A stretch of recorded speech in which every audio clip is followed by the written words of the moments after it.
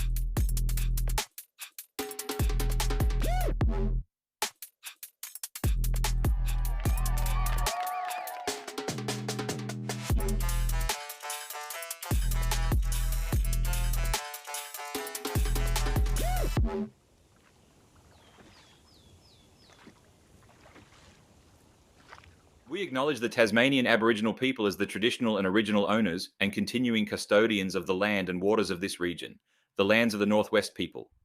We pay our respects to elders past and present and recognise their enduring connection to the beautiful country of Lutruwita.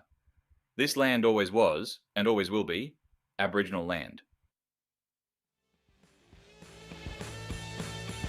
Well, good morning, everyone, and welcome to beautiful Tasmania, and for what is, for the moment at least, calm Lake Barrington as well for day 6 of the 2026 Australian Rowing Championships. We've had 5 fantastic yet slightly interrupted days of racing, and we look forward here to day 6. And welcome back once again, Lizzie Chapman. Thank you very much, Richard. Yes, and welcome to our viewers. Welcome to everybody here at the grounds of beautiful Lake Barrington for Saturday. We've made it to Saturday. We have indeed. Yeah, 121 races on today's program. Now, Rowing Australia have been very flexible and agile in putting together a draw. It came out late last night, I think about midnight in the end. The final schedule for today was completed, and a great mix of races on today's schedule, Lizzie. Yes, a bit of a chocolate box, really. Who knows what we're going to get?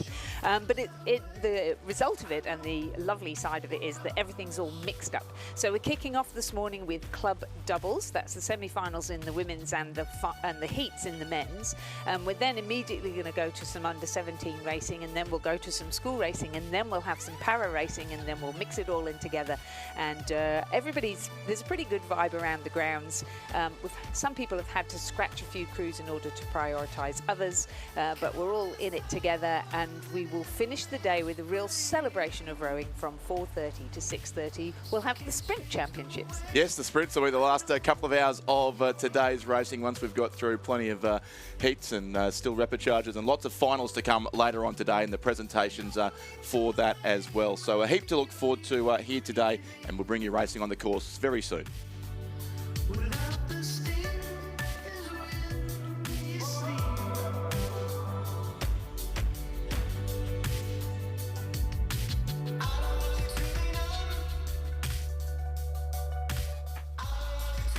Rowing Australia would like to thank all partners, supporters and suppliers of the 2026 Australian Rowing Championships. Events Tasmania, Hancock Prospecting, the Australian Sports Commission and the Australian Institute of Sport, Filippi Lido, 776 BC, Bont Rowing, Colgan Foundation, Inglewood Coffee Roasters, Bannister Downs Dairy, Sharp EIT Solutions, The Regatta Shop, Concept 2, Salters Hire, with support from Rowing Tasmania, Rowing ACT, Rowing New South Wales, Rowing Queensland, Rowing South Australia, Rowing Victoria, and Rowing WA.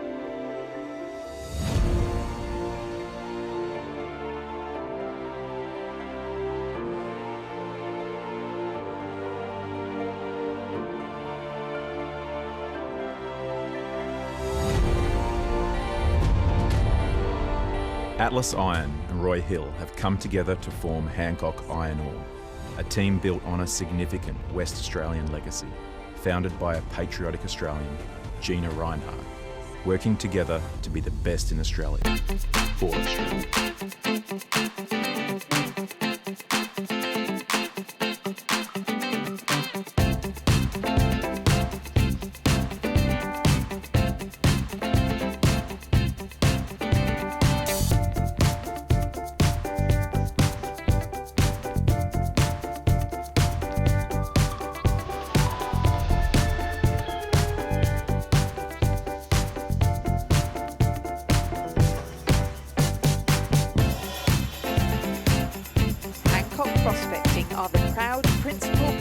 of Rowing Australia and the Row Sellers, and wish all competitors and athletes a successful regatta.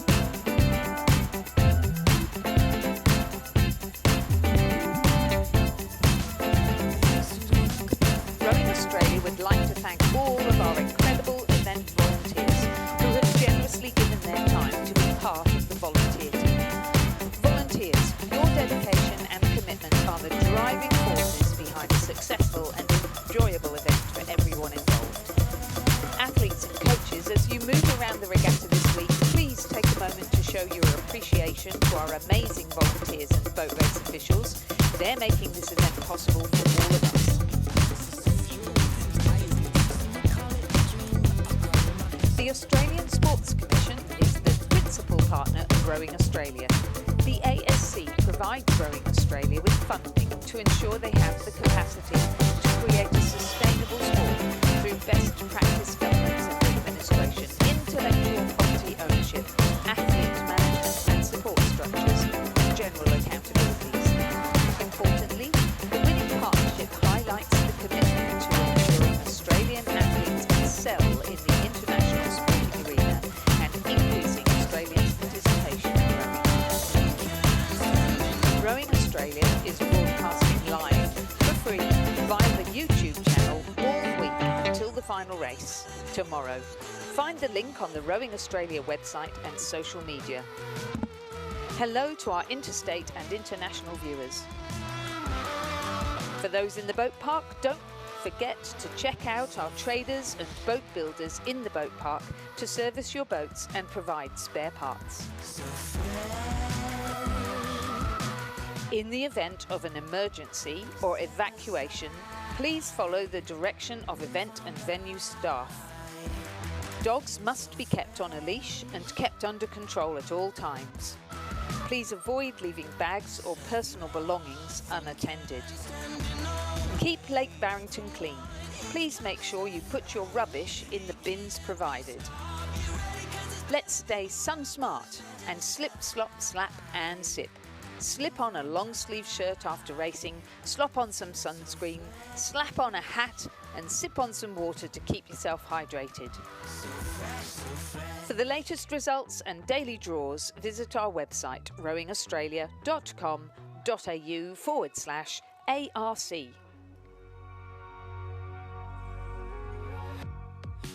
And talking of racing, I believe we are ready to get our Saturday racing underway. Absolutely, Lizzie.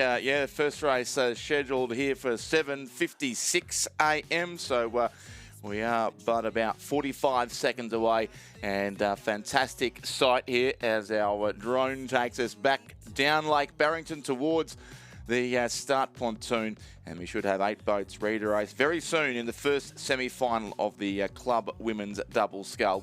We saw the heats of this race early on the program yesterday.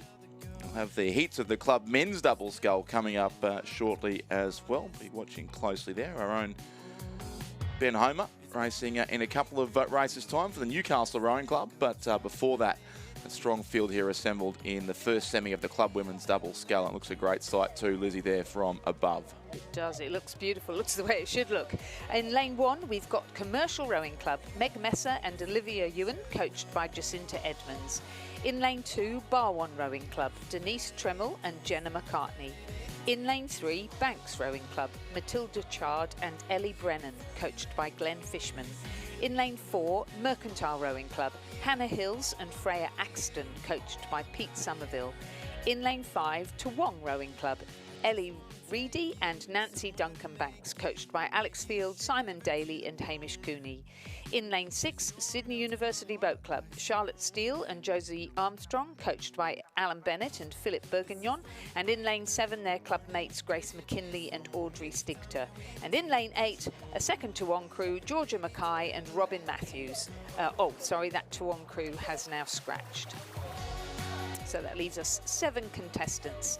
The first 4 will progress through to the final and the remainder will be eliminated. And we do probably expect there to be a few scratchings and changes over the opening races, especially of today, Lizzie, because a lot of the clubs and schools are pivoting and, again, trying to work out how they can fit all the races into a big program today. I love that word, pivoting. So we are pivoting with positivity. Yes, certainly right. in my own stable of athletes, we've had to scratch someone from the next race because there just isn't enough turnaround time until they're to another event that they're in. So you just have to prioritise. Absolutely. The club doubles a important category of racing here, which we've seen at the Nationals for the past, I think it's about 10 to 12 years now since the club events first came into being, and they've become quite competitive, with the finals always raced on the last Sunday morning of the championships, including as well as the double sculls of 4 and an 8. Yes, I agree with you. I think they're great events, and for people who aren't going for national team selection at the sort of middle age level, and for example, we've got Olivia Ewan in that crew there in lane 1. She was in the final of the under-19 double scull. She's raced in the schoolgirl single scull, the schoolgirl double scull, and 8. I mean, she's been doing all sorts of events. So for her, doing a club double, another opportunity to get experience and also find the right level of event, I guess. This is the view we've got outside our commentary box window to a bit of very low, was that cloud or fog sitting on the waters of Lake Barrington? Beautiful. It's the mist of the cold water, or is it warm water, I think, and cold air meeting? I think the water might be warmer than outside at the moment, because it's certainly refreshing here at Lake Barrington this morning. Allegedly 10 degrees, but even my Victorian tendencies think this is a fairly cold morning here. Yes. Yes, but beautiful. So stunning. Great sight, and if you look down towards the start, they're just over what we can see on screen now. A few light clouds sitting just in the valley at the end of the racing lake here at Lake Barrington. Look down behind the start line there too. The lake does continue for many kilometres here at Lake Barrington. I was lucky enough to go on a tour a couple of years ago with a couple of people from Rowing Tasmania down beyond the start line there, and the lake opens up in this massive wide expanse, and there's waterfalls, and it's one of the most quiet and serene places you could ever find. How lovely. And I've been beyond the finish line when I was coaching the Paras back in 21. Was able to go out in a coaching launch to take them out for a training row, and it wiggles around there. It's absolutely stunning. It's so quiet. Yes. And this is, of course, a nature reserve, and yesterday a little echidna made its appearance in the boat park to the absolute delight of the kids and parents. It waddled its way through the area where we weigh the boats, because boats are supposed to have a minimum weight, and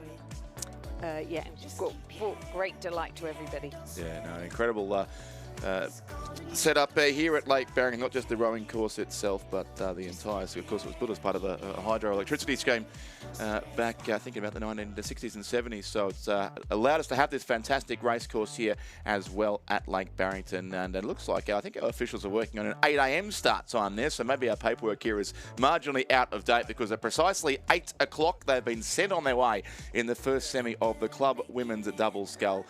Field of 7, as Lizzie mentioned before. Commercial lane 1, Barwon in 2, Banks in 3, Mercantile in 4, so 3 Victorian crews side by side there on the right hand side of the screen. Toowong lane 5, 2 crews from Sydney Uni in lane 6 and 7, and a vacant lane 8 there as they make their way through this first semi-final. 1, 2, 3 and 4 will move through to tomorrow morning's final here from the club women's double scull. And the early pace looks to be with the Mercantile combination of Hannah Hills and Freya Axton, who are coached by Peter Somerville, and going strongly with them too, the Toowong crew from Brisbane, Ellie Reedy and Nancy Duncan-Banks.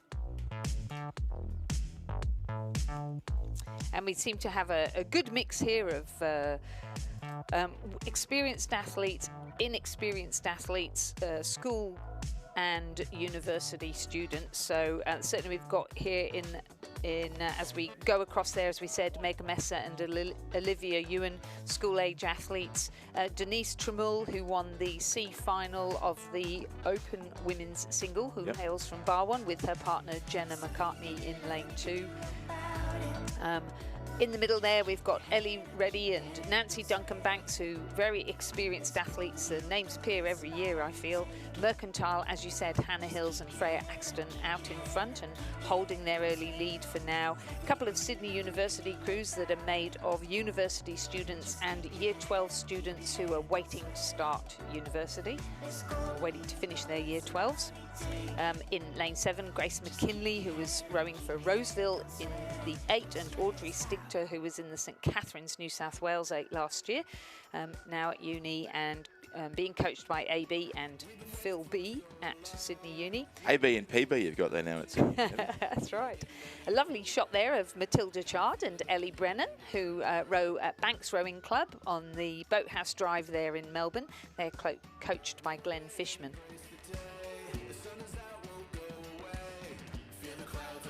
Yeah, Mercantile now have taken about a boat length lead, it would be, through the first 750 metres of the race. They led Toowong after 500 metres by 1.34 seconds, but have certainly extended upon that now. Ellie Reddy and Nancy Duncan-Banks at Toowong there in second, and the Barwon combination, experienced combination from the Barwon Rowing Club in Geelong, Denise Tramull and Jenna McCartney. Look to be in third place. The Commercial Rowing Club from Queensland, lane 1, Meg Messer and Olivia Ewan were just behind them in fourth place as they came through the timing mark at the 500-metre mark of the race. Then Banks, lane 3, Chard and Brennan, and the two combinations from Sydney University, McKinley and Stigter, ahead of Steele and Armstrong, as we now approach the half-distance mark. And we'll find Mercantile's lead may have grown a little, and probably Barwon coming through now to challenge for second position as well. So Freya Axton, who is the stroke there of that Mercantile crew, of course, was in the Mercantile 8 last year that was pretty successful. They won the Club 8 at the Victorian State Championships this year, as well as being in a really successful Club 8 last year. Yeah, a growing program at Mercantile at the moment too. Yeah, good to see Pete Somerville's name again. Yeah, I've seen him coaching for a while, but that might just be me because I am not involved in Victorian rowing. No. My co-colleague Ant. Yes, she can tell us all the inside story, I'm sure. There's the two crews from Sydney Uni, which will look far more familiar to you there, Lizzie. Lane 6 and 7, but they are in 6th and 7th place at this point. Yeah, they've been training hard as a squad, and a bit like what you were saying about Mercantile. Some of them really new, like just finished HSC, and then really able to start training properly in January with a club camp in Lake Jindabyne. Ah, yes. And Josie coming back from injury.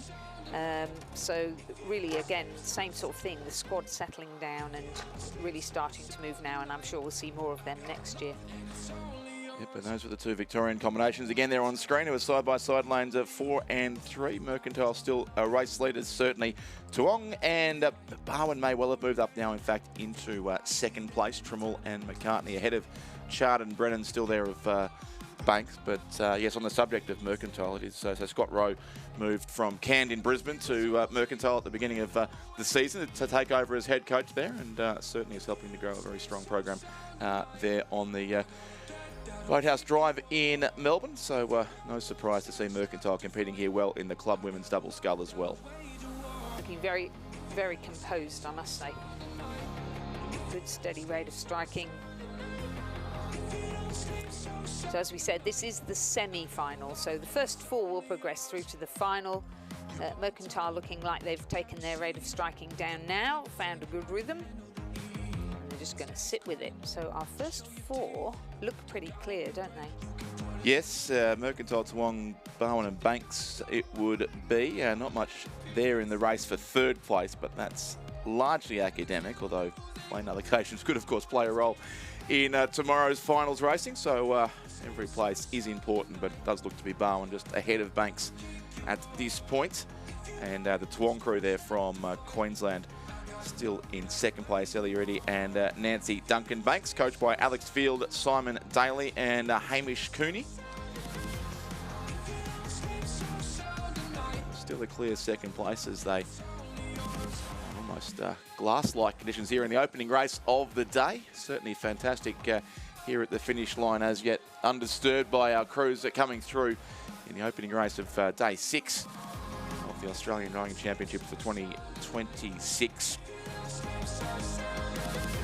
Continues to be about a length and a half margin now to Mercantile over the crew from Toowong on the far side of the course. Around about 200 metres now to race, and then Barwon and Banks locked together in the race for third as well. Yeah, it's a difficult one, isn't it? You, how would you decide whether you really do battle here in order to make sure you get a good lane just in case the weather's not so great afterwards, or do you keep a bit of powder dry? Yeah, how much energy you expend here with qualification basically secured for our top 4.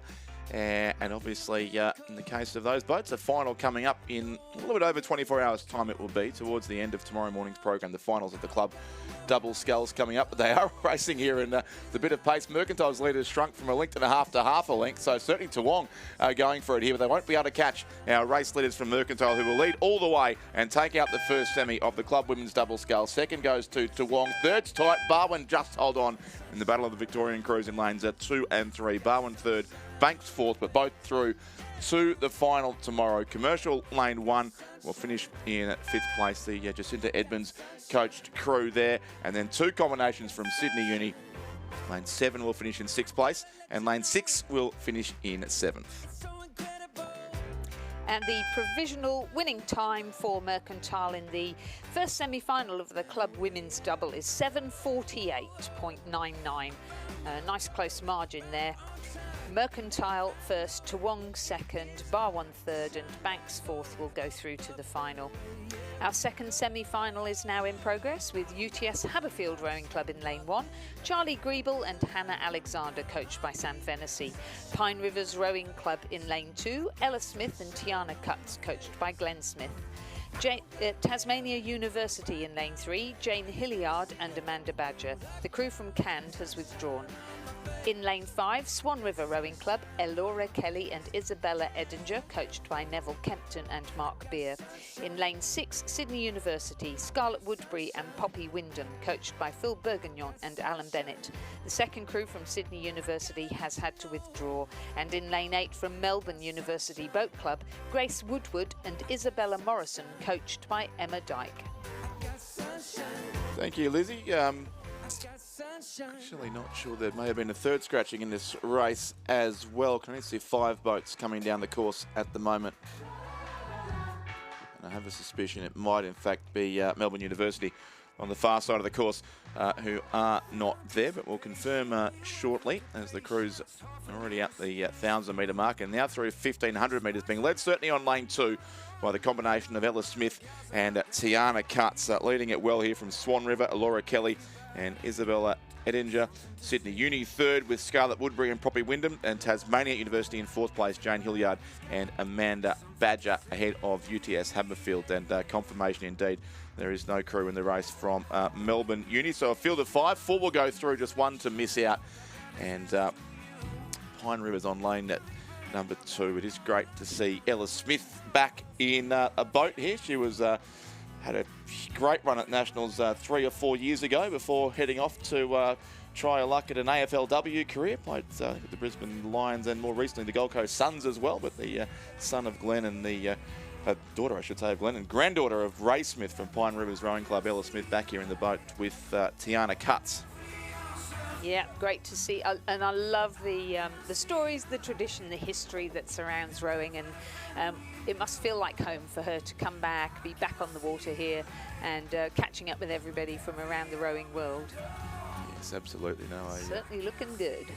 Yeah, comfortably clear here, certainly Pine Rivers, who have won the club women's double scull, I think a couple of times in fairly recent history. So an event that club does do particularly well in. Hello to Pine Rivers Rowing Club life member Ray Everett. If you're out there watching in the early morning, we know our co-commentator for so many years is keeping a very keen eye on activities from home up in the what was once the Pine Rivers Shire, now known as Moreton Bay Council, up in just to the north of Brisbane. It's a good watch here for anyone associated with Pine Rivers Rowing Club, because they clear by a bit over a length from the second place crew. Still there from Swan River, Laura Kelly and Isabella Edinger. Sydney Uni still next, Scarlett Woodbury and Poppy Wyndham just ahead of Tasmania University. In fact, he might make a late charge for third, but the race win will certainly go to Pine Rivers on lane number 2. They win it by a length. Second place to Swan River, lane 5. Third will indeed be the Tasmania University combination of Jane Hilliard and Amanda Badger. And fourth place then for Sydney University, Scarlett Woodbury and Poppy Wyndham, which leaves just the crew from UTS Haberfield with a strong showing of teal there on the long-sleeved shirts too, as they come across in 5th place. Charlie Greibel and Hannah Alexander, who will just miss out on qualifying for the final of the club women's double scull, but a good win there to Pine Rivers. Yeah, and their time was 7:52.99, so a couple of seconds slower than the previous club women's double. Still in beautiful conditions here on Lake Barrington. We're now moving to the men's club double scull. We're going to kick off with the first heat. The first 4 will progress directly through to the final, and there won't be a repechage. So it's on for young and old. Seems to have been a real drawing of the heats, because we have Hawthorn in lane 2. It looks like there's now a Banks in lane 1. And there's about 8 boats on the course here too, Lizzie, so this is going to get marginally confusing here, but definitely Banks there on this side of the course. So I'd imagine it'd be the combination of Lachlan Ziegler and Lockie Rose ahead of Cand. In second place, it was at halfway, and similarly now through 1,500 metres as well. Lachlan Ziegler and Lockie Rose do lead it for the Banks Rowing Club ahead of Cand, Murdoch Smith and Tom Coates. Canberra Rowing Club are in third place, Garvin Hayes and Dylan Outram. And then UTS Haberfield in fourth, Sky Lubke Davidson and Hunter Hyde, the crew there from UTS Haberfield in fourth place. So just confirming there are still 2 heats listed here, so it will be first, second, third and fourth directly through to the final here is the suggestion. So maybe the repechage no longer taking place in this event. No, I think because of having to squeeze all the races in, we're no longer having repechages. So we'll just double check that. Yeah, that's right. It has changed. And so first we've got Banks, second Cand, third Canberra, fourth UTS. Then we've got the next Canberra crew of Campbell Milne and Ben Haywood, coached by Mark Kwiatkowski and Jeff Brown. Back then, sitting in 6th place, we have the crew from Hawthorn of Adam Chang and David Yudko, coached by Tristan Skrevsky and Jamie Forward. We've got a crew from Sydney University of Daniel Morris and Addison Stanberg, who are coached by Rob Black, and then a Swan River crew of Ryan Povey and Harry Salfinger. They're currently sitting in 8th position. So into the last few hundred metres of the race. And B Banks here. Anthony Cosmo's laughed at my binoculars before, but they're very handy here to see a Banks crew leading a race as we try and work out precisely what's going on. Ziegler and Rose, who have some form in the club events before, are going to win here in heat number 1. So Banks will go straight through to the final. Second place, the far side, looks like it'll be the Cand Rowing Club from Brisbane.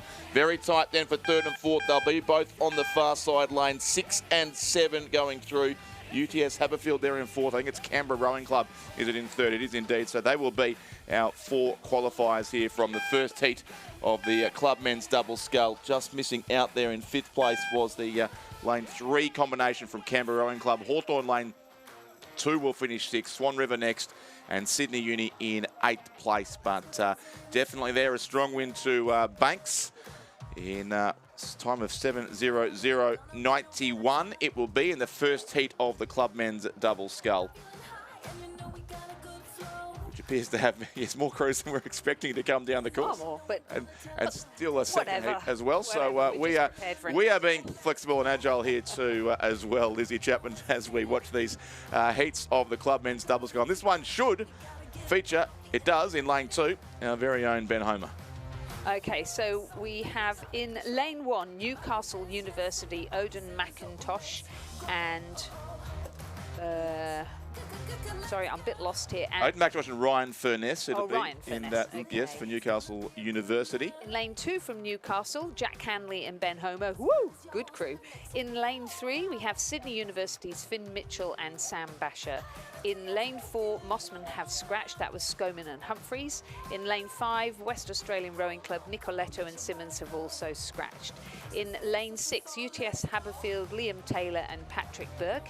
In lane 7, from Essendon, Mitchell Jacka and Isaac Sirotic. Correct. Yep. In lane 8, we said that. Lane 8, we've got James Hunt and Kurt Armstrong of St Armstrong, George. yes, from St George Rowing Club. Yes, so that's the field. The field of 6. 4 here will go through. We can see the lead there on lane number 6 with UTS Haberfield as they've already come through 1,500 metres. So it is UTS in front, and then a tight race. Lane 7 Essendon, lane 8 St George. And there at this stage on the left of screen, the Newcastle Rowing Club, but combination as well of Jack Hanley and Ben Homer. So looking good at this stage for the Hunter Valley Heartthrob to go through to the final tomorrow of the club men's double scull. But it is still leading the race here. The combination across on lane number 6, UTS Haberfield, Liam Taylor and Patrick Burke had 3.41 seconds on the field after the first 1,500 metres. Essendon, Mitchell Jacka and Isaac Sirotic, and moving up to join them too in the race, possibly for second and third place, is the St George crew of James Hunt and Kurt Armstrong. And here comes Newcastle Rowing Club, but two down the inside of the course, Jack Hanley and Ben Homer. They look to be at this stage our 4 qualifiers. The order far from certain yet as they close in on the finish line here. UTS Haberfield leading in here, and Newcastle certainly on this side coming home particularly strongly indeed, and I reckon maintaining a watchful eye also on the Sydney Uni crew in lane 3, Finlay Mitchell and Samuel Basher. But UTS it is in first place. I think Newcastle now are up into second. Essendon still there in a qualifying spot. Sydney Uni coming home with pace, but UTS Haberfield will take the win in the second heat here of the club men's double scull. Newcastle Rowing Club just, I think, second, edging out the crew from Essendon, and fourth, the far side, will go to the lane 8 crew from St George, who will also move through to the final here, edging out just in a tight finish. Sydney University, lane 3 in 5th place, and then lane 1, the crew from Newcastle University. So 6 boats across the line here, a very tight top 5, but going through, I think here, Lizzie, it will be UTS, Newcastle, Essendon and St George. It will indeed, and in a time of 7:03.19. So, as we said, first 4 through. The remainder will no longer go to a repechage. They will now be eliminated from the event. Okay, now we are going to the under-17 women's coxed quad scull, and we've got a mixture here of clubs and schools. So in Damascus College, who were supposed to be in lane 1, have scratched. We have a composite from North Esk in lane 2 of Zoe Beer from Swan River, Kaylin Marshall from Swan River, Alicia Garvey from Swan River and Sia Harper from North Esk, with Theodore Campton coxing.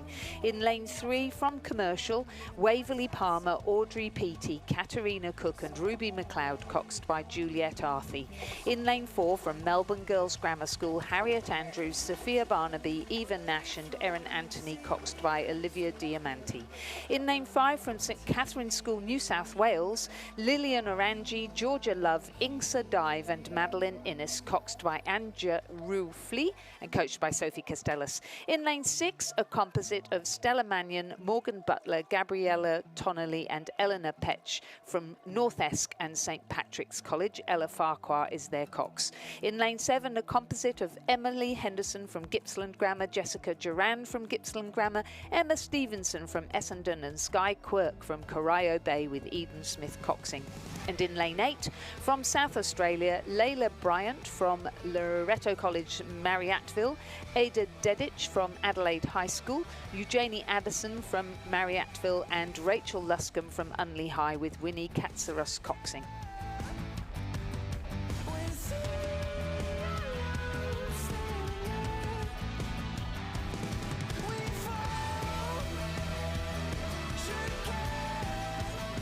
Thanks, Lizzie. Yes, first semi-final here of the under-17 women's coxed quad scull. We did, I think, we must have seen the heats of this yesterday afternoon, given they're now at the semi-final stage of racing. Well, actually, so my under-17 quad is in the next one, and they raced a good few days ago. It could have been. And went directly through to the semi-final. So yeah, they've been sitting around waiting. Well, we've done plenty of other things in the meantime. Yes, of course. In fact, this event would have begun back on Wednesday morning. Yes. Under 17 women's. Yeah, quad that's scull. right. Yes, it was. Yes. Feels like 2.5 weeks ago. So yes, it's hard to keep track at the moment. But this is race 407 of the regatta here, and heading up towards 1,500 metres. This field of 7. Looks like the lead there, certainly in the centre of the course, is St Catherine's School from Sydney, who had it pretty comfortably after 1,000 metres and continue to now after 1,500 metres as well. That crew of Liliana Rangi, Georgia Love, into drive Madeline Innes and Anja Rufley, coached by Sophie Castellas.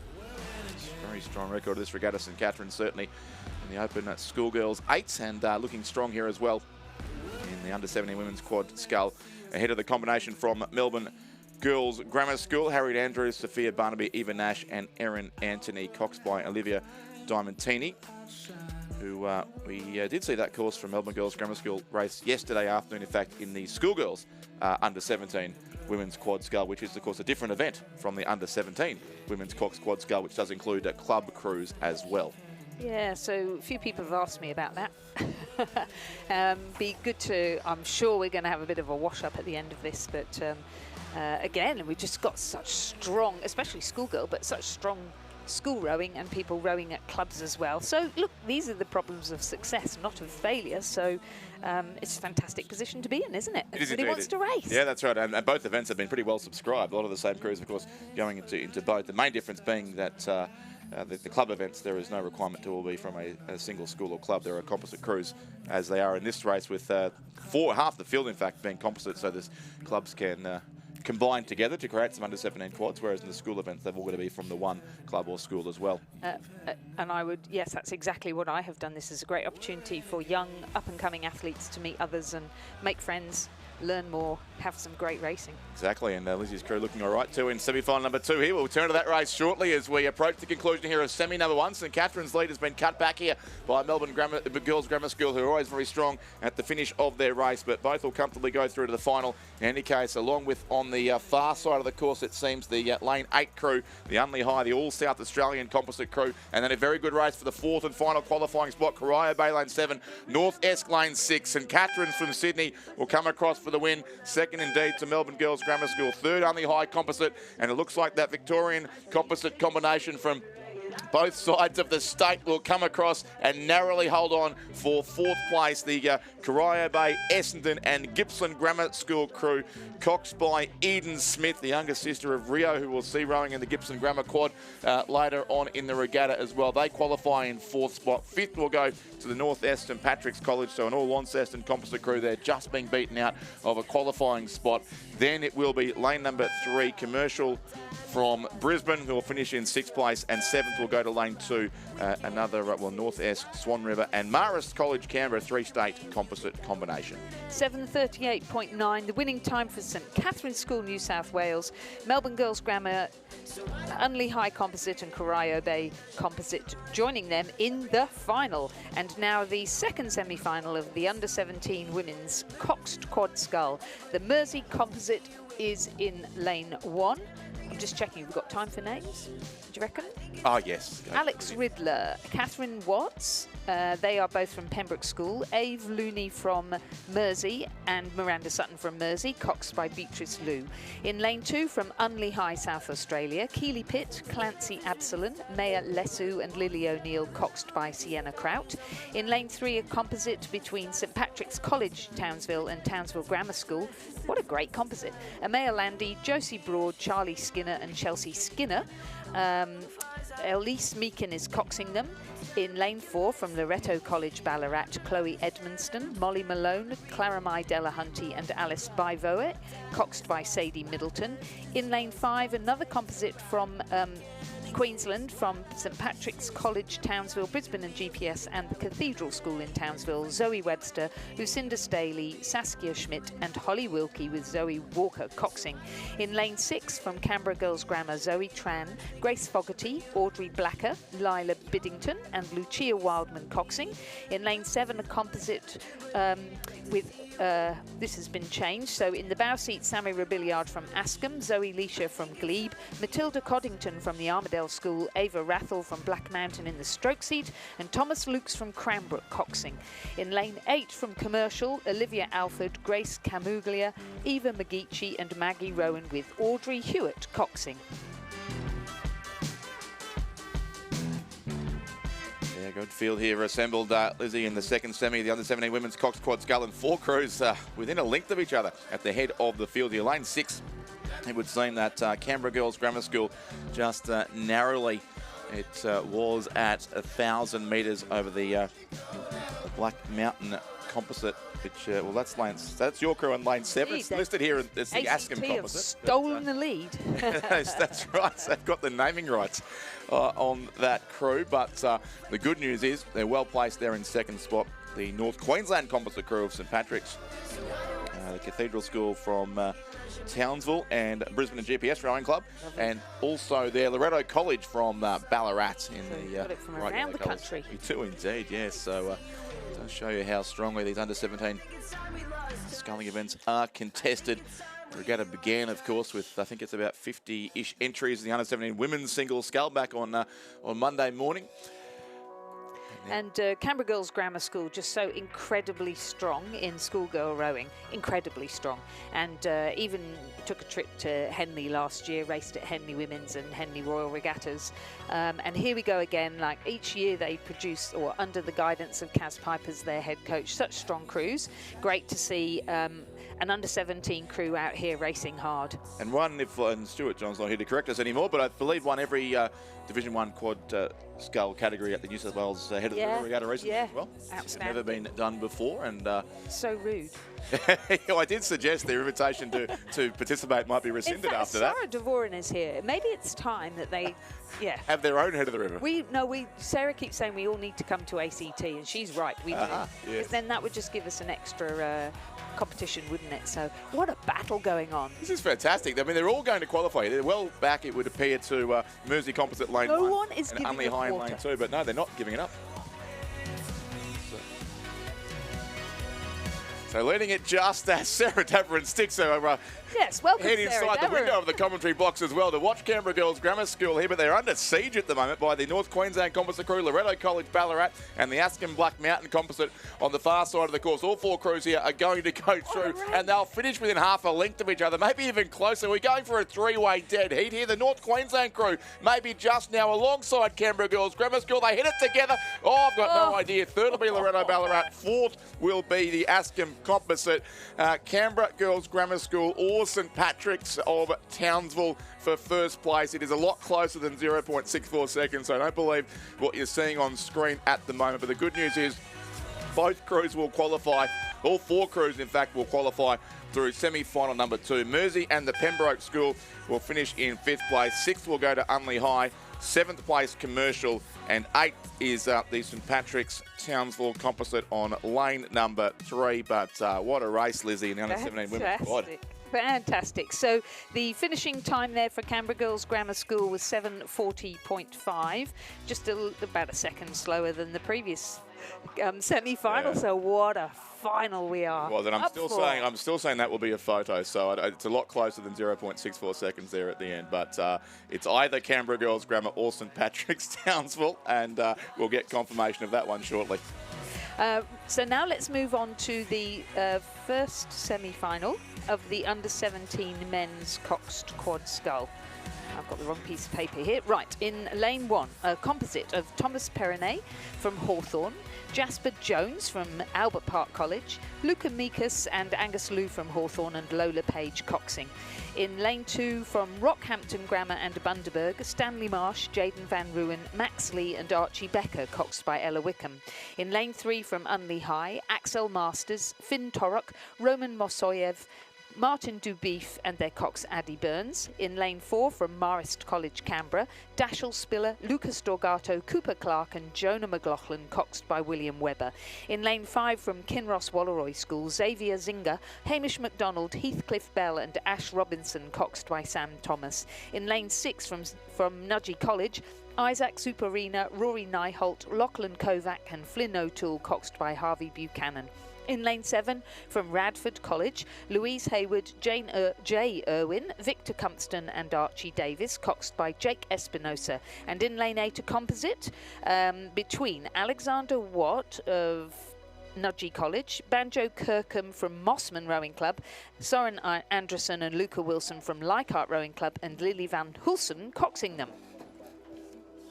Thanks, Lizzie. Another great finish in prospect here too in the first semi of the under-17 men's at Quad Scull, but it is that light blue boat of Kinross Walleroy, as we so often see, out in front of the field. They've got about a length and a half, maybe slightly more in fact, than the Leichhardt Composite crew in lane number 8, who would be in second place. Marist College, another strong quad from the ACT.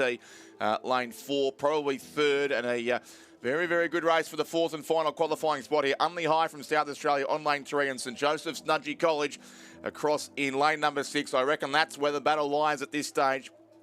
Then back to lane 7 there, the crew from Radford College, and on this side Rockhampton Grammar School and also the Hawthorn Composite crew. But a big win here coming up to Kinross Walleroy in lane number 5. They'll be the first crew through to the final of the under-17 men's at Cox Quad Scull, but getting very, very tight for third and fourth. Still, I think it might be only high ahead of Nudgee College for that final qualifying spot. Second and third will be tight as well. Leichhardt Composite the far side and Marist College as they hit the line now. Leichhardt second, Marist third, and for fourth and fifth it'll be Unley High School edging out Nudgee College on the line. Unley High School will go through to the final of the under-17 men's at Cox Quad Scull. Nudgee will just miss out. A great race there into 5th place. 6th will go to lane 2, Rockhampton Grammar and Bundaberg Composite crew. 7th, the Blue Caps there of Radford College from the ACT. And 8th place in lane 1, the Hawthorn and Albert Park College Composite crew, but Kinross Walleroy by almost 7 seconds. Pretty sure I saw them win at state champs as well, and Schoolboy Head of the River. Great quad there. They did a time of 6:48.55, and they will go through to the semi-final. Kinross Walleroy, along with, as you said, Leichhardt Composite, the Marist College, Canberra and Unley High. So again, from across the country, just what we want. Absolutely. And before you go to that start list, Lizzie, confirmation now that St Patrick's Townsville, in fact, did get the win in the previous race. St Patrick's Townsville have beaten Canberra Girls Grammar School by 0.05 of a second. 0.05 it was, as they just got the last stroke in on the line, a time of 7:40.30. But both will qualify for the final. St Patrick's Townsville first and Canberra Girls Grammar School second in race 408 as we go to race 410. In the under-17 men's Cox Quad Scull semi-final number 2, we have Gippsland Grammar in lane 1, Ethan McDougall, Andre Wasserman, Eamon Brady and William Edgar, coxed by Gemma Gibbons. We have Adelaide High and St Peter's College in lane 2, Mard Sleet, Rupert White, Kobe Keane and Andreas Blefari, coxed by William Harper. St Virgil's College in lane 3, Ryan Lamprey, Andrew Mooney, Hamish Godfrey, Finn McManamy and Joe Langdale coxing. Brisbane Boys College in lane 4, Adam Williams, Magnus Steamson, James McNaught and Noah Taulo, coxed by Valentino Alafaci. In lane 5, St Patrick's College, Ballarat, Jonty Woodburn, Lawson Goodall, Zach Galvin and Noah Connell, Lenny Driscoll coxing them. The Southport School in lane 6, Drew Galley, Oscar Derman, Edward Milligan and Ethan Hu, coxed by Gus Hooper. Ballarat Clarendon College in lane 7, Oakden Williams, Owen Connolly, Henry Watley and Lewis Smith, coxed by Ethan King. And Newcastle Grammar School in lane 8, Bill Sandoz, Charlie Martin, Aidan Bird and Daniel VC, coxed by Tiffany Perrottet. And tight battle here once again. These quad sculls can often produce fantastic racing. That's what we're seeing here between St Virgil's and Brisbane Boys College at this stage. Our top 2 in lanes 3 and 4 of the course, who was separated by just 0.22 of a second at the 1,500 metre mark. St Patrick's then from Ballarat were in third, and they're right alongside their traditional rivals from Lake Wendouree of Ballarat Clarendon College in lane 7, who were sitting in 4th spot, then just ahead of the Southport School In 5th on lane 6, the All South Australian Composite lane 2 and 6 spot.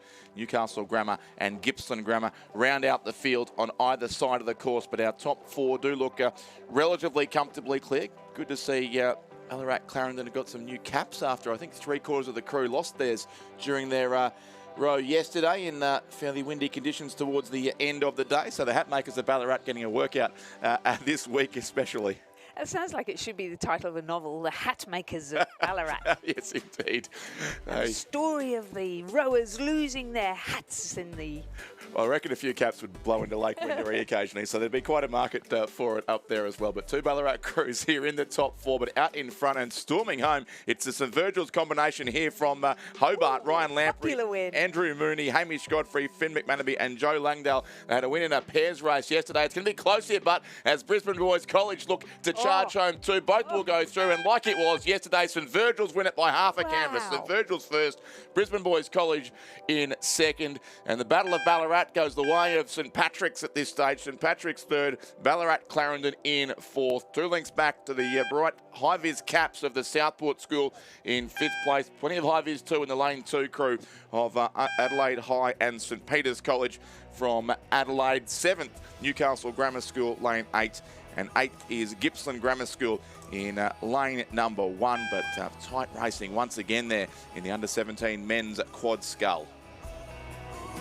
And they crossed the line in a time of 6:51, just slightly slower than the previous semi-final, with St Virgil's College, my favourites now, I think, after that doubles race yesterday. That had me in tears. That was a fantastic race. It was. Brisbane Boys College second, St Patrick's College from Ballarat third, and Ballarat Clarendon fourth, heading through to the final. The rest now eliminated.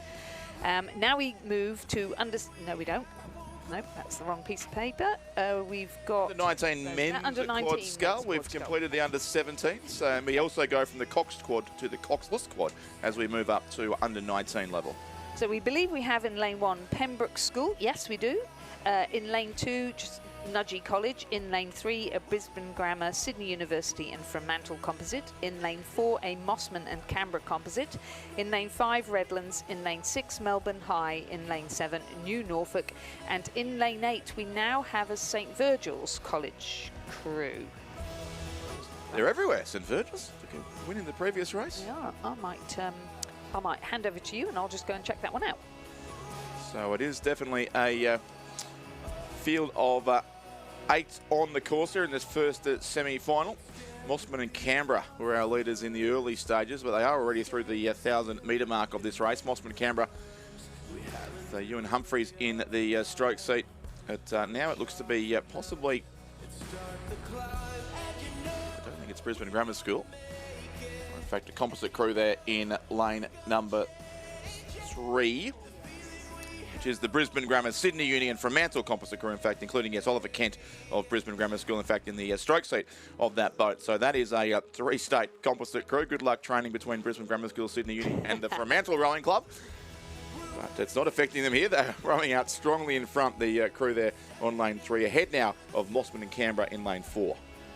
So the Brisbane Grammar Composite, as it is called, is Samuel Bridell from Fremantle, Angus McInnes from Sydney Uni, Lockie Tyndall from the King's School, Parramatta and Sydney University Boat Club, and as you said, Oliver Kent from Brisbane Grammar in the stroke seat. The Mossman Composite, pretty good. Harrison Braithwaite in the bow seat, Floris Elias in the 2 seat, Leighton Skoman in the 3 seat, Ewan Humphreys from Mossman in the stroke seat. That'll be why they didn't appear in the club double, and why not? That's a very strong quad. Yeah. A shot of both of them on the screen now. You can see the broad shoulders of Samuel Bridell there in the bow seat of that Sydney University Brisbane Grammar Fremantle composite.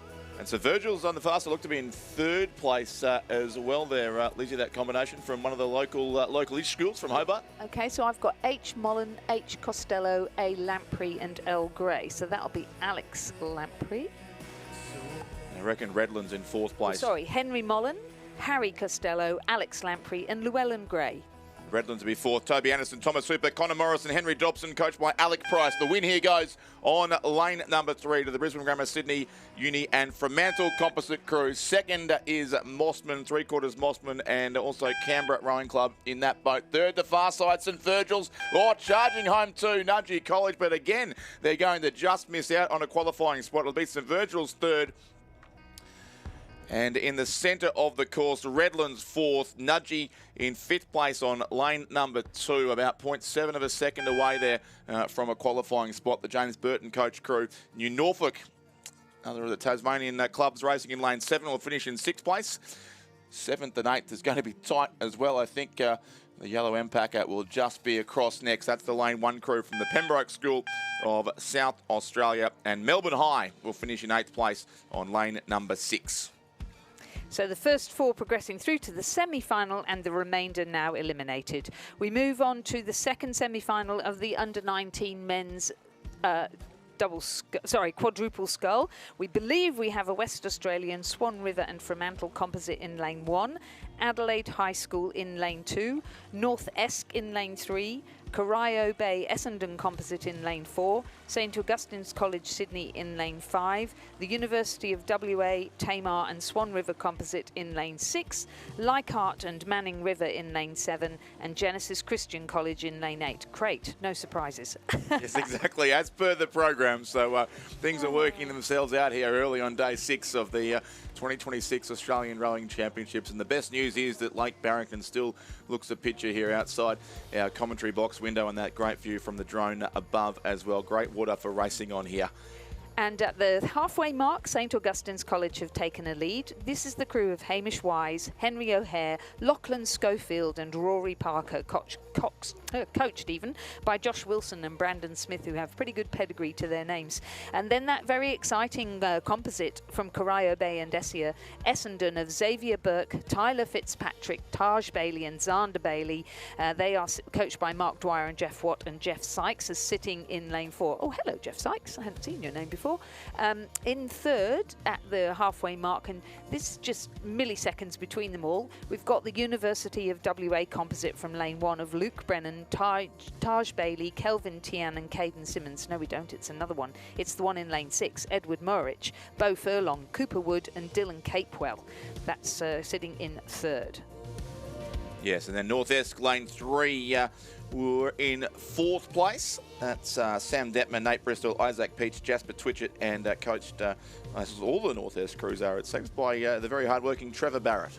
Sitting in 5th, we've got the Leichhardt composite of Hayden McPhellamy, Oliver Sampson, both from the Manning Valley Anglican College. Yep, that's the one. Cooper, and then Vac, Remy Wilson and Peter Simkovich from Leichhardt.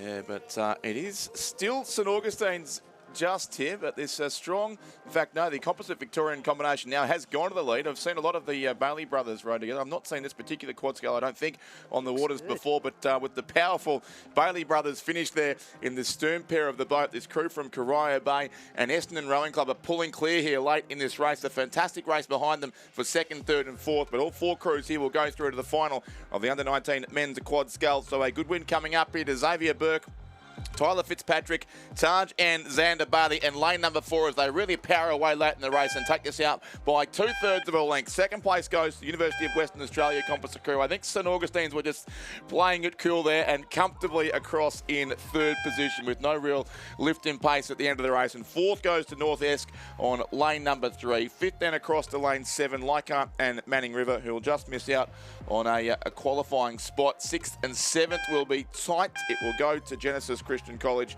lane 8 on the far side of the course. The bright orange caps of Adelaide High, 7th and 8th place to the West Australian Swan River and Fremantle composite combination.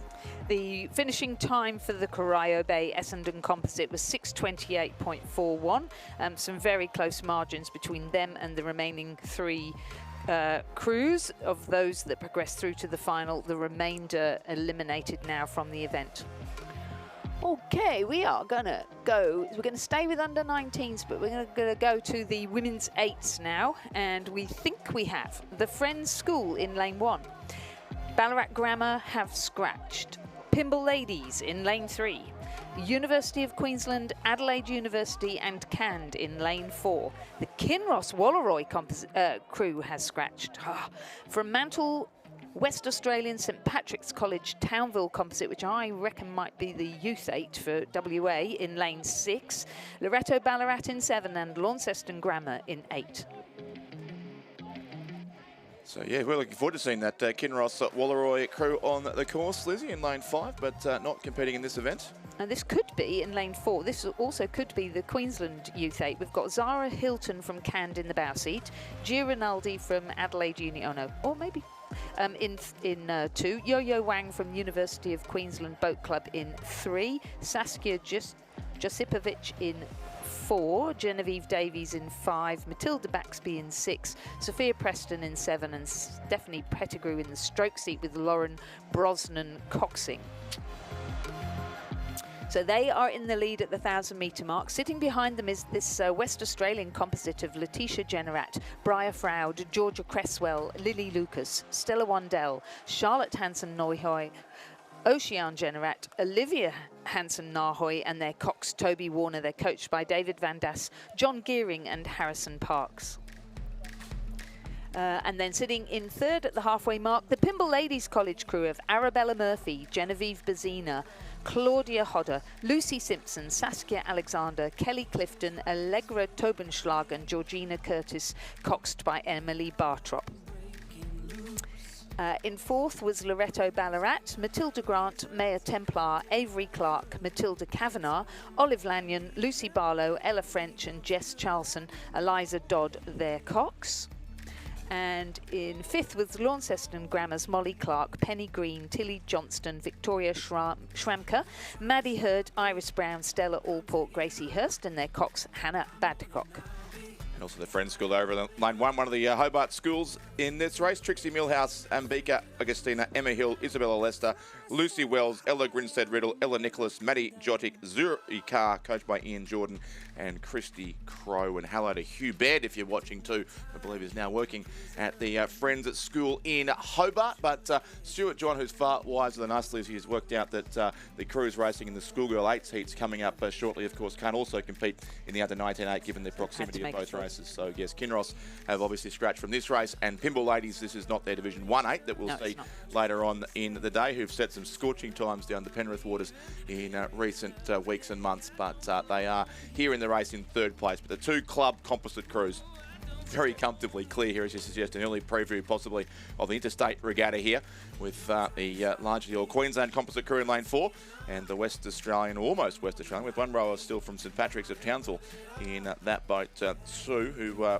must in fact be in the Croxton seat. Oh no, Georgia Creswell of St Pat's there, rowing in the 3 seat of that composite crew. So they're our top 2.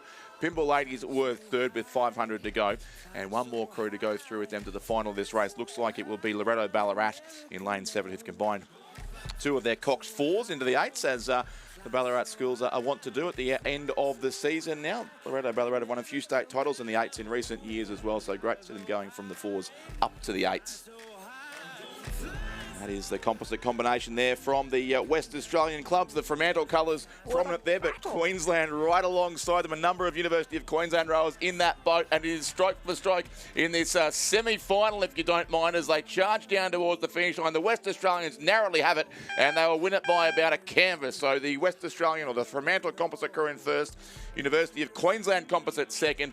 Big gap then back on this side of the course to the yellow alpaca there of the crew in the bright red caps. That's Pymble Ladies College, lane 3, who'll finish in 3rd place and also move through to what should might be a final later on today, in fact, in the under-19 women's at Cox 8. And joining them there will be Loreto College from Ballarat, a length further back.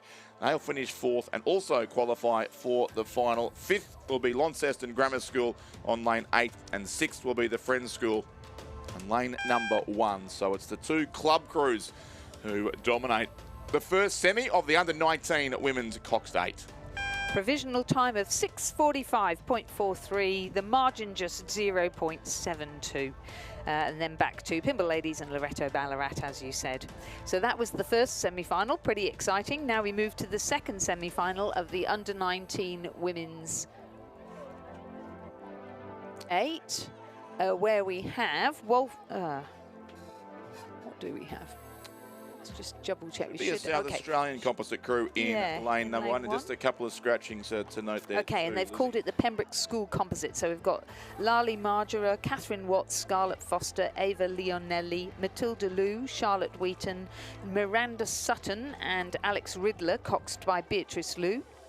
Loretto Kirribilli in lane 2, Charlie Reeves, Chiara Crino, Maddie Wheelahan, Gemma Ronan, Millie Fallon, Sarah Holt, Mary Dunstan, Indiana Orth, coxed by Lulu Warren. Geelong Grammar in lane 3, Izzy O'Connor, Lexi Taylor, Chloe Fitzgerald, Rosie Griffin, Madison Sanigo, Maggie Barber, Harriet Sanderson Baker and Coco Barrow, coxed by Georgina Dobson. A composite from Toowong Commercial, Camden, Pembroke School in lane 4, Mia Chapman, Evie Barras, Lily Nolan, Sienna Becker, Olivia Ewan again, Maggie Stafford, Zoe Ball, Matilda Dammers and their cox William Angelini. Melbourne Girls Grammar have withdrawn. Seymour College in lane 6, if they are there, they are. Lauren Halls, Olivia Pisaniello, Sky Birdseye, Harriet Foster, Georgia Guthrie, Clementine Mitchell, Imogen Johnson and Ava Charlesworth, coxed by Ella Edwardson. Walford Anglican from South Australia in lane 7, Madeline Rogers, Hannah Silcock, Nina Kovac, Harriet Patterson, Charlotte Matthews, Emily Turner, Imogen Griffith and Olivia Masters, coxed by Susanna Hall.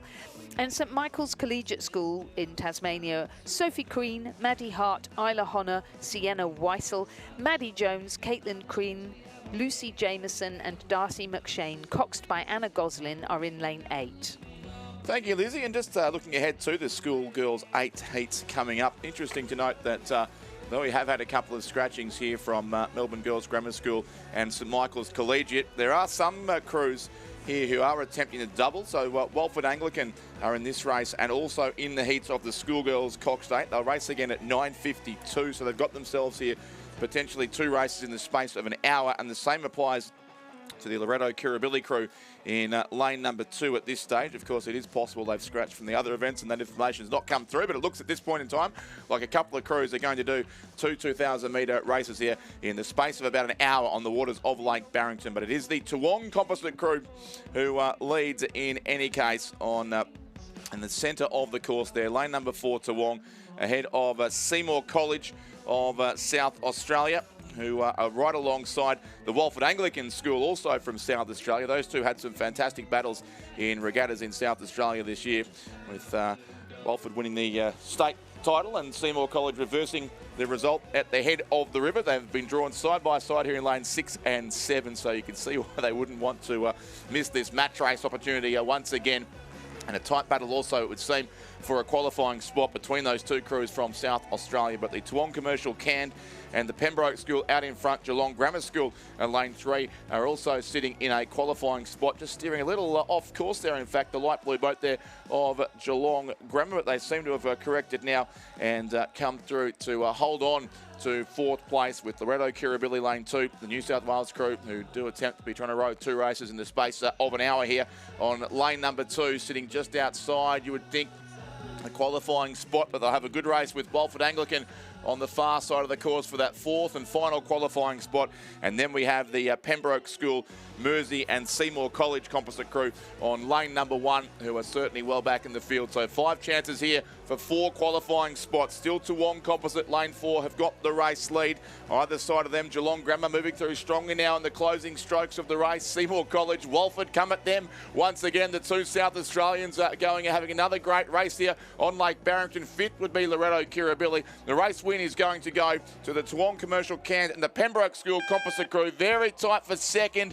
Maybe just, in fact, Seymour College ahead of Geelong Grammar School and then Walford Anglican. All 4 crews will go through here to the final and race again later on today in the under-19 women's Cox 8. The dark blue boat in 5th place there for Loretto Kirribilli School from Sydney, and 6th is going to go to the Pembroke, Mersey and Seymour College composite combination as they come down lane number 1. But tight racing there certainly in the under-19 women's Cox 8, and it is the Toowong composite crew who takes out the win by about a length, 2.47 seconds. Not convinced. Well, 5:43 has come up as their winning time for Toowong composite. So I think we'll wait and see for the race time there. It's not that speedy here today.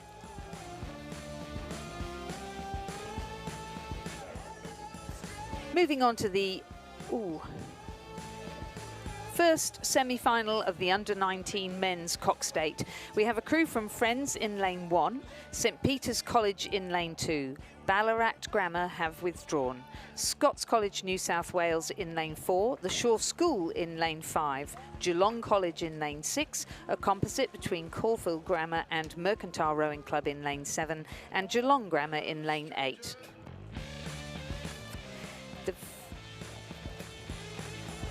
So in the middle of the course here, Lizzie, as they've come through the halfway mark, it does look to be the Shaw School and Scots, two of the Sydney schools racing side by side. Shaw had it by just over 2 seconds at the halfway mark of this race.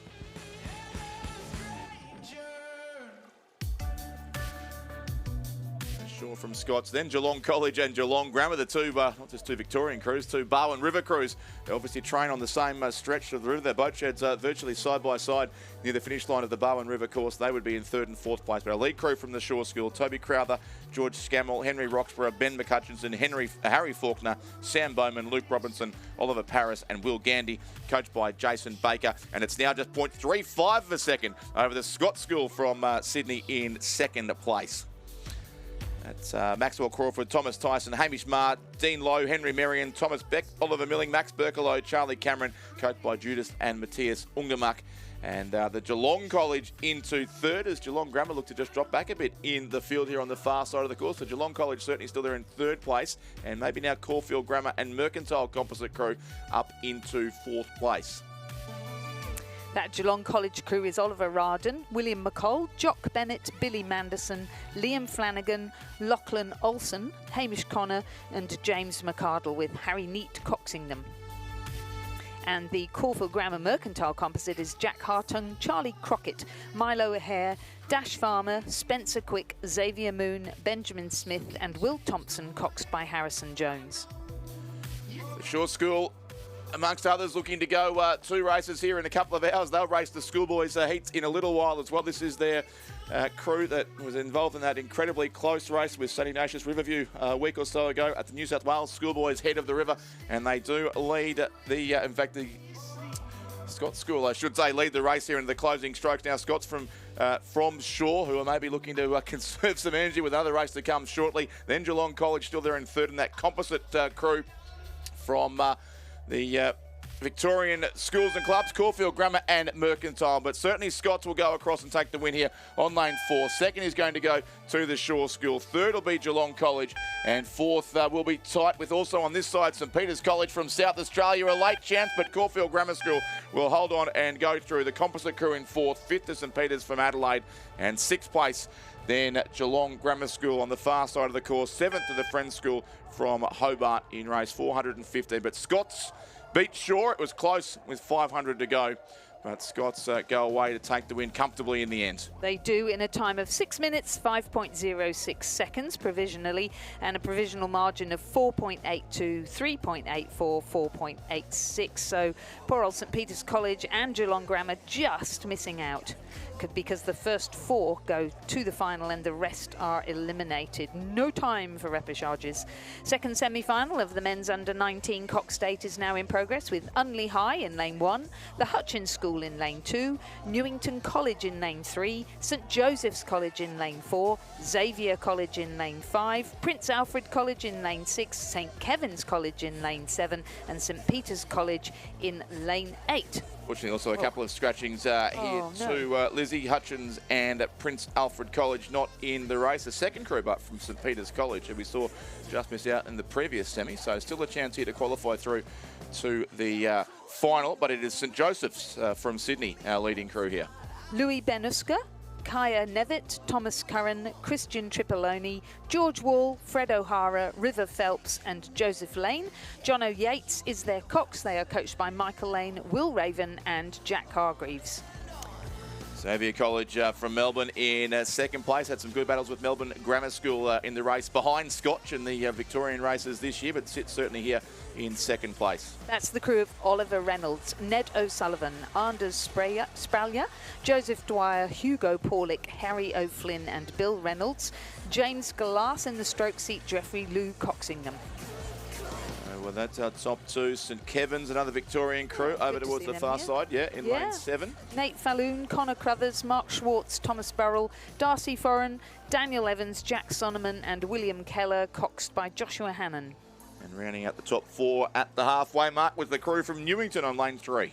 Lewin Whitaker, Lucas van der Westhuizen, Tristan McDonald, Jasper Pattinson, Charles Auld, Nicholas Trethewey and Hugh Jones. Nico Colantonio is in the stroke seat and Hugo Baker is their cox.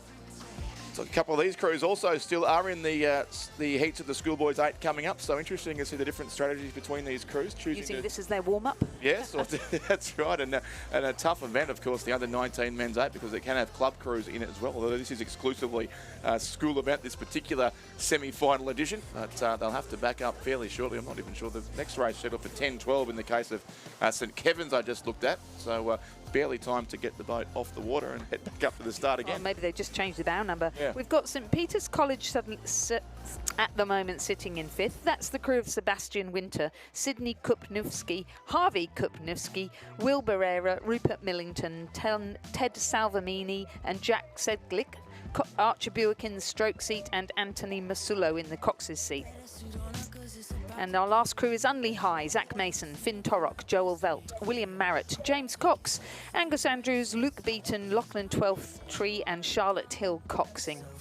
It is the St Joseph's School from Sydney who lead it here, Lizzie, by a bit over a length in that very distinctively bright boat. I reckon Chris McCarthy is yelling into his screen right now, telling us what shade of magenta that is in the St Joseph's crew. Cerise, that's the one. I knew someone would know, but they're clear by a bit over a length, the crew. Looks very nice. In the Cerise of St Joseph's, the black and red of Xavier in second place. They will be our top two as they come through and take the win. St Joseph's first on lane number 4. Xavier College comfortably through in second place for them. Third, St Kevin's, who get the job done as far as this race is concerned. And fourth, the Newington School on lane number 3. So they are the top 4 who'll qualify for a final later on today. The 19 men's coxed 8. St Peter's College lane 8 will finish 5th for 2 races in a row. So in both cases, just miss out on a qualifying spot, and their fellow South Australians from Unley High School also missing out in 6th. So St Joseph's first, 6:10:17, which does suggest we may have something of an accurate timing system back in place, and 4.74 seconds their winning margin.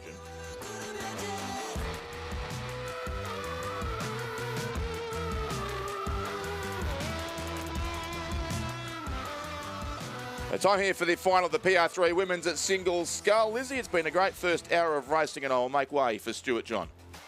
Thank you, Richard. Yep, we're into our first final. The PR3 Women's Single Scull at last able to race. And in lane 1 we have Wallace Russell from the University of Queensland Boat Club, coached by Michael Russell. In lane 2, Susanna Lutzi from Mercantile Rowing Club and the National Training Centre. In lane 3, Ella Marshall from Banks and the National Training Centre.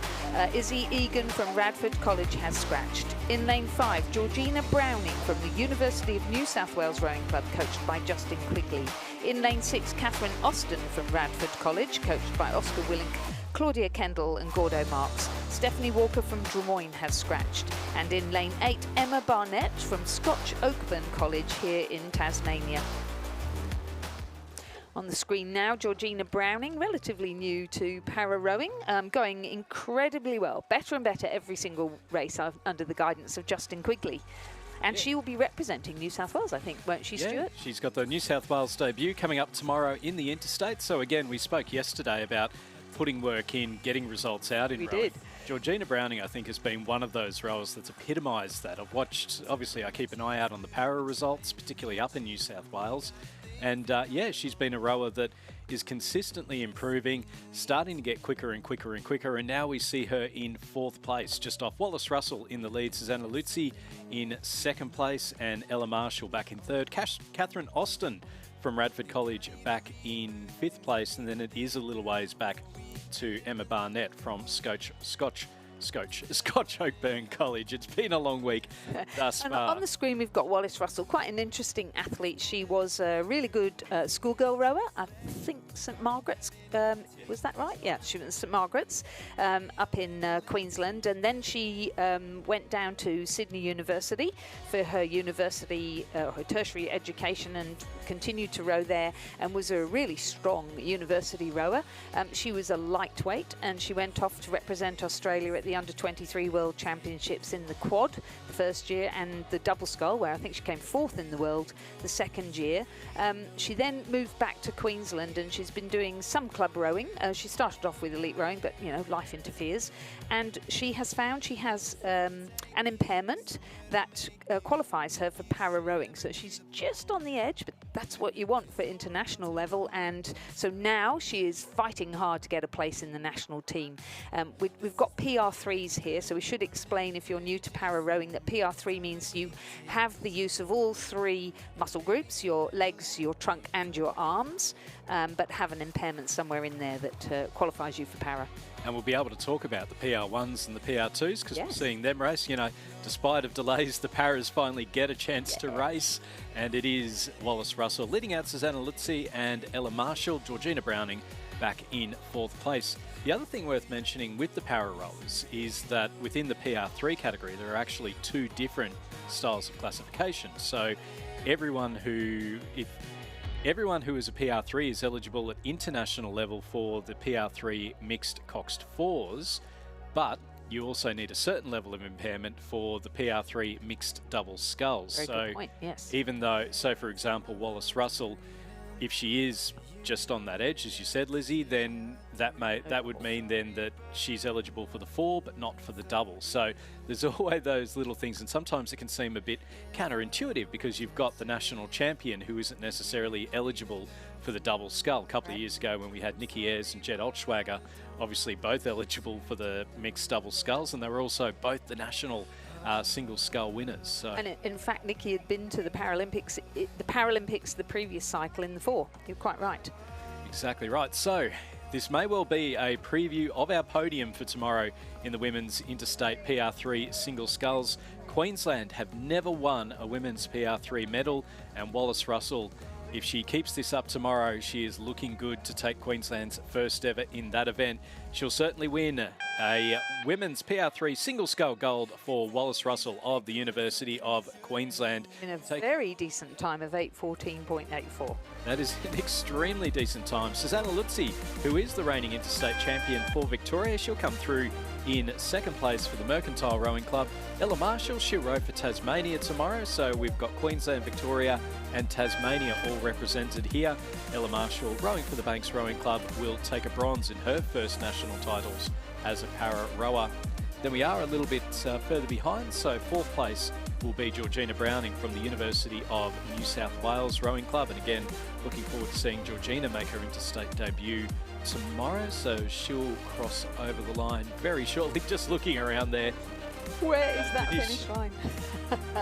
Well done, Georgina. Just such an amazing season that she is having. So exhausted, but having had a great row down on this beautiful water. It's good flexibility to be able to hug your knees at the end of a 2K row. I certainly can't do that. And then our final couple of rowers to come over the line. So it will be Catherine Austin from Radford College. And we should point out what a great job Radford College are doing identifying para talent within their school program.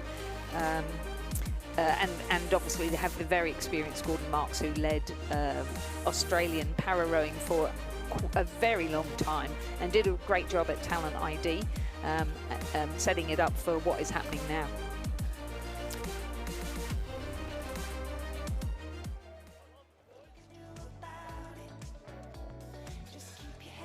So we are back on the course now. It is the Open Women's Lightweight Cox States. In lane 3, we have a Banks Melbourne University, UTS Haberfield, Newcastle University Nepean and St George composite. In lane 4, we have a Toowong ANU and University of Western Australia composite. And in lane 5, Swan River, Curtin University, West Australian, Adelaide University, Adelaide and Black Mountain composite. So there's plenty of Zooties on display here at the moment.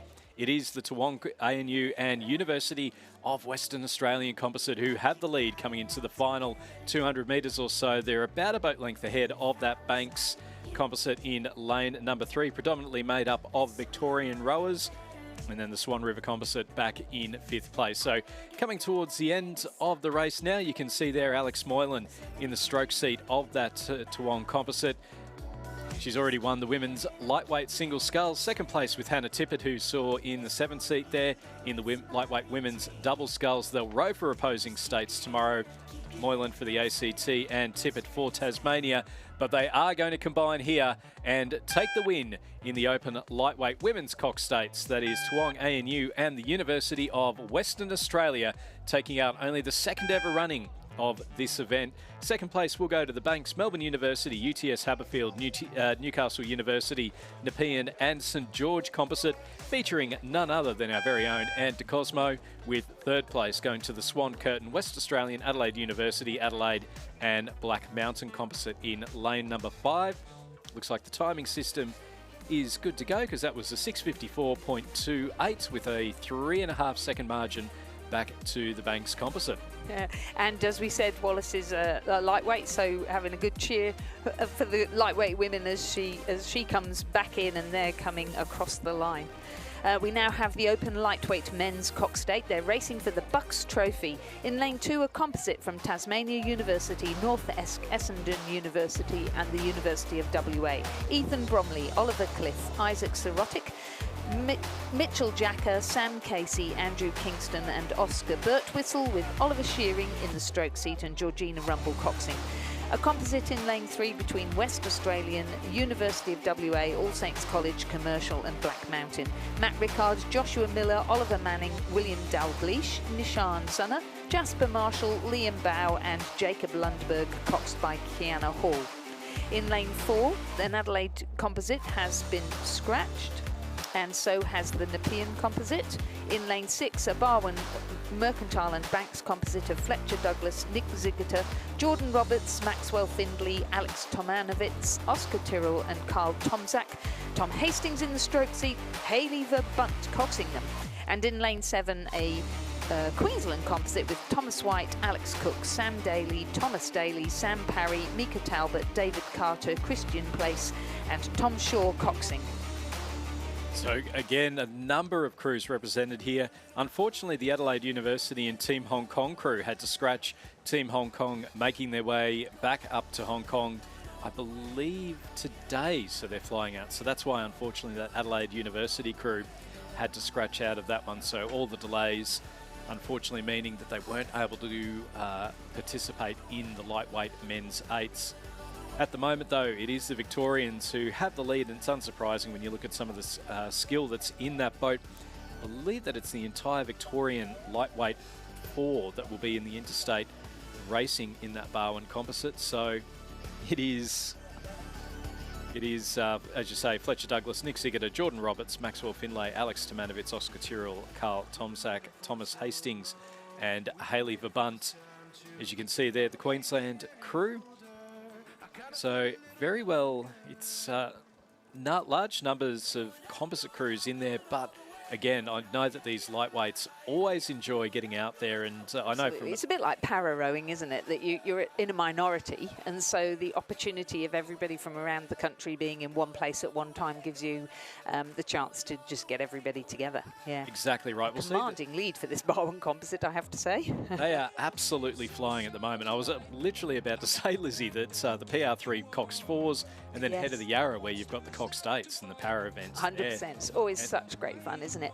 I was a little concerned this morning. I got a message just to say that one of the para crews, much like Team Hong Kong, were booked to fly out fairly early this afternoon and therefore wouldn't be able to race their race. So having a chat with the organisers, and there's really no wriggle room on the programme. We've wriggled as much as we can, and so they're just going to come to the course and try and find some paras that can substitute in, which is lovely, because it's an opportunity for somebody who might not normally be included to actually step up and have a go. Well, if they need a bloke, my Zooty's, oh, yes. my Zooty's back in Devonport, and I don't have my hand strap, unfortunately, which is unfortunate, but it is this Victorian crew. The Barwon Composite, Barwon Mercantile and Banks are going to go through, and if this is the way the Penrith Cup goes, I think we all picked Victoria for the Penrith Cup, and you are seeing exactly why that's the case. It is the Barwon Mercantile Banks Composite who'll win the Bucks Trophy for the Open Lightweight Men's Coxed Eights. Coming through in second place, it is going to be lane number 2, Tasmania University, North Esk, Essendon and the University of WA, finishing a boat length ahead of the Toowong, Townsville and James Cook University Commercial and University Composite in third place. And then fourth place will be the crew from the West Australian Rowing Club, University of WA, All Saints College, Commercial and Black Mountain. And at the moment, that Barwon Composite has a time of 6 minutes, 0.17, so I'm hoping that the correction will make it 6 minutes dead, which would be nice and tidy. We like that.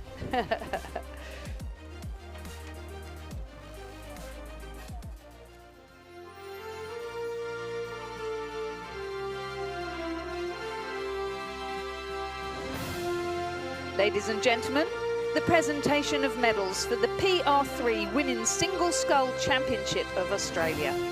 The medals are being presented by Tina Marr, Chair of Rowing Tasmania, and she is delighted to present the bronze medal to Ella Marshall, proud Tasmanian member of the National Training Centre and representing Banks Rowing Club. Second and silver medal representing Mercantile Rowing Club and the National Training Centre, Susanna Lutzi.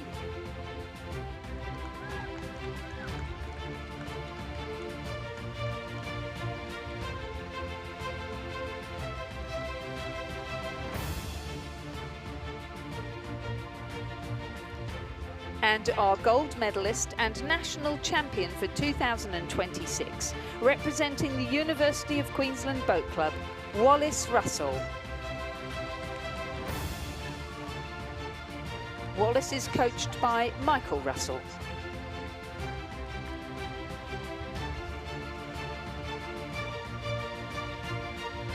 Ladies and gentlemen, please congratulate all our medalists in the PR3 Women's Single Scull.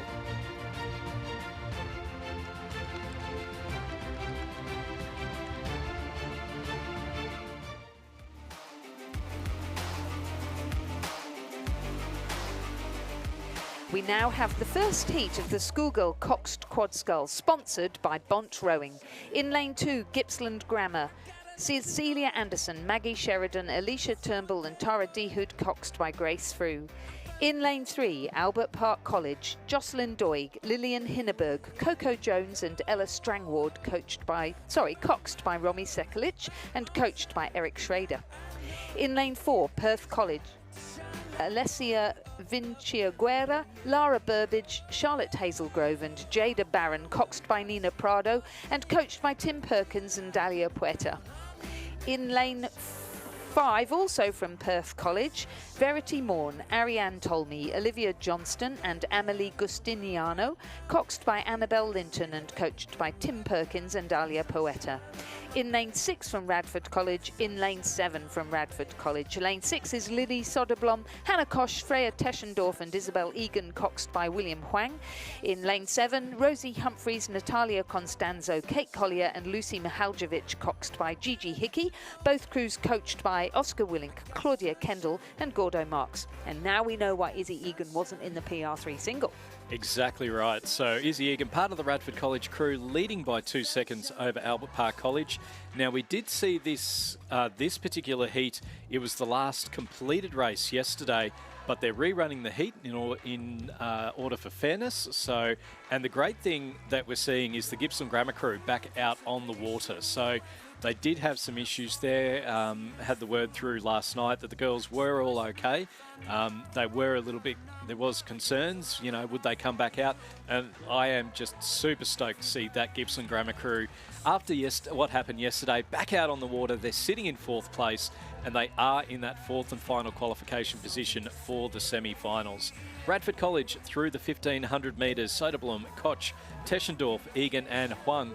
It's been pointed out to me that we talk up Canberra Girls Grammar out of the ACT for women's sculling, but Radford College do have a very proud history, particularly in this event, and also the schoolboys coxed quad sculls as well. So Radford College leading out Albert Park College by 4 seconds. Another 5 seconds back to the second crew from Radford College. That's Humphreys, Costanzo, Collier, Mihailovic and Hickey. And then Gippsland Grammar Anderson, Sheridan, Turnbull, Dehood and Frew sitting in third place. So our 1, 2, 3 and 4 sitting fairly well set. The two crews from Perth College. It's Perth College in lane number 5 ahead of Perth College in lane number 4. So very similar results to what we would have seen yesterday, particularly with at least the top 3. Gibson Grammar sitting in 4th place. And so the top 4 crews to go through to the final. So just riding on board there with the Radford College crew in lane number 6. They will be very, very eager to try and get over the top, break this green quinella that we're tipping between Canberra Girls Grammar and Gibson Grammar. So this Gibson Grammar crew isn't their first crew. We'll see those in the second heat.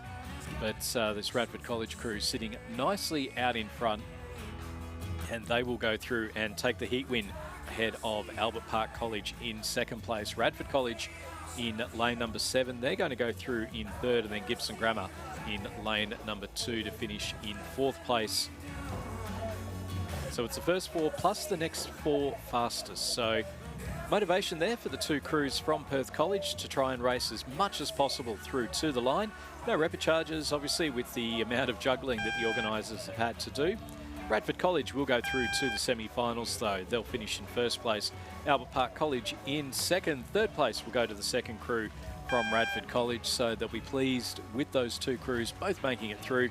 And then Gibson Grammar back in the boat, back on the water after the rescue yesterday, and they will qualify for the semi-finals in 4th place.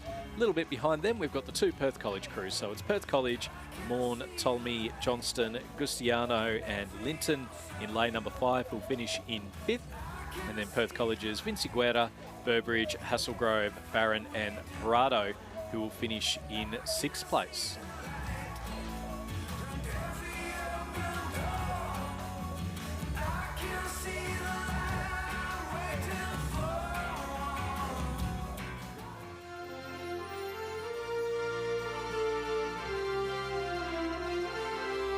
Ladies and gentlemen, the presentation of medals for the Open Lightweight Women's Coxed 8 Championship of Australia.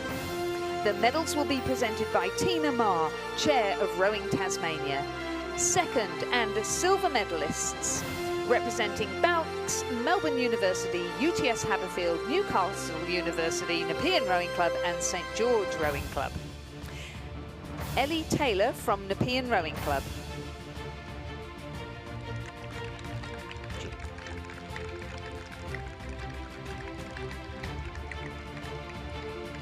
Ellie Brennan from Banks.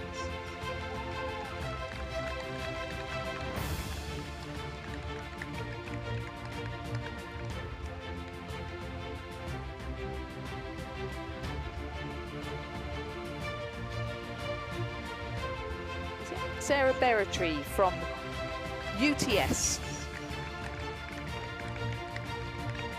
Chiara Chiarelli from Melbourne University Boat Club. Annabelle McKenzie from UTS.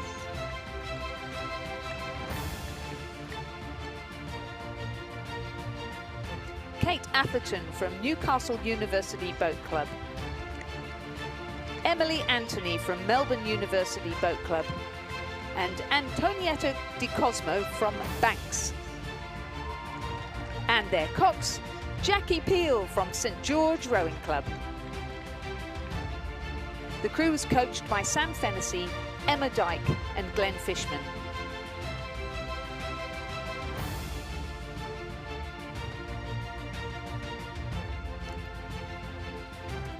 Gold medalists and national champions for 2026, Toowong, ANU and University of WA Composite.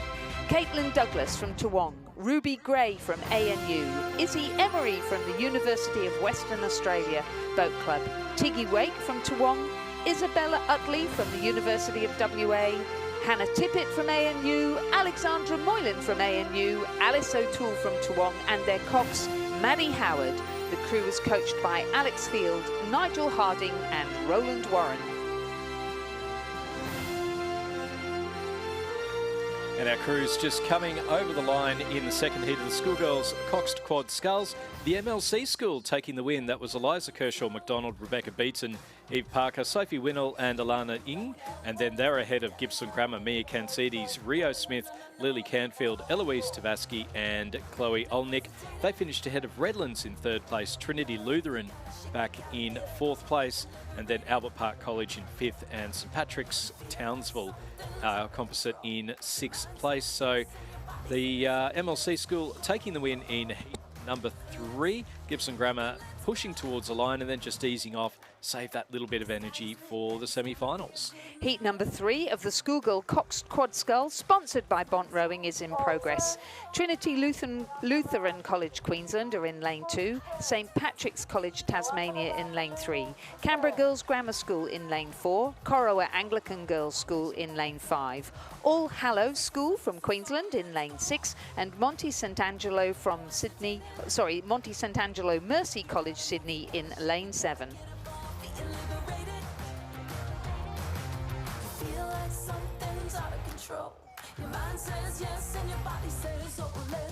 So it is Canberra Girls Grammar with the lead at the moment. They were the head of the schoolgirl champions. They're leading out from the crew from Monty St Angelo Mercy College, which is predominantly a Mossman crew, Lizzie. It is indeed. So we've got Amelia Darcy, Catherine Walsh, Isabel Armstrong and Lottie Ravenstein in this crew, with Emily Armstrong coxing them. The coach is Josh Hewitt, and yes, they train in that squad there at Mossman. And the Canberra Girls Grammar School crew that we're looking at here is Sophie Murphy, Camilla Griffin, Chloe Owen and Charlotte Bowen, with Rebecca Elisha coxing them. And of course, they're coached by Caroline Pipers and Mark Prater. Not a bad couple of coaches in there to take you on through. Mark Prater, coach at the Reinhold Barchi National Training Centre until a couple of years ago. Now they're sitting in first and second. Monty St Angelo are not letting Canberra Girls Grammar go. They're keeping up with them the entire way. And then the battle's on for third and fourth place. We've got Corowa Anglican Girls School in lane number 5 from Victoria, and All Hallows School from Queensland in lane number 6. Yeah, the Corowa Anglican Girls School crew, coached by experienced international rower and Olympian and world medalist Jane Robinson, along with Ailish McGrath. The crew's Natalia Newen, Violet Whithouse, who we've seen in the single, Hanya Waddell and Chloe Agars, with Amelie Bucket coxing. And St Patrick's College Tasmania, Ruby Mansfield, Ava Bucknell, Annabelle Marshall, Madeline Hogarth, coxed by Lachlan Tonnelly, coached by Marcus Tonnelly and Will Riley. So they're just coming up towards the line now. It's Canberra Girls Grammar and Monty St Angelo. And then in behind them, we've got Corowa Anglican Girls leading out All Hallows. Canberra Girls Grammar have just eased off a bit, and I reckon Monty St Angelo are a chance here of going through and taking the win. So Canberra Girls Grammar now just starting to put a couple of big strokes in. Make sure that they keep that bow out in front of Monty St Angelo. The gap's starting to ease up as everyone just conserved a bit of energy for the semi-final later on today. It will be Canberra Girls Grammar leading out Monty St Angelo in second place. Third going to Corowa Anglican Girls. All Hallows will finish in fourth. Those 4 crews qualifying for the semi-finals. Then in behind them we have lane number 3, St Patrick's College in Tasmania. So we've got a few St Patrick's Colleges participating in these school events. This one from Tasmania. They're in 5th place. They'll wait to check out the times with the next 4 fastest going through to the semi-finals. And Trinity Lutheran College from Queensland back in 6th place.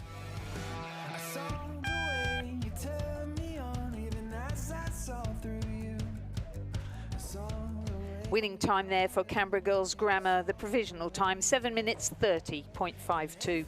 The first heat of the schoolboys Coxed Quad Scull is now in progress. Again, the event is sponsored by Bont Rowing, and again, the first 4 will go through directly to the semi-final, and then we'll be looking for the next 4 fastest crews.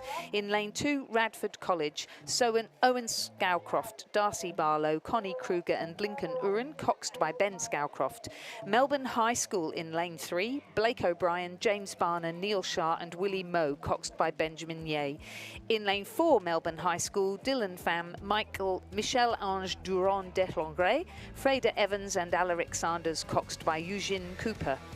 St Joseph's College Nudgee in lane 5, Jacob Brown, Chris White, Angus Kovac and Dash Withnell, who's just been in an 8, I'm sure, with Ethan McHugh coxing. In lane 6 from the Shaw School, Ollie Kosh, Ed McDonald, Xavier Duvernay and Will Reed coxed by Seb Cheers. In lane 7 from St Virgil's College, Henry Mollen, Harry Costello, Alex Lamprey and Llewellyn Gray coxed by Edward Doyle. That was the crew that we mentioned. We're just going to turn around and go straight back out again after a previous quad race. And we've got Cranbrook in lane 8. We've got Maxwell Scales, Christopher Vlahos, James Campbell and Henry Dawson coxed by Fergus Dawson Damer. Coached by Matthew Roach, and I want to look at them closely on the screen because 3 of those boys have got Buzzcotts, Go Faster haircuts, and one of them hasn't because of the influence of his girlfriend, allegedly. So I want to check this out, see if that's true. Have they got caps on so I can't see? There's some interesting haircuts that are going around. In rowing, always, especially when you get to this stage of the season. So it is Cranbrook leading out the Shaw School in 2nd place. Radford College, closest to the grandstand side, are sitting in 3rd, and in fact they may just be getting their bow balls out in front through the 1250 metre mark.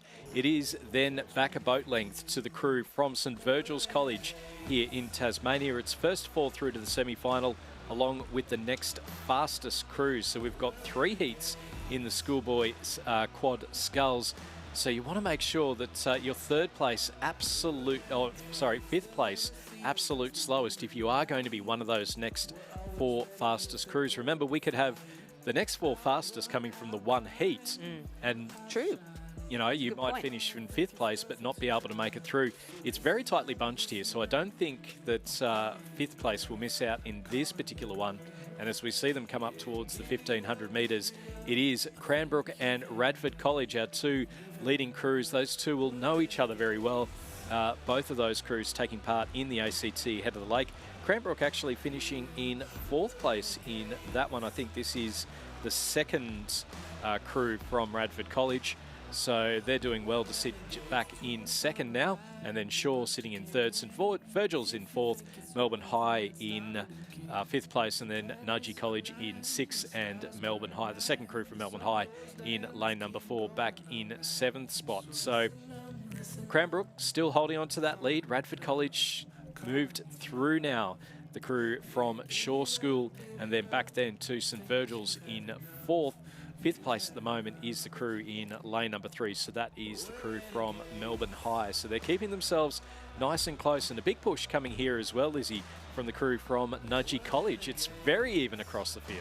It is indeed. It's so exciting, isn't it? I'm just watching that crew from Cranbrook on the right of our screen there in the lead over on one side, and watching what Radford College are doing in lane 2 across on the other side. Looks to me like Radford are really winding up into the finish, and Cranbrook are just sitting there, slightly lower rate of striking. Really exciting as they're still pulling away really powerfully. Excellent performance there under the guidance of their new head coach, Michael Probert, who I have to say is just fantastic.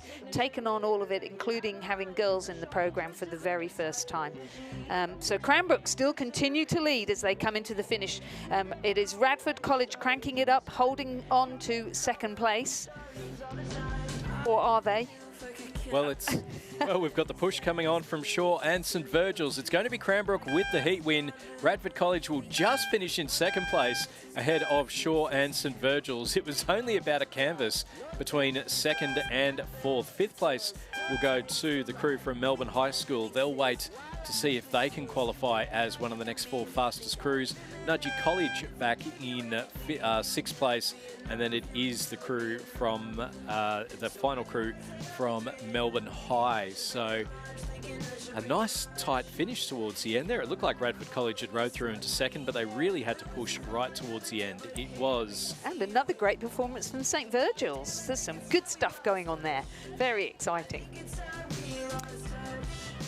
And that was the first heat of the schoolboy coxed quad scull. First was Cranbrook, second Radford College, third Shaw, fourth St Virgil's. They progressed directly through to the semi-final, and we'll find out times later as to who joins them. The second heat of the schoolboy coxed quad scull is in progress. The event is sponsored by Bont Rowing. St Augustine's are in lane 2, Trinity Lutheran College in lane 3. Kinross Rolleroy are in lane 4. The crew from Shaw in lane 5 has scratched. Trinity Lutheran are in lane 6, Marist College in lane 7, and Canberra Grammar are in lane 8. The St Augustine's College crew is Hamish Wise, Henry O'Hare, Lachlan Schofield and Rory Parker, coxed by Henry Goldsworthy, coached by Remy Mackay, Amos Noon and Judith Ungermark. The Trinity Lutheran College in lane 3 is William Horsey, Byron Cullen, Kai Imiolek and Teal'c Heron, coxed by Louis Voigt and coached by Sam Duncan. The Kinross Walleroy School crew is George and Angus Hunt, Hamish Searle, Toby Buckland and their cox Jock Peterson, coached by Andrew Gannon. The second Trinity Lutheran crew, which is in lane 6, is Zach Wood, Jagger Witten, Johannes Ijdo and Kai Lees, coxed by Charlie Voigt and coached by Sam Duncan. Marist College Canberra is pretty good lineup of Cooper Clark, Lucas Dorgato, Roland Carter and Mitchell Wadey, coxed by William Webber and coached by Lyle McCarthy. And Canberra Grammar, James Wilson, Edwin Grimland, Jackson Michaud and Lucas Windle, coxed by Tristan Nope and coached by Cormac Hayes. We'll see Cormac out. Inspirational Cormac Hayes. Absolutely, and it is Kinross Walleroy who have the lead through the 1500 ahead of Marist College. St Augustine's in third place, Trinity Lutheran back in fourth, and then we have Canberra Grammar in behind them, and then it'll be the two Trinity Lutheran crews that are actually battling it out nicely for fourth and fifth spots. So this is a very hot heat here, Lizzie, at the schoolboy head of the river just a couple of weeks ago in Sydney. Marist College came first in the schoolboy coxed quad sculls, Kinross Walleroy with second place, and then St Augustine's finished in fifth. So we've got three from the A final in there. You can see there the boys from Marist College just starting to, well, they're keeping the rating relatively low. Very calm. It's very calm rowing. It matches the very calm waters which we have out here on Lake Barrington, but they are sitting in about second or third place at the moment. The crew from St Augustine starting to make a bit of a push as well. So Kinross, though, holding on to this lead. This is the Hunt brothers, Searle, Buckland and Peterson, and you can see them not letting up at all. So all of these crews due to go through to the semi-finals. They'll be on later on today, and then the actual final on tomorrow, where last year Marist College won their first ever Open national title. They're sitting in second place at the moment behind Kinross Walleroy, but I reckon they're keeping the powder dry for the semi-final. Looks good.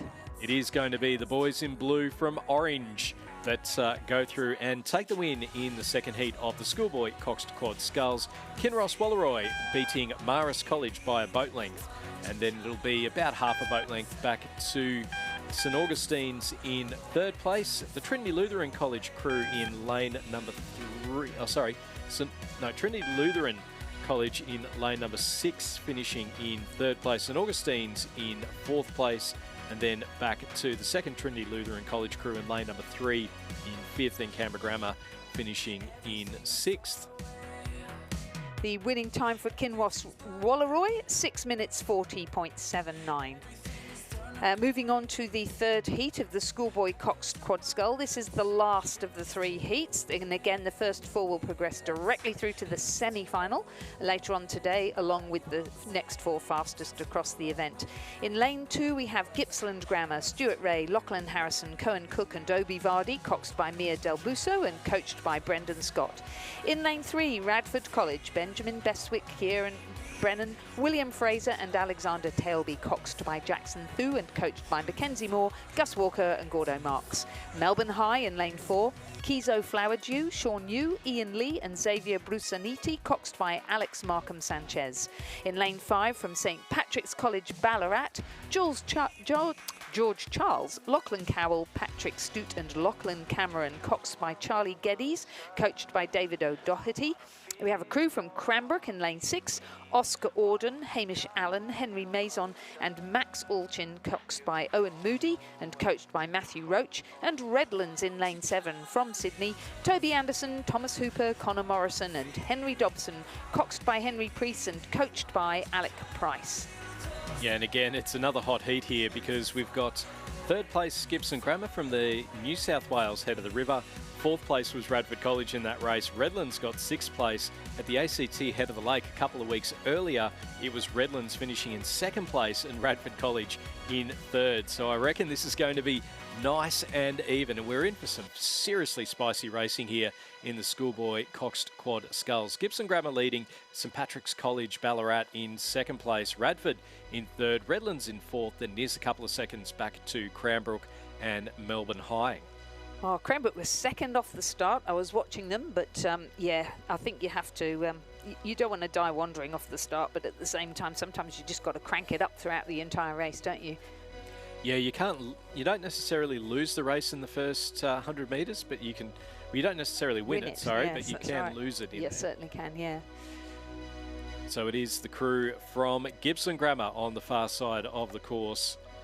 Coach Brendan Scott. The program run by Nick Bartlett, and some great results both in the schoolboys and the schoolgirls. So really looking forward to seeing how they go. They'd absolutely love to get a couple of quads in for both the schoolboy and the schoolgirl. As they come in now to the last 250 metres, and I'm sure Paige Barr will actually be watching on for this, famous Gibson Grammar alum, and very, very happy with the way that the boys in green are going. So having a look now, it is Gibson Grammar holding on to that lead. St Patrick's College Ballarat are still pushing through. They're still sitting in second place, so they're going to break up this run of crews that were at the Sydney head of the river. Gibson Grammar and St Patrick's College. Then in behind them, we've got Radford College sitting in third place over on the far side of the course. Redlands in fourth, and then Cranbrook back in fifth. So it does look like they'll be waiting to see what the times are. It'll be a strong win, though, for Gibson Grammar, Ray, Harrison, Cook, Vardy and Del Busso finishing ahead of St Patrick's College in second. Radford College back in third. Fourth place going to Redlands, who'll finish just under a boat length ahead of Cranbrook in fifth, with Melbourne High coming through in sixth. Provisional time of 6:39.34, almost exactly the same as the previous one. Margins 3.1, 1.53, 3.62 and 1.47, so a nice quick fifth place for Cranbrook there. Let's hope they get through to the semi-final later on today. Well, that was the schoolboy coxed quad scull. We will now move. Our next race is the under-17 schoolgirls coxed 8, but I believe we have a presentation first.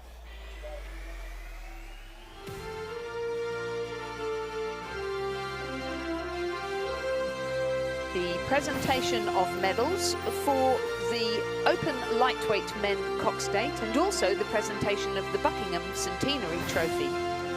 The medals and the trophy will be presented by Tina Marr, who is the chair of Rowing Tasmania. Third and bronze medalists representing Toowong, Townsville and James Cook University, Commercial and the University of Queensland. Tom White from Toowong, Alex Cook from Commercial, Samuel Daly from Toowong, Thomas Daly from Toowong, Sam Parry from Toowong, Mika Talbot from Townsville, David Carter from Toowong, and Christian Place from Toowong.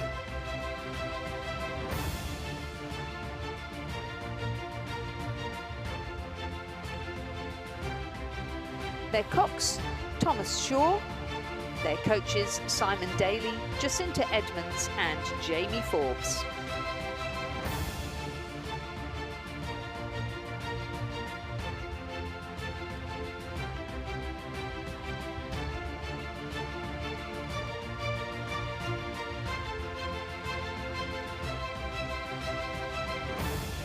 Second and silver medalists representing Tasmania University, North Esk Rowing Club, Essendon Rowing Club and the University of Western Australia.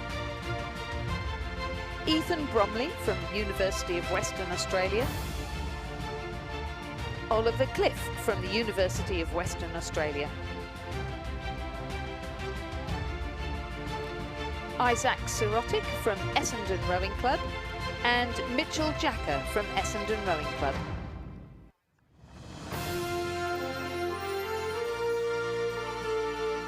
Sam Casey from North Esk Rowing Club. Also from North Esk Rowing Club, Andrew Kingston and Oscar Birtwistle. Representing Tasmania University Boat Club, Oliver Shearing. And from North Esk, their cox, Georgina Rumble.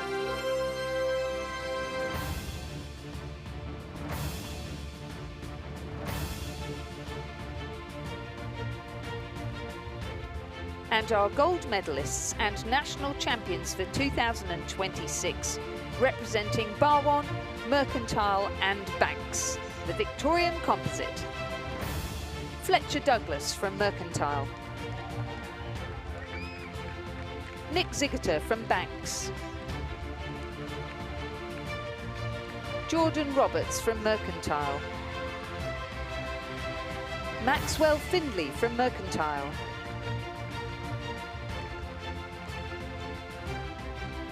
Alex Tomanovitz from Mercantile.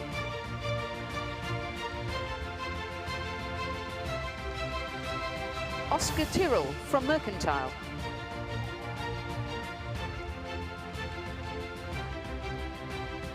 From Barwon Rowing Club, Carl Tomzak and Thomas Hastings.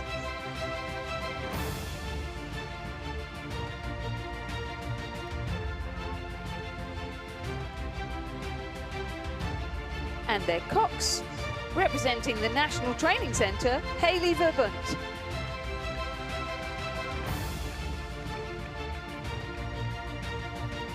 The Buckingham Centenary Trophy will now be presented by Tina Marr to the winning crew.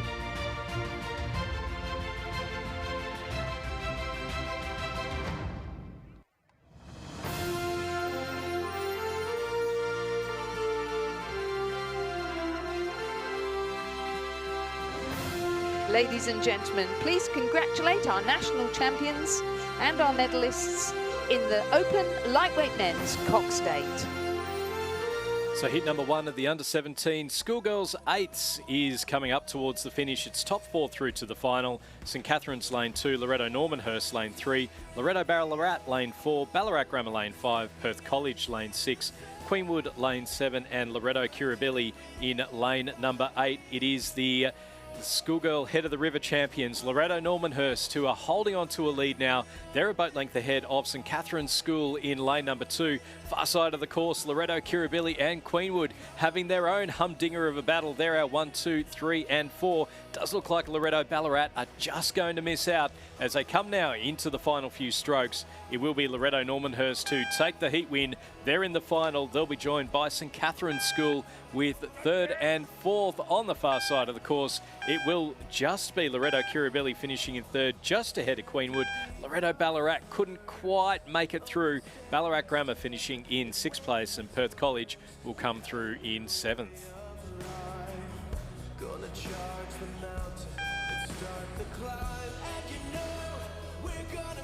And it's first 4 through to the A final, so the winning time 7:08.32 for our young crew from Loretto Normanhurst.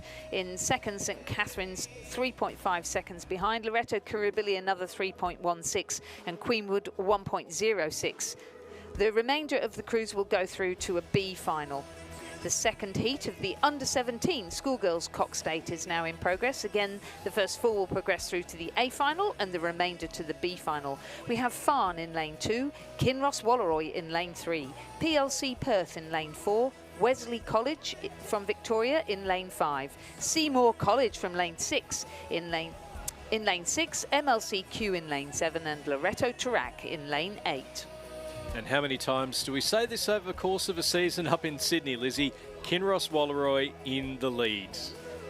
Indeed we do, and we know they have an amazing finish. The Kinross Walleroy crew here is Anna Orr, Alexandra Karash, Paxton Buckerfield, Andy Zinger, Ruby Hilda, Millie Hellier, Matilda Whiteley, Georgia Tancred, and their cocks Sophie Carrow, and they're coached by Benjamin Watt. So under 17 eights, I think a new addition to the national championships, and certainly these girls will mainly be in year 10 eights for schools, but some of them will be in the first eight. So it's not the same thing that we get at the schoolgirl head of the river necessarily, but it's certainly a fantastic event.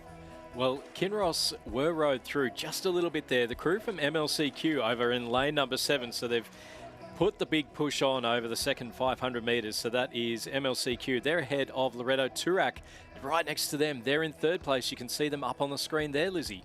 You can indeed. So MLCQ is Eloise Spinks, Taya Dixon, Harriet Slee, Anna de Mortier, Lily Fowles, Holly Collette, Izzy Egan, Chloe Poor, and their cocks is Abby Bourne. They're coached by Matt Wilson and Emily Montague. And then Loreto Turak in lane number 8. And in the distinctive blue boat, Cordelia Postil, Emma Lynch, Luca Tomeski, Eliza Schiffel, Annabelle Blythe, Camilla Jones, Emily Ralph, Maisie State Butler, and their cocks, Ava Charles. They are coached by Henry Armstrong and Annie Traynor. Now, what's going to be interesting, it's top 4 to go through to the A final. In 4th place through the 1,000, it was Seymour College in lane number 6, but you can see right next to them, you've got Wesley College in lane 5 and PLC Perth all within striking distance. So as they come up towards the 1,500 metre timing point, we'll get a bit of an idea as to exactly how far they are. You can see them as we zoom in now. So it's Seymour College at the top of the screen of those 3 boats side by side by side. Wesley College just a quarter to a half a boat length back in 5th place, and then PLC Perth with it all to do over the final 500 metres. We're coming up towards that 500 metre timing point. It's again MLCQ and Kinross Walleroy. It wasn't much in it through the 1,000. MLCQ just extending that lead out just a touch. Loreto Turak sitting in 3rd place. Now, for the 4th and final spot in the A final, it's half a boat length between Seymour College and Wesley College, and PLC Perth also within striking distance. With these flat conditions, Lizzie, there's an opportunity for a big sprint finish from these 3 middle crews. There sure is, and if this crew has been training or even contains some members of the Seymour College crew, the schoolgirl head of the river over there in South Australia, they'll be ready for that sprint. Seymour College have Lily Exposto, Lainey Finlayson, Aspen Penberthy, Anna Moore, Eva Tierney, Ainsley Brennan, Carrie Leeming, Rosa Lucas and Grace Andre in the coxing seat on board with Angie Francu and Susie Ross, their coaches. Great finish at head of the river. Can they do a great finish now? So it is MLCQ, Kinross Walleroy and Loreto Turak, our 3 looking good to go through to the final. And then in the middle, it is Seymour College, Wesley College and PLC Perth, the Farm School of Tasmania in that distinctive orange boat, just a little ways off the pace. As they come in now to the final 200 metres, it's MLCQ leading out from Kinross. Loreto Turak have started to make a bit of a push as well, so they may be able to go through in 2nd place. In the battle in the middle of the course, it is a big push coming here from Wesley College of Victoria. They've managed to get themselves well, and I think there's been a crab in the Seymour crew. They have come to a stop. They've only just started rowing again, and that means that Wesley College are in the pole position to go through and take the final qualification position. It is going to be the crew from MLCQ who'll take 1st place in this heat. 2nd place will go to Kinross Walleroy, 3rd to Loreto Turak, and then it will be 4th place coming through to the crew from Wesley College. They'll qualify for the A final. 5th, pushing them the entire way, was PLC Perth. 6th place is going to be the Farm School from Tasmania and Seymour College from South Australia. It looks like a couple of the girls, it might have just been a showstopper crowd. There might have been a little bit of an equipment failure, because we're just seeing the Balfour rowing up towards the finish line. If they go through to the finish, they will be able to race in the B final, but they were sitting in such a nice spot. Unfortunate. That's life, isn't it? When you're under pressure. Yeah. Oh, what a shame for them. But what an outstanding performance up until that point. So hopefully they can regroup. I agree with you, because they've had to paddle in. They'll have to go through to the B final, and we look forward to seeing them race again there. That's very bad luck, but still, you're at the national championships. It's still going to be fantastic competition. You're still on Lake Barrington. You are. Now, on Lake Barrington now, we have the first heat of the under-17 schoolboys cock stake. There are 2 heats. The first 4 from each heat will progress directly through to the A final, and the rest will go through to the next round. In lane 3, St Joseph's College, New South Wales. In lane 4, Scotch College, Victoria. In lane 5, Wesley College, Victoria. In lane 6, Ballarat Grammar. And in lane 7, Brighton Grammar.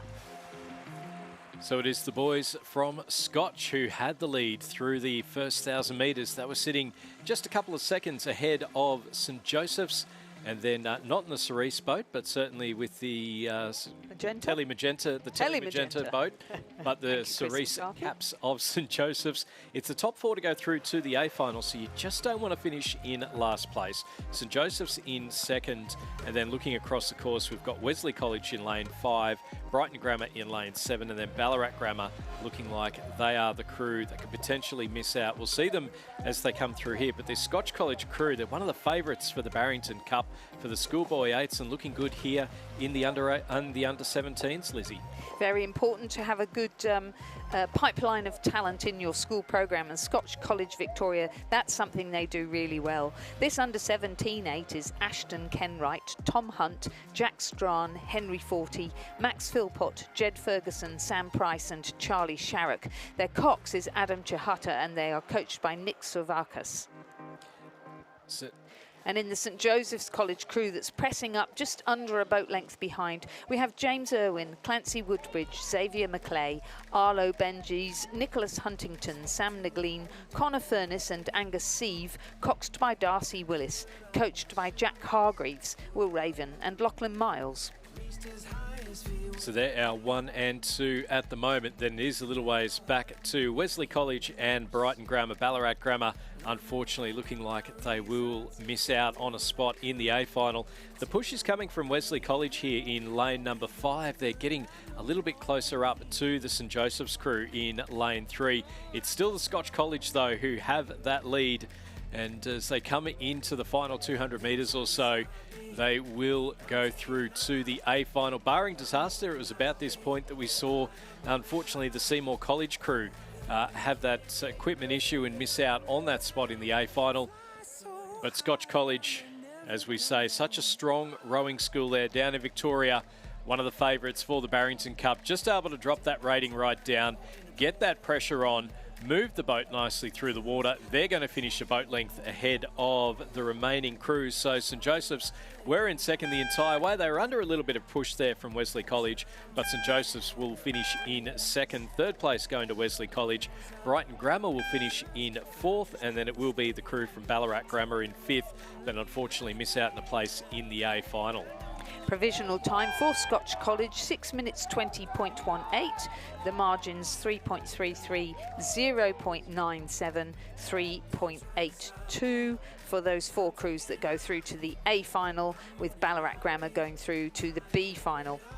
Okay, we're now moving across to the second heat of the under-17 schoolboys cock stake, with Scots College, New South Wales in lane 3, St Peter's College, South Australia in lane 4, Xavier College of Victoria in lane 5, St Ignatius College Riverview of New South Wales in lane 6, and Melbourne Grammar School in lane 7. The Scots College crew is Samuel Lowe, Saxon Smith, Bill Singleton, Tom Willis, James Halley, Remy Scott, Tyler Winterback and Angus Girvan, with Pax Staley Lobo coxing. They're coached by Ed Manton.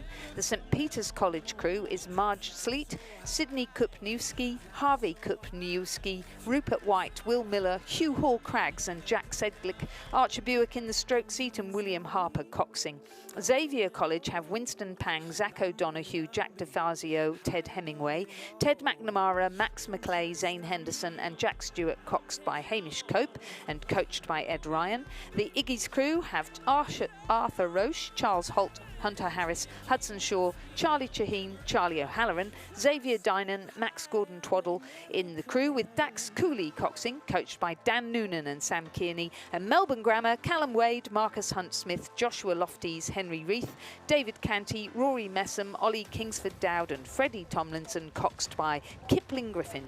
And it is a Sydney rivalry, our top 2 crews. It's Scots in lane number 3 and St Ignatius Riverview in lane number 6. the top 4 to go through to the A final. So it is looking like St Peter's College from South Australia would be the crew to miss out as they come in now towards the 1500 metre timing point. Xavier College and Melbourne Grammar are other 2 crews. So it could be the 2 from New South Wales and the 2 from Victoria to make it through to the A final of the under-17 schoolboys Coxed 8s.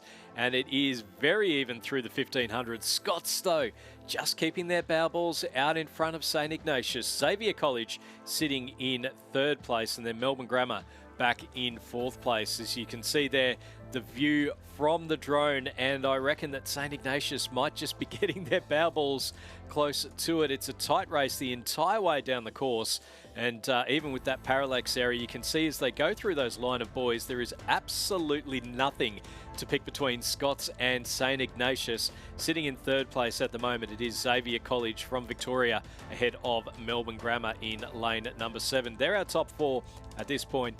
As we say, it would be the South Australians to miss out on that spot in the A final. So I think we're in. The weather's starting to warm up. Certainly the crowds are heating up and the racing is getting hot as we come to the final stages of the under-17 schoolboy 8s. It's Scots and St Ignatius the entire way down the course. Scots now, have they just got themselves out a little bit in front? It's only about 100 or so metres left to go. This GPS rivalry transplanted from the Sydney International Regatta Centre down here to the Lake Barrington International Rowing Centre. Riverview starting to put that push on ahead of Scots. It's going to come right down to the wire. It's going to come down to the surge. Riverview, have they got themselves just out in front as they come into the final few strokes? It is going to be just Riverview over the line ahead of Scots, but my word, we're in for a treat in the semi-finals. 3rd place will go to the crew from Xavier College. They'll finish a boat length ahead of Melbourne Grammar in 4th place. They're all going through to the A final with St Peter's College from South Australia, the crew to miss out in 5th.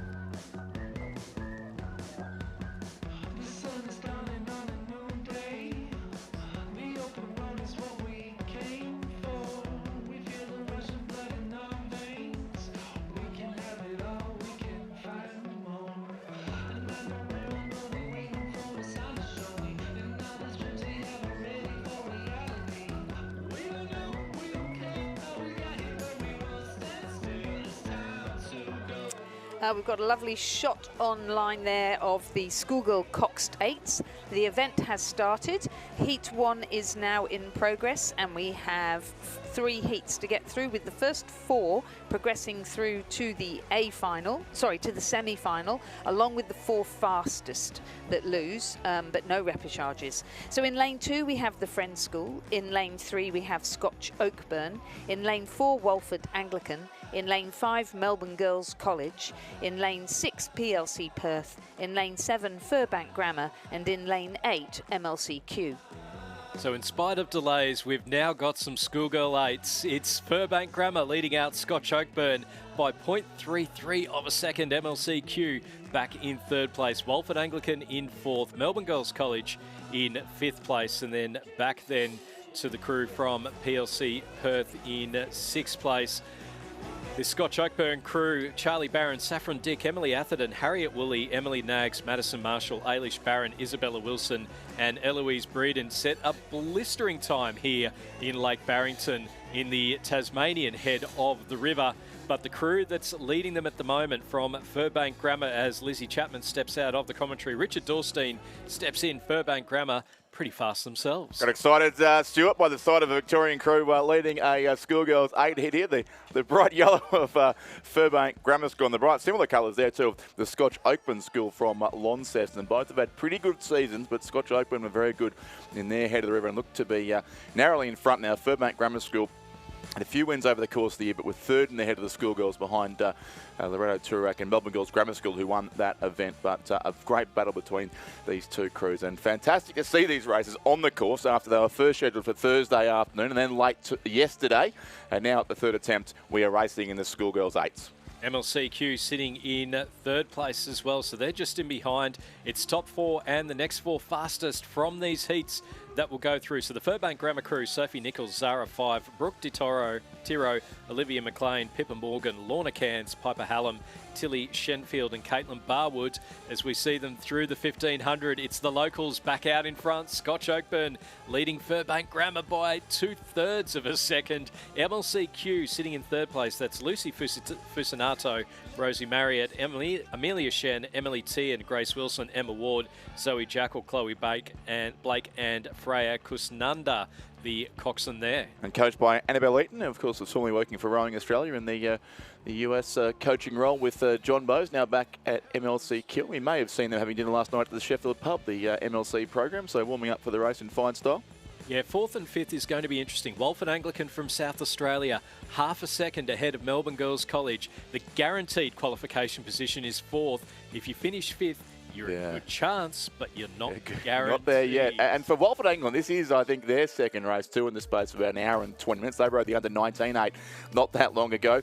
Melbourne Girls College, a school based in Richmond in Melbourne, who predominantly have rode quad sculls until recent years, now combining up and moving up into the 8s. And it's great to see them performing well here at the National Championships as well. They might be narrowly ahead, but it's tight there for 4th and 5th, Stuart. And tight also for 1st and 2nd between Furbank Grammar and Scotch Oakburn from Launceston. It's Scotch Oakburn and Furbank Grammar, either edge of the course. Scotch Oakburn, the Tasmanians. Will we see a Tasmanian crew win the schoolgirl 8s? This is their best credential crew in a number of years. It is Scotch Oakburn keeping themselves ahead of Furbank Grammar in 2nd place. MLCQ back in 3rd. The battle for 4th is well and truly on. It's going to be Scotch Oakburn who take the heat win in heat number 1 of the schoolgirl 8s, half a boat length ahead of Furbank Grammar, showing some class in the last 500 metres. MLCQ will come through in 3rd place, and now between Walford Anglican and Melbourne Girls College, you can see a few of the Walford Anglican girls just having a look out to the left-hand side. They'll qualify in 4th place. A canvas ahead of Melbourne Girls College in 5th in lane number 5. Then coming in behind them, we've got a nice little battle between PLC Perth in lane 6 and the Friends School in lane number 2. PLC Perth just that little bit quicker over the final stages. They're going to finish 6th in lane 6 ahead of the Friends School in lane 7. Lane 2 finishing in 7th place. Lane 4 finished 4th, lane 5 finished 5th, lane 6 finished 6th. That's very appropriate. Poetic, isn't it, across the course? But a good win there to Scotch Oakburn from Launceston over Furbank Grammar School. And we do also thank Scotch Oakburn for the provision of the tray holders for presentation ceremonies today and also tomorrow. So great to see that school from Launceston providing plenty of support to this regatta on their home course here. The second heat coming up now of the schoolgirls at Coxed 8. And of course it includes the two St Catharines, not quite side by side, but one lane apart. St Catharines of Sydney, who are the defending champions in this race in lane number 2. Loretto Turak, winners back, I think in about 2015 was the last time they won the schoolgirls 8. St Catharines of Melbourne in lane 4, also fairly recent victors back at Nagambie Lakes in 2022. PLC Perth in lane 5, Kinross Walleroy in lane 6, Launceston Grammar School lane 7, Geelong Grammar in lane number 8, as they are racing already into the towards the halfway mark of this particular race. With again 4 to move through to the final here, the semis directly, and the next 4 fastest on times as they come up towards the halfway mark. As Stuart John makes way and joined by a man recovering from his exertions earlier today on the course, but welcome back to Ben Homer.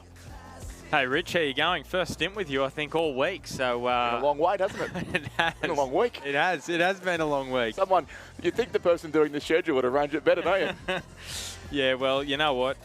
First thing I want to say is I'm absolutely grateful for the conditions today. I know not everyone's got to be able to row in this kind of conditions here at Lake Barrington this week. So I hope everyone is enjoying their experience today, because, yeah, sometimes you just don't quite know what the weather's going to do, and it's absolutely spectacular at the moment. So Kinross Wallaroi in the lead at the 1K from Loreto Toorak. St Catherine's School New South Wales in third. St Catherine's School Victoria in fourth place. So reminding you that top 4 going through, plus the 4 fastest to the semi-finals. So really important that you try and row your fastest time here because that can help you qualify if you finish outside of the top 4. And you can see PLC Perth sitting in that 5th spot. They're in lane 5. So it's lane 5 and lane 4, the ones to watch at the moment, because they are closest to that elimination spot or potential progression based on times. Geelong Grammar in 6th place.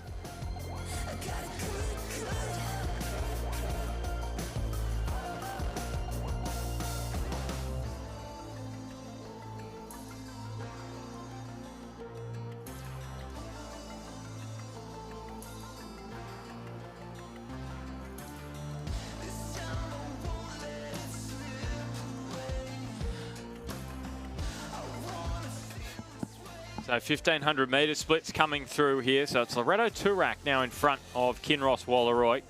But both of those boats look as though they will be progressing through to the semi-final. And then St Catherine's School in 4th.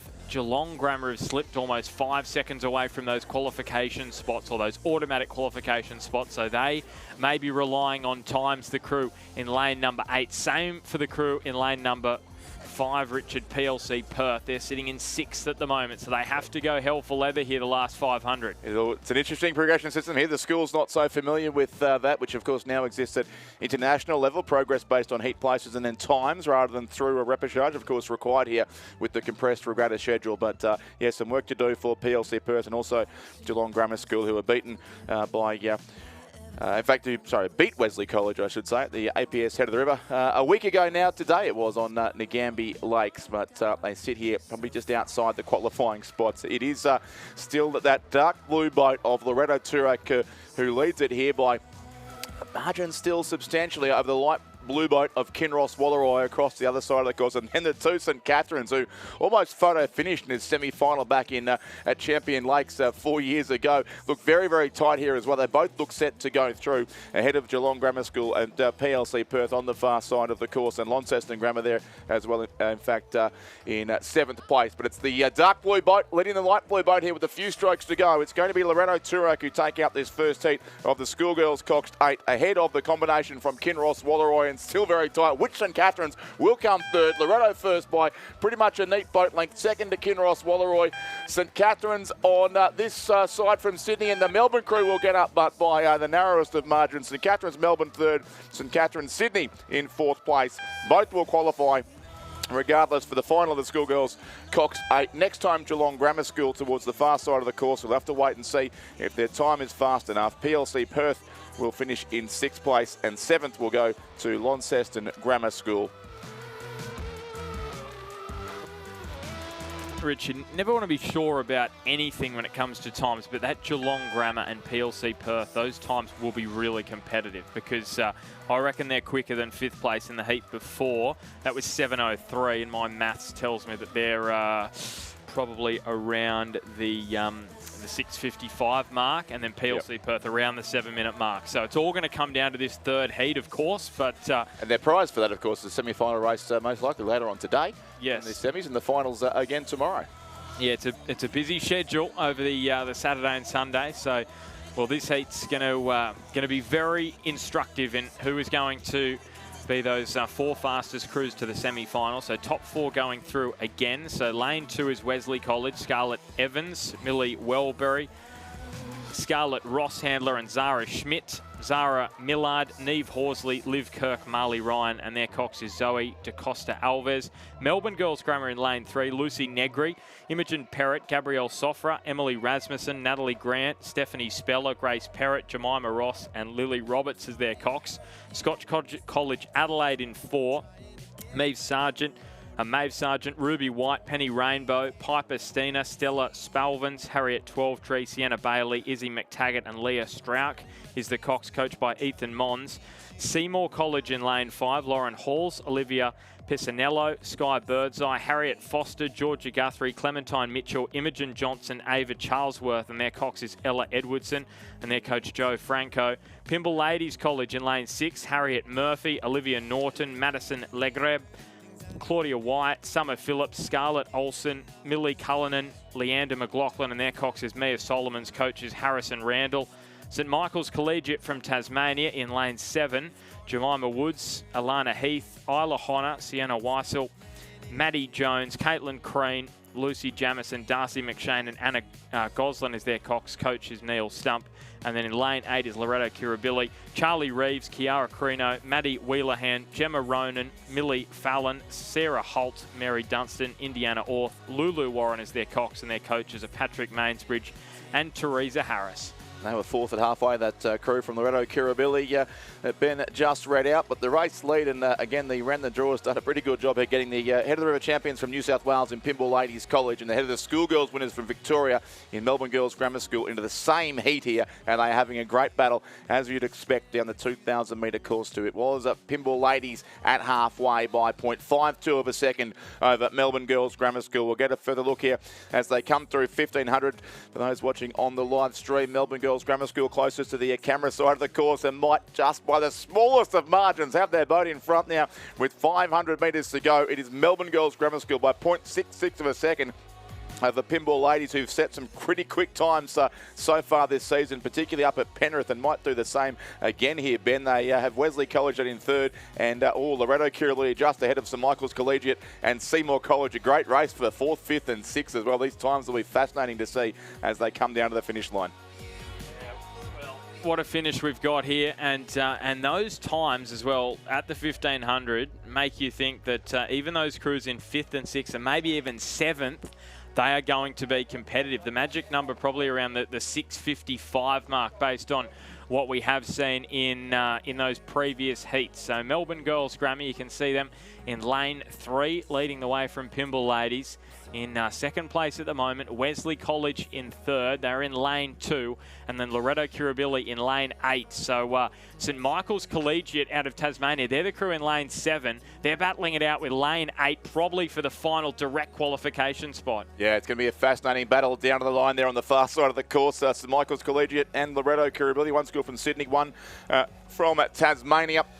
Also, I wouldn't write off Seymour College there in lane 5 too. They've had some great battles with Walford Anglican over the course of season 2026. But it is Melbourne Girls Grammar School who so often do save their best racing for the 2,000 metre courses, who look to be extending here away from the Pymble Ladies crew in the closing strokes here of this heat of the schoolgirls Cox State. But of course, they've got 2 races to go if they're to get themselves on the National Championships podium. Once again, Wesley College looks safe in third place, and then to the far side, it's very interesting indeed. But Melbourne Girls Grammar School will take out the win on lane number 3. Second place will go to the crew from Pymble Ladies College.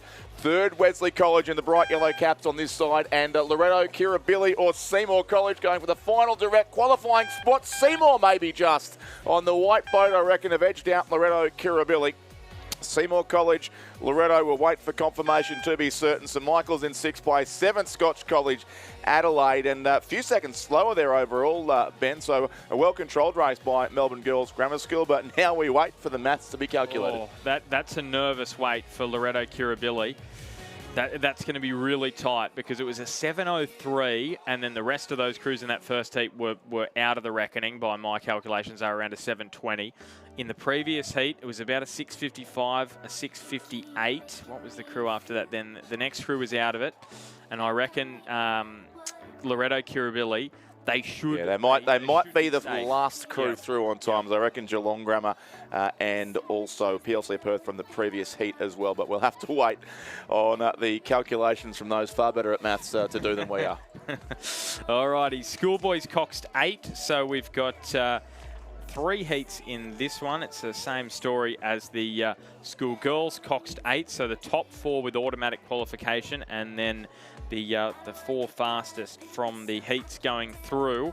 So Hutchins in lane 1 from Tasmania, Hugo Dean, Matt Max Willsmore, George Leesong, Harry Message, Charles Hurst, Tom Waterworth, Sean McIntosh, Connor Dobson, and Connor Every is their cocks. Their coach is Hamish Johnston. The Southport School in lane 2, Tommy Hill, Fergus Woolley, Cruz Sten, Hugh Atho, Lachlan Evans, Kyan Baird, Rory Greenup, Leonardo Hughes, and their cocks is Lachlan Hewitt. Scots have scratched in lane 3. Scotch College Adelaide are in lane 4. Callum Reeks, Marco Turich, Kent Harvey, Harry Tomich, Thomas King, Jack Henry, Blainson, Bloor Robinson, Jackson Sullivan, and Emma Calder is their cocks. Their coach is James Seppelt. Brisbane Grammar in lane 5. Liam McCormack, Samuel Kelly, Hamish Mackay, Max Woolley, Thomas Johnston, Benjamin Davies, Lachlan Clark, and Henry Stroughton. Their cocks is Phoenix O'Keefe. Prince Alfred College in lane 6, Charlie Fremantle, Ben Wilkin, Arthur Halaftis, James Dixon, Christian Smith, James Hunt, Hugo Elkuri, Nick Christensen, and Tom Nolan is their cocks. Melbourne Grammar in lane 7, Hugo Mayo, Finn Mitchell, James Negri, Arthur Thomas, Charles Calard, Thomas McLennan, Archer Adkins, Max Glover, and their cocks is Sam Harris. And Geelong College in lane 8, Oliver Arden, William McCall, Jock Bennett, Billy Manderson, Liam Flanagan, Lachlan Hart, Hamish Connor, James McArdle, Harry Neat is their cocks, and Wayne Nietzsche is their coach. And Rich, Melbourne Grammar from the Southport School, Prince Alfred College, and Geelong Grammar at the 1K. Brisbane Grammar sitting on the edge there of those qualification spots. Yep, great racing here again as always in the Schoolboys 8, and it is Melbourne Grammar School who were second in the Victorian Head of the River at Ngambia Lakes a week ago behind a very dominant crew from Scotch College, who we'll see on the water in the next race, in fact. But they lead it here by right on 3 seconds ahead of the Southport School, who were the winners of the Queensland Head of the River back at Lake Warralong 2 weekends ago. That regatta was held, so a couple of crews have had very strong results in their own Head of the River regattas. Geelong College, Darren Lane were also an A finalist last weekend at the APS Head of the River. But they do look to be in our top 4, along with PAC, Prince Alfred College from South Australia, and Brisbane Grammar School, who were third in their Head of the River race, as well as they come into the concluding strokes now of this race. Ben, they got about 220 to row, and looks like certainly a clear top 2 on either side of the course, Melbourne Grammar School and the Southport School.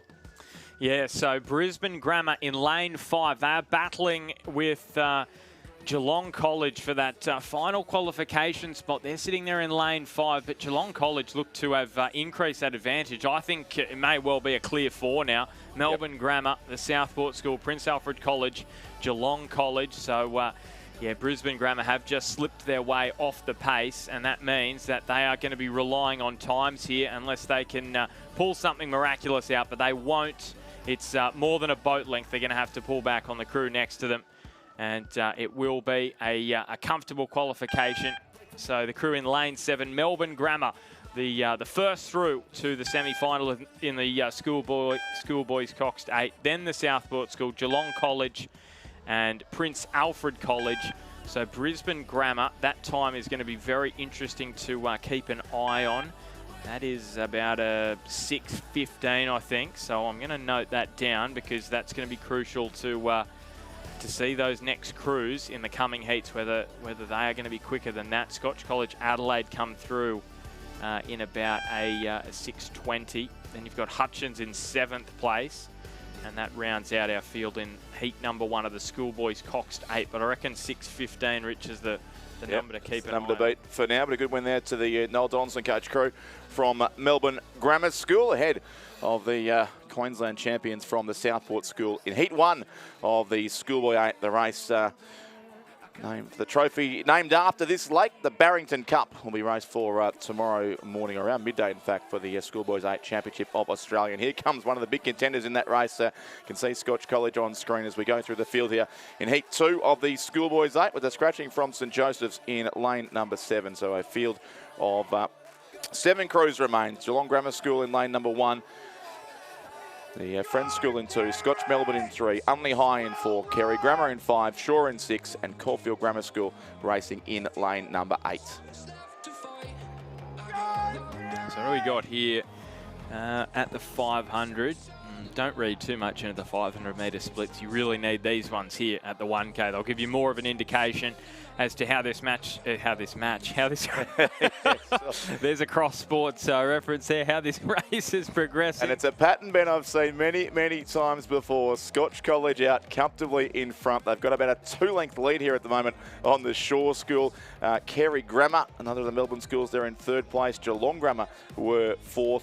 5th to Caulfield Grammar, and 6th Friends as they came through the halfway mark. So that's Scotch Crew, who won their head of the river on Nagambie Lakes for, I think it was the 16th time in 22 years last Saturday at Nagambie. They've just been a head of the river winning machine and also a national titles winning machine over the past 20 or so years, but not since the late 2010s have they triumphed in this event. So Scotch there in lane 3, August Bordens, Zeke Rufale, Will Richards, James Temple, Lewis Lamont, Thomas Simpson, Clancy McLaughlin, Clancy Gelbart and Sebastian Pagnan, coached by Tom Woodruff.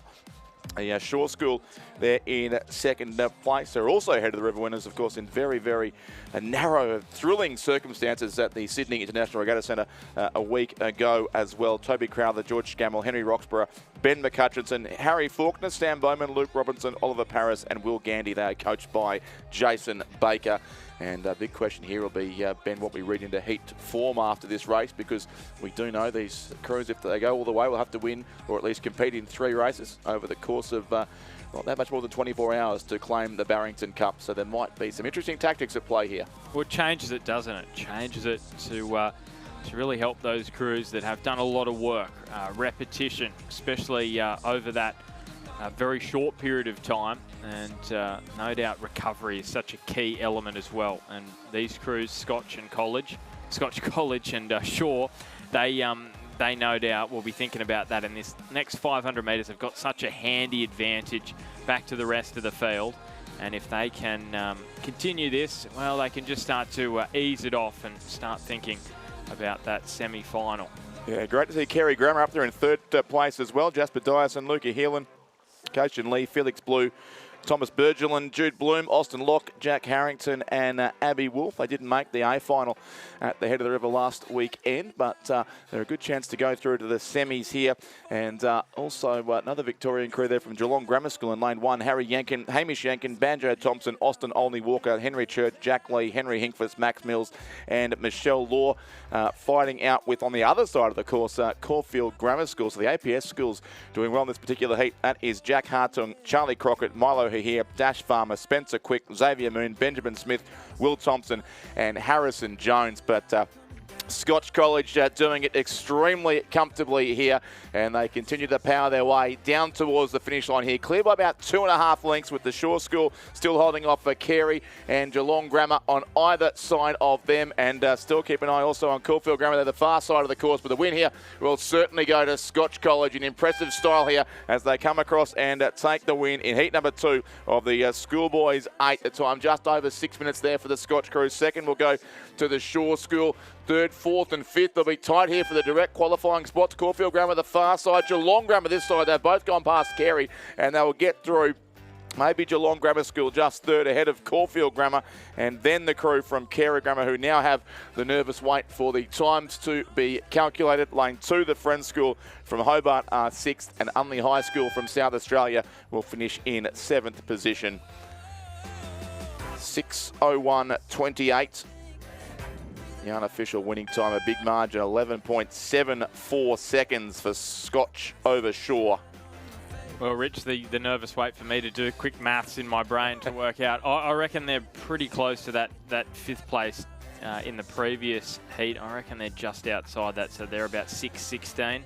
And that crew from heat number 1, 6:15. That was Brisbane Grammar. I reckon they've got Scotch College Adelaide, who did about a 6:20. So they're in a good position. Yeah, Carey Grammar. Be great stuff for Carey if they were to make the semi-finals of this race. We go to heat 3, but now we do have this time around a full field of 8. So Wesley College from Melbourne racing in lane 1, Newington in 2, Xavier College in 3, the Pembroke School in 4, St Peter's College in 5. So 2 South Australian crews there in the centre of the course. And Ignatius in lane 6, Hutchins from Tasmania in 7, and St Kevin's College from Victoria in lane number 8. And we do have 9 of the 10 APS schools from the Melbourne head of the river who've come down here to compete at this regatta too. So big representation, as there always is, from the Victorian 8s here, and obviously the same can be said for the crews from the Sydney GPS as well.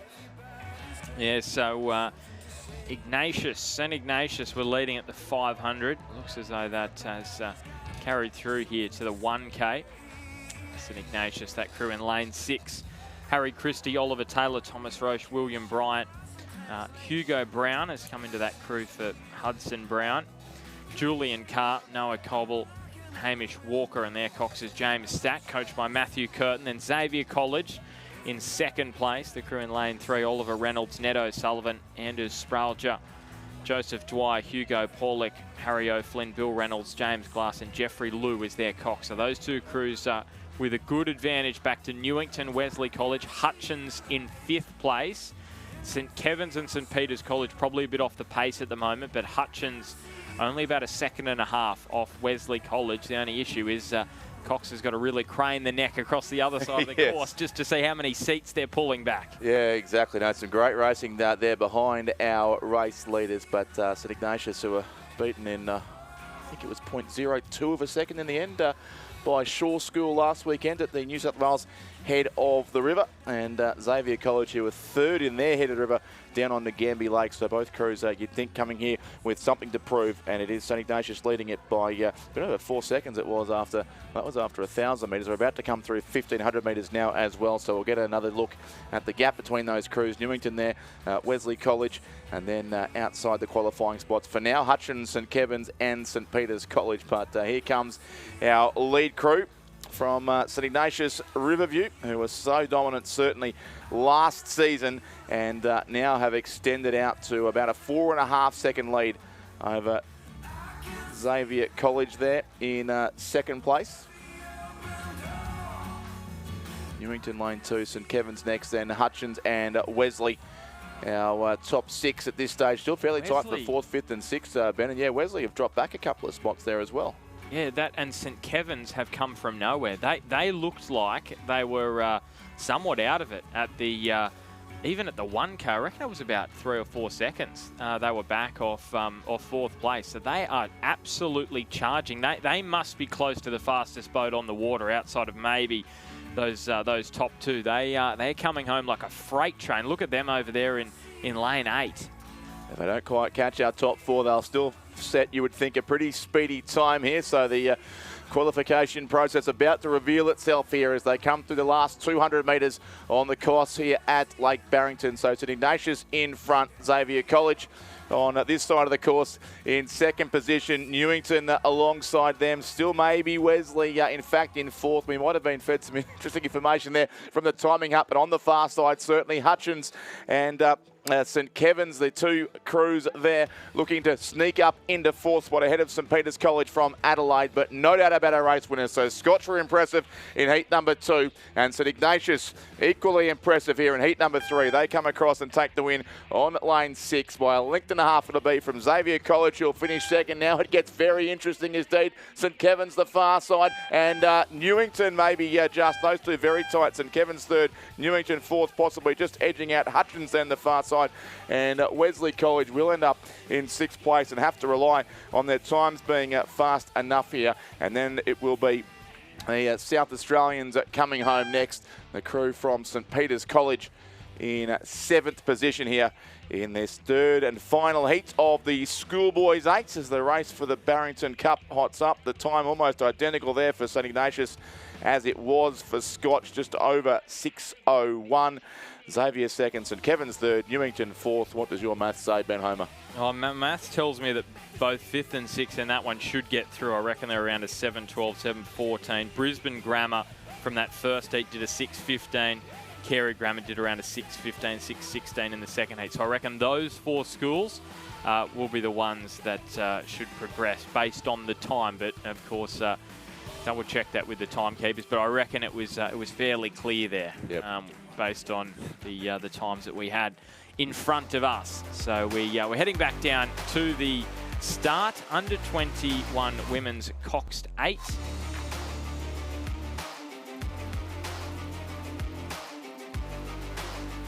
Now this is a final. Under 21 women's Coxed 8.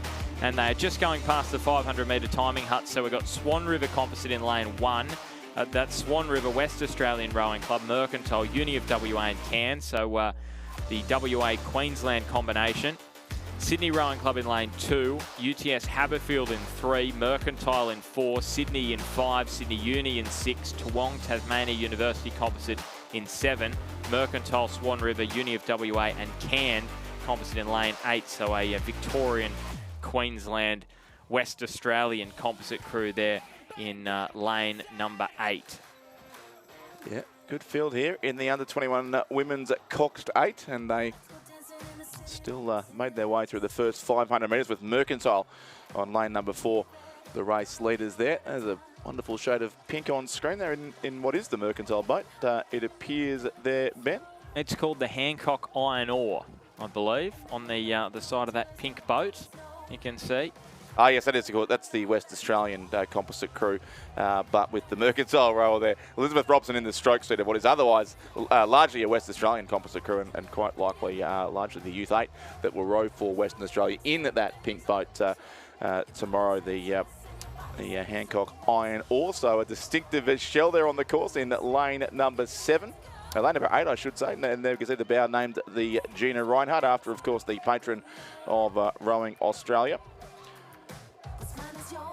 So that's lane 8 there. Mercantile, Swan River, University of Western Australia and Cairn there. Racing out on the far side of the course. Georgie Wells, Millie Campbell, Hannah Bergeson, Olivia Youngston, Sophie Carter, Grace Oldmeadow, Lara Connolly, Elizabeth Robson and Zane Tackler. Coached by Rhett Spiller, Mark Beer and Charlie Betts.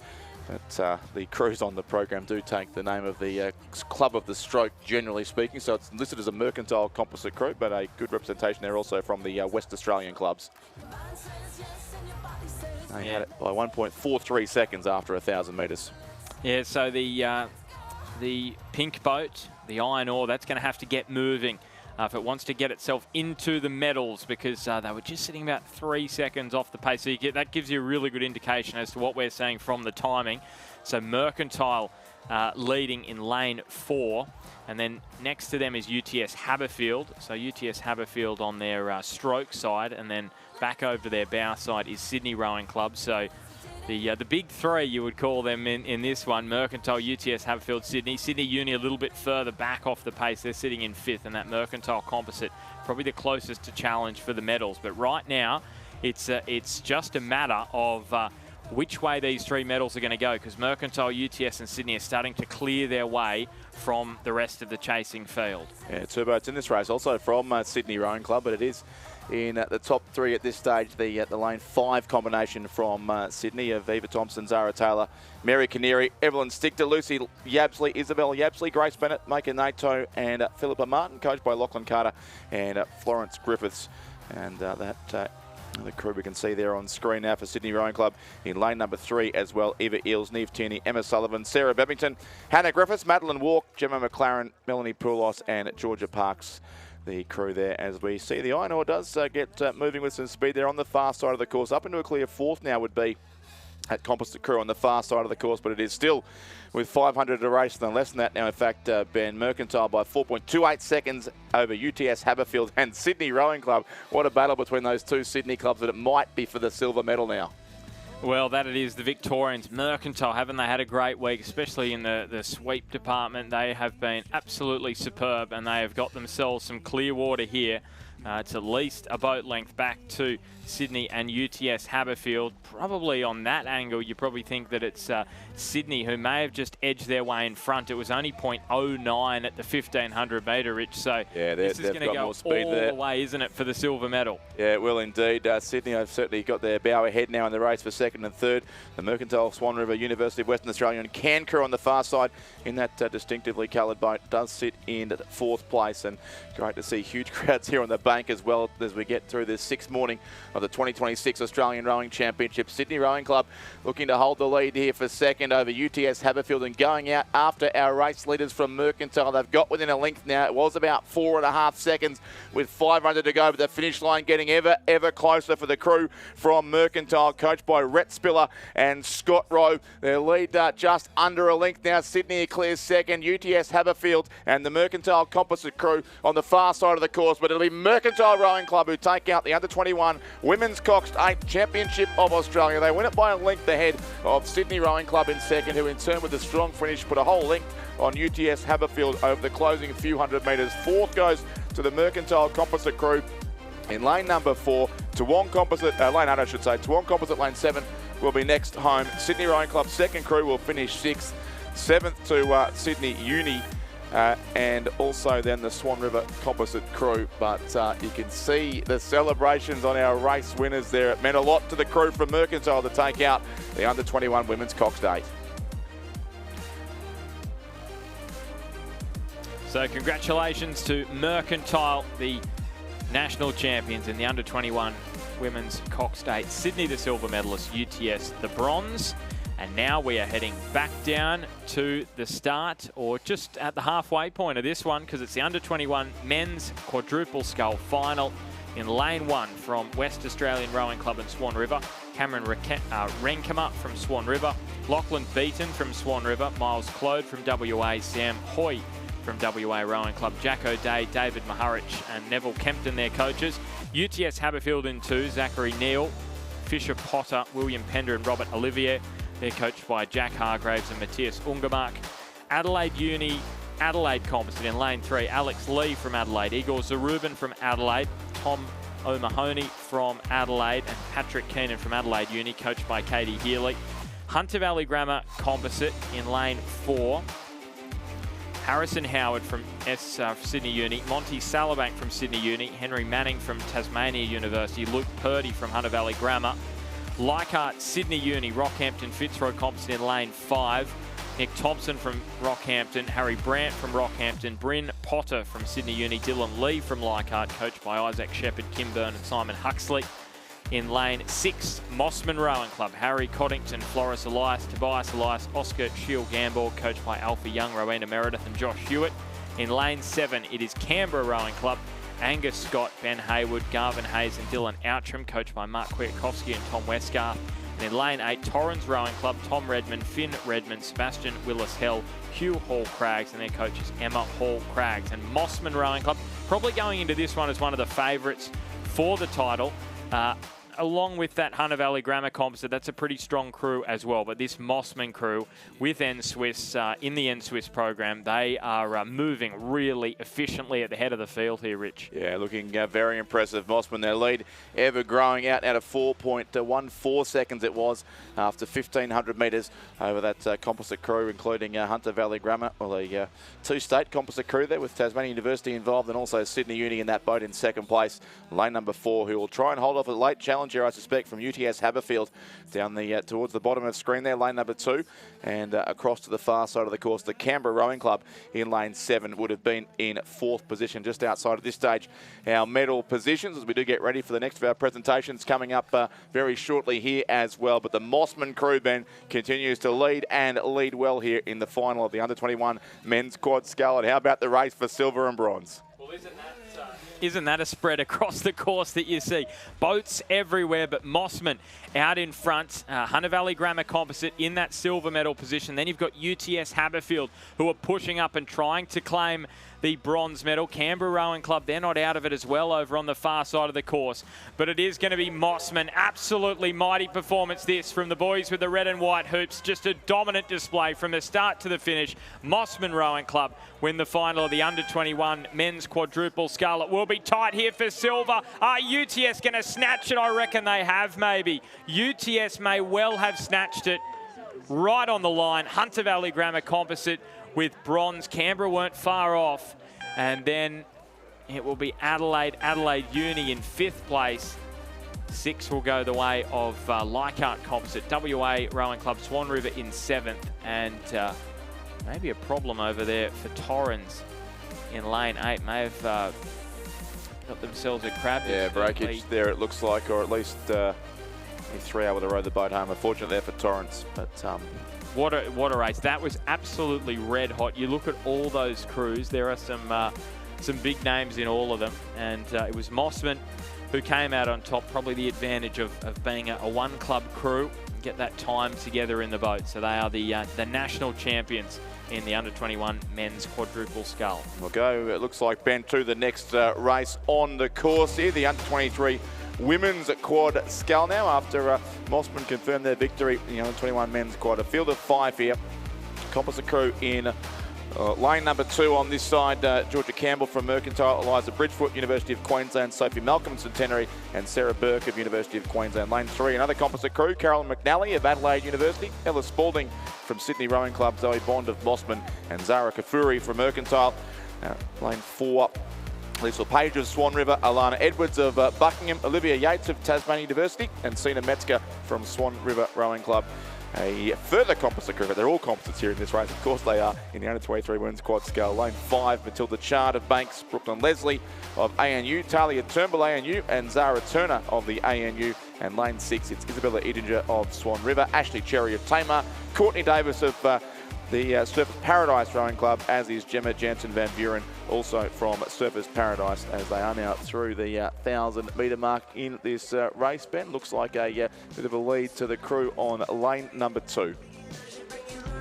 Yeah, and I reckon if you were looking at this leading into this race, you would think that Uni of Queensland composite were going to be the favourites for this under-23s women's quadruple scull. Eliza Bridgefoot really strong in a single, as were the rest of her crewmates in this boat. And Sophie Malcolm from Centenary, Sarah Burke from Uni of Queensland, Georgia Campbell from Mercantile. So they're sitting about 3 seconds ahead of that Mercantile composite crew. Zoe Bond as well, and Zara Kafuri performing well in the double. Ella Spalding, Carolyn McNally from Adelaide University, Spalding from Sydney Rowing Club. So that is a crew with 4 different clubs represented, as is the case for at least 2 of these boats. Yeah, there's some good, there's some disparate composite combinations here, aren't there? And indeed, Ben, in these ones here. Yeah, you get the phone book out, but obviously under 23, you want to be trying to go as fast as you can. Put your name up in lights. Yeah, create the best combination possible, no matter where in the country they may come from. And working out quite well there for the crew there with the J2 blue bow number on there, who leads this race. Campbell, Bridgefoot, Malcolm and Burke, our race leaders on lane 2. I think silver's going to be the real question, isn't it? Because you've got Mercantile Composite just trying to hold off that Swan River Composite in lane 4. So the last 100 metres upon us here. So that Uni of Queensland Composite, they won't be troubled for the gold medal. A dominant performance from them, as we saw from Mossman in the boys final. But here comes this last 100 metres, and WA are coming up on the bow side of this composite crew alongside them from Mercantile. Are they going to snatch it? You would think probably they've just left the run a little too late. So it will be the Mercantile Composite, Mossman, Sydney, Adelaide University. They win the silver medal, and then Swan River, Tasmania University, Buckingham and Sydney, they will claim the bronze medal. 6:40.10, the unofficial winning time there for the crew from University of Queensland, Centenary and Mercantile. 3.55 seconds clear of the Mercantile, Mossman, Sydney, Adelaide Uni composite crew. 4th and 5th about to cross the line. It is going to be Surfers Paradise, Tamar and Swan River in 4th place, and the ANU Banks crew will finish in 5th.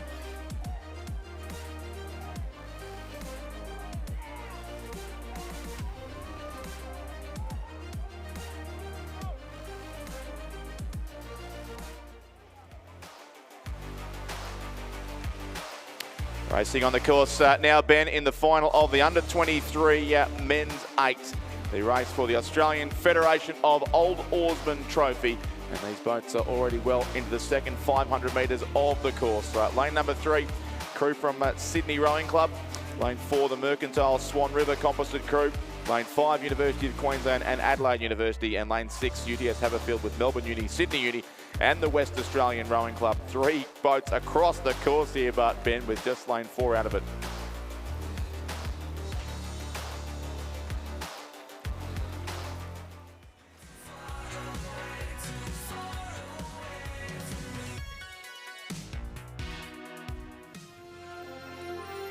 the presentation of medals for the Under-21 Women's Coxed 8 Championship of Australia.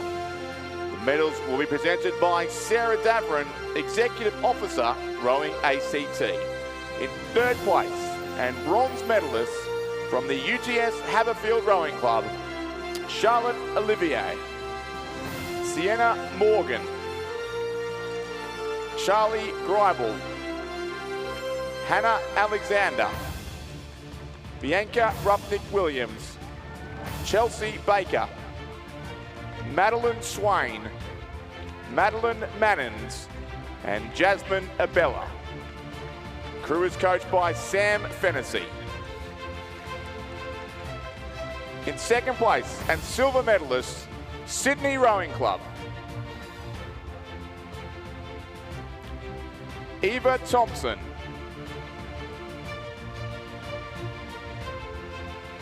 Zara Taylor, Mary Kinneary,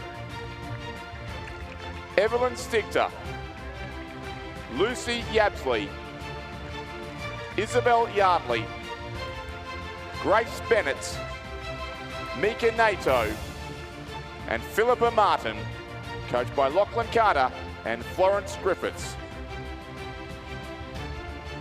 Our gold medalists and Australian champions for 2026 Mercantile Rowing Club, Sophia Purton, Catherine Ross, Ruby Ivers, Eve Sadler, Eloise Adam, Lucy Gillen, Mackenzie Pugh, Gabby Price, and Rachel Carton, coached by Rex Spiller and Scott Rowe. All right, well, here we are, final 100 metres, under-23 men's Coxed 8 for the Oz Federation of Old Oarsman Trophy, and what a race it has been all the way down the course. And it is the crew over in lane 6, UTS Haberfield Composite, with Sydney Uni as well. They are just leading out from Sydney Rowing Club, and it will be that composite crew, UTS Haberfield, Melbourne Uni, Sydney Uni, West Australian Rowing Club from Sydney Rowing Club, and then the Uni of Queensland, Adelaide University Composite with the bronze medal. And the Mercantile Composite in lane 4, they will miss out. But what a race it was between those top three. Less than 2.5 seconds separating second from third.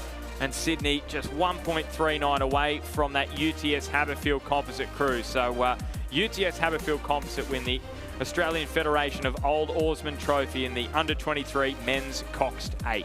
Yeah, great race all the way down the course. They're doing our top three crews too, Ben, but it goes the way in the end of the the multi-state composite there, certainly with UTS Haberfield represented along with Melbourne Uni, Sydney Uni, and the West Australian Rowing Club, Sydney Rowing Club silver, and bronze to the University of Queensland, Adelaide University composite crew. So the Australian Federation of Old Oarsman Trophy will soon be presented to that composite crew, and good race there in race 439 of this regatta.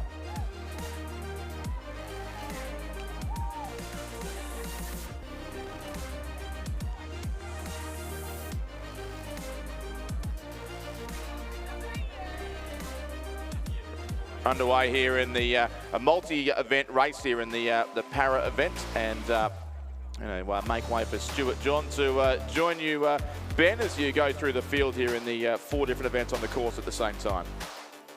Yes, so we've got a fair bit to talk about here, Stuart. So we've got the PR3 women's coxless pair in lane 2. So Uni of Queensland's Wallace Russell with Susanna Lutze from Mercantile. Then we've got the PR1 women's single scull. So Sarah Ashley Tate from Surfers Paradise, coached by Augustin Rodero and Mike Partridge.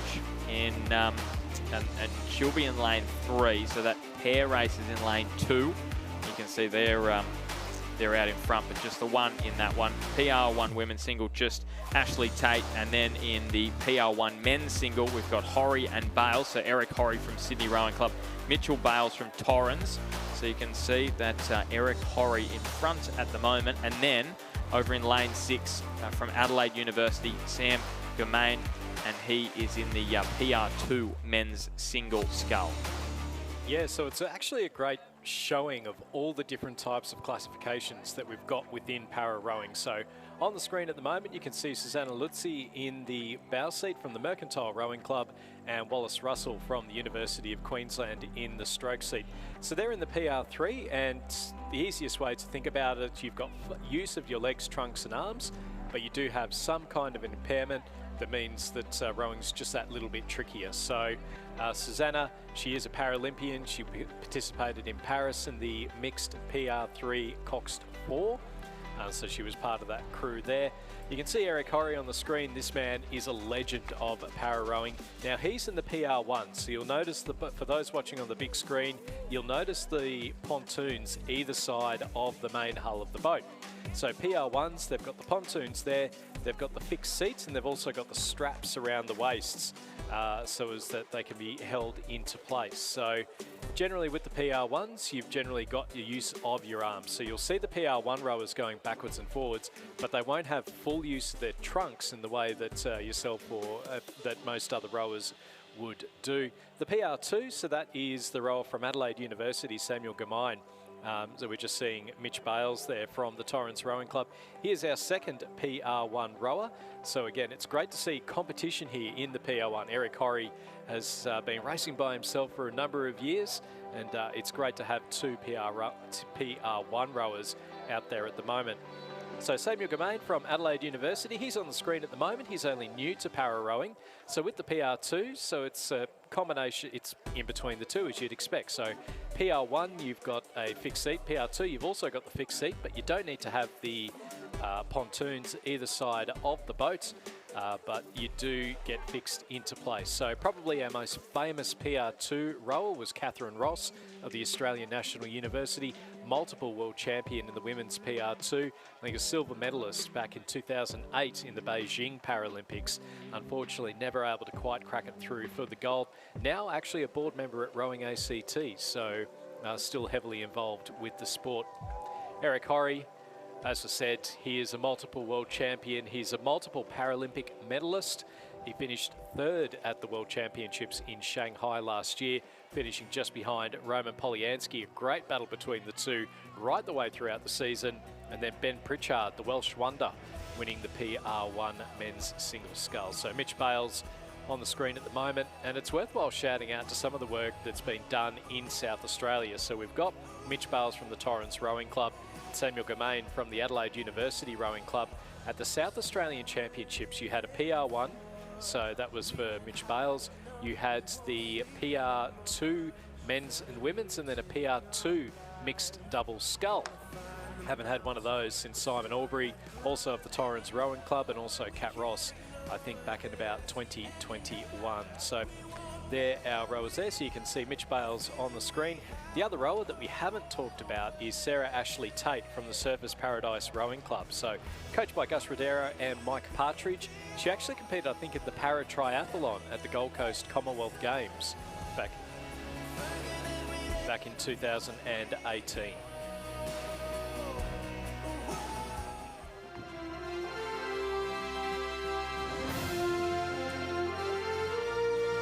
Move for the presentation of medals for the Under-21 Men's Quadruple Scull Championship of Australia. The medals will be presented by Kent Peters, President, Rowing ACT. In third place and bronze medalists representing Sydney University, Tasmania University and Hunter Valley Grammar, Harrison Howard, Monty Salabank, Henry Manning and Luke Purdy.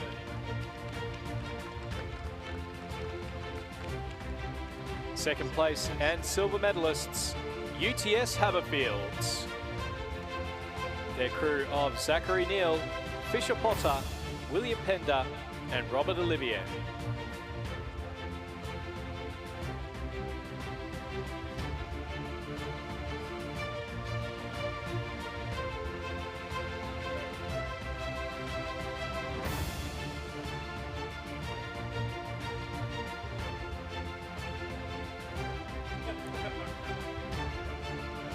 Gold medalists and Australian champions for 2026 Mossman Rowing Club. Their crew of Harry Coddington, Floris Elias, Tobias Elias and Oscar Skeel-Gamborg. They're coached by Alfie Young, Rowena Meredith, and Joshua Hewitt.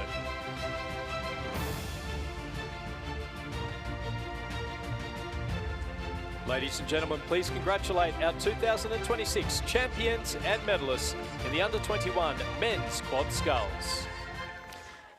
And perfect timing, because Susanna Lutzi from Mercantile and Wallace Russell from Uni of Queensland Boat Club, they are going to claim the national title in the PR3 women's coxless pair. A terrific row from those two, absolutely working hard, and time really important. Despite the fact that they were the only crew in this event, this is really important for them as they aim for that that mixed coxed 4. And we heard Susanna having a chat to us the other day in the commentary box. She was explaining she doesn't have the level of points with her impairment to qualify for the mixed double, so it's all in for the mixed 4 for 2028 in LA. Yeah, it's really exciting because we've got new men's para rowers as well, so you could potentially see these two rowing in that mixed cox 4. On the men's side, we've got Cormac Hayes, we've got Sam Stunnell, we've got Tobias Gobsasson, who we haven't seen for at the national titles for a couple of years, but he's also part of that National Training Centre down in Canberra. And it's great to see the centralisation of the para-athletes as well, that opportunity to train together in those crew boats in the same way that our men's and women's crews are able to as well. It's going to have a massive impact, isn't it, on the field for 2028. It's really exciting to see. And it's, you know, the benchmark in the PR3 mixed cox 4s are the Brits. They haven't lost since about 2010, 2011 at the international level. Wouldn't it be great if an Australian crew were able to beat the British in the para mixed cox 4s? One man who's very, very good in the para scene, Eric Horry from the Sydney Rowing Club. He is going to be the men's PR1 single scull champion for 2026. A grin on the face there, and a fantastic haircut there from Eric Horry. I can say that I 100% approve.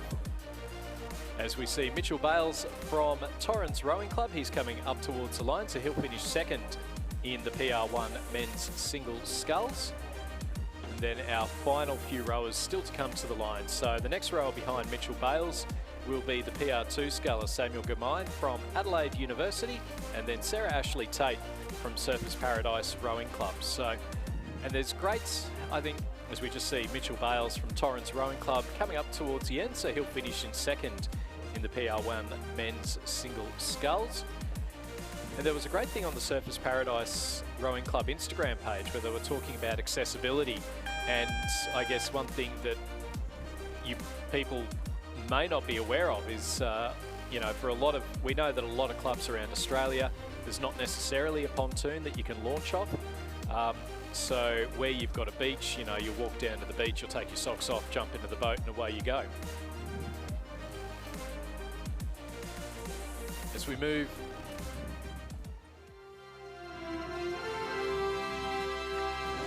to the presentation of medals for the Under-23 Women's Quad Scull Championship of Australia. The medals will be presented by Sarah Davrin, Executive Officer of Rowing ACT. Third place and bronze medalist, Swan River, Tasmania University, Buckingham and Sydney Rowing Clubs. Crew of Liesl Page, Alana Edwards, Olivia Yates and Sina Metzger. They're coached by Lachlan Carter and Nadia Blinken. Second place and silver medalists representing Mercantile, Mossman, Sydney and Adelaide University. We have Zara Gafuri, Zoe Bonds, Ella Spalding and Caroline McNally. They're coached by Alfie Young, Scott Rowe and Lachlan Carter. And gold medalists and champions for 2026, the University of Queensland, Centenary and Mercantile. Their crew of Georgia Campbell, Eliza Bridgefoot, Sophie Malcolm and Sarah Burke.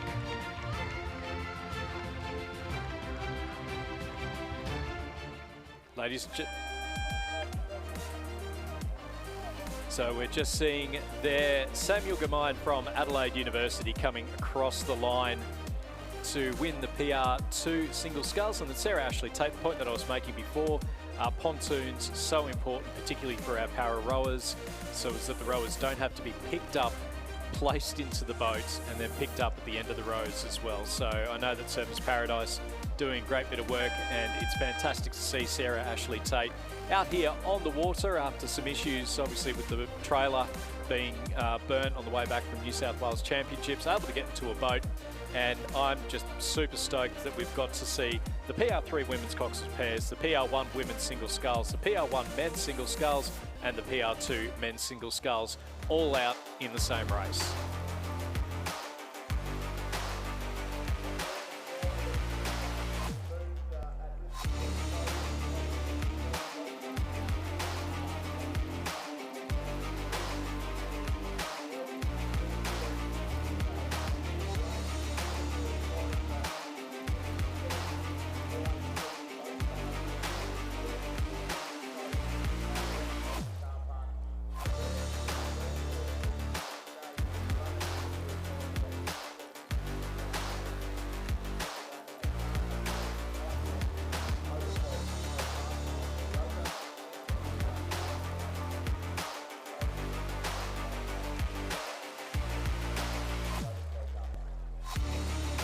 Alrighty, well, Richard Dorstein's going to join Stuart John in the commentary box in just a moment. I'll just run through this field. So Lane 1, Black Mountain, the Armidale School, Glebe, Askham and Cranbrook School composite. Unley High composite with Loretto College, Marriotteville, Adelaide High School in Lane 2. Canberra Girls Grammar in 3. St Catherine's School, New South Wales in 4. St Patrick's College, Townsville, Brisbane and GPS, and the Cathedral School composite in 5. Melbourne Girls Grammar in 6. Loretto Ballarat in 7. Corio Bay, Essendon, Gippsland Grammar in Lane 8. So through the 1,000 metres, it was Melbourne Girls Grammar and St Patrick's Townsville composite, our two leading crews. You can see them up on the screen at the moment. There is not a lot to pick between them as they come in now to the final timing point. St Patrick's College, Townsville, Brisbane and GPS, and the Cathedral School, that's Zoe Webster, Lucinda Staley, Saskia Schmidt, Holly Wilkie and Zoe Walker. Melbourne Girls Grammar, Harriet Andrews, Sophia Barnaby, Eva Nash, Erin Anthony and Olivia Dimartini. And then they're ahead of the Black Mountain composite. Canberra Girls Grammar, half a second back in 4th place. St Catherine's a second back in 5th. And then to the Unley High composite, Loretto Ballarat and Corio Bay composite. First and second, a great battle going on, Richard. And then for the bronze, who's going to walk away with that one? Absolutely. I can hear the excitement in your voice there, Stuart, when Canberra Girls Grammar appeared on the screen too as well. But what a fantastic race here out in front. So narrowly, it does look to be that Lane 5 crew, St Patrick's, Townsville, Brisbane and GPS, the Cathedral School. So both halves of Queensland covered in that boat. And then Melbourne Girls Grammar School is crew, I think I mentioned yesterday, who charged home ahead of the schoolgirls but couldn't quite get over the top MLCQ, and they're going to have to do exactly the same here. And for bronze, take your pick, Black Mountain composite. That's the Lizzie Chapman crew, I think, is it, down the inside lane of the course. And then just behind them, Canberra Girls Grammar School.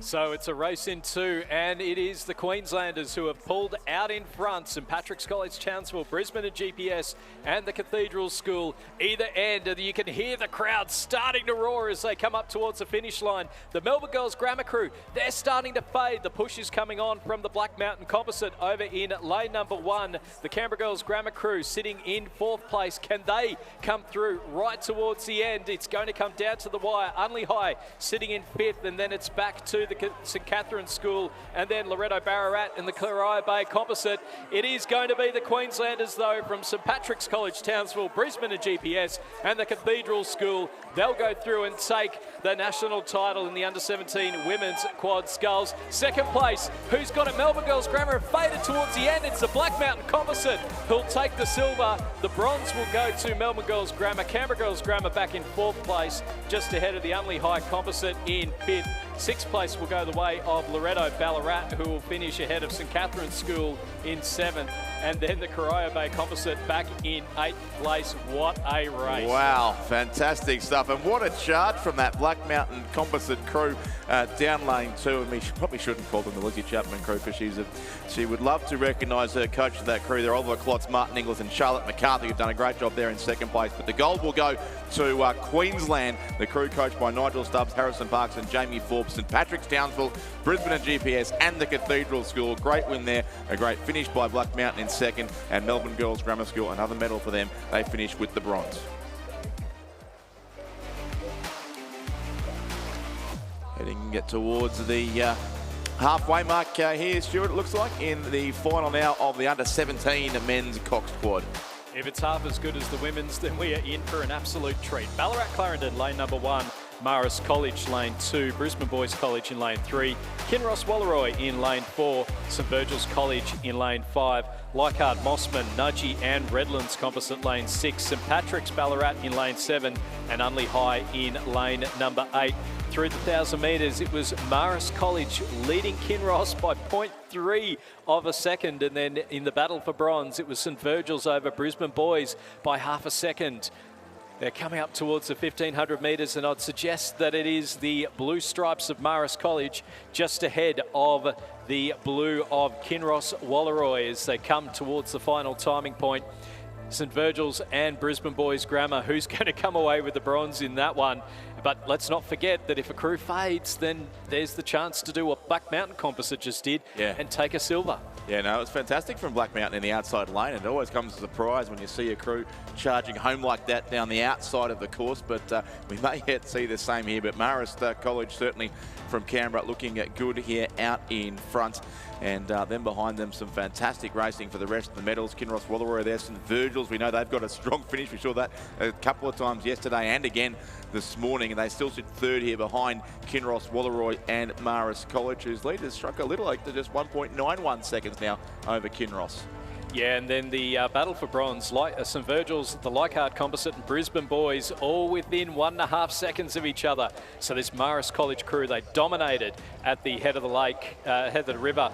They dominated head of the lake in Canberra, the head of the river up in Sydney. It is Dashel Spiller, Lucas Storgato, Cooper Clark, Jonah McLaughlin, and William Webber is their coxswain. You can see just starting to pull away. Kinross Wallaroi still sitting in 2nd, but now they are in danger because next to them we've got St Virgil's, the Leichhardt Composite, and also in with a shot as well as Brisbane Boys. Yeah, St Patrick's in there as well. Count out the Ballarat crews here, Stuart.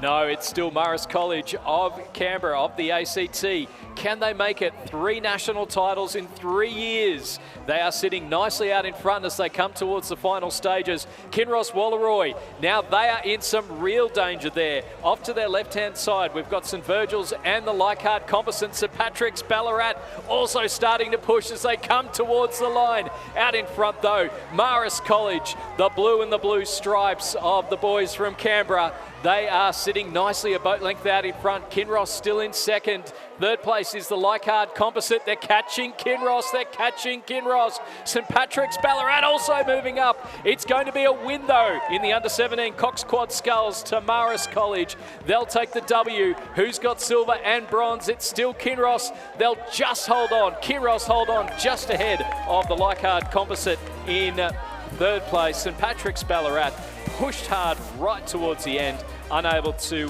go through and take a medal. They'll finish just behind in 4th place. St Virgil's in 5th, Brisbane Boys College in 6th, Unley High back in 7th, and then Ballarat Clarendon in 8th. We were in for a treat on that one, Richard. Oh, fantastic stuff, Stuart. Brilliant racing there. A great win again to Marist College, Canberra.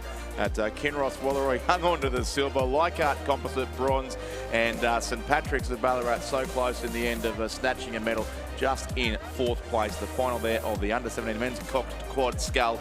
Mara 6:33.83 and 6 seconds exactly their margin over Kinross Wallaroi. Move to the presentation of medals for the under-23 men's Cox States and the Australian Federation of Old Oarsmen Trophy. The medals will be presented by Kent Peters, President, Rowing Australian Capital Territory. 3rd place and bronze medalists, the University of Queensland and Adelaide University. Their crew of Thomas Stevens, Mitchell Owen, Mitchell McGeever, Samuel Forbes, Henry Belcher, Drew Waitman, Lex Tucker, Monty Martin and Thomas Shaw. They're coached by Randall Martin and Lachlan Johnston. Second place and silver medalists, Sydney Rowing Club.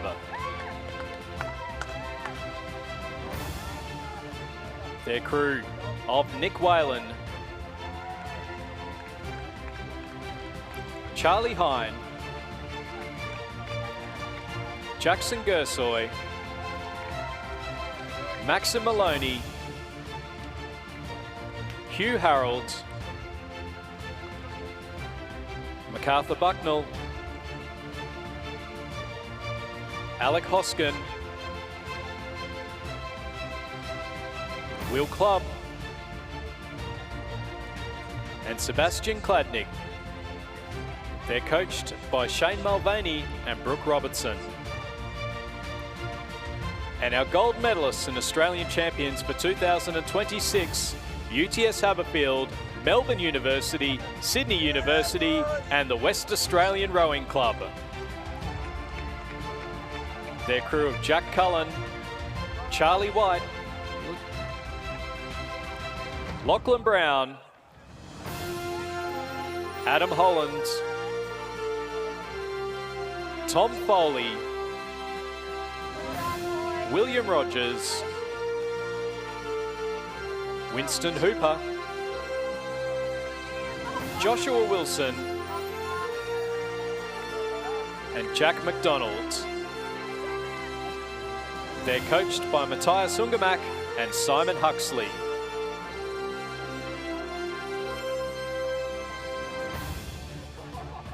The winning crew will now be presented with the Australian Federation of Old Oarsmen Trophy.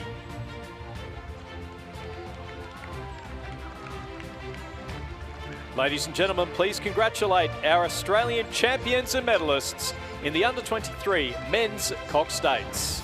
We go back to racing on the course, Stuart, nearing the concluding stages here of the race for the under-19 women's at Quad Skull. It's the Lane 5 crew who leads there, Mossman and Sydney Uni, Summer Phillips, Patricia Boland, Eloise Stevens and Elise Coates. Ahead of the Mossman Composite crew, Lane 6, Isabel Campbell, Alana Winder, Lottie Raberstein, Frida Kirkham. The combination there, they sit first and second. Third with Canberra Girls Composite along with the Barwon and Gippsland Grammar School. Then the Redbone of Tasmania University. But the Australian Championship here is going to the Composite crew in lane number 5. Mossman and Sydney University taken out by just over a length from the Mossman and Redlands, the Composite crew. Third is going to be that ACT Victorian Fusion crew there who'll claim the bronze medal. Fourth place, the Redbone of the Tasmania University Boat Club. And then 5th, 6th, 7th and 8th. 4 boats across the course here on the extremities. Maybe just lane 1 or possibly lane 7. Askham School are there, but I think it could be Askham or Mossman Composite. You can take your pick there. Followed home by Genesis Christian and Bundaberg in 7th place and Mercantile Yarra Yarra in 8th. But a strong win there to Mossman and Sydney University. So well done to that crew. 2 goals from Sydney University, Summer Phillips and Patricia Boland. And the 2 scullers from Mossman have completed a lot this week already. Eloise Stevens and Elise Coates, coached by Alfie Young, Alan Bennett and Rowena Meredith, our race winners there in the final of the under-19 women's quad scull.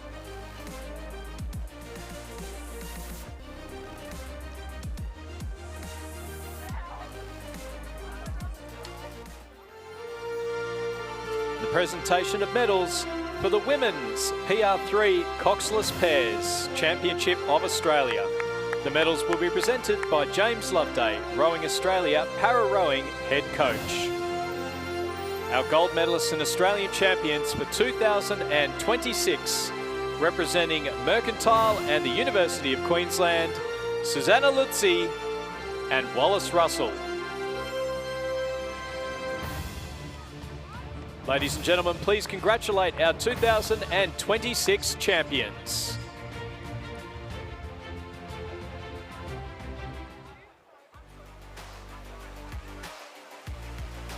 Thank you, Stuart. Plenty of action happening right around Lake Barrington at the moment at both ends of the course with the compressed, I think the rapid racing schedule we can officially call it now. Races coming down every 8 minutes in terms of the A-finals, presentations in between. We're back racing on the course, but what a great sight that is as we look down Lake Barrington. The sun is shining out our window. The water is calm. The action is certainly happening at great pace, and we have 8 boats underway here in the final of the under-19 men's quad scull. Redlands in lane 1, St Virgil's in 2, Mossman and Canberra in lane 3, Brisbane Grammar School composite in lane 4, Corio Bay and Essendon in lane 5, University of Western Australia composite lane 6, St Augustine's lane 7, North S in lane 8. And worth noting, Stuart, that these crews raced semi-finals earlier today, so it's their second race already. I think it's still the morning here at Lake Barrington. It's their second race of the first half of the day. That's right, you can see them. It's very even right across the course. So the crew from Redlands, Toby Anderson, Thomas Hooper, Connor Morrison, Henry Dobson, coached by Alex Price. The St Virgil's crew, Henry Mullen, Harry Costello, Alex Lamprey, Llewellyn Gray, coached by Jacob Crow and Lee Gray. In lane 3, we've got a Mossman Canberra composite of Harrison Brathwaite, Floris Elias, Leighton Showman, Ewan Humphreys, and coached by Alfie Young, Tom Westgarth and Joshua Hewitt. Brisbane Grammar composite leading through the 500 ahead of Corio Bay and Essendon. Mossman Canberra, that crew we just mentioned, sitting in 3rd place. And just going through the rest of those crews. So in lane number 4, that Brisbane Grammar composite from Brisbane Grammar, Sydney University and Fremantle Rowing Club. It's Samuel Bradell from Fremantle, Angus McInnes from Sydney University, as is Lockie Tyndall and Oliver Kent from Brisbane Grammar. Lane 5 from Corio Bay and Essendon. We have Xavier Burke from Corio, Tyler Fitzpatrick from Essendon, and then the Baileys, Taj and Xander from Corio Bay, coached by Mark Dwyer, Jeff Watt, Jeff Sykes. Lane 6 from the University of WA, Tamar and Swan River. We have Edward Maharich from Swan River, Bo Furlong from Tamar, Cooper Wood from the University of WA, as is Dylan Capewell, coached by Andrew Hull, Roland Warren and David Maharich. Lane 7 from St Augustine's, we have the crew of Hamish Wise, Henry O'Hare, Lachlan Schofield and Rory Parker, coached by Joshua Wilson and Brandon Smith. And then our final crew in lane 8, North Esks, Sam Detmer, Nate Bristol, Isaac Peach, Jasper Twitchett, and they're coached by Trevor Barrett. So an even race through the first stage. You can just see the Mossman Canberra crew on the screen, and it is still that Brisbane Grammar composite with the lead. We'll get a good idea on the timings as they come through the 1,000 metres, Richard. Yeah, it will indeed, Stuart. Just about at the halfway mark now, and it is certainly a clear boat length lead there now to that crew in the centre of the course. Brisbane Grammar School, Sydney University and Fremantle.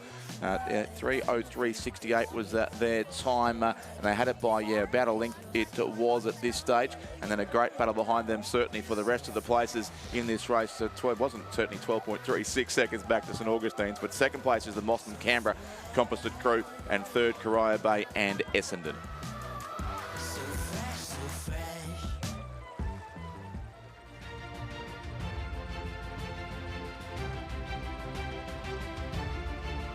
Presentation of medals for the PR1 Women's Single Scull Championship of Australia. The medals will be presented by James Loveday, Rowing Australia Para-Rowing Head Coach. Our gold medalist and Australian champion for 2026, representing Surfers Paradise Rowing Club, Sarah Ashley Tate.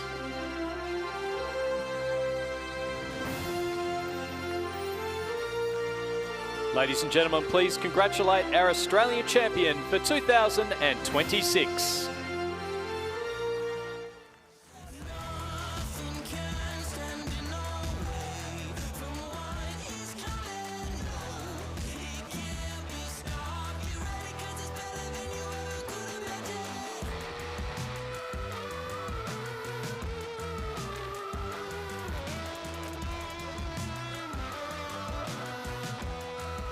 Here come the boats into the heading up towards the 3/4 way mark, in fact, now, and it's Brisbane Grammar Composite who continues to lead, but as we did that presentation, it was certainly a strong row through by Mossman and Canberra beside them there in lane number 3. You've moved up within about half a length now, 1.82 seconds it was after 1,500 metres, and then Corio Bay and Essendon. That's crew of Burke, Fitzpatrick, Bailey and Bailey in lane 5, who are a good chance here, certainly the bronze medal, but the top two have gone clear, and 4th, I would think, is with lane 6 there. University of Western Australia, Tamar and Swan River, the all WA composite crew, Stuart.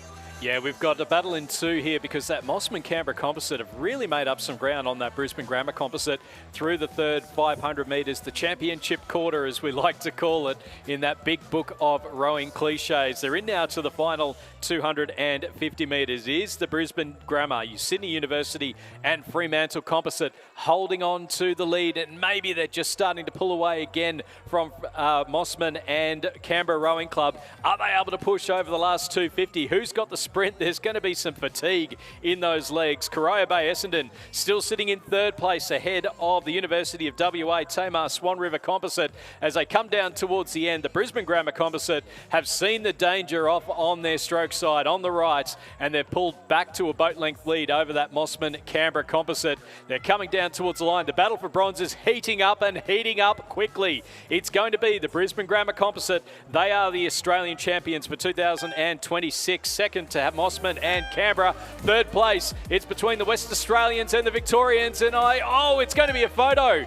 It's a photo for third. It might just have been the West Australians, but we'll wait for that photo for third place. Fifth place will go on the far side. That is North Esk, finishing ahead of St Augustine's, and then back to St Virgil's from Tasmania and Redlands, our final crew across the line. You can see on the screen, it's a photo finish. We've called for the third umpire. Stroke for stroke, bow ball for bow ball, and it really came down, or will come down to who got the last stroke in there. I'm not entirely sure. I thought the West Australians were going to get it, and then Corio Bay Essendon moved again. So we'll wait for confirmation there, but a good win to Brisbane Grammar School composite crew.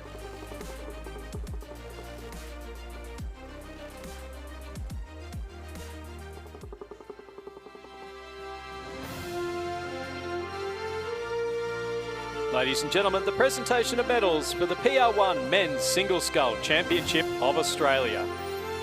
The medals will be presented by James Loveday, Rowing Australia Para Rowing Head Coach. Second place and silver medalist representing Torrens Rowing Club, Mitchell Bales. And first place, an Australian champion for 2026, representing Sydney Rowing Club, Eric Horry.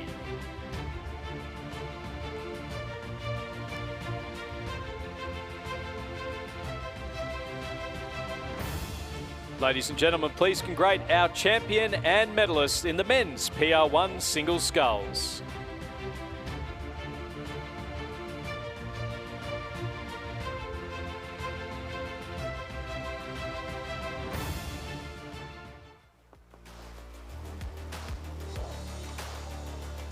Thank you, Stuart. And as the presentation ends at one end, a race begins at the other, right on schedule. The bright orange boat there of the Farn School from Hobart get into their work in the final now of the under-17 women's at Cox 8. And just to confirm if we have a photo in yet, we do in the previous race. And the bronze will go, as you suspected, to the University of Western Australia composite crew. So lane 6 will finish third, and Essendon Corio Bay just 400th of a second back in fourth place. That is the narrowest of margins between bronze and fourth place. It's been a cracking morning of racing here at the Lake Barrington International Rowing Centre, and there's great racing still to come. It's the under-17 women's Cox States, the Farn School lane 1, Commercial Rowing Club from Queensland in lane number 2, Queenwood in lane number 3, Loretto Normanhurst in lane 4, Seymour College lane 5, Kinross Walleroy in lane 6, Loretto Toorak in lane number 7, and Loretto Kirribilli in lane number 8. So the Farn School on the right-hand side of the screen, that's Sigrid Zeman, Ava McIndoe, Eve McLean, Nina Davidson, Charlotte Lord, Rosie Nation, Sophie Unwin, Essie Burke and Philby Dilger. In lane 2 from Commercial Rowing Club in Queensland, Olivia Alford, Eva McGeechee, Grace Camuglia, Maggie Rowan, Waverley Palmer, Audrey Peaty, Ruby McLeod, Katarina Cook and Juliet Arthey, coached by Gary Townsend. They're moving quite nicely and I suspect have an early lead there, Richard. Yeah, they do. The lane 2 crew there for Commercial has got away certainly quite well, and a couple of lanes across then to the centre of the course. Lanes 4 and 6 also showing out narrowly ahead there in the certainly very early strokes here. Loretto Normanhurst and Kinross Walleroy as we look above down on the sun-drenched waters of Lake Barrington. Who would have thought when we were here yesterday afternoon we would see sights like this today, Stuart? Like it's a cool kids club. Symmetry's the Presentation of medals for the PR2 Men's Single Scull Championship of Australia. The medals to be presented by James Loveday, Rowing Australia Para-Rowing Head Coach. Our winner and gold medal champion for 2026, representing Adelaide University, Samuel Gamine. Ladies and gentlemen, please congratulate our champion in the men's PR2 single sculls.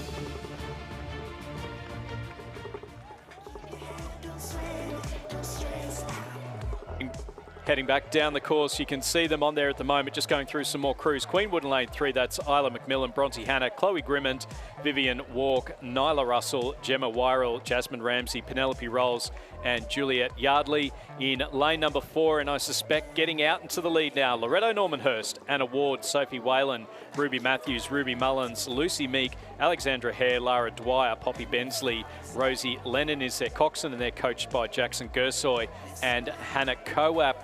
As we just see them coming up through the 1,000-metre timing point, they're not too far away. And I suspect we're going to see Loretto Normanhurst leading out Commercial, and then the Kinross and Loretto Turak. Yeah, it was Commercial at 500 by just 0.61 of a second over the crew from Loretto Normanhurst. That certainly is reversed here now in the second at 500 metres. So Loretto Normanhurst first and Commercial almost 1.5 seconds back. Loretto Turak in the dark blue boat would sit in third place, 3.56 seconds. So well, about a length. It didn't quite look like that from the shot from above in third place. Seymour College and then Queenwood as they've all come through the 1,000-metre mark now. Seymour College, Lily Exposto, Laylee Finayson, Aspen Penberthy, Anna Moore, Eva Tierney, Ainsley Brennan, Carrie Leeming, Rosa Lucas and Grace Andre, coached by Angie Francu, Susie Ross. Kinross Walleroy, I think they're sitting in third place. That's Anna Orr, Alexandra Karash, Paxton Buckfield, Andy Zinger, Ruby Hilda, Millie Hellier, Matilda Whiteley, Georgia Tancred and Sophie Caro, coached by Benjamin Watt. Loretto Turak up there as well. That's the crew of Cordelia Postil, Emma Lynch, Luca Tomeski, Eliza Skirliff, Annabelle Blythe, Camilla Jones, Emily Ralph, Maisie State Butler and Ava Charles, coached by Henry Armstrong and Annie Trainer. And then Loretto Kirribilli in lane number 8, Edel Knox, Ellie Bailey, Xanthi Sogios, Rosie Mazzara, Abigail Lee, Chloe Hunter, Paloma Sang, Charlotte Mutton, Charlotte Clarkin, and coached by Elliot Hunt and Gareth Deacon. They're well into the third 500 now of this race. As certainly Loretto Normanhurst continues to lead the field up to the three-quarter way mark. A couple of lanes across and them. Kinross Walleroy certainly look to be coming through strongly as well, along with the commercial crew from Queensland, the only club crew on this race, which of course is otherwise made up of school combinations. So an all Queensland club crew there from commercial. So Loretto Normanhurst, the head of the river champions, they are leading through the 1,500 metres. Kinross Walleroy in second. They've moved just ahead of Commercial, and Commercial sprinted out well at the start, but now I just suspect that Loretto Turak will be sniffing a bronze medal as they come in through the last 500 metres. Seymour College in 5th, Queenwood in 6th, Loretto Kirribilli in 7th and Farn in 8th place.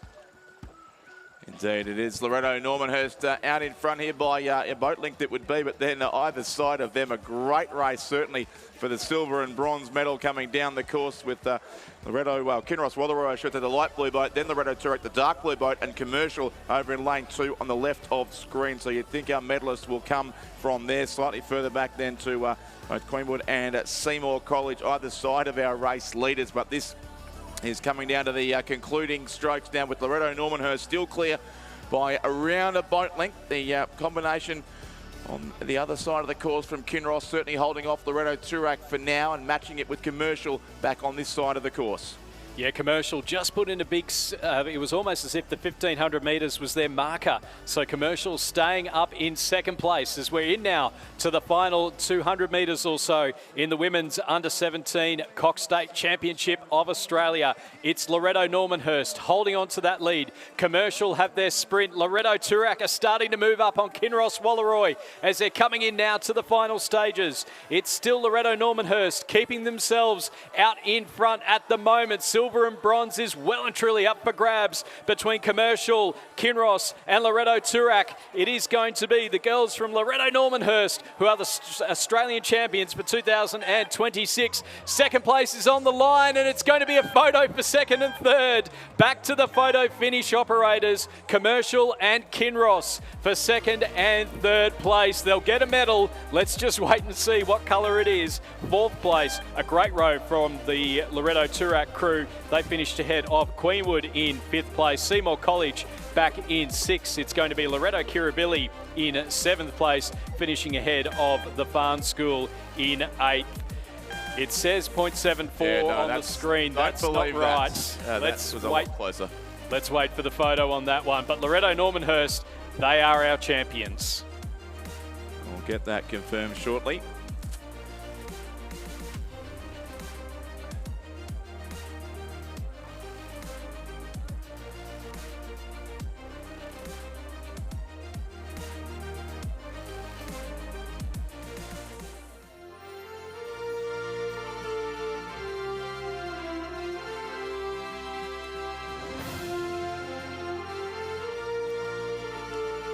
Ladies and gentlemen, the presentation of medals for the Under-17 Women's Cox Quad Scull Championship of Australia. The medals will be presented by the Chief Executive Officer of Rowing Western Australia, Daniel Tackenberg. Third place and bronze medalists, Melbourne Girls Grammar. Their crew of Harriet Andrews, Sophia Barnaby, Eva Nash, Erin Anthony, and Olivia DiMartini.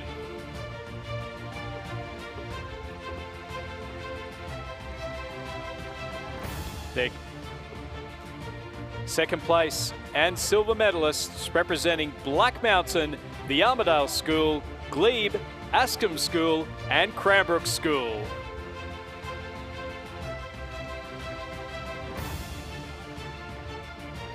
Their crew of Thomas Lokes,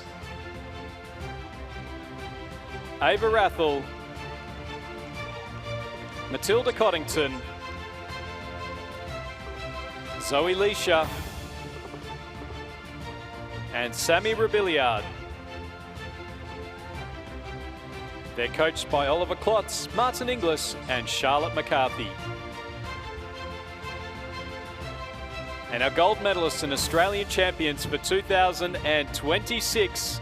St Patrick's College Townsville, Brisbane and GPS, and the Cathedral School. Their crew of Zoe Webster, Lucinda Staley, Saskia Schmidt, Holly Wilkie, Zoe Walker. They're coached by Nigel Stubbs, Harrison Parks, and Jamie Forbes. Ladies and gentlemen, please congratulate our champions and medalists in the Under-17 Women's Coxed Quad Sculls.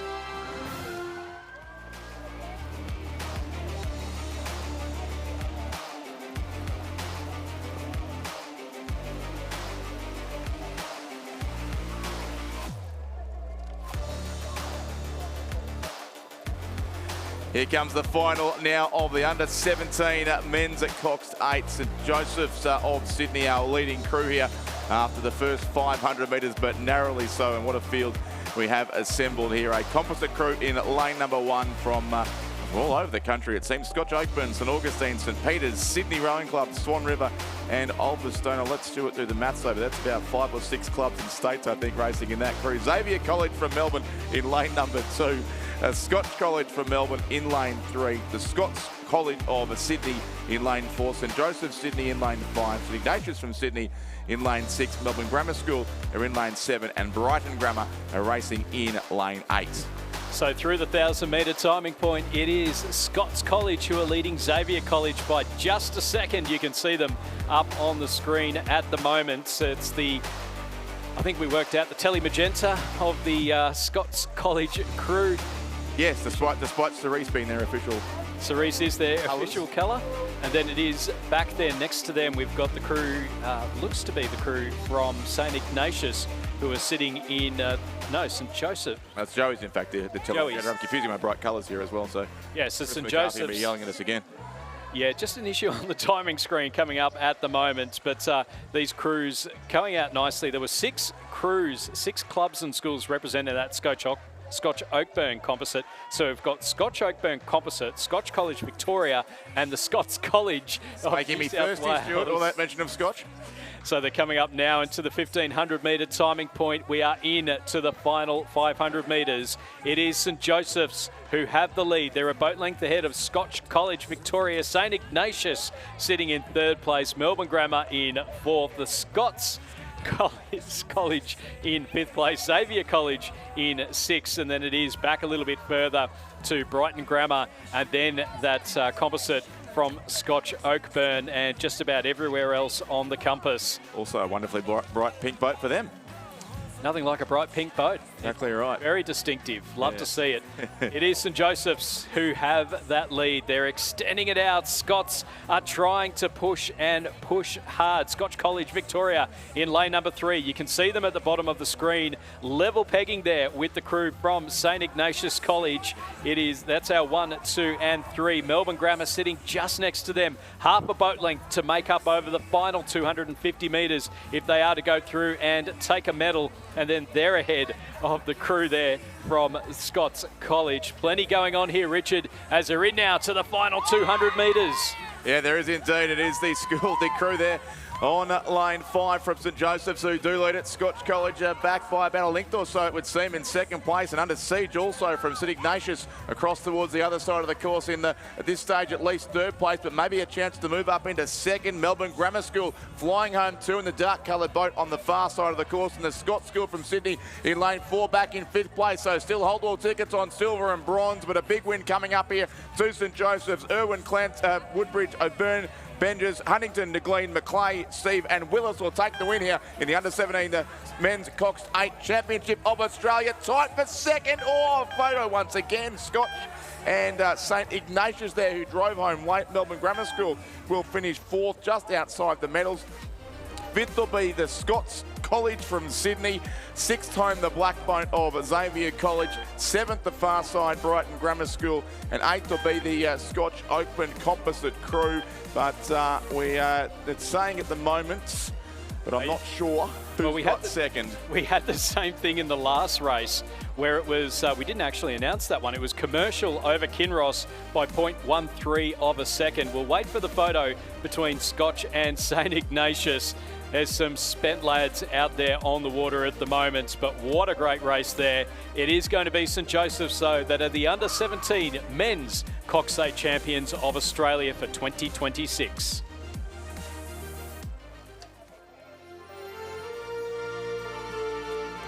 As we move to the presentation of medals for the under-17 men's Cox Quad Scull Championship of Australia. The medals will be presented by the Chief Executive Officer of Rowing South Australia, Andrew Swift. 3rd place, representing Leichhardt, Mossman, Nudgee College and Redlands, it is the crew of Alexander Watts, Banjo Kirkham, Soren Anderson, Luca Wilson and Lily Van Hulsen.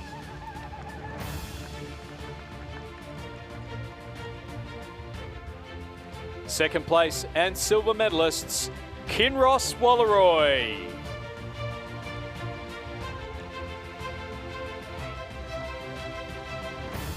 Their crew of Xavier Zinger, Hamish McDonald, Heathcliff Bell, Ash Robinson and Sam Thomas. They're coached by Andrew Gannon. And our gold medalists and Australian champions for 2026, Marist College Canberra. Winning crew, Deshelle Spiller, Lucas Storgato, Cooper Clark, Jonah McLaughlin, and William Webber. They're coached by Lyle McCarthy. Ladies and gentlemen, please congratulate our 2026 Australian champions and medalists in the men's under-17 Coxed Quad Sculls.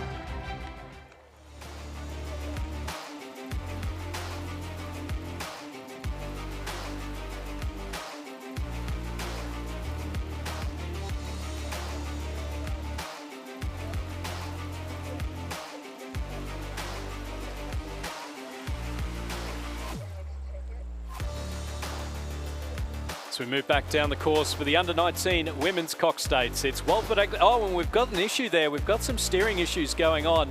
So I suspect that this may be rerun. So we'll keep an eye out as to what's happening. You can see there were some steering issues from a couple of the boats.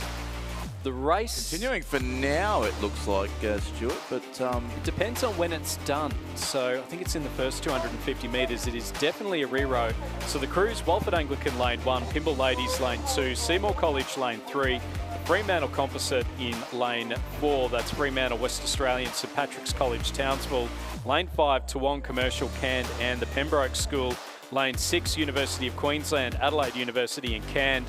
Lane 7, Geelong Grammar, and Lane 8, Loretto College, Ballarat. They're still racing, it's still going on, and it's Lane 4, the Fremantle, West Australian, and St Patrick's College Townsville crew that streaked ahead. Yeah, Loretto Ballarat have scratched too also from this race, Stuart. So, and obviously 2 crews well back in the field now after that well, near collision at least earlier on. I think that was University of Queensland Composite and Toowong Composite. But yeah, out in front pretty comfortably here is what should be the lane 4 crew there. The Fremantle West Australian Rowing Club and St Patrick's Townsville Composite crew of Letitia Generat, Brea Froud, Georgia Creswell, Lily Lucas, Stella Wandell, Charlotte Hanson-Nahoy, Oisin Generat, Olivia Hanson-Nahoy, Toby Warner, coached by David Vandis, John Gearing, and Harrison Parks. And that is the crew on screen now in the colours of the various West Australian clubs, and also the St Patrick's College from Townsville making their way on the course here fairly comfortably in front in the middle stages now of this race. They had 4.28 seconds after 500 metres and continue to extend that lead.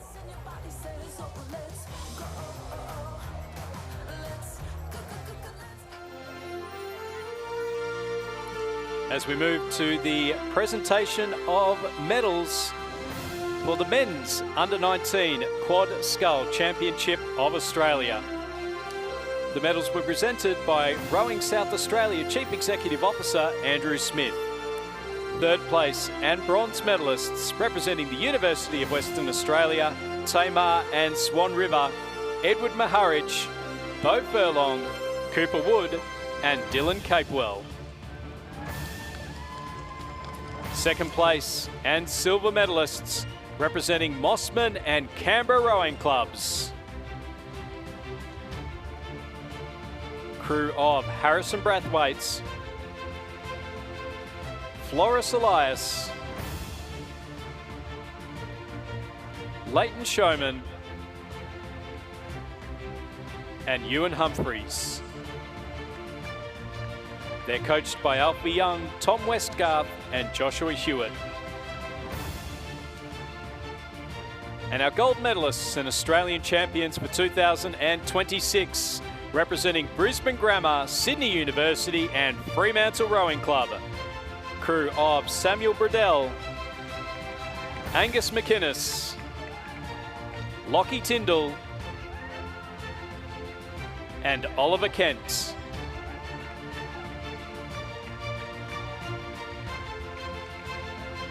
Ladies and gentlemen, please congratulate our 2026 champions and medalists in the under-17 men's quad sculls. We Go back out on the course. You can see a clear lead there, a growing lead to that Fremantle composite crew in the centre of the course. But what a race is behind them for silver and bronze medals here in the Under-19 Women's Cox 8 Championship of Australia. The University of Queensland composite crew over in lane number 6, second at this stage. And Geelong Grammar School, a good chance here certainly of a bronze medal as well to take back to the Barwon River. They're racing in lane number 7. So they are our top 3 crews as they'll shortly come through the timing point with 500 metres to race. In fact, our leaders already.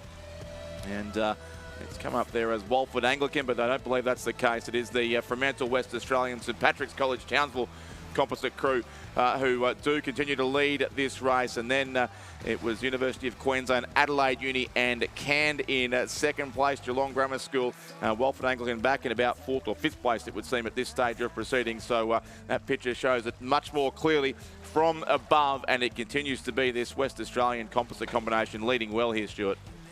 Yeah, the Fremantle composite out in front, and then a couple of lanes across from them. It's been a great comeback from the Toowong composite and the University of Queensland composite. So the University of Queensland composite have moved up into second place, coming into the last 250 metres. Off to their left-hand side, Geelong Grammar. On their right, you've got the Toowong, Commercial, Cand and Pembroke School composite, and then Walford Anglican sitting in 5th place just ahead of Pymble Ladies and Seymour College. So into the red boys now. It's 200 or so metres left to go for our leading crew from the Fremantle, West Australian and St Patrick's College Townsville. I don't know that you could get 2 more geographically dispersed crew members in there than what they've got there. University of Queensland really making a push out towards the line. That is University of Queensland, Adelaide University and Cand Rowing Club.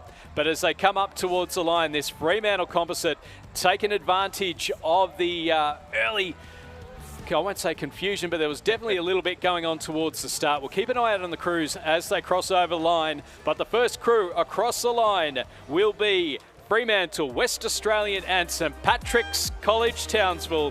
They'll cross the line in first place. Plenty of cheers there from those crews, slapping the water with absolute delight. The University of Queensland, Adelaide University and Cand composite, great comeback from them. They'll finish in second place. Third will go the way of the Toowong composite, just ahead of Geelong Grammar in 4th place. 5th will go the way of Walford Anglican here in lane number 1. And then it will be Seymour College finishing just ahead of Pymble Ladies College. So great racing there, but the Fremantle, West Australian, St Patrick's College Townsville Australian champions for 2026.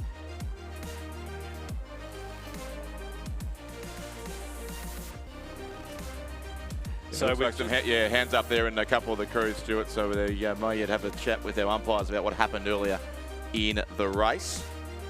But stand by for official results in that one.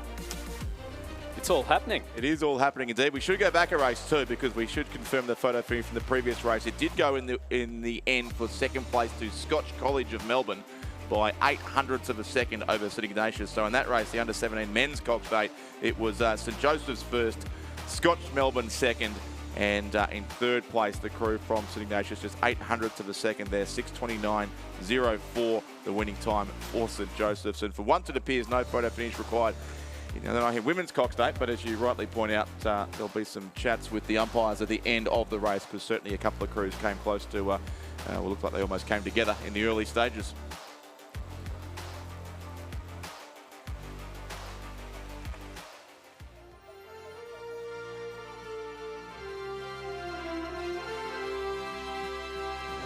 Presentation of medals for the Under-19 Women's Quadruple Scull Championship of Australia.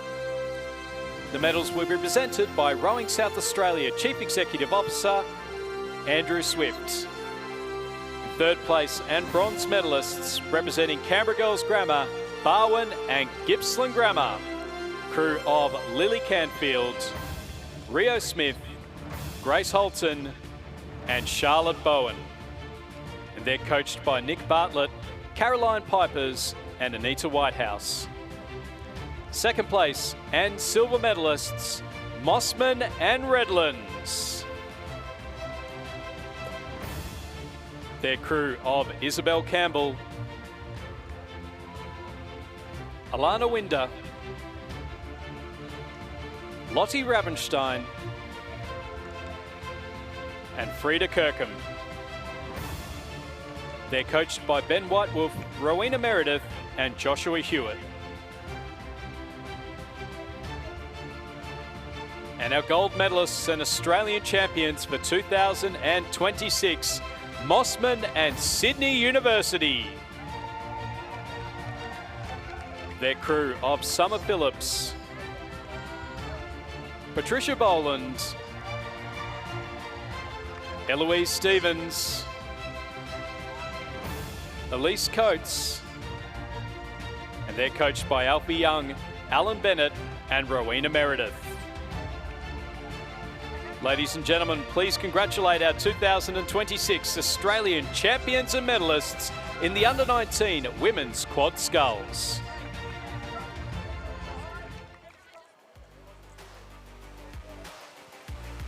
We see the great sight that is Lake Barrington here today, bathed in sunshine on the 6th day of this regatta. And we wait the appearance on the course of the boats in the final of the Under-19 Men's at Cox 8, race 451 of this regatta, as they are making their way now out of the 2,000 metre start. Newington College from Sydney in lane number 1, the Geelong College in lane 2, Xavier College in 3, the Scots College from Sydney in 4, St Joseph's in 5, the Shaw School in 6, St Kevin's lane 7, and Caulfield Grammar in lane 8. So a two-state battle here, Stuart, for the honours. Yeah, as you'd probably expect for the big boats, particularly at the school level. So Newington, it's a crew of Lewin Whitaker, Lucas van der Vesthausen, Tristan McDonald, Jasper Pattinson, Charles Old, Nicholas Trethui, Hugh Jones, and Nico Colantonio and Hugo Baker. In lane 2 from Geelong College, Oliver Radin, William McCall, Jock Bennett, Billy Manderson, Liam Flanagan, Lachlan Olsen, Hamish Connor, James McArdle and Harry Neat. Lane 3 from Xavier College, we've got Oliver Reynolds, Ned O'Sullivan, Anders Spralia, Joseph Dwyer, Hugo Pavlik, Harry O'Flynn, Bill Reynolds, James Glass and Jeffrey Liu. Have a look at those. Incredible through the first 500 metres there. There's about 3 or 4 seconds the field. It's only about a boat length between first and sixth. This is an absolutely cracking race so far. Lane 4 from the Scots College, we've got Maxwell Crawford, Thomas Tyson, Hamish Marr, Dean Lowe, Henry Marion, Thomas Beck, Oliver Milling, Max Berkelow, Charlie Cameron is their coxswain.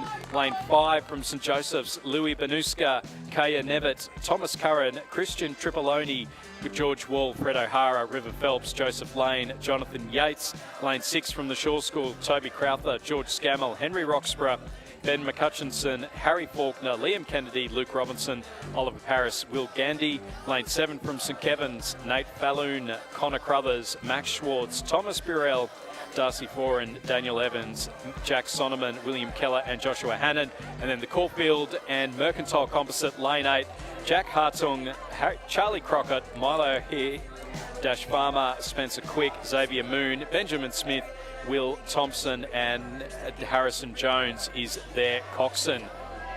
They're about to come up towards the 1,000 metre timing point, Stuart. We'll see if they're as close as they were after 500 metres. Our top 3 was separated by certainly less than a second at that first timing point. Shaw, St Joseph and Scott show the 3 Sydney schools there. It was who headed the field, and it still looks to be the case here at the 1,000 metre mark. That brightly coloured boat has it just, I think they did at least, St Joseph's from Shaw, and then maybe a third of a length back to Scott's, followed now by Xavier College, Newington and St Kevin's. The Geelong College not too far back either, and then Caulfield Grammar and Mercantile, who did just sneak into the final in their semi earlier today, and they're in 8th spot. But already you think some tired bodies in these boats too. They've rowed in some cases, well, this will be their 3rd race if they also rowed the schoolboys heats earlier this morning. Yeah, there's a lot of times down the course, so it's a tough couple of days for a number of these rowers, particularly, as you say, Richard, if they are in those school crews. So it is still St Joseph's, but it's getting closer and closer. The Shaw School now moving up level with St Joseph's, and then Scott's on the right-hand side. They're our 1, 2 and 3. You can see them there. You can see that gap has really started to close up now between St Joseph's and Shaw, but it's only a half a boat length back to Scots, so it's looking like New South Wales will be gold, silver and bronze. As things stand, you're seeing a push come from Xavier College in lane number 3. Can they close? It's about a boat length to make up. It's very hard to make up over the final 500 metres of an 8s race. And then off behind them, we've got St Kevin's College in lane number 7. They're our 2 best placed of the Victorian schools. Yes, indeed. So the crew from St Kevin's, the far side, Caulfield Grammar School over there as well. And Newington from Sydney in lane number 1, the other boat here in the race. But certainly a clear Sydney top 3 here. And still there's nothing separating our top 2 as they come through to the final 500 metres. It is still the crew from St Joseph's by the narrowest of margins now over Shaw. They did narrowly trail them after 500 metres, but it is 600ths of a second in front now at the 1500 metre mark. St Joseph's, Shaw and Scots. Xavier College almost a link back into 4th place. Newington, St Kevin's and the Geelong College, the dark green colours back on this side of the course with Caulfield Grammar. Mercantile Composite in 8th place, but still these top 2 crews going stroke for stroke, matching each other for rating and timing. It's 16 rowers almost in sync here, Stuart. What a sight. It is one of the great sights in sport. 8 8s coming down the course, 2 of them having a battle paddle the entire way down. It is St Joseph's and Shaw in the under-19 men's Cox States. It is going to come down to whose tank is not sitting in the red zone, who's not sitting on empty. It is St Joseph's keeping themselves ahead of the Shaw School. But now Shaw, they're starting to make a little bit of a push. It's now or never in the battle for bronze. It's Scots and Xavier College. Xavier College might just be moving a little bit quicker than Scots in that bronze. I think we've got some photos coming for first and some photos for bronze as they come down towards the line. It's a straight drag race now between St Joseph's and Shaw. It's the 2 Sydney schools battling it out, bow ball to bow ball, stroke for stroke. A couple of rough strokes from St Joseph's and Shaw. Get their bow ball out in front. It's a canvas. It's going to be a win for the Shaw School ahead of St Joseph's, and then Scots will finish in 3rd place, half a boat length ahead of Xavier College. And then coming through in behind them, it will be Newington College, who'll just finish ahead of St Kevin's, and then back a little bit further, Geelong College in 7th place, and then it will be that Caulfield Grammar and Mercantile Composite. Just a couple of rough strokes at the end there, Richard, from St Joseph's, allowed the Shaw School to take the national championship. I think that was exactly the difference, Stuart, as you described. It looked like it was going to be Joey's, and then just lost a tiny bit of boat speed there for a stroke or 2, and Shaw were good enough to surge ahead and take the win. The margin currently unofficially set to 0.93 of a second. Shaw through in 6:15.92. St Joseph's second, Scots third. It is an all New South Wales podium here in the under-19 men's Cox State.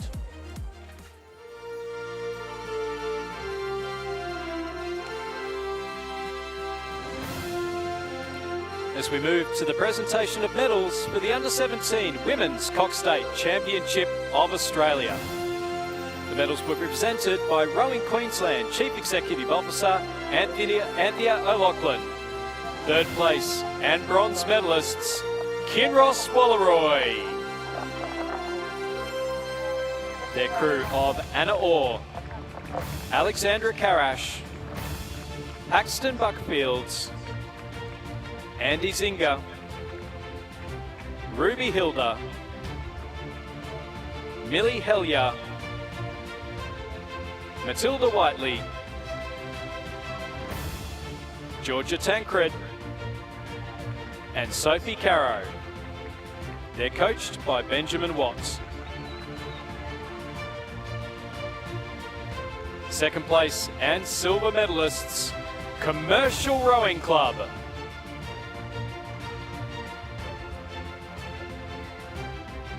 Their crew of Olivia Alford, Eva Mimigici, Grace Camuglia, Maggie Rowan,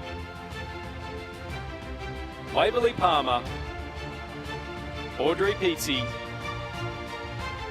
Ruby McLeod, Katarina Cook, and Juliet Arpey. They're coached by Gary Townsend. And our gold medalists and Australian champions for 2026, Loretto Normanhurst. Their crew of Anna Ward, Sophie Whalen, Ruby Matthews, Ruby Mullins, Lucy Meek, Alexandra Hare, Lara Dwyer, Poppy Bensley, and Rosie Lennon. They're coached by Jackson Gersoy and Hannah Coab. Ladies and gentlemen, please congratulate our champions and medalists in the Under-17 Women's Cox States.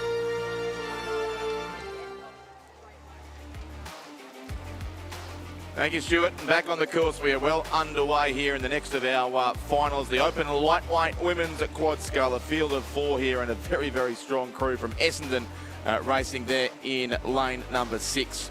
And so just before we go to that race, have an announcement for all here at the course, and also listening on the live stream. The car parks here at Lake Barrington are currently full, and crews racing this afternoon should allow extra time. Drop-off will be available at the course, but parking will be at Tasmania at the top of the hill, with drivers shuttled down to the course. Parking will be permitted as space becomes available. For all who might be coming to the regatta this afternoon, please be aware the car parks are currently full and you should allow extra time. So in the Open Lightweight Women's Quad Sculls, lane number 3, it's the University of WA, Curtin University and Swan River. Lane 4 from Tasmania University and Newcastle University. Lane 5, it's a Black Mountain, Adelaide University, Toowong and Banks Composite. And lane 6, it is Essendon Rowing Club. And it is the girls from Essendon who have the lead, Richard. It is, yeah, it's a great crew here from Essendon. Sophie Brode, Rachel Hatherley, Francesca Spano and Zara Mason. We'll see a few of them in Victorian colours tomorrow. They've become really the powerhouse of certainly Victorian lightweight rowing. I think we can now say probably for Australian lightweight rowing as well. The Essendon Rowing Club had a great performance. They topped the medal, well, they tied with Banks, in fact, at the medal count at the Victorian Championships, and they were second at the New South Wales Championships behind only Sydney Rowing Club. So a club doing great things on the Maribyrnong River is the Essendon Rowing Club. Great battle behind them for second, third and fourth. University of Western Australia composite crew in lane 3, the Tasmania University composite crew in lane 4, and the Black Mountain composite crew in lane number 5, and still it is anyone's guess for second, third and fourth here, but Essendon certainly comfortably clear with 500 metres to go.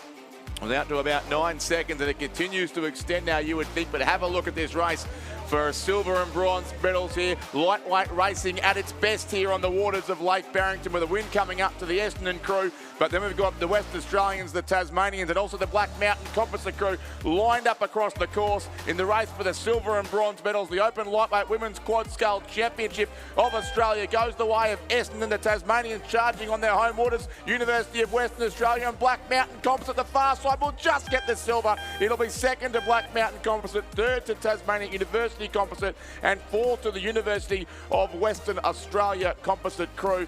But there was about a second and a half, if that, between second, third and fourth place. So a strong win indeed to the crew from Essendon.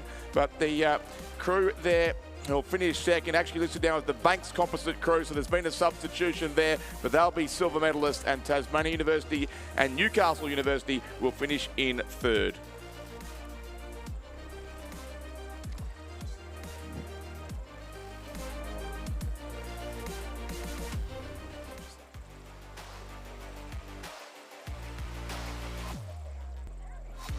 As we move back down the course for race number 453, it's the Open Lightweight Men's Quadruple Sculls. So the wind still holding off. We're going to touch wood on that one. Hopefully it continues to hold off as we are now underway. So lane number 2, it's a West Australian commercial composite of William Dalgleish, Jasper Marshall, Alex Cook, Jacob Lundberg, coached by Jack O'Day, John Gearing and Jacinta Edmonds. Lane 3, we have a Banks, Barwin and Mercantile composite of Jordan Roberts, Thomas Hastings, Carl Tomzak and Nick Ziggler. In lane 4 from Black Mountain and Mossman, we have Oliver Manning, Joshua Miller, Julian Lemaitre and Matthew Ricard, coached by Renee Domoshen and Peter Warren. Lane 5 from Toowong, Townsville and James Cook, and UTS Haberfield, James Cameron, Thomas White, Micah Talbot, Samuel Daly, coached by Simon Daly, Peter Warne and Jamie Forbes. Lane 6 from the North Esk Rowing Club, we have Sam Casey, Andrew Kingston, Lachlan Tonnelly, Oscar Birtwhistle, coached by Trevor Barrett. And then in lane number 7 from Nepean, UTS, Newcastle and Essendon, it's Isaac Siritich, Remy Keats, Nicholas Mathua, Jason Waddell, and they're coached by Peter Warne and Robert Black. And as you'd expect, Richard, from a lightweight crew boat event, it is level across. The photo finish operator is going to get a cramp in their fingers, I think, Absolutely, today. yes. We just saw that in the previous race too. Just going back to that race, it was our own Anta Cosmo. I should have known that because she's not up here commentating, substituted into that composite crew, which became therefore the Banks composite crew. So she'll claim the silver medal, her second of the day in that combination, which was Banks, Toowong and Adelaide University there in second place. Third went to the Tasmania University Newcastle Uni composite crew. So that's the placings in the previous race. But yes, the open lightweight men's at quad scale. Again, a bit of a preview here of some of the roles we'll see on the course in the interstate regatta tomorrow. Of course, rowing in the fours tomorrow rather than the quad scale, but some very seriously talented crews here, including particularly that Banks Barwon Mercantile crew, the all-Victorian crew on lane number 3 of Jordan Roberts, Thomas Hastings, Carl Tomczak and Nick Ziegler, who do look to be now showing out in front through the second 500 of this race. The composite combination there from the Victorian clubs, and behind there, but a fantastic race then, and the Nepean composite on the far side of the course, which looks suspiciously like a part there of at least of the New South Wales Penrith Cup crew, I think, as well. Nepean, UTS, Haberfield, Newcastle and Essendon. And then we also have North Esk from Tasmania in lane number 6. So 3 out of the 4 in that Nepean composite are from that New South Wales Penrith Cup crew. So that's Remy Keats, Nicholas Mathua and Jason Waddell. So we're seeing a few of the interstate crews represented here. North Esk, you've got Andrew Kingston in the Tasmanian crew, as is Oscar Birtwhistle. So a couple involved in that one. And then the Queensland crew, you've got, well, I'm certain I've seen that Micah Talbot from Townsville and James Cook University was selected in that crew. So the other members of that Queensland crew, David Carter, Sam Parry and Christian Place. We're seeing them through the 1,000 metres. It is the Nepean composite leading out from North Esk, Toowong, UTS Haberfield in 3rd place, Banks composite in 4th, Black Mountain Mossman in 5th, and then the West Australian commercial in 6th.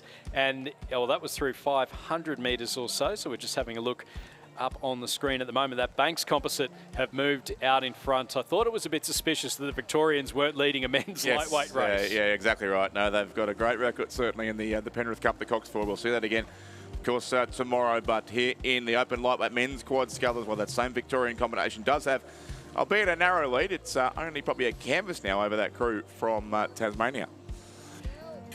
So you can see them there going through the 1,250 metres. Not a lot to pick between them. We're riding there with the Black Mountain and Mossman Rowing Club crew. And in fact, Julian Lemaitre has just moved down to the ACT. So they'll be used to training on the waters of Lake Burley Griffin. But this Victorian crew here, the Banks, Barwon and Mercantile composite, moving out nicely in front as they come in now to the final timing point. You can see the 1,500 metres, and that lead has extended nicely over the locals from North Esk over in lane number 6. Yeah, that composite combination for New South Wales. North Esk there in 3rd position. It would appear that Victorian combination still has the lead here, but they're about to come through 1,500, so we'll get that confirmed shortly. And there it is as they go through the timing point now. Just extended a little to about half a length, that lead to the Victorians, or the Banks Barwon Mercantile crew, as they are in this case of Roberts, Hastings, Tomczak and Ziegler. And then it was the Nepean composite crew, 3/4 of the New South Wales crew in 2nd place, and North Esk in 3rd, 1.3 seconds further back.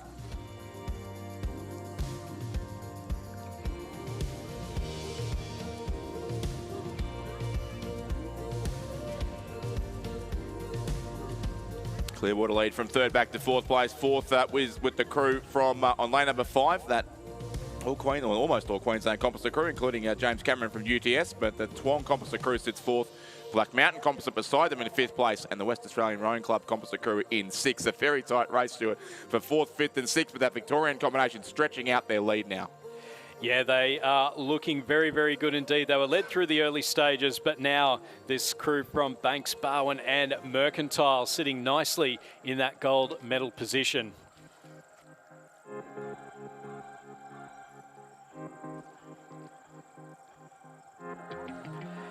So it is the Victorians who have the lead. The New South Wales crew over on the far side of the course, that Nepean composite from Nepean UTS, Newcastle and Essendon sitting in second. Here comes the sprint finish up towards the line, but it might just be a little bit too much too late. North Esk sitting back in third place, and the battle well and truly on for the minor placings. It is going to be the Victorians. Lightweight rowing seems to have found a home in the Garden State. It is the crew from Banks, Barwon and Mercantile who come away with the win in the open lightweight men's quad sculls. Second place going to the Nepean UTS, Newcastle and Essendon composite. Third to North Esk. Fourth place will go to the crew from Black Mountain and Mossman Rowing Club.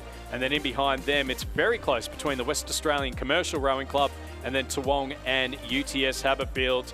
But again, it's a Victorian crew at the top of a lightweight event. Becoming a familiar theme, Stuart, certainly, and a good win there to that combination. We look forward to seeing a lot of those athletes back on the water racing for the Penrith Cup tomorrow. But Banks, Barwon, Mercantile, the winners there ahead of Nepean Composite and also North Esk in third.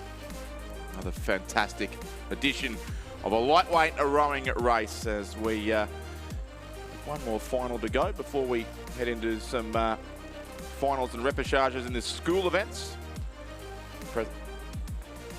And a presentation coming up shortly. But before we do, just a reminder of that previous announcement that the car park is currently full here at Lake Barrington. So drop-offs are being committed for athletes, but the drivers need to park at Tasmania at the top of the hill and be shuttled down. So more space will be available when it when space is available. Cars will be allowed back into the car park, but for now the car park is full, and please allow extra time when you travel to the course.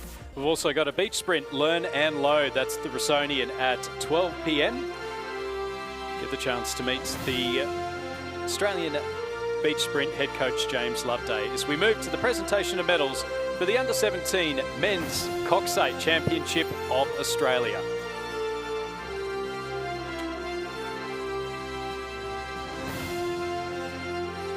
Medals will be presented by Rowing Queensland Chief Executive Officer Anthea O'Loughlin. Third place and bronze medalists, St Ignatius College. Their crew of Arthur Roach, Charles Holtz, Hunter Harris, Hudson Shaw, Charlie Cheyne, Charlie O'Halloran, Xavier Dynan, Max Gordon Twaddle, and Dax Cooley. They're coached by Daniel Noonan and Sam Kearney.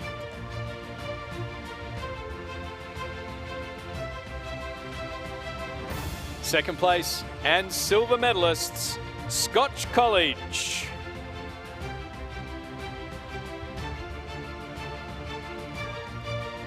Their crew of Ashton Kenwrights,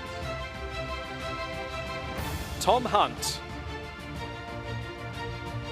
Jack Strawn, Henry Forty, Max Philpott, Jed Ferguson, Sam Price, Charlie Sharrock, and Adam Chahata.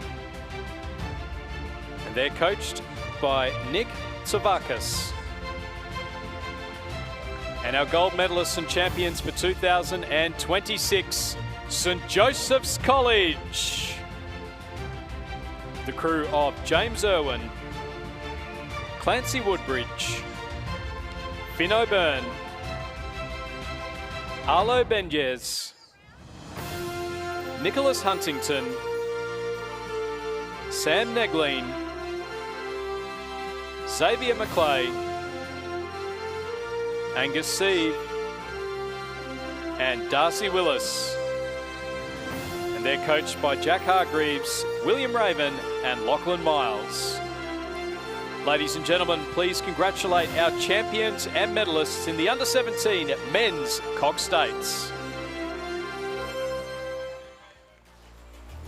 Thank you, Stuart. As we do have our PR3 mixed Cox 4 on the water here as well. Get you to run through the crews very shortly. Just again, a reminder for those here on the course, the Beach Sprint Learn and Load happening right now in the Risonian Centre. A chance to meet Beach Sprint head coach James Loveday and learn about rowing's exciting new Olympic sport, including meeting athletes from the national team, happening right now in the Risonian Centre here at Lake Barrington. And 2 boats on the course here, Stuart, in the PR3 mixed Cox 4. Yeah, that's right. So it's very close to one of the strongest fours we could put out there in lane number 3. So that is the University of Queensland, Sydney and Banks composite of Ella Marshall, Mac Russell, Flynn Wilkinson, Wallace Russell, and they're coxed by Gracie Gascoigne, coached by Michael Russell, Shane Mulvaney and Gregory Marshall. And then in lane 4, we have a University of New South Wales, Nestles, Glebe and Drummoyne composite of Stephanie Walker, Parry Mataris, Aaron Skinner, Georgina Browning and their coxswain Raquel Bozza, and they're coached by Justin Quigley. So Parry Mataris in the boat there for the Glebe Rowing Club. He's participated. A few of these rowers have taken part in a couple of para 8s, so not often that we get the opportunity to get out in the big boats, and certainly in the it's a heck of a lot of great fun to be able to go out in the Coxed 4s. Yeah, I'll bet. I recall you participated in an 8 race at the head of the Yarra a couple of years ago as well. I've had a couple of 8s raced, 2 from 2, and so long as the Australian team doesn't come in, I think. No, we had a great race with the Community Rowing Club. They had an 8 with Kevin Wall from Lake Illawarra, and it was 10 seconds in the end, the first year that we raced it. That was the win, so it was a great battle the entire way down the Yarra. 10 seconds over 8 kilometres on the head of the Yarra course. There are a lot of cooked bodies at the end of that one. Thankfully, it wasn't the year that it was 30-odd degrees, because that was, I don't think my heart has ever quite recovered from that. But this crew here, Ella Marshall, the local rower in the bow seat there, rowing for Banks Rowing Club. She'll pull on the green of Tasmania tomorrow in the women's PR3 single sculls. You could see her on the podium for the women's PR3 single sculls earlier on. She won the bronze medal, tears of joy on her face.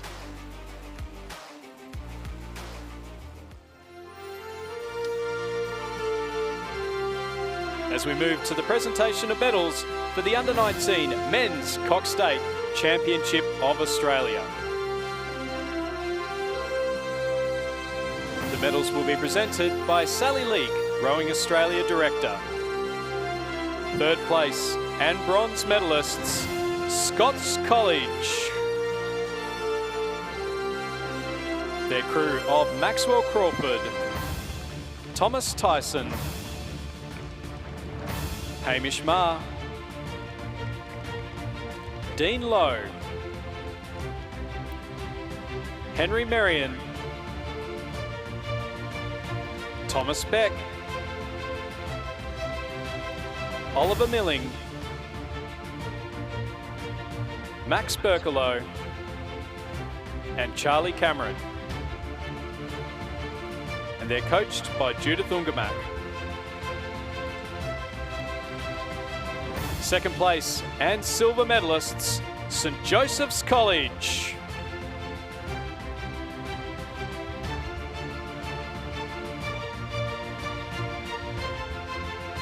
Their crew of Lewis Banuska, Kaya Nevitt, Thomas Curran, Christian Tripoloni, George Wall, Fred O'Hara, River Phelps, Joseph Lane, and Jonathan Yates. They're coached by Michael Lane, William Raven, and Jack Hargraves. And our gold medalists and champions for 2026, the Shaw School.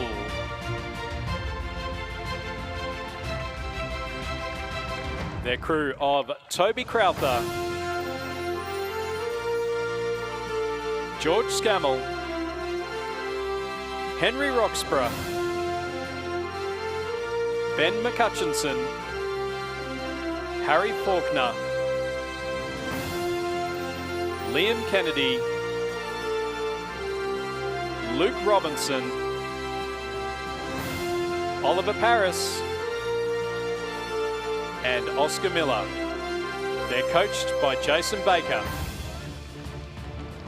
Ladies and gentlemen, please congratulate our champions and medalists in the Under-19 Men's Cox States. As our leading crew here in the PR3 Mixed Cox 4 comes towards the finish line here, Stuart, with the Russells from University of Queensland, the siblings in the middle of the boat. Yeah, there'd be a bit of sibling rivalry in amongst that one, but you can see them coming up towards the line nicely now, and they will take the Australian Championship for 2026. Flynn Wilkinson will see, in fact, we'll see most of these rowers out there tomorrow in the Interstate Regatta. Flynn Wilkinson be rowing for New South Wales. He is the reigning Interstate Men's PR3 Scull Champion.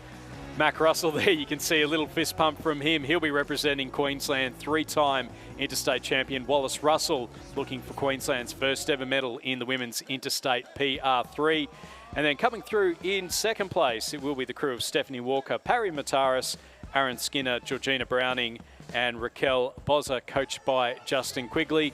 Just coming up towards the line now, and it's great to see the crew out there at the moment. Aaron Skinner, 20th consecutive Australian Rowing Championships. He'll represent Victoria for the 8th time later on tomorrow in the Interstate. The win there confirmed for the University of Queensland Sydney and Banks Composite crew, 8:12.14 at this stage is their unofficial winning time. Strong win certainly to that composite combination, so they will take out the PR3 Mixed Cox 4. We'll have that presentation coming up shortly, as well as our lightweight open quad sculls, which are both recently being concluded, and we'll also return to some racing on the water in our schoolgirls and schoolboys events.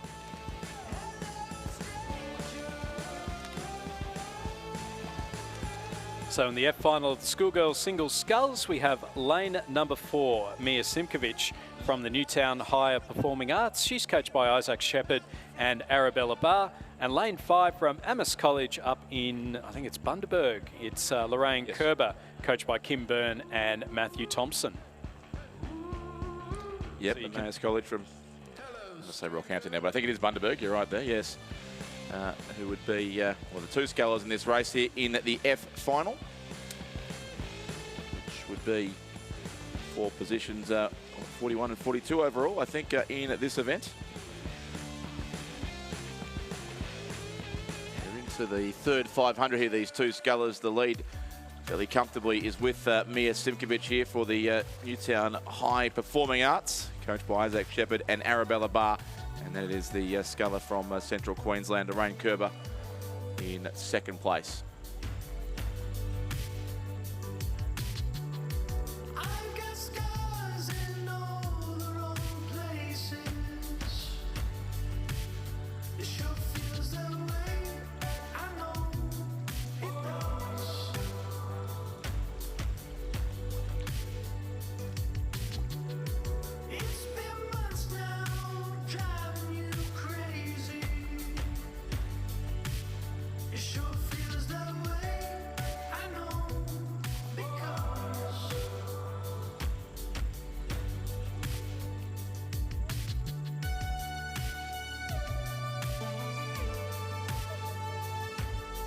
Through 1,500 metres now goes our leading sculler here, Mia Simkovic, in the F final of the schoolgirls single scull.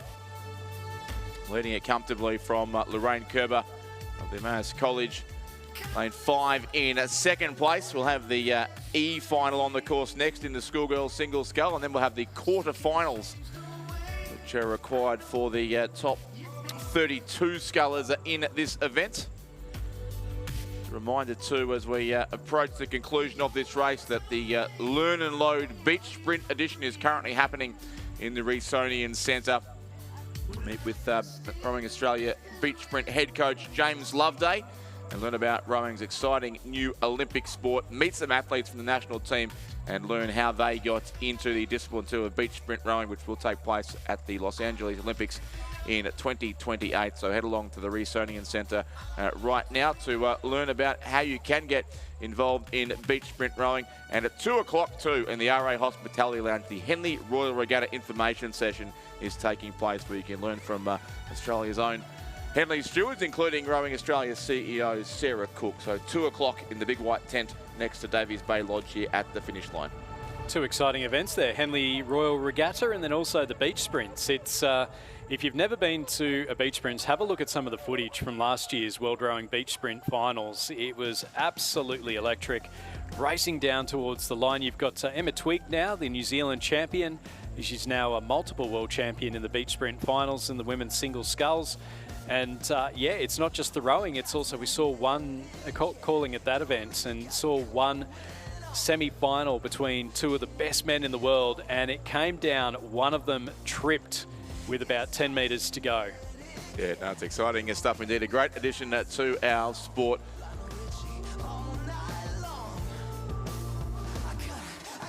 And we're about to see come across the line here to conclude the F final of the schoolgirls single scull. Mia Simkovic from the Newtown High of Performing Arts, who will take the win here in the F final. So she will therefore rank in 41st place overall with such a big field here in the schoolgirls single scull. So it is Mia Simkovic in first place, and the Queensland sculler Lorraine Kerber from AS College will finish in second place shortly in a couple of races time here in race 455, the first of our exhaustive finals in the schoolgirls single scull. The F final has gone the way of Mia Simkovic, and here comes Lorraine Kerber, who will finish in second position in race 455. 9:39.73 the winning time there for Mia Simkovic. So you can see conditions are certainly a lot more friendly than they were yesterday when our schoolgirls scullers were taking, in some cases, more than 10.5 minutes to complete the 2,000 metre course.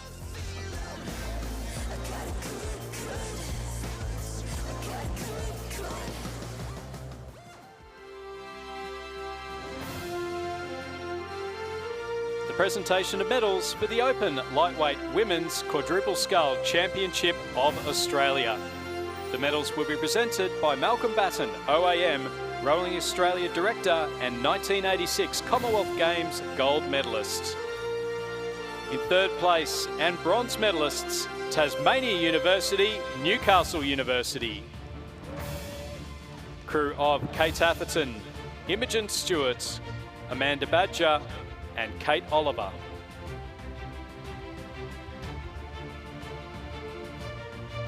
Second place and silver medalists, Banks, Adelaide University and Toowong Rowing Clubs.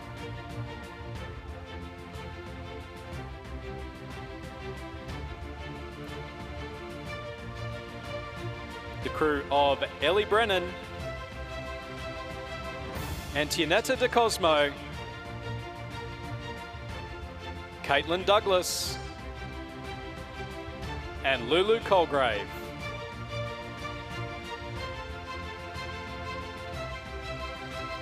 And our gold medalists and champions for 2026, Essendon Rowing Club. Their crew of Sophie Robe, Rachel Hatherley, Francesca Spano and Zara Mason.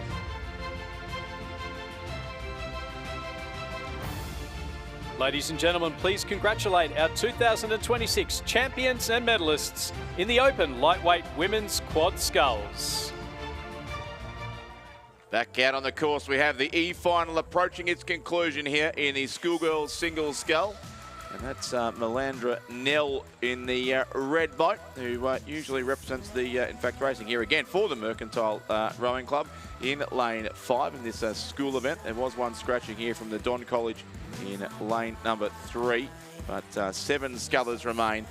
Stella Menzies from St Aidan's in Brisbane in lane 2 was in second with 500 metres to go. And Townsville Grammar's Josie Broad over on the far side of the course. Those two, you think, would contend for second and third place, but it certainly is Melandra Nell. Always rides in that distinctive bright red boat. Matches the red Zudi and the red hair. It's a very, very great red ensemble there for Melandra Nell of Mercantile, coached by Susie Franklin and Rhett Spiller, and she will certainly claim the win here in the E-final of the schoolgirls single scull. The race for second and third, still an interesting one between maybe Josie Broad of Townsville Grammar School, coached by Erin McGuff, who looks like may just have herself ahead of Estella Menzies from the St Aidan's Anglican Girls School in Brisbane. They will finish second and third, certainly the two Queenslanders, and just it will go on the far side to Josie Broad ahead of Estella Menzies. She'll finish in third place. Melandra Nell, our race winner. The bright orange caps of the Adelaide High Sculler will be next. Ada Dedic in fourth place. Fifth then towards the far side of the course will be the sculler, I think, from the Corowa Anglican Girls School there. Another school from Melbourne, lane 6. She'll finish in fifth. That is Natalie Smith. And two scullers still to come home here on either side of the course. Addison McIntyre will finish sixth, and Catherine Austin for Radford College in seventh. We have a message for the following crews in the under-19 Women's Cox States. If representatives from the Fremantle Composite and the Toowong Composite could please come to the finish tower to meet with the president of the jury. In the under-19 Women's Cox States, if we could have a representative from the Fremantle Composite and the Toowong Composite to come to the finish tower to meet with the president of the jury.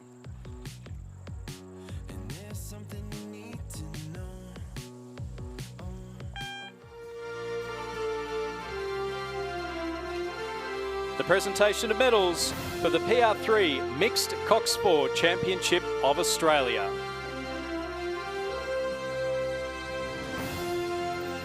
The medals will be presented by Malcolm Batten, OAM Rowing Australia Director and 1986 Commonwealth Games gold medalist, as well as Bob Blake.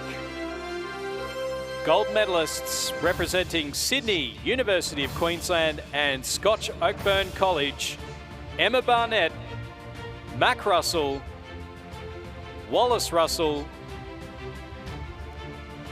Flynn Wilkinson, and Gracie Gascoigne.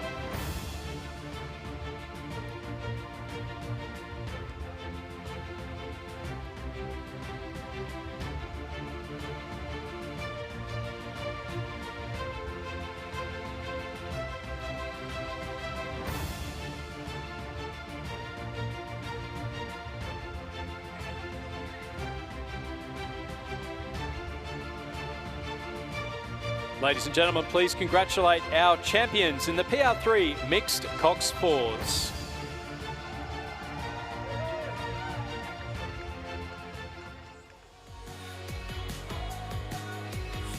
Concluding stages here of quarterfinal one of the schoolgirls single scull as we look to sort out our semi-finalists in this event. And the race being led, it looks like, by the scratching here of Lily Nolan, by the way, from lane number 2. So just 7 scullers here on the course, but it's the lane 4 sculler from Cardinia International College, Grace Holton, coached by Anita Whitehouse, who looks set to take out the win here in this first of our quarterfinals. Lane 6 in Perth College, Evelyn James, looks like she'll finish in second place. And back to Emily Barrett of PLC Sydney, very close with Winona School's Heidi Heap. Been racing here also for the Mossman Rowing Club at the same time, but the win certainly goes to Grace Holton of the Cardinia International College by about 2 lengths ahead of Evelyn James from Perth College. Third will in fact go the way of the Winona School sculler in Heidi Heap, and then it is Emily Barrett from PLC Sydney, followed by on the far side of the course Sky Quirk for Cardinia International College. 6th on this side, Erica Nutt from Winona School as well, and 7th will be Pedra Smith from St Hilda's School in that field of 7 in the first quarter-final of the schoolgirls single scull, won by Grace Holton from Cardinia International College in a time of 9:02.00, and she wins it by just over 5 seconds.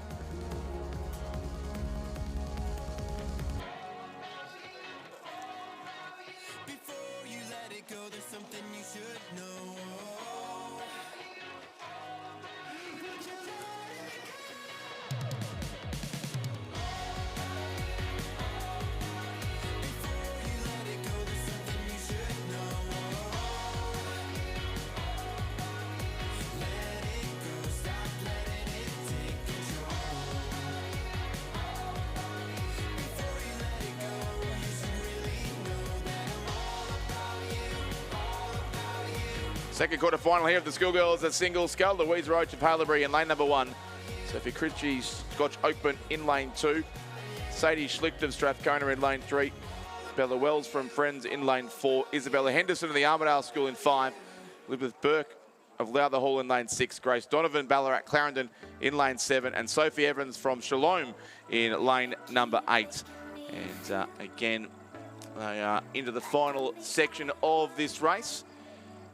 Race 458. It was Isabella Henderson leading it for the Armidale School with 500 metres to go, and she had a pretty commanding lead, 6.41 seconds on Bella Wells from the Friends School of Hobart. Sadie Schlicht of Strathcona in third place there on lane number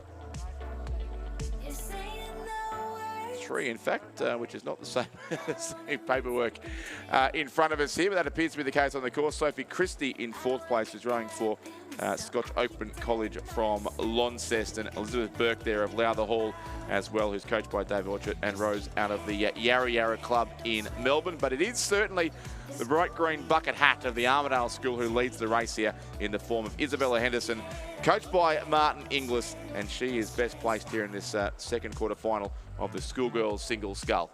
Yeah, already a strong regatta for Isabella Henderson. We've seen her in the UTS colours. She's won silver in the under-19 women's singles, and I think silver again in the doubles as well. So it's been a great regatta for her. They throw the single scull up on the car, drive down to Sydney drive down to Penrith for all the New South Wales regattas. Quite a drive, Sue, isn't it? It's not a bad drive if you think the Hume's bad. Heading up the Hume's bad, the New England Highway. There can't be that many potholes on that road, surely. It's a pretty decent. It is a pretty decent road, but it's certainly not the easiest. Well, it's not the quickest quickest place to try and get to and from. But Isabella Henderson from the Armidale School leading out there from Bella Wells from the Friends School. So that's our 1 and 2, and then Hannah Dove from Don College up here in Devonport, sitting in 3rd place. So nicely spread on the right-hand side of the course from the middle down towards the end. It is going to be a quarterfinal win for the Armidale School's Isabella Henderson. She'll cross the line just a couple of boat lengths ahead of Bella Wells from the Friends School. Both of those scullers taking the opportunity just to lower that rate right down and cruise over the line. That is indeed, Stuart, despite what our paperwork says. Sadie Schlicht of the Strathcona School from Melbourne, they're in 3rd place in the bright coral pink of Strathcona, not to be confused with the salmon pink of Banks. It can get confusing at times, but she finishes 3rd, another of the Yarra Yarra scullers, and 4th to Sophie Christie of Scotch Open College from Launceston.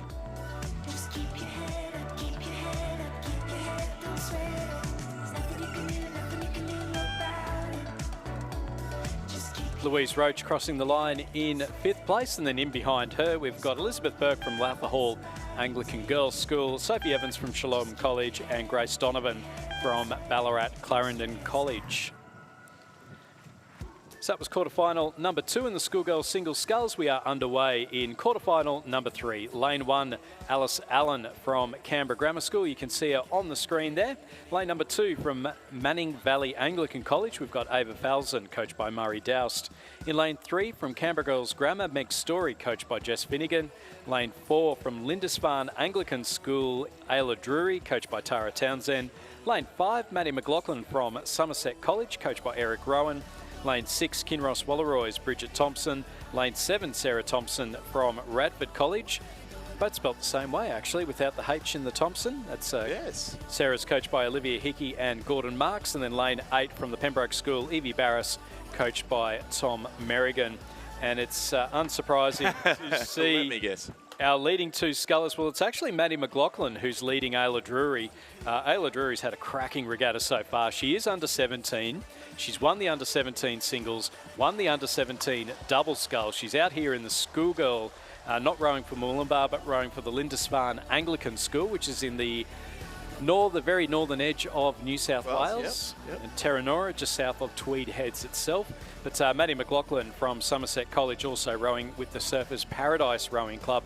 And I know the Surfers Paradise guys have been great posters of social media clips from the commentary. So big shout out to the team from Surfers Paradise Rowing Club. G'day, we see you. We'll do anything for some self-promotion up here, I can assure you. But so yes, Maddie McLaughlin of Somerset, the Drury of Lindisfarne too. Well, notionally, still Queensland-based schools in terms of where they rode. And Lindisfarne is, I think, technically across the border in New South Wales. And the Drury, as Stuart said, has picked up 2 gold medals already at this regatta, coached by Tara Townsend, who is a teacher at the Lindisfarne School as well, and doing a great job, it appears, to rejuvenate rowing in that school, and also out of the Murwillumbah Club in northern New South Wales. Tara herself right out of the Tweed Heads Road Club, just up the road or down the river, depending which way you choose to go, when she won a World Championship back in 2007, and is now back in coaching in the sport, which is great to see.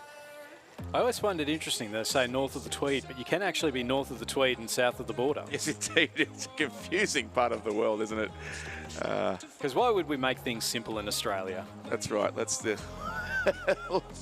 have 8 different governments around the place, all doing different things. And we haven't got time to discuss that now, Stuart, I suspect, because there's good racing here on the course. But it does look indeed like these two, at least notionally, Queensland scullers will go through here in the top 2 spots. And worth noting, of course, with this big field, we do have 4 quarterfinals here in the schoolgirls single scull. The top 4 in each will go through to semi-finals this afternoon.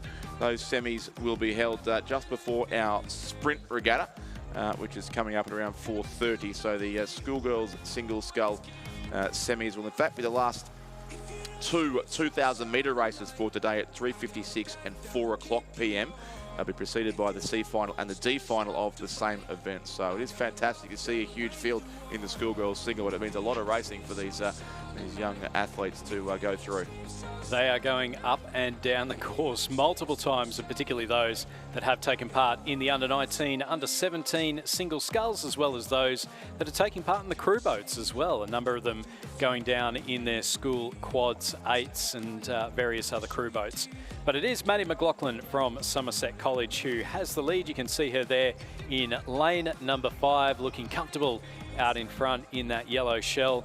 And again, the Surfers Paradise, speaking of Surfers Paradise, they did have that issue with the, say it's issue, it makes it sound a little bit less than what it was. Yeah, there was a large fire that meant that a number of their boats were damaged after the New South Wales Championships. There's been a great amount of support that's come from around the rowing community, around Australia, donations to their Australian Sports Foundation Fund, donations of equipment, donations of boats.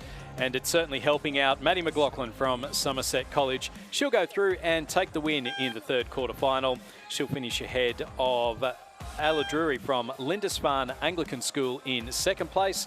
Over on the far side of the course, we've got, it looks to be Sarah Thompson from Radford College, who finishes ahead of Bridget Thompson from Kinross Walleroy. So that's our 1, 2, 3 and 4. Coming in behind them, we've got Meg Story from Canberra Girls Grammar. She'll finish back in 5th place. And then in behind her, we've got Alice Allen from Canberra Grammar School in 6th, and Ava Falzon from Manning Valley Anglican College in 7th. Just the 7 scullers in that race. It appears the 3rd quarterfinal of the schoolgirls single scull race 4:59 concluded as we go to race 460, which is also nearing its final quarter, the 4th and final quarterfinal of the schoolgirls single scull. St Ignatius, Caitlin Anderson in lane 1, Nia Simmons of Manning Valley Anglican College in lane 2.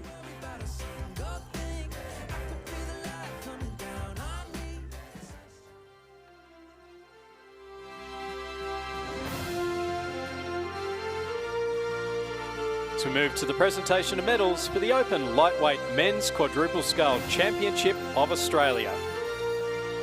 The medals were presented by Rowing Australia Director Sally Leake. 3rd place and bronze medalists, North-Est Rowing Club. Their crew of Sam Casey, Andrew Kingston, Lachlan Tonnelly and Oscar Birtwhistle. And they're coached by Trevor Barrett. 2nd place and silver medalists, Nepean, UTS Haberfield, Newcastle and Essendon Rowing Clubs. Their crew of Isaac Siritich, Remy Keats, Nicholas Mathua, Jason Waddell, and they're coached by Peter Warne and Robert Black. And our gold medalists and Australian champions for 2026, Banks, Barwon and Mercantile Rowing Clubs. The crew of Jordan Roberts, Thomas Hastings, Carl Tomczak and Nick Ziegler.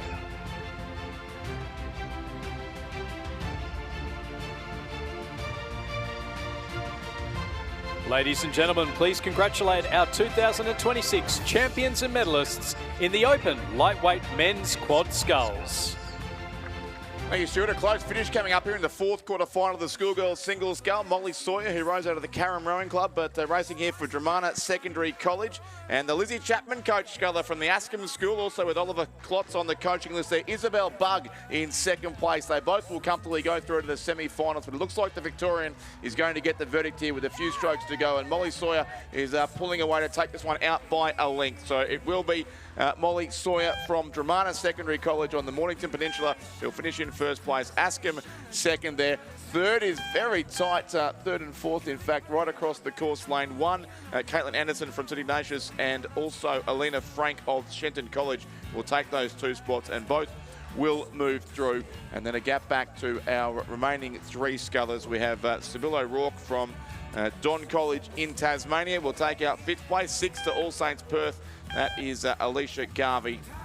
And seventh looks like it'll be Nia Simmons of Manning Valley Anglican. Unfortunately, no appearance in that race from the All Hallows sculler.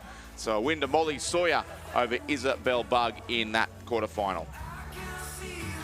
As we move back down for the D final of the schoolboys single sculls, lane 4 from Nudgee College, Alexander Watt, coached by Caitlin Shields. Lane 5 from Melbourne High, Christian Ling, and lane 6 from Kinross Walleroy, Ruben Cleary, coached by Benjamin Watt and Andrew Gannon. So we can see our three scullers on the course. They're coming up towards the final 250 metres. It is the Nudgee College sculler, Alexander Watt, who is leading Ruben Cleary from Kinross Walleroy and Christian Ling from Melbourne High in third. I think it's actually All Saints Nishan sooner, it looks like there, because we've got some Nudgee extra. College is coming up as having scratched from the race, but All Saints from Western Australia, Nishan Sooner was the leader at 1,500 metres. There's definitely a Kinross Walleroy scull there. Ruben Cleary, who believes in second place, and Christian Ling of Melbourne High School should be rowing in some maroon colours there, would be in third place, but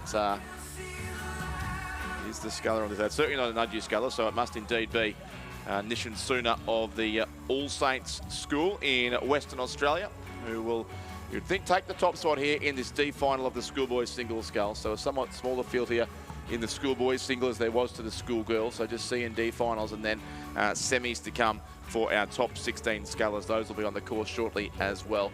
But this is lane 3 sculler from Western Australia, who holds the lead over the light blue boat of Kinross Walleroy's Ruben Cleary. Looks like a win coming up here in this D final to Nishan Sooner. He's still got about 3 or 4 strokes to go, but holds off Kinross Walleroy a couple of lengths. So Nishan Sooner will take out the D final, which would place him 25th overall in the schoolboys single scull championship of Australia. Second place to the Kinross Walleroy sculler, Ruben Cleary, and third, in a few strokes' time, will be Christian Ling from Melbourne High on lane number 5.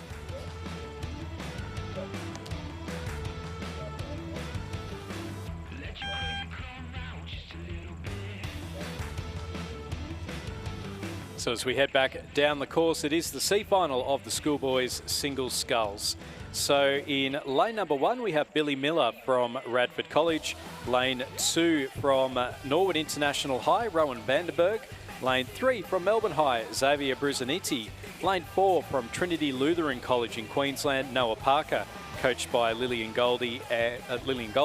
Lane 5 from Cathedral College Rockhampton, Henry Canavan, coached by Luke Offord and Matthew Thompson. Lane 6 is a scratching. Lane 7, Aidan Foran from Adelaide High. He's coached by Joanne Malcolm. And lane 8 from the Pembroke School, Max van der Meulengraaf, coached by Harrison Francis and Patrick I. And then through the 1,000 metres, it was Xavier Brusaniti from Melbourne High, leading out Aidan Foran from Adelaide High, and Radford College, Billy Miller in third place. Henry Canavan from Cathedral Rockhampton in fourth, Noah Parker in fifth, Max van der Meulengraaf in sixth place, and then Rowan Vanderberg in seventh. So the four at the top from 4 different clubs from 4 different states and territories. Yeah, exactly right. But a graduate match here between Melbourne High and Adelaide High. We learned earlier in the week that there's an annual rowing competition between those two schools, but Jo Malcolm was talking up quite forcefully as she is wont to do. And they do compete, I think, in Cox 4 events on an annual basis, Melbourne High and Adelaide High School, which would be fantastic stuff, I'm sure. But it was the Melbourne High scaler by 3/4 of a second here at the halfway mark of the race. But now I reckon that lead has switched around, and it will be Adelaide High's Aidan Foran who leads. And here comes Henry Canavan, the scaler from Central Queensland, the Cathedral School Rockhampton, who's up into second place, narrowly ahead of Xavier Brusaniti of Melbourne High, then Noah Parker, Billy Miller and Max van der Meulengraaf of the Pembroke School in sixth place, and Rowan Vandenberg of Norwood International High. So Aidan Foran from Adelaide High. Yeah, they do a number of different schools, Adelaide High and Melbourne High, and I think it ties in nicely. You've got the original rivalry in the A-League, which I think is between Adelaide United and Melbourne Victory. That's right, yes, yes. So always, you forget about that in the great book of interstate rivalries. You sometimes forget about South Australia and Victoria. The Aussie Rules State of Origin, always some fantastic battles they had in the 80s and 90s. They did, and yes, yeah, we sometimes forget about South Australia. You can't say that, Stuart. On the rivalries, we definitely don't forget about South Australia. I know. Look, certainly, yes, it is a great rivalry. And we saw AFL State of Origin reappear this year with Victoria versus Western Australia. And of course, the logical response and expected response from the South Australians is, where's our match as well? Yeah, well, that'll be fascinating to see how they do with that. A little bit harder for the guys for the AFL, because you've got all the states that potentially have some people in there, have some very competitive battles. Speaking of competitive battles, it's well and truly on here in the C-Final, the schoolboys singles sculls. You can see there Aidan Foran from Adelaide High, leading out Henry Canavan from Rockhampton Grammar, and then Xavier Brusaniti from Melbourne High, also pushing up. Who's going to take first, second and third? Aidan Foran in that distinctive orange cap of the Adelaide High School. Henry Canavan has really upped that rate towards the end, and so has Xavier Brusaniti from Melbourne High. They're our 1, 2 and 3, and not far behind them we've got Noah Parker from Trinity Lutheran College, only a boat length back in third. It is going to be a win across the line for Aidan Foran in this C-Final. The schoolboys single scull, making him 17th overall in the country. Second place will go to Henry Canavan from the Cathedral College Rockhampton. Third will go to Xavier Brusaniti from Melbourne High, ahead of Noah Parker from Trinity Lutheran College. So early shots fired, Adelaide High over Melbourne High in the rowing here at the 2026 Australian Rowing Championships. Radford College's Billy Miller will finish back in 5th place, ahead of Max van der Meulengraaf, who just gets over the line ahead of Norwood International High's Rowan Vanderberg. Good win there to Aidan Foran. 8:30.68, the unofficial winning time. 0.14 seconds over Cathedral Rockhampton. Henry Canavan, a good finish from him to row up into second place. And that is the C-Final complete in the schoolboys single sculls. We go now through to our 2 semi-finals. And the first 4 from each of these next 2 races will go through to tomorrow's A-Final and race for the title in the schoolboys single scull. Lane 1, Jaden Van Ruin from St Luke's Anglican School. Lane 2, Marcus Fox of Somerset College. Lane 3, Cassidy Ellam Allen from Redbake Plains State High School. Lane 4, Felix Pentany from Darramarlin College. Lane 5, Scott McDonald of Brisbane State High School. Lane 6, William Spow from Sydney Secondary College. Lane 7, Darren Wang of Radford College. And lane 8 is Xavier Burke from the Geelong College. And through the early stages of this race. It was Scott McDonald leading Felix Pentoni and Marcus Fox just coming through the 1500 now. And it is still Scott McDonald leading Pentoni. Spow. Cassidy Elam Allen has made his way through the Redbank Plains State High School sculler. He's in 4th place. You can see our 4 leading rowers just stretching a lead out a little bit from Darren Wang from Radford College, and then Marcus Fox from Somerset College up in Queensland, a little bit further back then to Jaden Van Rooyen from St Luke's Anglican and Xavier Burke from Geelong College. So as we'd expect in a semi-final, the 4 crews in the middle of the course looking good to be the 4 crews that go through to the A-final. Yeah, 4 Queensland scullers in this particular semi, Stuart, and then 6 in the next. So wonderfully strong representation, and not just from the Brisbane schools too, but from right across Queensland, it appears. So that is boding well for the future, certainly, of rowing in the Sunshine State. But it is certainly a clear top 4 here. There's probably only a length and a half from 1st to 4th, and I guess remains to be seen whether any of these scullers will choose to really race for the race win here, or they've pretty much locked up qualification, try and conserve some energy for the final to come, which will be in under 24 hours time. That'll be on tomorrow morning's program.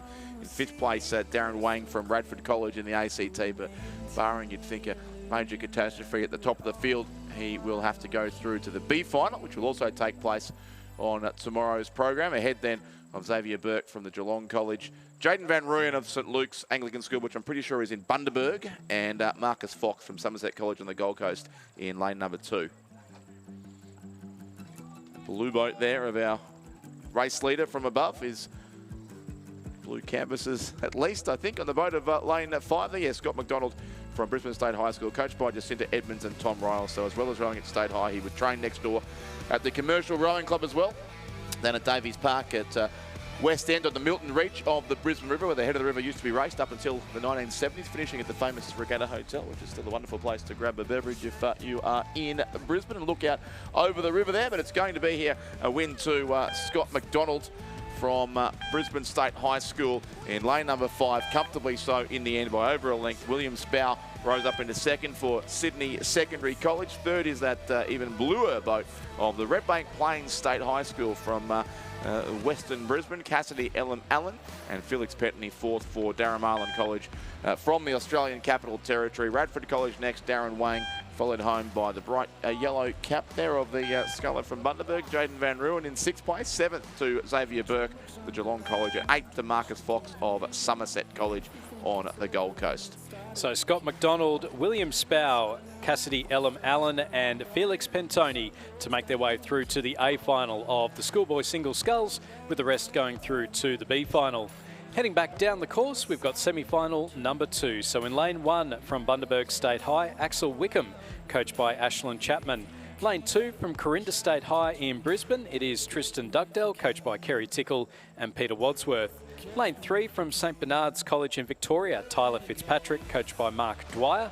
Lane 4, another Brisbane State High sculler in Alex Cook, coached by Tom Riles and Jacinta Edmonds. Lane 5 from Brisbane Grammar, Oliver Kent. Lane 6 from Townsville Grammar, Nicholas Beaumont Walsh, coached by Aaron McGuffey. Lane 7 from Adelaide High, Kobe Keane, coached by Noah Buxton and Joanne Malcolm. Lane 8, Benjamin Purcell from Brisbane Grammar School. So our leading scullers through 500 were Oliver Kent, Benjamin Purcell, Alex Cook and Nicholas Beaumont Walsh. So Queensland right the way down, Kobe Keane from Adelaide High sitting in 7th place. But a point that was made to me yesterday, obviously with the rough conditions, it meant that the sculls were going very, very slow.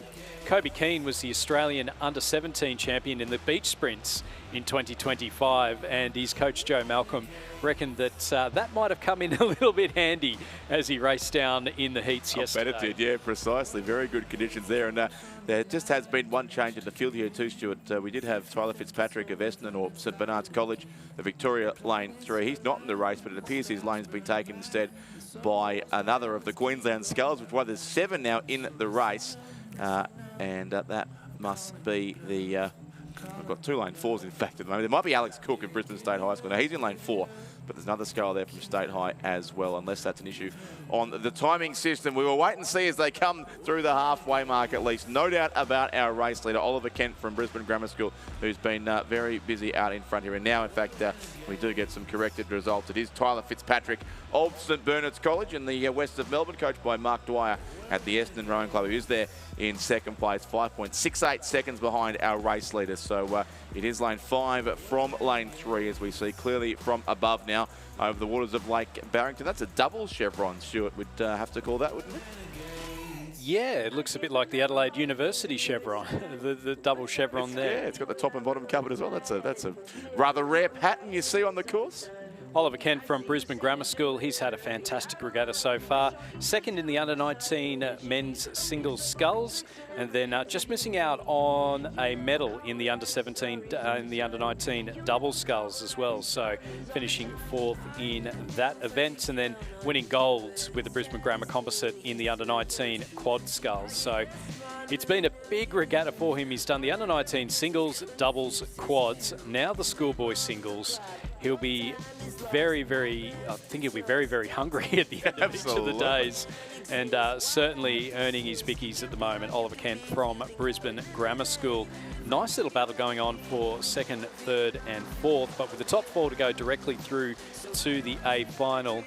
Well, you say the best thing to do is to conserve the energy, but sometimes the red mist descends, yes, and you need to just get ahead of the bloke next to you. Yeah, especially an athlete who is still at school, of course. So the excitement of winning a race, no matter what that race may be, is often a hard one to fight against. But you can see the control there in the long, steady strokes of Oliver Kent from Brisbane Grammar School. About 2.5 lengths clear now of Tyler Fitzpatrick from St Bernard's College.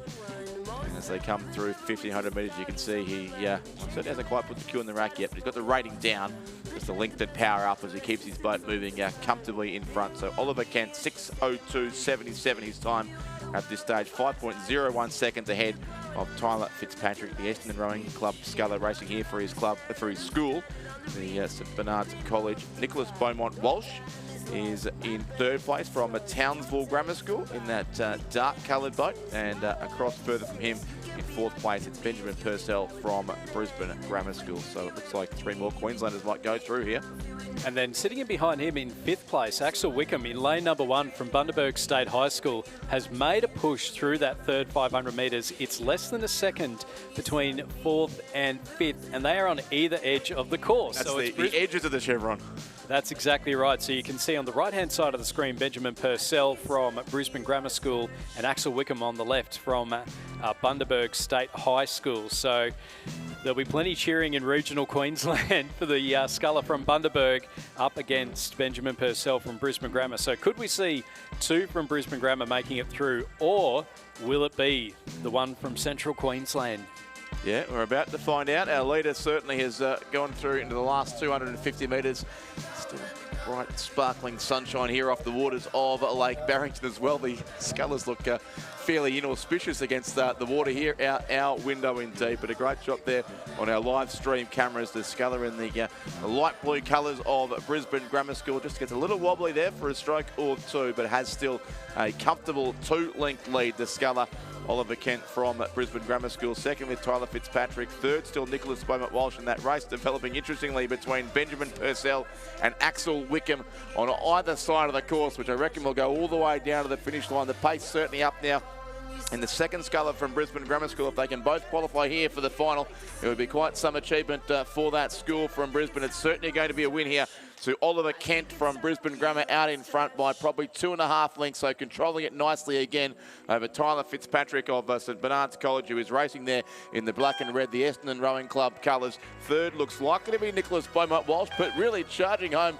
alongside him is Benjamin Purcell from Brisbane Grammar School, clearly in 4th now ahead of Axel Wickham, almost catching up to 3rd in fact. A great finish there, but 3rd will go to Nicholas Beaumont Walsh of Townsville Grammar School. 4th, Benjamin Purcell from Brisbane Grammar. And 5th then, just missing out, Axel Wickham of Bundaberg State High School. And next home in the centre lane will be Alex Cook from Brisbane State High School. 7th, the far side, Kobe Keane of Adelaide High. And 8th place, Corinda State High.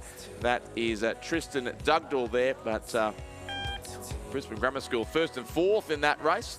Great one for the Grammar Schools of Queensland, in fact, taking 3 of the 4 qualifying spots there, along with Tyler Fitzpatrick from St Bernard's College in Melbourne. It's because the sun's out. When you're from the Sunshine State, that just superpower. Attracts them, doesn't it? Yes. It's Popeye and the spinach. It's sun and the Sunshine State.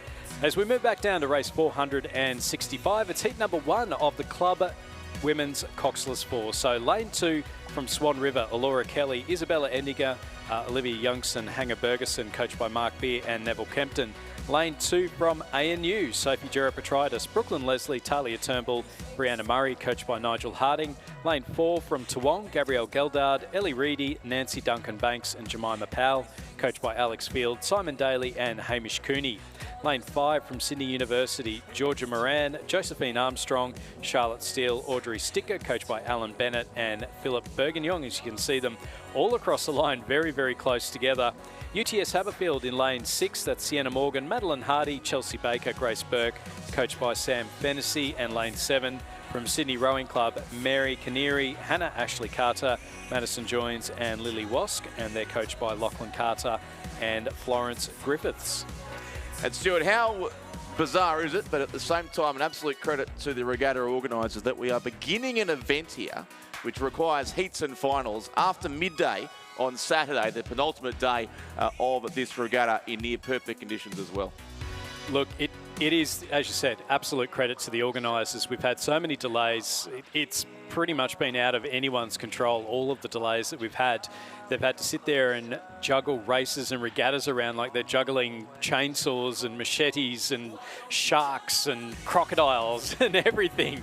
So it's, but the fact that we've been able to get out here, they're out rowing now here in the club women's 4s, and through the early stages, it's just not coming up on the screen at the moment, but you can see them on the... UTS and Sydney Uni, I reckon, the top 2 in this one, and they are now through, well, they're certainly through the 1,000 metre mark, heading up towards 1,500 metres, in fact, and it's very tight between those two. We had at UTS at 500 metres, our race leaders in lane 6, and they've been sitting right alongside that Sydney Uni combination, so they're our top 2.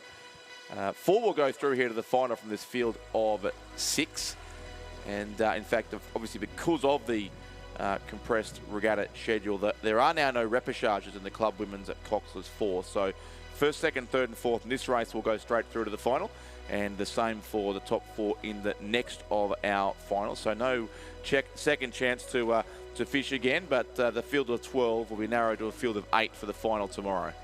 So we're just seeing our crews go through the 1,500 metre timing point, and as you say there, does look like it's Sydney University who are out in front. Next to them, we've got UTS Haberfield, Swan River and Sydney Rowing Club, our 1, 2, 3 and 4. ANU are sitting back in 5th place, and it will take an almighty sprint over the last 500 metres if they are to go through and take that position. There'll be some bragging rights there. I've mentioned it before. Laura Kelly from the Swan River Rowing Club had been training at ANU for the last 4 or 5 years or so. She's now moved over for work to Perth, rowing with the Swan River Rowing Club. And so she will be very happy to see the ANU Zooties in behind her. So she's escaped from Canberra. Yes. Escaped the black hole.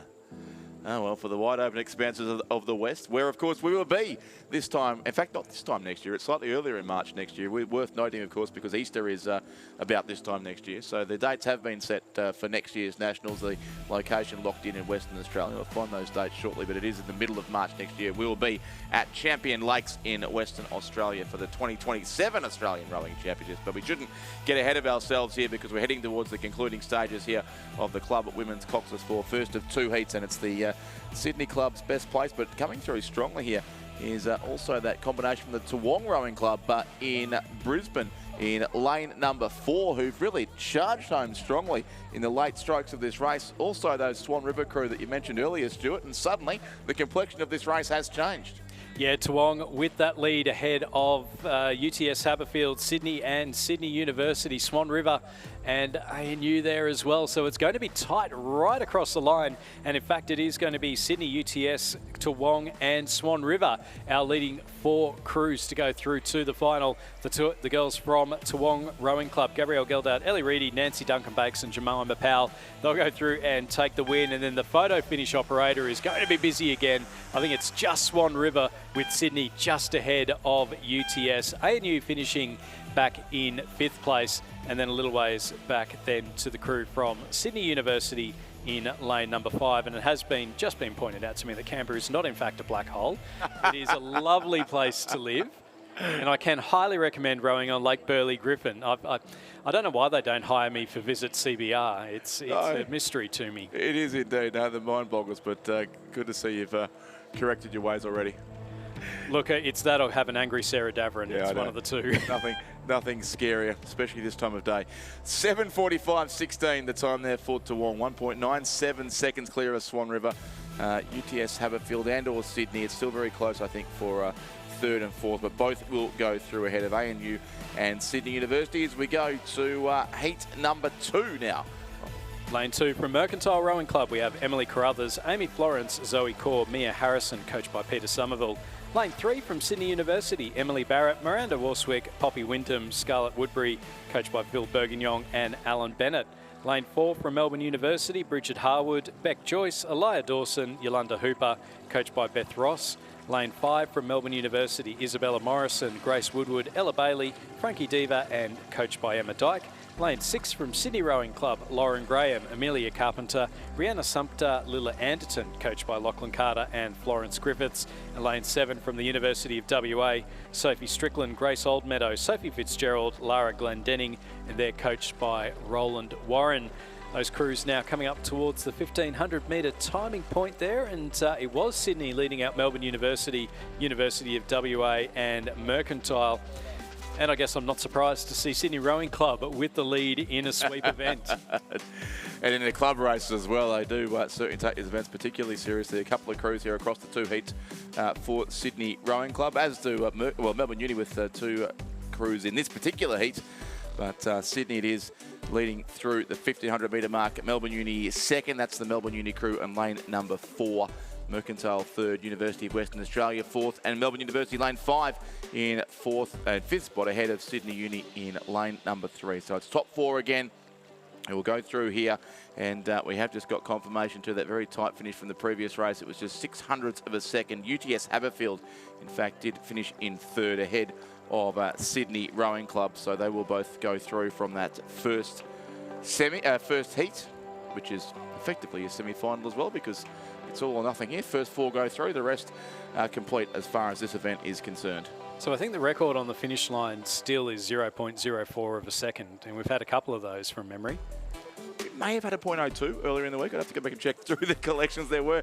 But yeah, certainly in the last couple of days, I think 0.04 would be the closest. And a couple of those were in A finals too. So we had to wait to make sure for those decisions to come through. But yeah, it cannot get much closer, can it? But I don't know. We will need a photo here to work out who's going to win this particular race. And again, looking to be comfortable and controlled, the crew from Sydney Rowing Club here out in front in the club women's Cox's 4 there on lane number 6. Lauren Graham, Amelia Carpenter, Rihanna Sumpter, Lila Anderton, coached by Lachlan Carter and Florence Griffiths. A bit tighter behind them, but certainly the race for 2nd, 3rd and 4th, the Melbourne University crew with Mercantile on this side and also University of Western Australia across on the far side of Lake Barrington. But Sydney Rowing Club very, very comfortably indeed here on lane number 6. They will come across and take the win in the 2nd heat of the club women's Cox's 4. Melbourne University just holding on to 2nd place. The lane 4 crew will get it ahead of Mercantile lane 2, who'll finish in 3rd place. 4th, the far side, is at University of Western Australia, followed home by the 2nd crew from Melbourne University on lane 5, and then Sydney Uni will finish in 6th place on lane number 3.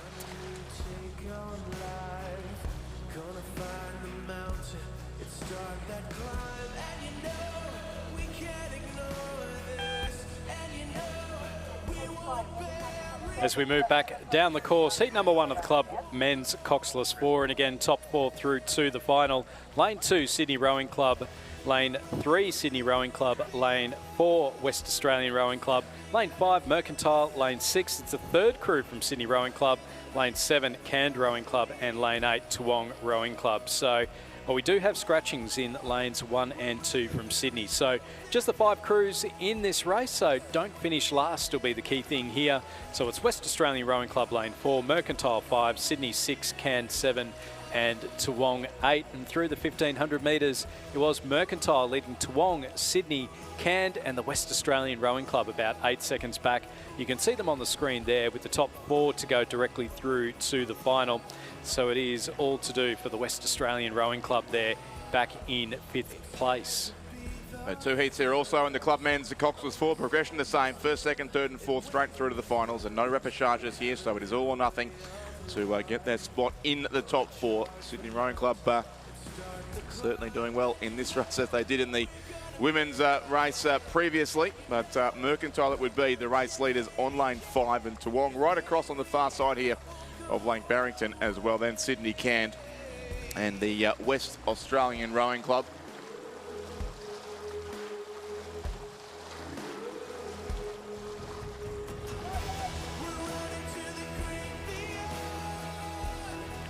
So just the 5 crews here in this race. Only 1 there for 2 miss out as they close in on the finish line. Now, Mercantile being challenged late in the race. They have no interest, it seems, Mercantile, in responding to this challenge from the combination from Toowong on the far side of the course, who rode well in the women's club for a couple of races ago and now looks set to take out a win here too in the club men's coxers for the first of the heats in this event. So coming across the line now, the crew from Mercantile behind Toowong. So Toowong first on lane number 8, Mercantile second on lane 5. They are our top 2 crews. Third is going to go to the combination from Sydney Rowing Club in the centre of the course. 4th home will be Canned on lane 7, and 5th will be the West Australian Rowing Club racing in lane 4. So they're the only crew that misses out from the first heat of the club men's coxless 4. Moving on to the second heat in lane number 2, Mercantile Rowing Club. Lane 3, North Esk Rowing Club, stroked by Patrick Bird. Lane 4 from North Esk Rowing Club, stroked by Mitchell Digney. Lane 5, Sydney University, and lane 6, it is Swan River. And then we have a scratching from Sydney Rowing Club over in lane number 7. So our top 4 again to go through to the finals, and at the moment it is going to be a battle between Swan River Rowing Club over in lane number 6 and then North Esk in lane number 3. Our leading 2 crews in the middle of the course, though, are Sydney University in lane 5, who have been led by North Esk in lane 4. Yeah, great to see 2 crews from the North Esk Rowing Club in this event too. Clearly taking advantage here of the home national championships, the combinations from North Esk.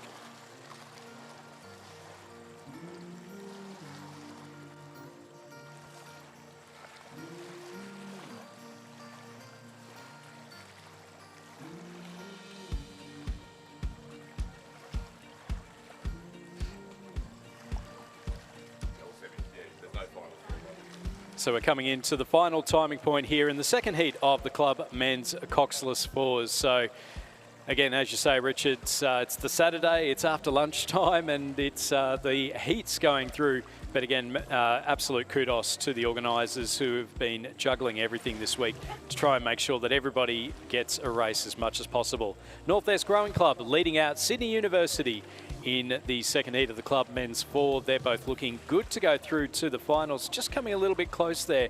You can see from the drone shots. Over in lane number 2, we've got the Mercantile crew sitting in 3rd place, and then it's the second North Esk crew up against the crew from Swan River Rowing Club, who is going to make it through to the final and who is unfortunately going to miss out. This North Esk crew in the lead at the moment, it's Augie Sullivan Arkless, Carl Breyer, Rowan Fenner and Mitchell Digney. They're up against Luke Fleet, Matthew Coleman, Samuel Stewart, Henry Slatter from Sydney University. It's some great side-by-side racing right the way down the course, Richard, and it's going to be interesting again to see if they put the foot down over the last 250 metres or whether or not they both just ease off a little bit. Yeah, will they go the Toowong approach from the last couple of heats we've seen from that Brisbane-based club, or will it be the more mercantile style from the previous race? Well, they are side by side, so we'll see if the mist of excitement does descend here on these crews. It's very tight indeed. North-Est just edging out at this stage.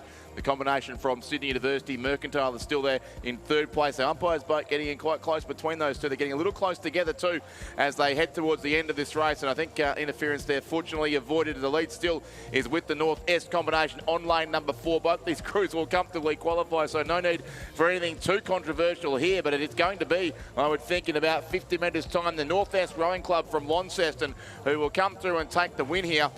In the second heat of the club men's at Coxless 4, they have gone clear in the end by almost a length as they both shut the race down late to North-Est and Sydney University, and they go across in that order. So first North-Est lane 4, second Sydney Uni lane number 5. Third is going to be the Mercantile crew on this side of the course, Willie, Wilmot, Cronenberg and Markovic. And the fourth and final qualifying spot being hard fought as well. And North-Est every chance here to get 2 crews through to the final of the club men's Coxless 4 ahead of Swan River on the other side of the course. It is going to be North-Est in 4th place as well. Well done to Corin Buck, Robert Wrigley, Marcus Tonelli and Patrick Bird. North-Est first and 4th. In the second heat of the club men's Coxless 4, and Swan River will finish in 5th position. So as we come to the end of the heats for the club men's Coxless 4s, we're moving on to the schoolgirl Coxed 4s. Lane 1, Scotch Oakburn. Lane 2, Pimple Ladies. Lane 3, Genazzano. Lane 4, Loretto Ballarat. Lane 5, Rosefield. Lane 6, Canberra Grammar. Lane 7, Loretto Normanhurst. And Lane 8, Canberra Girls Grammar. And because Genazzano is in this and because it is the schoolgirl events, Richard, I think we might go take Smoko and hand over to Ant DeCosmo and Lizzie Chapman.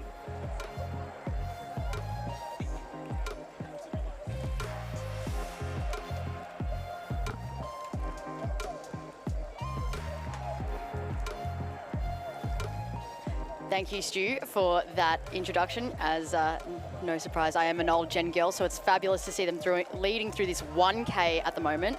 Of course, that is the crew of Emily Carter, Sienna Lindemann, Claudia Kalman, Alice McGrath, Zara Bennett, the Cox there, and they are coached by Tom Fisher.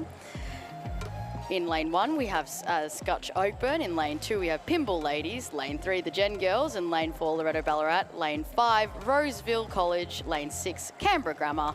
Lane 7, Loretto Normanhurst. And lane 8, Canberra Girls. And we would expect a good showing from the Canberra Girls Grammar crew, of course. Here we've got the crew that took Grace Disney, Eliza Punch, Laura Clues and Mia Wiley in lane 8. And that was the crew that took the silver medal at the Schoolgirl Head of the River in New South Wales last month. Second Canberra Grammar crew in lane 6 is Iris Rangaya, Charlotte Lynch, Addison Perry, Eliza Jones and Isla Morgan. It's close here. Those Gen girls, Lizzie, won the head of the schoolgirls not too long ago. So they're putting on a good display here, but not quite as comfortable a lead as I would like. Yes.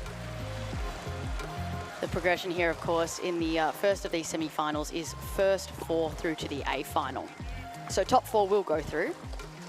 Yep, and at the moment, so at the halfway mark, Genazzano were in the leading position over Loretto Normanhurst, the crew of Ellen Ogilvie, Juliet Mason, Matilda Cronin and Poppy Russell. Adele Simon is coxing them, and Hannah Cowap, the national team cox, is their coach, and they're doing a really good job there, sticking like glue. Or they were, but it looks as though they've suddenly been overtaken by this mass blanket of 8s. And sitting in second now is that Canberra Grammar School crew that I mentioned before.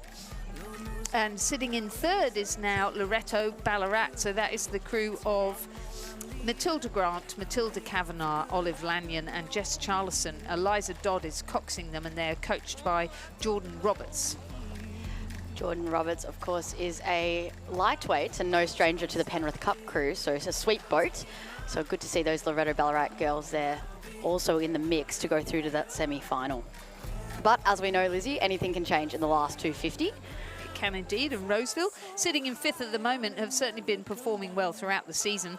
This crew is Annabelle Eburn, Abigail Kelly, Chloe Franklin and Piper Robertson. Alex Davies is coxing them and they're coached by Jack Henderson and James Petering. Just coming into the last 250 now, and Genazzano has seemed to push out their lead there, just over the crews back to 2nd and 3rd, but it's still a little bit tighter between that 2nd and 3rd position.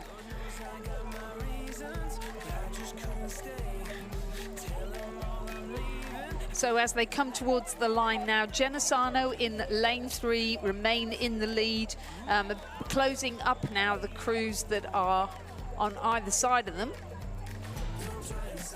In fact, there's been a really big push, has there not? Yeah, they've really extended their lead here. Absolutely just rolling out and quite comfortably coming to the line, and with about a boat length back to Loretto Ballarat in the nice blue bell there. But it will be the girls from Genazzano FCJ College crossing the line first, followed by Loretto Ballarat. And just a little bit, not about a half a length back to Canberra Grammar, who seem to be struggling a little bit, but that's the Canberra Grammar crew from lane 6 in the end, and the Canberra Grammar crew from lane 8, Canberra Girls Grammar crew from lane 8 taking out 4th.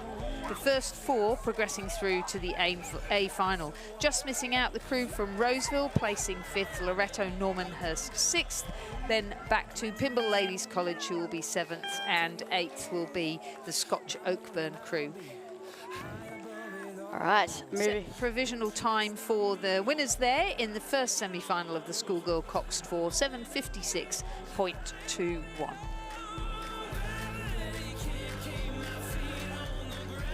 And in the second semi-final for the Schoolgirl Cox 4, we've got Tara School in lane 1, Gemma Waterhouse, Hannah Ryan, Leela Odbert and Amy Rouse, coxed by Charlotte Goy and coached by Jessie Allen and Ben Board. Walford Anglican School from South Australia in lane 2, Charlotte Matthews, Harriet Patterson, Imogen Griffith and Olivia Masters, with Susanna Hall coxing.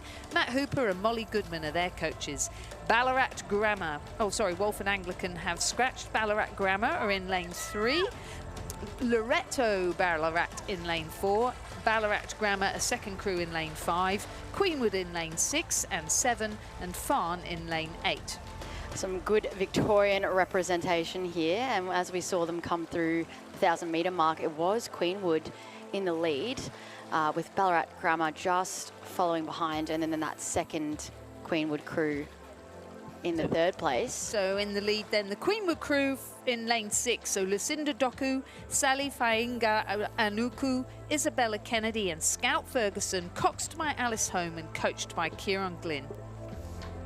Ballarat Grammar is the crew of Georgina Draffin, Bess Morrison, Cleo Tyndall, Alice Booth, their cox Alexis Timms and their coach Robert Draffin.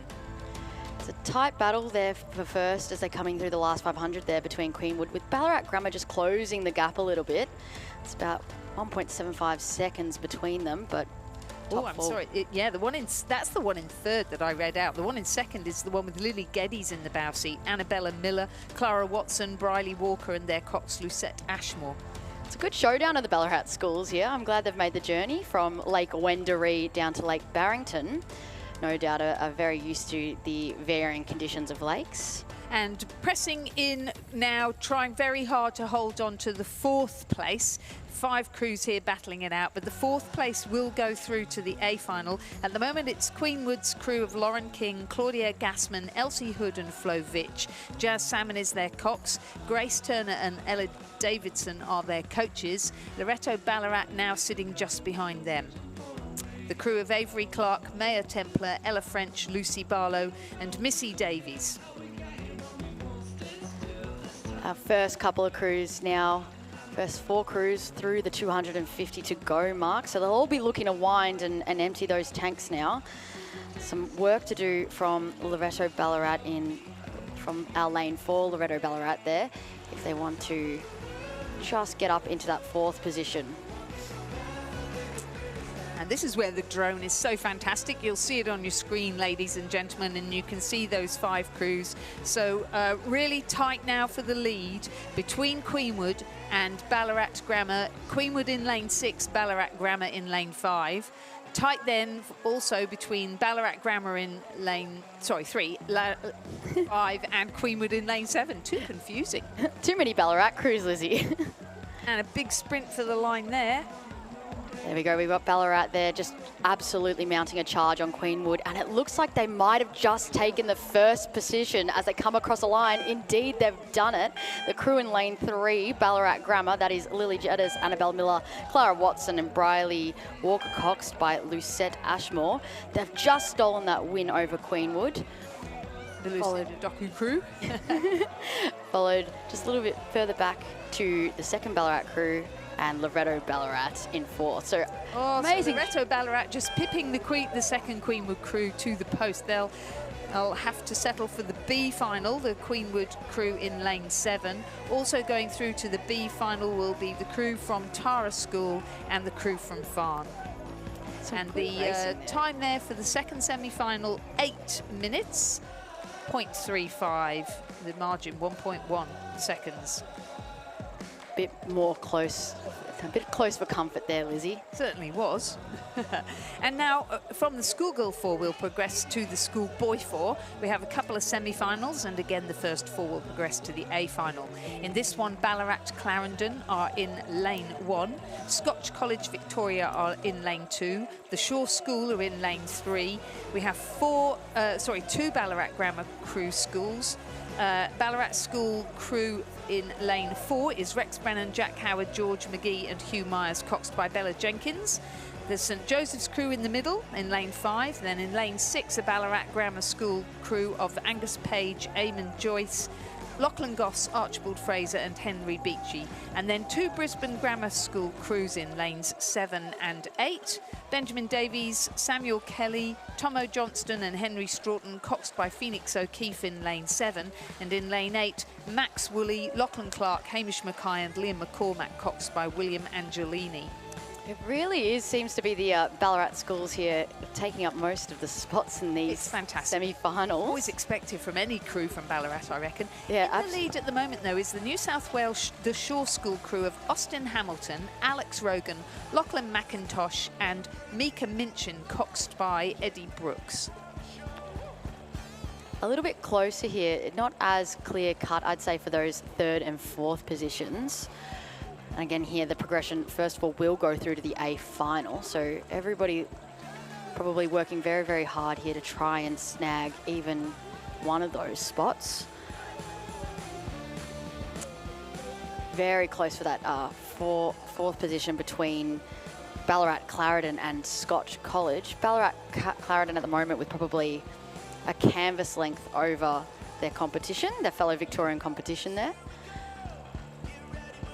First couple of crews are coming through the last 500 metres. Only 0.3 of a second between the Shaw School with Ballarat Grammar now sneaking up into that lead. So very tight on this semi-final, Lizzie. And very exciting racing. So the Shaw School, they're really going to have to hold their... they're going to have to think of fortitude and tenacity here to hang on to Ballarat Grammar and try and beat them in the final sprint. Oh, it is bow ball to bow ball at the moment between these top 2 schools, with 3rd position looking a little bit more comfortable over the 4th spot there, but it will be a battle for 4th. Yeah, Ballarat Clarendon currently hanging on to 4th. Charlie Lawler, Finn Russell, Tiger Williams and Jake Connolly. Reese Belcher, their cox, their coach Ian Peel with his heart in his mouth here, seeing if they can stay over the top of the Scotch College crew of Hugh Davison, Max McCool, Charlie Fortuna and Tom Speed. Lockie Downs, their cox, trying to make sure they hang on to that 4th position. I did think that maybe Ballarat Grammar had pushed out to more of a comfortable lead, but not quite. Shaw is certainly throwing the kitchen sink at this race as they come through the last 250. Certainly not going to hand over the win that easily, even though top 4 here all will go through to the A final. Certainly very exciting as anyone watching on the live stream.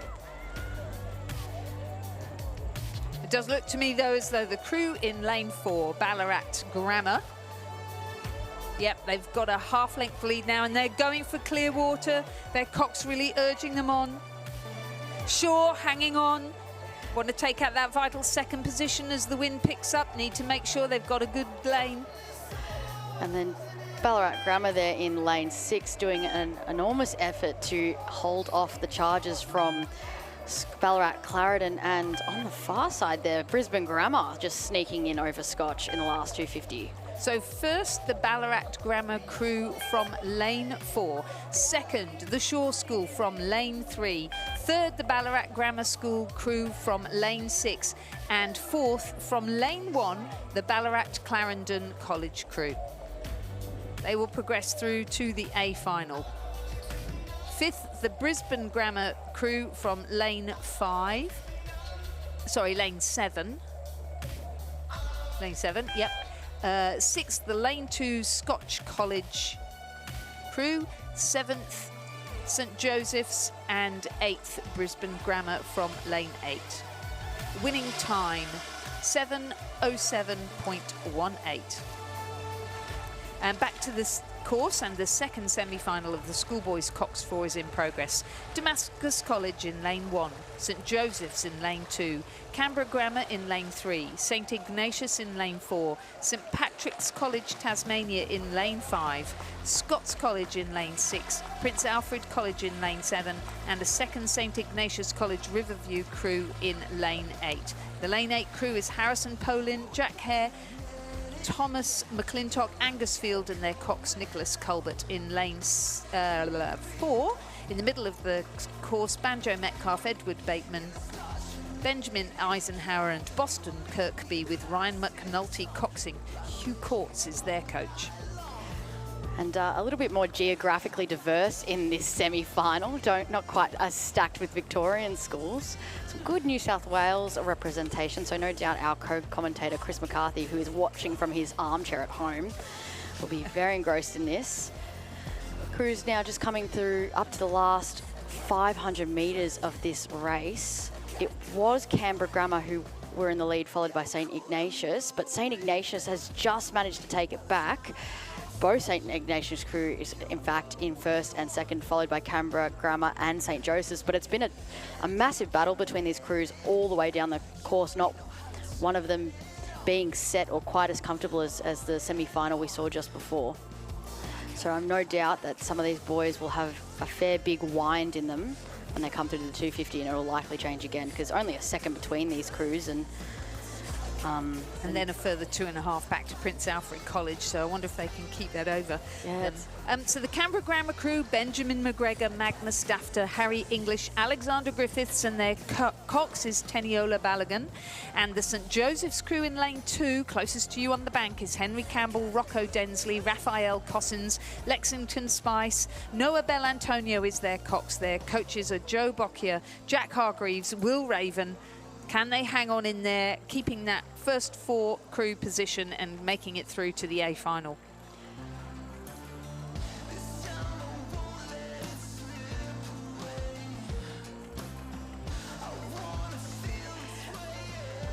we're just noting that the glare is a little bit hard up here in the commentary box to quite distinguish between these crews, and it is a lot tighter than the previous semi-final. Lane 4 continues to lead. A big challenge coming from the far side of the course there from St Ignatius, trying to beat their own crewmates. It is a really big challenge, and it's going to be neck and neck really between lanes 4 and lanes 8, the 2 St Ignatius College crews, and now the rest of the field closing up. St Joseph's College, Canberra Grammar, St Patrick's College throwing the kitchen sink in as well, Prince Alfred College. First across the line will be that crew from lane 4 from St Ignatius College, Riverview. St Joseph's? I don't think so. It says St Joseph's, or maybe St Joseph's at the moment showing as having taken out second position. The second St Ignatius College from lane 8 sitting in third. Canberra Grammar School look to have crossed the line in fourth. St Patrick's College Tasmania 5th. definitely a much tighter battle with the leads there, and the positions changing around a heck of a lot more than the previous one. So it looks as though Prince Alfred College will go in 6th, will join St Patrick's College in the B final, along with Scots, who placed 7th, and Damascus College, who placed 8th. Provisional winning time for that second semi-final of the men's schoolboys Cox 7:09.82. And now we go to the schoolgirl double scull. In the schoolgirl double scull, we have got a D final and a C final before we then look to the semi-finals for who will be in the B and A's. In the D final, it's on the course right now, a crew from Cranbrook in lane 2, Raffi Reed and Amelie Fletcher, coached by Elizabeth Sweet-Kelly and Michael Probert. In lane 3, from Townsville Grammar, Matilda Hare and Josie Broad, coached by Erin McGuffey. In lane 4, from Gippsland Grammar, Sorrel Fraser and Catherine Bloomfield, coached by George Pearson. In lane 5, from Perth College, Olivia Johnston and Amelie Justiniano, coached by Tim Perkins and Dahlia Poeta. And in lane 6, from Gippsland Grammar, Emily Henderson and Jessica Durand, coached by Georgia Powell.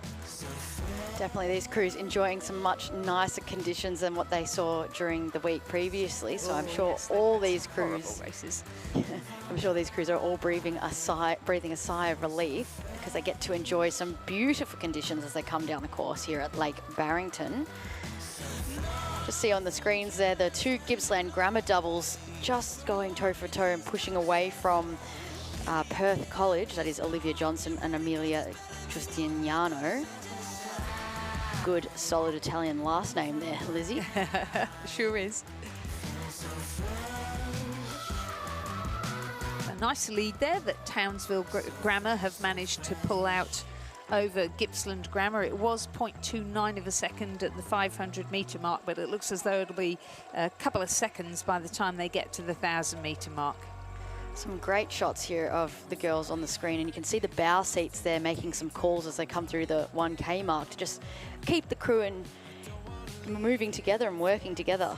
Indeed, that's the crew from Cranbrook. So it's the first year that Cranbrook have had girls at the school and in the rowing programme. Raffi Reed and Amelie Fletcher flying the flag for Cranbrook School there. And having talked to them yesterday, I know they're really enjoying it. They love being part of the rowing programme.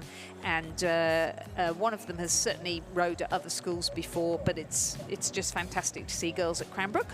Askham, where I coach, is a sister school, and I was saying to them it would be absolutely awesome to do some training and maybe some racing together. So we really encourage those that girls rowing program in this new co-ed environment.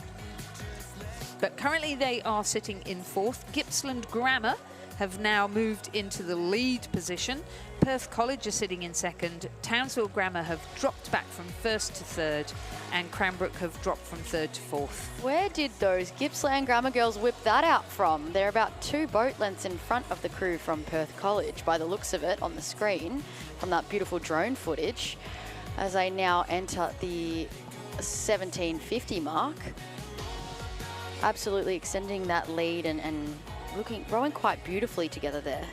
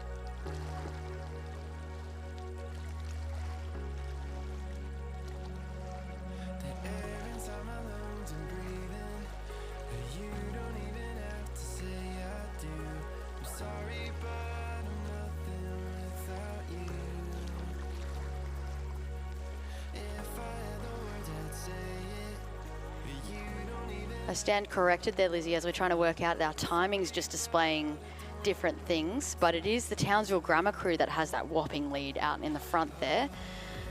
Really, really rowing it all the way home and not giving the other girls an inch there, but there is a good battle shaping up on the far side of the course for that second spot here in the D final.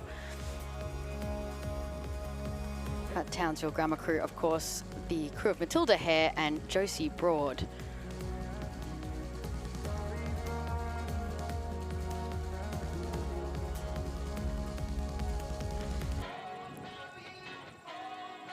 The Gippsland Grammar crew there in second of Emily Henderson and Jessica Gerrand, but not without challenge from the Perth College of Olivia Johnston and Amelia Justiniano.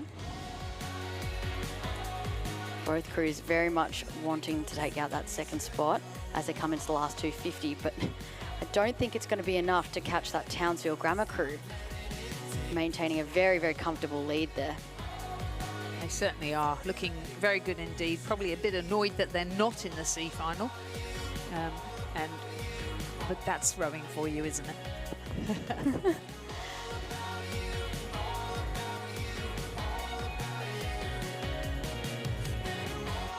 So certainly much better conditions than they had for the preliminary rounds.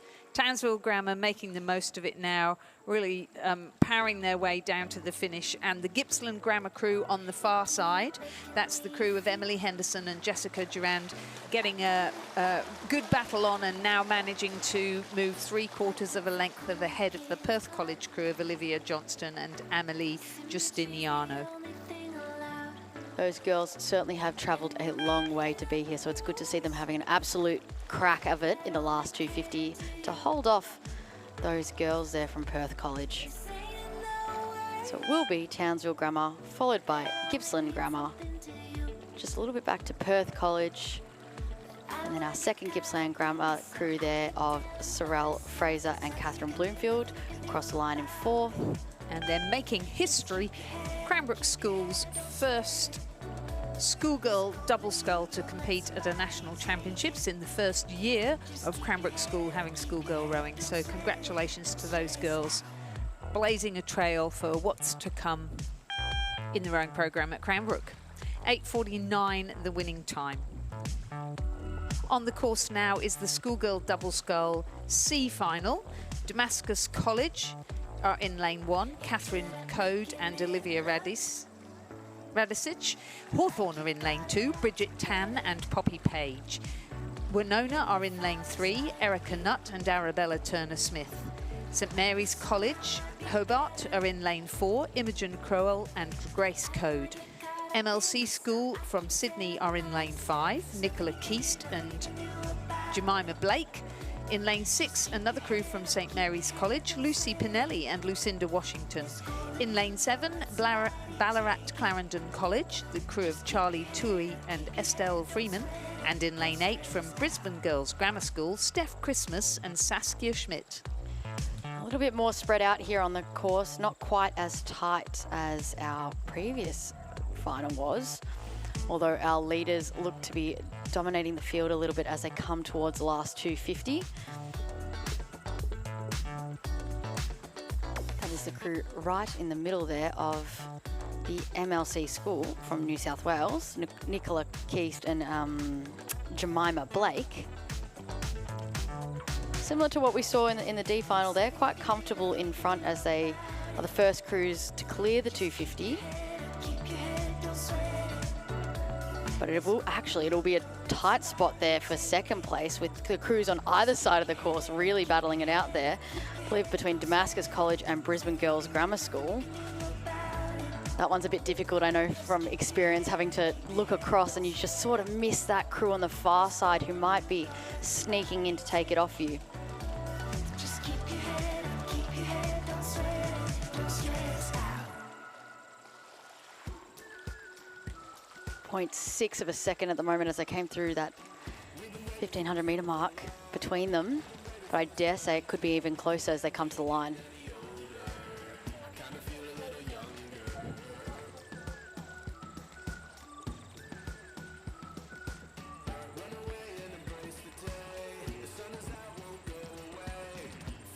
Crew in lane 5 there, holding on to that lead quite nicely, but not letting up and not relenting.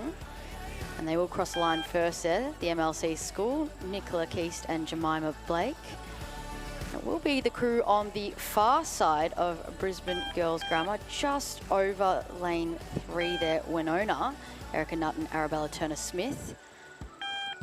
Followed by Ballarat Clarendon and Damascus College, the good old Ballarat crews. And then lane 2, the crew, the girls from Hawthorn, Bridget Tan and Poppy Page. See some beautiful handshakes and high fives at all the girls finish.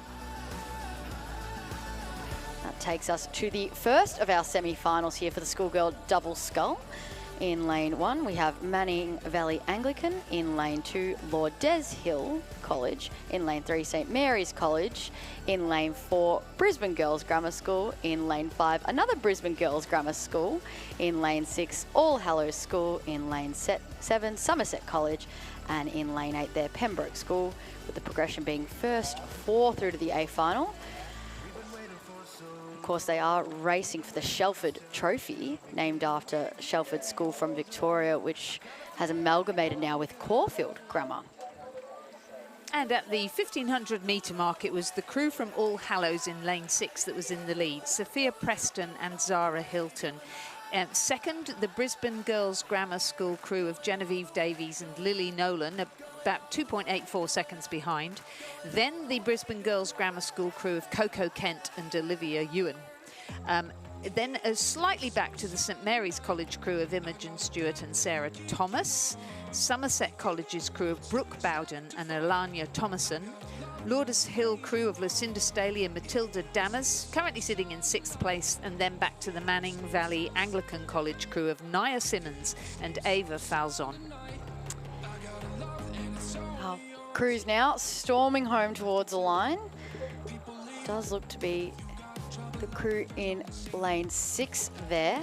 Newcastle Grammar, Roxanne Brown and Elliot Munro, who will take out the win at this, but not without charge from Brisbane Girls Grammar School there, Genevieve Davies, Lily Nolan. Sorry, I realise I read the next one. I read the next one, but lane 6 there, All Hallows there, Yeah. Sophia Preston, Zara Hilton. Maybe I should just leave this to you, Lizzie. Oh, no, please don't. No, that's great. So All Hallows taking first position from lane 6. Brisbane Girls Grammar School, Davies and Nolan coming in second. Third, St Mary's College from lane 3, it's Stewart and Thomas. And fourth, Brisbane Girls Grammar School crew of Kent and Ewan. So they're the 4 that progress through to the A final. Fifth across the line, is that Somerset College in that green hat? Yep, Somerset College, followed in by Lourdes Hill. They will take 6th. 7th will be the crew from Manning Valley Anglican College. And our final crew across the line should be Pembroke School, if they are there. Nope, and they must have not started. The winning time for our crew from All Hallows in a strengthening headwind, 8:23.02. The margins 2.56, 2.67 and 4.99, and then quite a big margin, 12 seconds back to Somerset College. So those will be the first 4 crews through to the A final, the remainder to the B final. The second semi-final is in progress with St Mary's College in lane 1, St Patrick's College Townsville in lane 2, a crew from Commercial in lane 3, St Peter's Lutheran in lane 4, Northern Beaches Secondary College in lane 5, Newcastle Grammar in 6, the Armadale School in 7, and MLC School Sydney in 8. And I'm absolutely astonished that St Peter's Lutheran are on the water, because I swear 35, 40 minutes ago I got a message from one of the coaches to say that their boat had been de-rigged, wrapped up and was in the middle of a trailer. Oh my gosh. I don't know gosh. where they got a second boat from. I did send them some suggestions, but thank you whoever it was that lent them a boat, and they're doing a pretty good job given that they are in a boat that they haven't rowed in before. Northern Beaches Secondary, as expected, Eloise Stevens and Elise Coates. Elise Coates, thank you very much. In the middle of the course there. Most well known for their prowess in the under-19 singles, doubles and quads. Certainly took out the title in the quad this morning. And Newcastle Grammar's Roxana Brown and Elliot Munro sitting in second place. In this last 500 metres, the St Peter's Lutheran College crew is Scarlett Hall and Yo-Yo Wang. Their coaches are John Pettigrew and Kerry Tickle. So kudos all round to all of them. Currently sitting in third, but not that far behind, and will be challenging for second place. The Armadale School at the moment in fourth, pushing hard, but I think they've run out of space. So it will be Northern Beaches Secondary that will take the title by quite a long way. It'll then be Newcastle Grammar that will claim the second place into the A final. Third will be St Peter's Lutheran, and fourth will be the Armadale School. So they get through to the A final and they fight again. Brisbane State High just missing out. And then just to round out the field, St Patrick's, Townsville there. And our Entered this commercial. crews from MLC School and St Mary's College will be going through to the B final.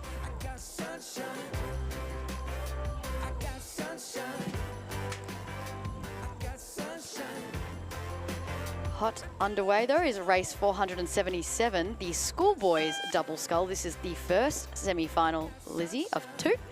It is. We have Adelaide High in lane 1, Brisbane State High in lane 2, Lycée Condorcet in lane 3, Northern Beaches Secondary College in lane 4, Western Heights College in 5, Adelaide High's other crew in lane 6, Hawthorn in 7 and Friends in 8.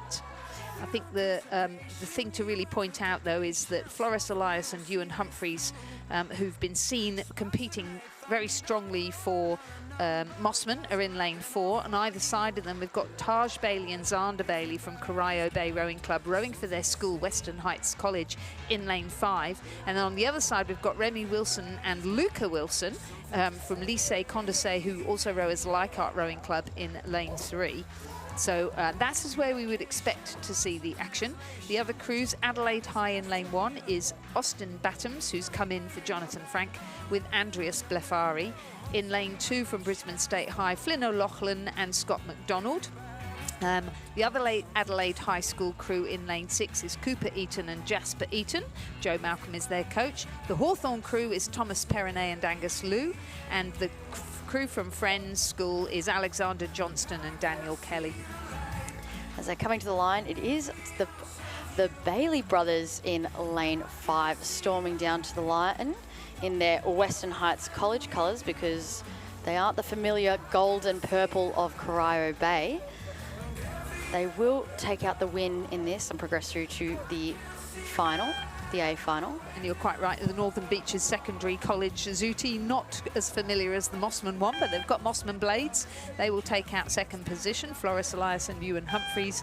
Third across the line will be boys from Leichhardt Rowing Club. Is that right? Yes, that's right. Remy Wilson with brother Luca Wilson. And the last then to qualify for the A final will be the, is that Brisbane State High crew? No, I think it's the Adelaide High School crew of Cooper Eaton Eaton and and Jasper Eaton. Just to round out the field, we have Brisbane State High, followed by Adelaide High, and then a little bit back to Hawthorn Rowing Club, and then the Friends School from Hobart.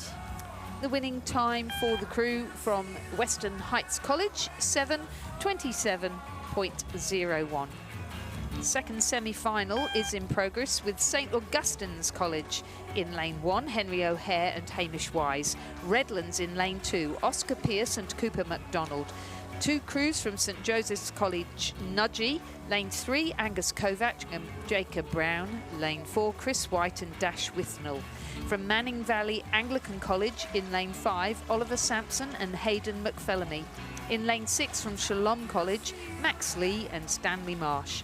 In lane 7 from Rockhampton Grammar, Oliver Whaling Kane and Archie Becker. And in lane 8 from Townsville Grammar School, Cameron Mills and Nicholas Beaumont Walsh. First couple of crews through the 1500 metre mark. It's a little bit closer here for that top spot, not as clear cut as we saw from the first semi-final. So definitely going to be a battle on here. with neither crew looking to ease up, and that's 2 crews in the middle there. And they would be the crew, both of the crews from St. Joseph's College in Nudgee, commonly known as Nudgee College. Sitting in third right now, though, this is at the 1,000-metre mark, the crew from Manning Valley Anglican College. They only have about 5 athletes. 2 of them are Oliver Sampson and Hayden McPhellamy. So wonderful to see them doubling up here, and they're through to the semi-final, and they really want to make the A final. So they're currently sitting in third. They're being challenged by the crew from Redlands, who they race so often in the New South Wales regattas, Pearce and McDonald. And it's going to be a question of who handles the conditions, because this headwind is picking up again and the water is getting a little bit lumpy. It is tight between those 2 Nudgee crews in first and second. Neither crew really giving up or relenting here, even though top 4 will go through to the A final. Although, Lizzie, looking at those margins, I don't think I would be taking my foot off the gas anytime soon either. I don't think I would either. And look, the Redlands crew has dropped a little way behind the Manning Valley Anglican College crew now, but all you need is a crab and you'd be there, wouldn't you? And the Rockhampton Grammar crew of Oliver Whaling Kane and Archie Becker, they're only a length down, so they are keeping the pressure up on Redlands, and again, they will pounce if there are any shipwrecks along the way. Currently, Townsville Grammar in 6th and Shalom in 7th.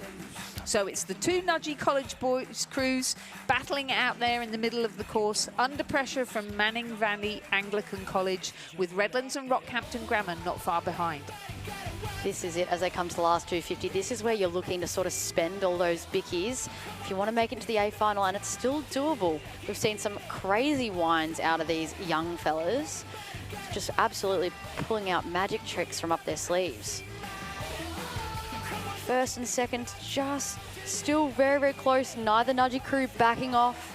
I can see the bow seats having a look at one another. Beautiful picture there. You can see Manning Valley Anglican College at the top of the screen, and one of the Nudgee College crews, Chris White and Dash Withnell in lane 4, just below them, but Kovac and Jacob Brown just out of shot. Now you can see them in the drone footage.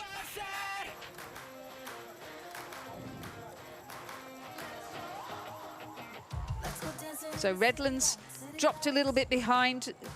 The Nudgee College crew in lane 4 under a huge amount of pressure from Kovac and Brown now. Oh, it is close, toe to toe. Photo finish. Oh, that is definitely a photo between the 2 Nudgee boys. The crew of Angus Kovac and Jacob Brown doing really, really well there. Manning Valley delighted to be into the A final, as are the crew from Redlands. Some great racing out of these doubles. So Rockhampton Grammar will have to settle for the B final, coming across the line in 5th. Townsville Grammar in 6th.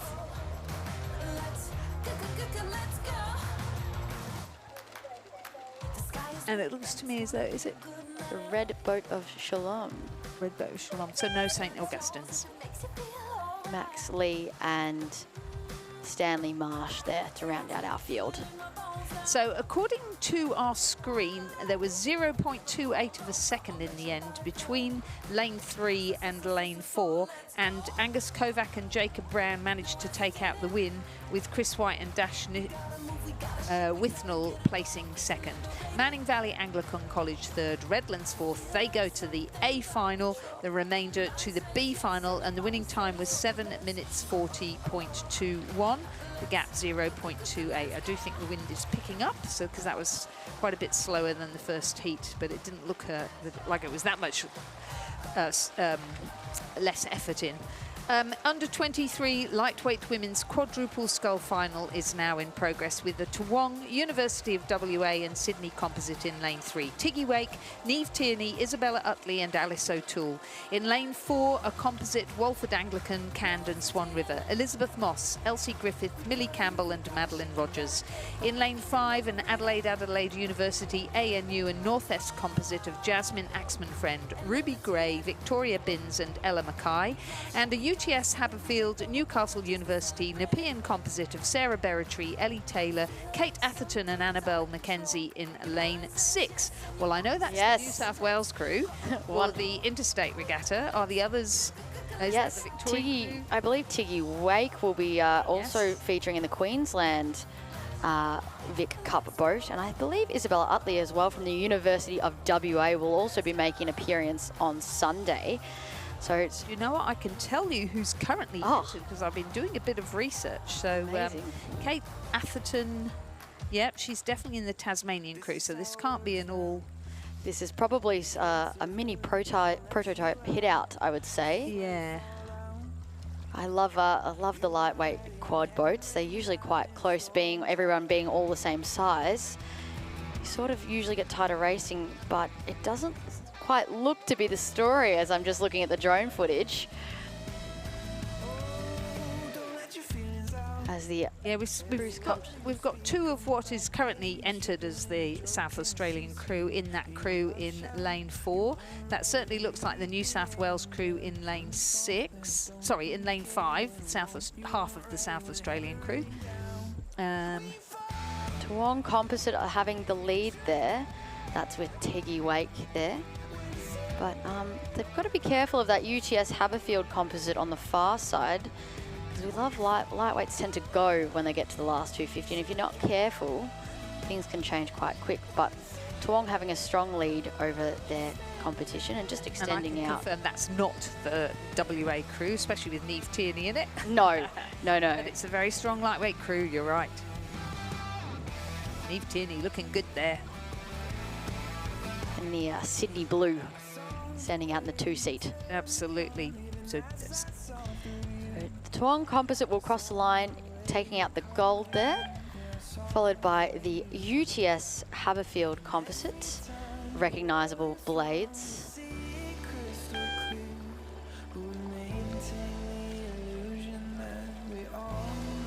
Followed by the Adelaide Composite in lane 5 of Jasmine Axman Friend, Ruby Gray, Victoria Binns and Ella Mackay. And the recognisable University of WA boat there in lane 4. winning time 7 minutes 35.53. The margin 7.97 and 13.64. We now go to the final of the open lightweight men's Coxless 4. We've got a little bit of time, which is nice. And they are racing for the Lucerne Cup. We have a composite from Toowong in lane 1, Adelaide University in lane 2, a composite between Black Mountain and Mossman in lane 3, Toowong in lane 4, a composite between the University of WA and West Australian Rowing Club in lane 5, Mercantile in lane 6, Tasmania University and North Esk in lane 7, Sydney University, UTS Haberfield, Nepean and Newcastle, in other words the New South Wales crew, in lane 8. And definitely some recognisable names on this list. I note Alex Tomanovitz and Oscar Tyrrell will be making an appearance in the Penrith Cup boat on Sunday. I note Christian Place there from Toowong Rowing Club, who is has also represented his state in the interstate boats on Sunday a few times. And then Oscar Birtwhistle, I believe, from the Tasmanian University Composite of representing North Esk there, will be in the Tasmanian boat on the Sunday. So very strong lineup here as the first crew crosses the 1500 metre mark, with about a length over the crew in second. That is the Mercantile Essendon Composite, is it? Is popping up on the screen. So I wonder if there's been an athlete substitution.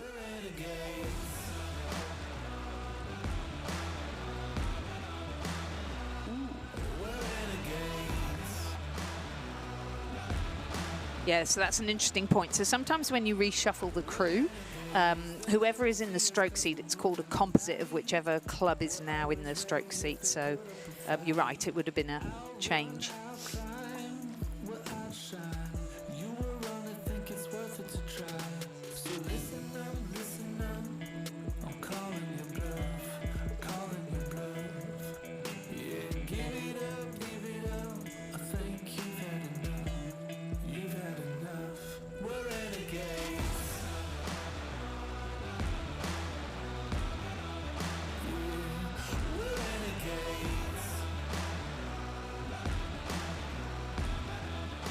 Coming to the line now, these boys absolutely storming home in the open lightweight men's Coxless 4.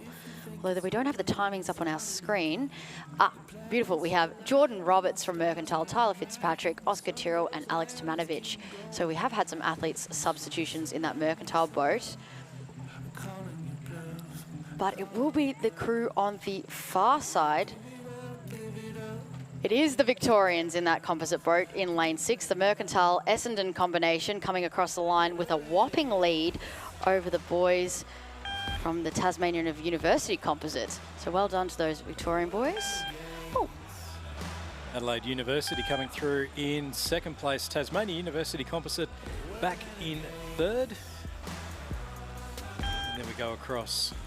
So this is the Open Lightweight Men's Fours for the Lucerne Cup. Tasmania University composite in third place. Toowong Townsville JCU in fourth. Sydney University composite in fifth. Black Mountain Mossman in sixth. University of Western Australia and the West Australian Rowing Club in seventh, and eighth Toowong UTS Haberfield. I see your signature whenever I get out of line. A shocking twist of undecided energy. A mix-up of betwixt and apprehensive you and me.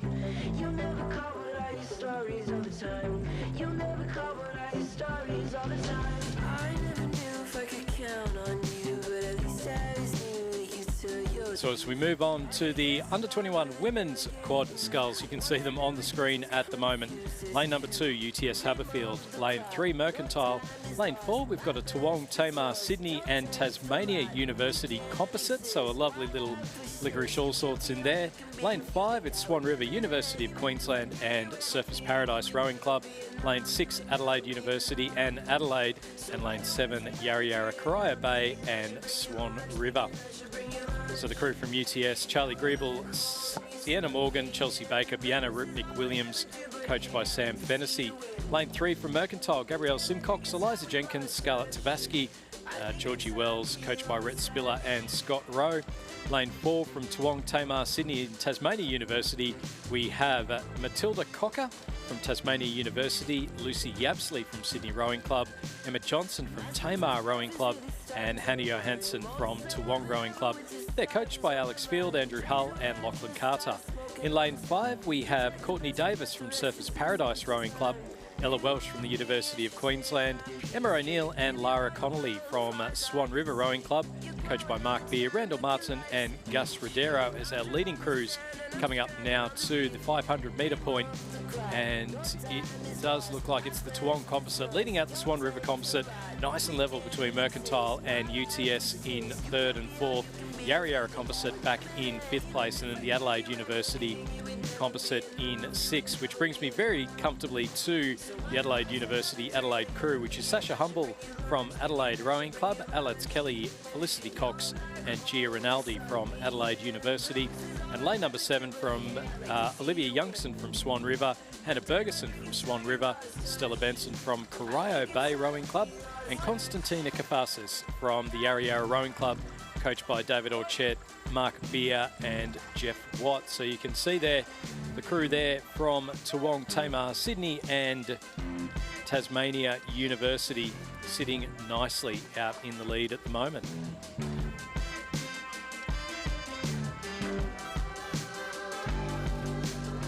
So that crew were about 1.5 seconds through the 500 metres, and you can see they've really extended that out over the Swan River crew in lane number 5. Definitely easier conditions out there for these quads, Stu. Even though the wind is picking up a little bit, it is a lot calmer than what we've seen previously. So no doubt we're getting the best out of these quads. We'll keep an eye out on this battle between Mercantile and UTS. So you can see Mercs were on the foreground just then as we have a look there. The UTS crew on your screen at the moment in lane number 2. So UTS were sitting just a couple of spots just off the medals. And note Gabby Simcox is in that crew. He's a former Melbourne Girls College crew who are here today rowing in the 8s. So I'm sure those schoolgirls are very excited to see an alumni in this boat. Absolutely. It is the Toowong composite who have the lead ahead of the Swan River composite in second. They're our 1 and 2, and they are opening up a lovely Clearwater lead over the rest of the field. Mercantile in third place, the Yarra Yarra composite in fourth, Adelaide and Adelaide University in fifth, and UTS Haberfield just dropping off in that second 500 metres. So some great rowing there from our lead crew, and you can see there the 4 different Zooties, and they are keeping themselves well out in front of that Swan River composite. Yarra Yarra crew with Constantina Kafasis in it, who we saw earlier in her scull, in her bright yellow impact scull, doing some great racing earlier in the week. I'm sure she's also very happy to be in a big boat, storming down the course at a much faster rate than some of our sculls were. Yeah, well, we saw yesterday, just before racing was cancelled, some very slow times for Coxed Quads, where I think it was over 10 minutes for some of them. So you definitely don't expect to see those times out on the water, particularly when you've got 8 oars powering you along. It definitely makes a difference. Definitely makes a difference. So we're on board with our 2 leading crews. It is the Swan River Composite in lane number 5 in the background, and the Toowong Composite in the foreground. And it's now a bit of overlap. It's overlap between the Swan River Composite and the Toowong Composite. So this Toowong Composite got out to the early lead. They've been leading right from the start. It was a boat length at the 1,000, but now in that third quarter, they've just got some overlap, the West Australian Queensland Composite. They do. They look to be walking here, Stu, and I think we can quite clearly here see the difference between 2 different strokes. One prioritising rate and the other looking to be prioritising length as they come to the last 500 metres. It's half a boat length now. It is going to come down to the wire. It is the Toowong Composite and the Swan River Composite. Both of these crews having rowers from around the country. So in the Toowong Composite, Tasmania University and Tamar represented from Tasmania, Hannah Johansson from Queensland and Lucy Yapsley from New South Wales. And then in the Swan River Composite, Courtney Davis from the Surface Paradise, Ella Welsh from University of Queensland, and then 2 from the Swan River Rowing Club over in WA. And you can see there, they've made their move now. It is the Swan River University of Queensland Surface Paradise Composite who now have their bow ball out in front.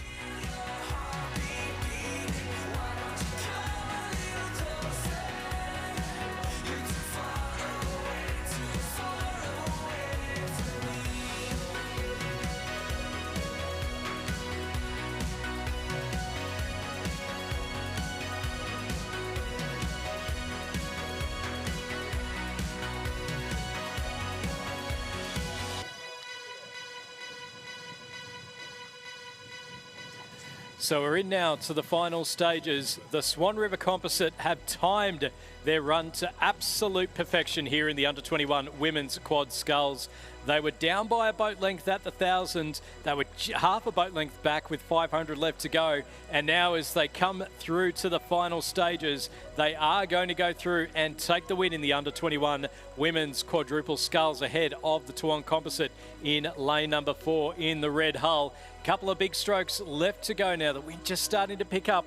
It's not bothering the crew from Swan River, University of Queensland and Surface Paradise. They are the national champions for 2026, finishing a boat length ahead of the composite from Tasmania University, Sydney Rowing Club, Tamar and Toowong Rowing Club. Plenty of high fives in that winning crew as they cross the line in first place.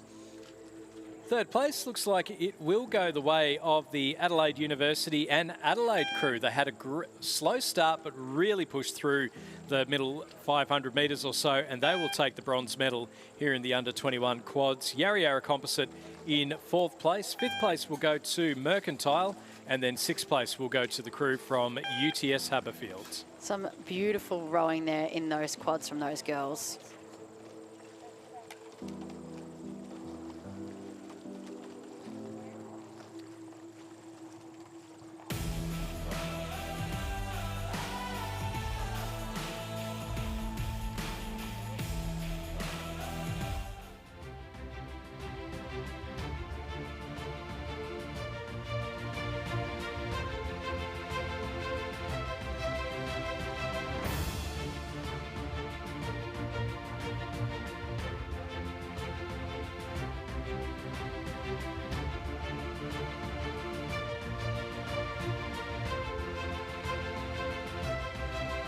The presentation of medals for the Under-23 Lightweight Women's Quadruple Scull Championship of Australia. In third and bronze medalists the Adelaide Composite. Jasmine Axman-Friend from North Esk, Ruby Gray from the Australian National University, Victoria Binns from Adelaide University, and Ella Mackay from Adelaide Rowing Club. Second and silver medalists, the UTS Haberfield Composite. Sarah Berretry from UTS, Ellie Taylor from Nepean Rowing Club, Kate Atherton from Newcastle University Boat Club, and Annabelle Mackenzie from UTS. The crew is coached by Sam Fennessy, Daniel Waddell and Odin McIntosh.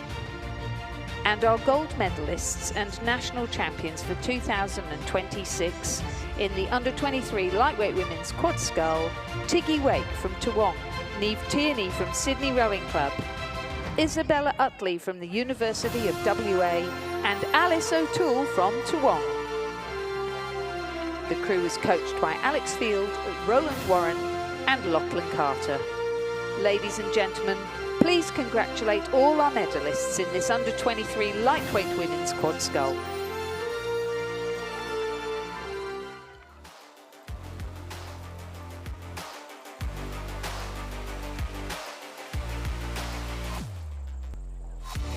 So we are underway in the final of the under-21 men's Coxed 8. So in lane number 1, we have a Swan River, Fremantle, Sydney University and University of Western Australia composite. Lane 2, Melbourne University. Lane 3, Mercantile. Lane 4, Sydney. Lane 5, Sydney University. Lane 6, Sydney Rowing Club. Lane 7, it's an Adelaide University and UTS Haberfield composite. And lane number 8, Sydney University. And at the 500 metre mark, the Sydney Rowing Club crew with Henry Pursehouse in the bow had taken a very narrow lead over the Sydney University crew. So the Sydney crew is Henry Pursehouse, James Bell, Max Mason, Edward Leckie, Thomas Maloney, Oliver Edwards, Ben Muffett, Matthias Maloney and Cox Moira Geraghty, coached by Shane Mulvaney and Brooke Robertson. They're in lane 4, and in lane 5 the Sydney Uni crew is Raphael Corbett, Sam Basher, Finley Mitchell, Angus Mitchell, Matt Coleman, Gus Chizolka, Max Garnett and Will Rogers, coached by Sophia Taeb, coached by Simon Huxley and Rob Black. And so that's the two New South Wales crews battling out against each other, but Mercantile want a piece of the action, and they're currently sitting in third. Maxwell Findlay, Luke Vallely, Joe Lee Conway, Henry Reiner, Eric Wiseman, Harry Pollock, Joe Collingwood and Fletcher Douglas. Their cox is Sarah Chapman, and they're coached by Ed Ryan and Scott Rowe. We do have a second Sydney crew, as you said. They're in lane 6 and they're currently sitting in 4th. Tommy Poulton, Toby Smith, Angus McGrath, William Pillar, Ollie Harvey, Toby Denton, Ferdinand Handlieb and William Kellett with their cox Thomas Lukes, who took a medal with my crew in the under-17 women's quad. The guy has been kept very busy doing under-21s at Sydney, Cranbrook crews and composite crews. Melbourne University currently in 5th.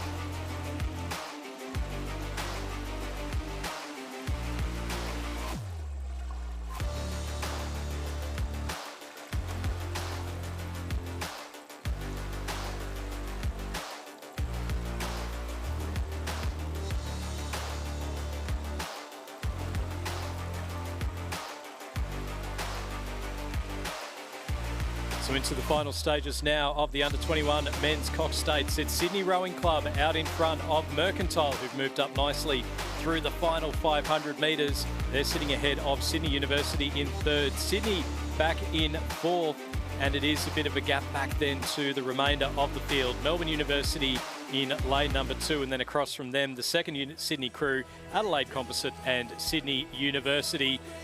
Coming into the final 250 metres, this Sydney Rowing Club crew, Pursehouse, Bell, Mason, Leckie, Maloney, Edwards, Muffet, Maloney and Geraghty have extended the lead right the ways throughout the race. The battle for second is well and truly hotting up now between Mercantile and Sydney University. You can see Sydney University in the background there, battling it for the silver and the bronze. Mercantile have started to move up over in lane number 3 as they're coming in now to the final 100 metres or so. It's still Sydney Rowing Club with the lead. Mercantile, they've moved up into second place ahead of Sydney University and making ground with every stroke. It'll be a bit too late for them to get the run through for the gold, but it is going to be Sydney Rowing Club who'll take the win in the under-21 men's Cox States. The boys in blue take out the 8s ahead of Mercantile Rowing Club in second place. Sydney University will come through in third place ahead of the second crew from Sydney Rowing Club in fourth.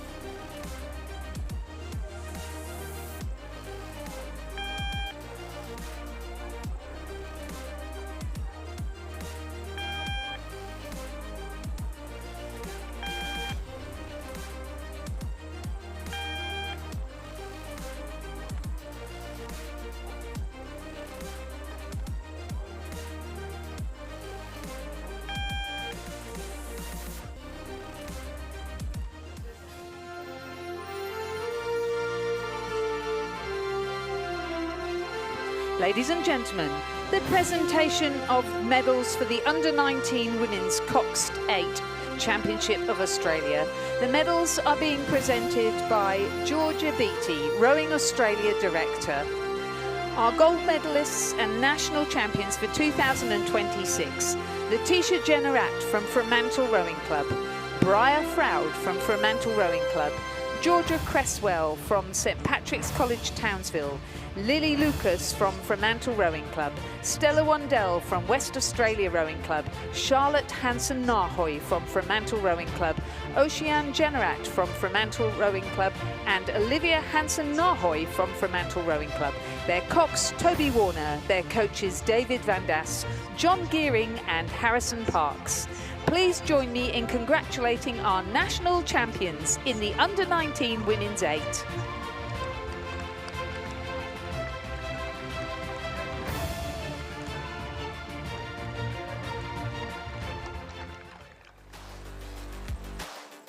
As we head back down the course, we're keeping that big boat energy here at the Lake Barrington International Regatta Centre.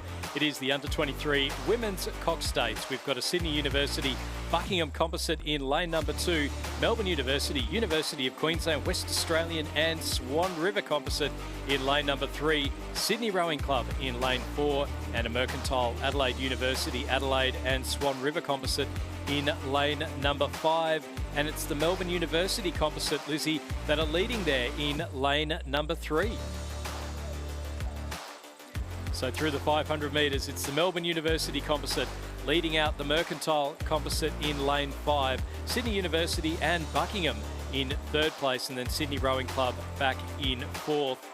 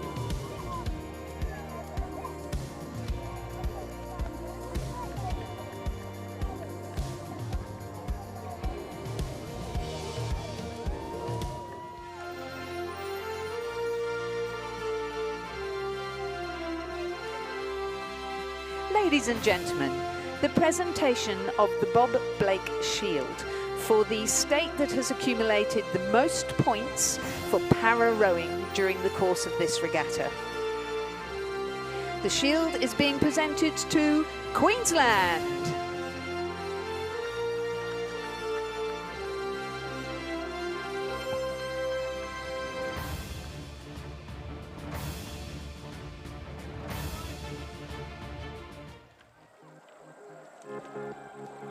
As we head back to the action down on the course, it is a fantastic race happening here in the under-23 women's eights. So it's a Melbourne University composite. That's Sina Metzger from Swan River, Sarah Burke from the University of Queensland, Ella Welsh from UQ, Imogen Hubbard from the West Australian Rowing Club, Tyler Hutton from UQ, Gabrielle Ryan from the University of Queensland, Chloe Nevins from Melbourne University, as is Meg Dumbrell. They're coxed by Ivy Jones, and they've got the lead ahead of a Mercantile, Adelaide University, Adelaide, and Swan River composite. That's Emma Pittman from Swan River, Gabby Price from Mercantile, Eloise Adem from Mercs, Tamara Bates from Adelaide, Grace Barrera from Adelaide, Carolyn McNally from Adelaide University, Georgia Campbell from Mercantile, Lucy Gillen from Mercantile. Their coxswain is Nicholas Bogdan, and they're coached by Scott Rowe. You can see them, and it's only about half a boat length between the two. Sydney University Buckingham composite of Scarlett Woodbury, Sophie Jones, Poppy Wyndham, Alana Edwards, Alice Reedy, Alice McReady, Alexandra O'Brien, Alyssa Fickers and Chloe Giretta are sitting in third place ahead of Sydney Rowing Club, Eva Thompson, Evelyn Stitka, Madison Joins, Hannah Ashley Carter, Ella Spalding, and then Amelia Carpenter, Nicole Vance, Lily Wask. Mietta Jones is their coxswain and coached by Lachlan Carter and Florence Griffiths. The Melbourne University composite keeping it out now. They may just be extending that lead. It's about half a boat length between the Melbourne University composite and the Mercantile composite. Forget the rest of the crews in there. There's still that rivalry between Melbourne University and Mercantile, particularly when it comes to the eights races. Sydney University and Buckingham still in third place, but Sydney Rowing Club only a boat length back as they come now into the final 250 metres here. It is the Melbourne University composite who are keeping their babbles out in front at the moment as they're coming now into the final stages. The Mercantile composite in lane number 5. If there's ever a time for a sprint, it's now, and you can see that rate of striking start to be upped as Melbourne University keep that half a boat length lead over the Mercantile composite in lane number 5. And now they're just extending it. Some big strokes there coming from the Melbourne University crew, extending that lead from half a boat length to a boat length with just a few big strokes. And now, with only a few strokes left towards the finish, they are well on track to become national champions in 2026. Sydney University Buckingham looking good for the bronze ahead of Sydney Rowing Club. It's going to be Melbourne University, University of Queensland, West Australian and Swan River Rowing Clubs, our national champions in the under-23 women's cox states, finishing a boat length ahead of Mercantile, Adelaide University, Adelaide and Swan River in second place. Third place will go to the Sydney University Buckingham composite in lane number 2 ahead of Sydney Rowing Club in lane number 4.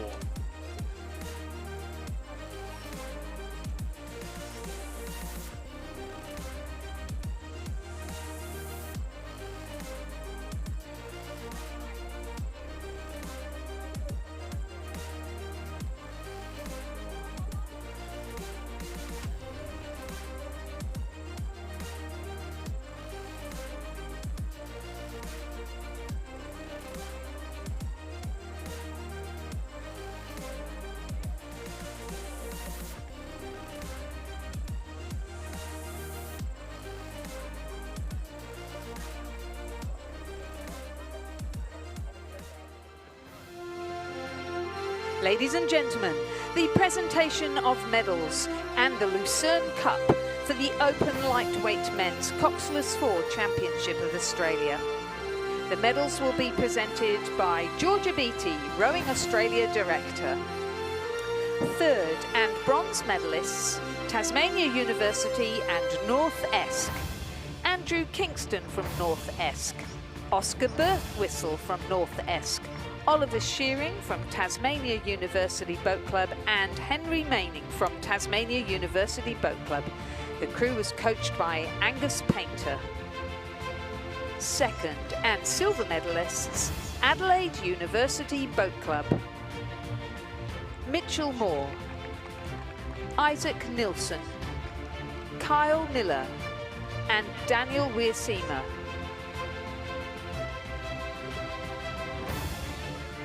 Gold medalists and national champions for 2026, the Victorian Composite. Jordan Roberts from Mercantile. Tyler Fitzpatrick from Essendon. Oscar Tyrrell from Mercantile. Alex Tumanovitz from Mercantile. The crew was coached by Scott Rowe and Ed Ryan. The Lucerne Cup will now be presented to the crew by Georgia Beattie.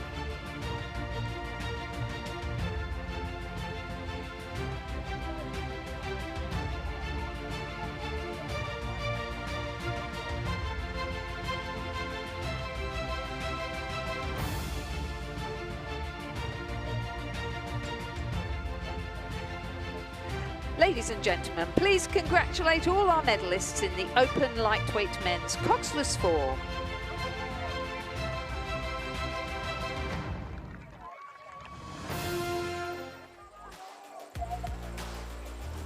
As we move back down the course, it is race 484. It's the under-23 men's quad sculls, and there's some big names in this race. Lane number 1, we have a West Australian Fremantle composite. Lane 2, Mercantile and Canned. Lane 3, it's Canberra and ANU and the ACT High Performance Program. Lane 4, Hawthorn, Sydney University and Mossman. Lane 5, the University of Queensland. Lane 6, Adelaide University. Lane 7, UTS Haberfield. And lane 8, Toowong and Swan River composite. And we've got some names in this, haven't we? But particularly that Hawthorn composite, Tobias Elias, Oscar Schiel-Gamborg from Mossman, Adam Holland, who was at Adelaide and has now moved to Sydney to train under Tom Lorridge in the 3-seat, and Will Rogers having to come out because he's just been in an 8, and Max Curry from Hawthorn going in. Coaches together, Tom Lorridge, Alfie Young, Rowena Meredith. But it's so tight, and what is going on? Who is that crew from lane 1? The composite of Lucas Cardacci from West Australian Rowing Club, Joshua Hankey from West Australian Rowing Club, Remy Payne from Fremantle, Lachlan Brown from West Australian Rowing Club, storming up the inside there. Yeah, it's really, really level at the moment. Our top 5 positions within about a few seconds of each other. Adelaide University at the 1,000, leading the University of Queensland. West Australian Fremantle Composite in 3rd place. Hawthorn and Mossman back in 4th. Canberra and ANU in 5th place, and Mercantile Canned in 6th. Toowong Swan River in 7th, and UTS back in 8th place. The guys from South Australia leading through the first half. They were. That was Jude Shermer, Alex Williams, Oliver Evans-Wood and Jasper Boyce. Very talented, but also quite young. This is an under-23 quad, but some of those are a lot younger than that. So the South Australians holding on to that lead at the moment. I believe coached by Beth Bryan at the South Australian Sports Institute. And the West Australians have now decided that they're going to put on a bit of a push as we head in past the 1,250 metre marker. You can see there our crews right across the top. University of Queensland, the Hawthorn Composite, and Canberra ANU perhaps just about, they're half a boat length behind, so perhaps just out of the running for the medals at the moment, but they are close enough if they're good enough. It is the South Australians in lane number 6, the West Australians in lane number 1, our 2 leading crews here in the under-23 men's quad sculls. And then in the middle, University of Queensland, Hawthorn, Sydney University, Mossman Composite, and then Canberra and the Australian National University as they're coming in now to the final timing point. Let's get those margins. Adelaide University, 2 seconds clear of West Australian Fremantle Composite. Hawthorn Mossman into 3rd place now. They're 3/4 of a second ahead of the University of Queensland. And then Canberra and ANU back in 5th. Mercantile Canned in 6th. Toowong Swan River in 7th. And UTS Haberfield back in 8th spot. Let's see, the sprint is on. University of Queensland, they're just starting to drop off the pace a little bit. Mitchell McGeever, Patrick Murphy, Mitchell Owen, Thomas Stevens. Looking like they might just be dropping back now. Canberra and ANU starting to move up, but Mossman, the Hawthorn, Sydney University and Mossman composite have got themselves up into third spot, half a boat length clear of fourth and fifth. Who's going to take the win? The Adelaide crew. They've led, Adelaide University crew have led the entire way down the course, but now with 250 metres to go, it's the West Australian Fremantle composite who might just have their bow balls out in front here. This South Australian crew, Oliver Evans-Wood, he is the South Australian men's single scull champion. It's a very strong crew, but they're going to have to hold off a very fast finishing Fremantle composite on the left, closest to the grandstand. It's going to come down to the wire. Adelaide University, West Australian Fremantle composite. The Hawthorn composite are sitting nicely in the battle for third place ahead of Canberra ANU and the University of Queensland. But now as they come towards the line, Adelaide University have got the push. Have the West Australians got something left? It's into the final couple of strokes, and it is going to be the boys from Adelaide University who take the win in the under-23 men's coxed fours, finishing ahead of the West Australian Fremantle composite. The hands are up in the air, the number one pointing. Third place will go to the Hawthorn Sydney University Mossman composite. They'll finish ahead of Canberra and ANU in fourth. University of Queensland just fading a little bit towards the end. They'll finish in fifth place. Sixth place will go to the Mercantile Cairn composite in lane number 2. And then on the far side of the course, the Toowong composite in lane number 8, and then the UTS crew looking like they've had an equipment issue, unfortunately. So there's the issue there, which is why UTS so far off the pace towards the back. Or UTS in 7th, sorry, it's the Toowong composite, Toowong Swan River composite, that have had an issue in the boat, unfortunately. Looks like with the 2-seat. But a fantastic row from Adelaide University. Yeah, especially given that, well, they're so talented, but they're schoolboy rowers, right? So that's pretty amazing. Just out of school. So congratulations to Adelaide University Boat Club for taking out the title in the under-23 men's quad scull. I'm sure the selectors will be looking at that with great interest. The silver medal is going to go to West Australian Fremantle composite, and the bronze to the Hawthorn, Sydney Uni and Mossman composite. I think at least one or two of those boys are in the South Australian Kings Cup crew as well. So. Sets them. They are indeed. Fantastic race in the under-23 men's quadruple scull. We'll just take a pause for one moment to bring you the presentation of medals for the women's quadruple scull in the under-21 age category. The medals are being presented by Louisa Begley, a senior advisor from the Australian Sports Commission. Third and bronze medalists, Adelaide University and Adelaide Rowing Club. Sasha Humble, Elates Kelly, Felicity Cox and Gia Rinaldi. Second and silver medalists, the composite from Toowong, Tamar, Sydney and Tasmania University. Matilda Cocker from Tasmania University Boat Club. Emma Johnson from Tamar, Hannah Johansson from Toowong, and Lucy Yabsley from Sydney Rowing Club. The crew is coached by Alex Field, Andrew Hull and Lachlan Carter.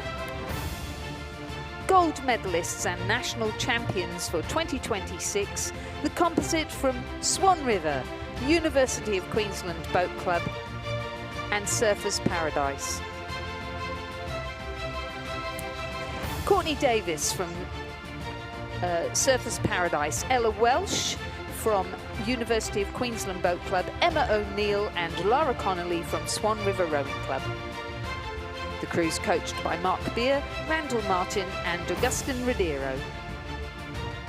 Ladies and gentlemen, please congratulate all our medalists in the under-21 women's quad scull.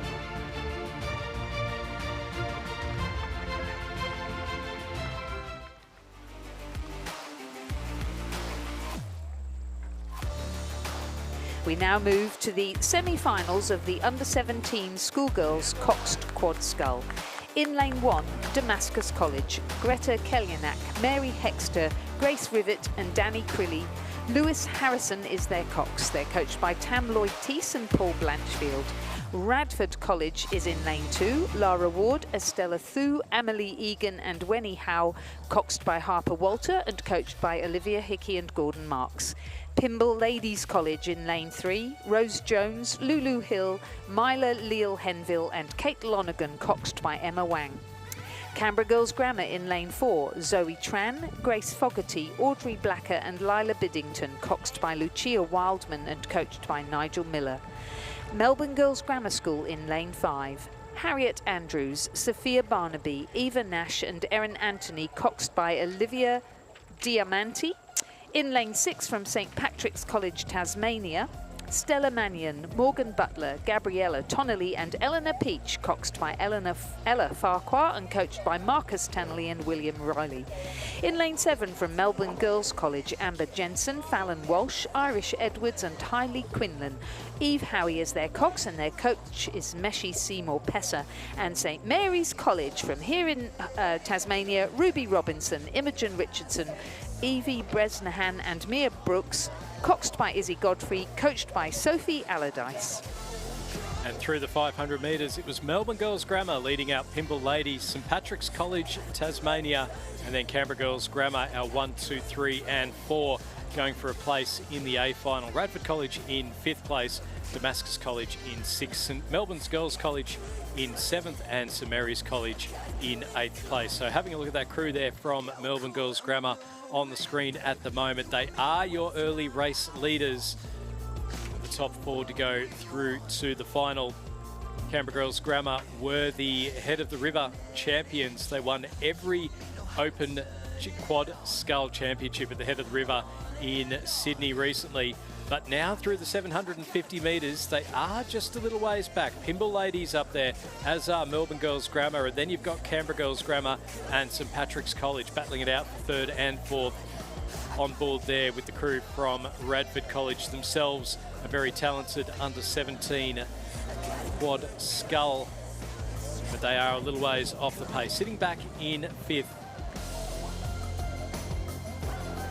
So as we see this Pymble Ladies crew up there with the Melbourne Girls Grammar crew, those two going side by side. This is a brand new event for 2026. And one of these crews has, 4 of these crews have the opportunity to race tomorrow in the A final to be the inaugural under-17 schoolgirls coxed quad champions. So a bit of history to be made on the waters of Lake Barrington tomorrow. Our leading crews coming in now to the 1,000-metre timing point. It was Melbourne Girls leading Pymble Ladies through the 500, and we'll get a bit of an idea as they come through the 1,000. It is Melbourne Girls still leading Pymble Ladies. It's not by much. It's less than a second. St Patrick's College, Tasmania, have now moved up on Canberra Girls Grammar in 4th place. Damascus College back in 5th, and then it's Melbourne Girls College in 6th place. Radford College now dropping off the pace a little bit in 7th, and then back a little bit further to the girls from St Mary's College here in Tasmania, back in 8th place. So the wind just starting to pick up a little bit now. It's going to make those conditions a little bit trickier. It'll match fairly similar to what we had yesterday towards the end of rowing. Hopefully not quite as bad as that one, but certainly just making conditions a little bit slower. The trick will be to try and put as much power into those strokes, keep the arms out for as long as possible and keep those blades off the water as they come forward into the catch. Lane number 8 there, the crew from St Mary's College here in Tasmania. Our top 4 to go through to the A final, the rest going through to the B final. And we can see there it's been a lovely row so far from the crew from Melbourne Girls Grammar School, sitting about half a boat length ahead of Pymble Ladies in 2nd, and then St Patrick's College Tasmania in 3rd, and still Canberra Girls Grammar back in 4th place.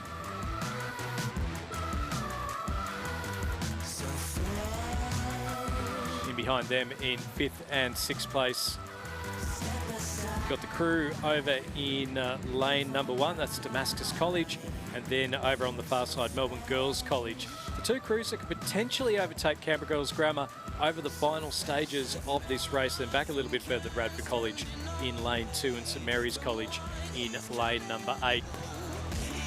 Coming in now to our final timing point. Melbourne Girls Grammar and Pymble Ladies have had a humdinger of a battle the entire way down the course, but it's looking increasingly like it'll be Melbourne Girls Grammar as we just see them coming through the 1500.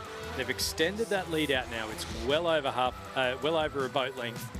Melbourne Girls Grammar, Andrews, Barnaby, Nash, Anthony and DiMartini now a boat length ahead of Pymble Ladies in second. St Patrick's College in third place. A boat length back to Canberra Girls Grammar, and they themselves are only a boat length ahead of Damascus College. So the sprint may well be on over those last 500 metres. Melbourne Girls College back in 6th place. Radford College in 7th, and then St Mary's College from Tasmania in lane number 8, sitting in 8th spot.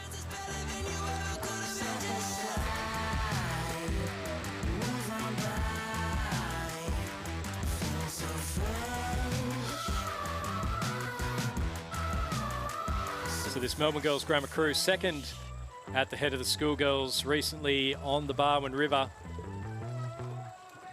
It was a tough race for them, and now sitting very nicely to qualify in first place for the under-17 schoolgirls. Cox Quad Skulls put themselves in the spot as we're just hearing a couple of gusts of wind start to come across now. So it is Melbourne Girls Grammar leading out from Pymble Ladies. Third place still St Patrick's College. And then Canberra Girls Grammar, they're only half a boat length ahead of Damascus College from Victoria. So we'll keep an eye on that over the final few strokes. And it's Damascus College who are starting to move just that little bit quicker than Canberra Girls Grammar. That gap is closing for the 4th and final spot in the A final. So Melbourne Girls Grammar holding on to that lead. Pymble Ladies sitting in second. St Patrick's in third place. Canberra Girls Grammar now up in a real fight for survival up against the Damascus College crew as we come into the final 150 metres or so.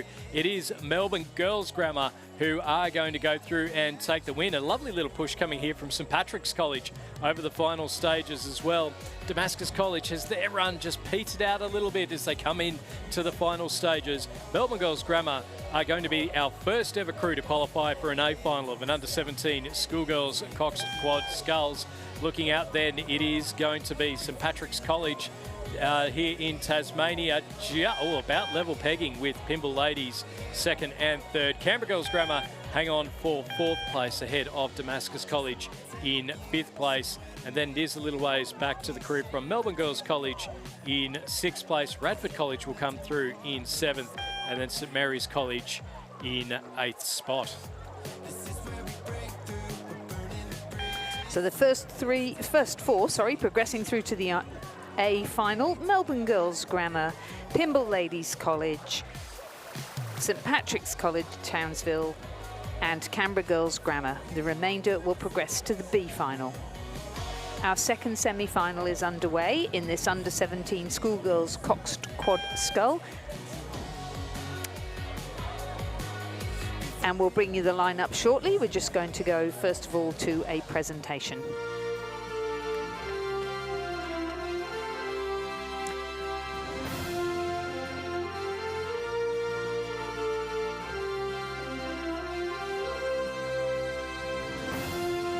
The presentation of medals for the Under-23 Men's Quadruple Scull Championship of Australia. Third and bronze medalists, the Hawthorn Mossman Composite. Leighton Skoman from Mossman Rowing Club. Tobias Elias from Mossman Rowing Club. Oscar Shield Gamborg from Mossman Rowing Club, and Max Curry from Hawthorn. The crew was coached by Alfie Young, Rowena Meredith. Second and silver medalists, the West Australian and Fremantle Rowing Club Composites. Lucas Cardacci from West Australian Rowing Club. Joshua Hankey from West Australian Rowing Club. Remy Payne from Fremantle Rowing Club, and Lachlan Brown from West Australian Rowing Club.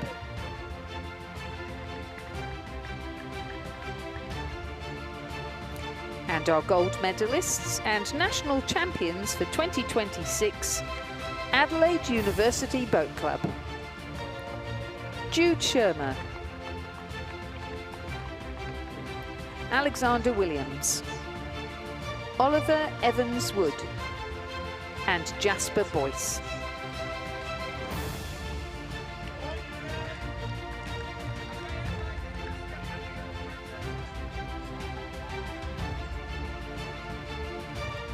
Ladies and gentlemen, please congratulate all our medalists in the under-23 men's quad scull.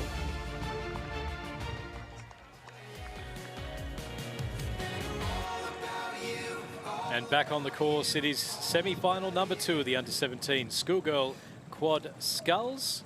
In lane 1, we have Loretto Marriotteville. In lane 2, another crew from St Patrick's Townsville. A crew from St Patrick's Townsville. In lane 3, Loretto Marriotteville second crew. In lane 4, PLC Sydney. In lane 5, Scotch Oakburn. In lane 6, Ballarat Clarendon. In lane 7, Unley High. And in lane 8, Tara School. So our leading crews through the 1500 metres, it was Loretto Marriotteville in first place there in lane 3. That's the crew of Alice Frierson Lee, Ruby Kernahan, Eugenie Anderson and Layla Bryant with Winnie Katsaros as cocks. And they're ahead of PLC Sydney in lane number 4. Ava Lane, Lara Rathjen, Zoe Leisha and Sophie Moore, Talia Kinlyside as their cocks. And then the 2 crews in 3rd and 4th, so top 4 to go through, are Ballarat Clarendon in lane 6 and Unley High lane 7. Ballarat Clarendon have Mietta Heaney, Delaney Kopke-Veldhuis, Maggie Peel and Chloe Forsyth on board, with Grace Burke holding the strings. And Unley High, Keely Pitt, Clancy Absalon, Maya Lesu and Lily O'Neill, with Sienna Kraut steering. So sitting in 5th place, St Patrick's Townsville and then the Tara School. Scotch Oakburn in lane number 5, well off the pace at the moment, as is Loretto Marriotteville over in lane number 1. So our leading 4 crews, no real jeopardy as they come in towards the finish line here. So certainly Loretto Marriotteville, PLC Sydney, Ballarat Clarendon and Unley High, our 4 looking good to go through to the finals. 8.5 seconds between 4th and 5th at the 1500 metres, and as they come up now into those final stages, it will be Loretto Marriotteville. It's again a very talented crew. Eugenie Anderson, I believe, did quite well at the South Australian State Championships last month, and they are really just pushing ahead right towards the end there. So Loretto College Marriotteville, our leading crew to go through to the final of the under-17 schoolgirls Coxed Quad Sculls. They'll be joined there by a very even race across the rest. So PLC Sydney will finish in 2nd place, and then behind them Ballarat Clarendon in 3rd, Unley High in 4th. Those 4 crews going through to the A final. And then sitting in behind them, our final 4 crews. So we've got the crew from St Patrick's Townsville will come through in 5th place, and then they'll finish ahead of the crew over on the far side of the course from the Tara School in 6th. Scotch Oakburn will finish in 7th place, and then the second crew from Loretto Marriotteville will come across in 8th place. So that was a win there in the second semi-final of the under-17 schoolgirls Cox Quad Scull for Loretto Marriotteville in a time of 8:35, which compares with 8:33 in the previous semi-final.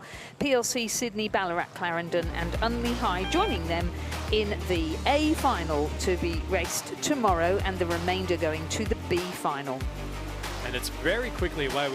We're into the final 250 metres of the Open Women's Quad Sculls. So let me bring you the lineup, because some of these have changed. In lane 3, ANU and the ACT High Performance Programme, Hannah Tippett, Annika Reardon, Catherine Kahn, Alexandra Moylan.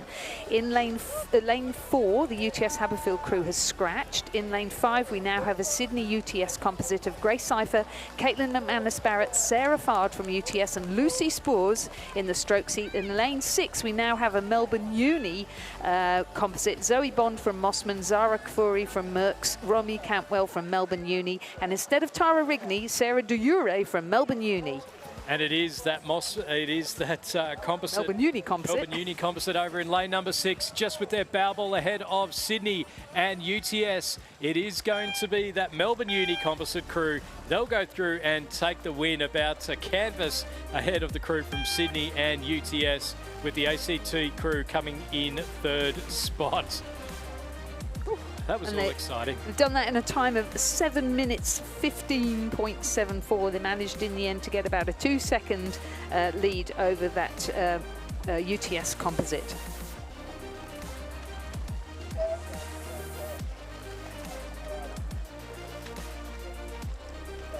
We move to the presentation of medals now for the Under-21 Men's Coxed 8 Championship of Australia. Medals are being presented by Louisa Begley, Senior Advisor to the Australian Sports Commission. Third and bronze medalists, Sydney University Boat Club.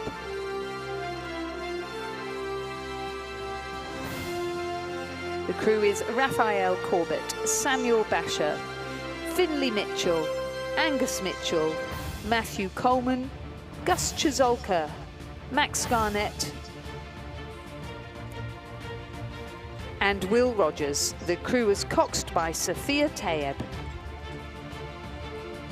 The crew was coached by Simon Huxley and Rob Black. Second and silver medalists, Mercantile Rowing Club.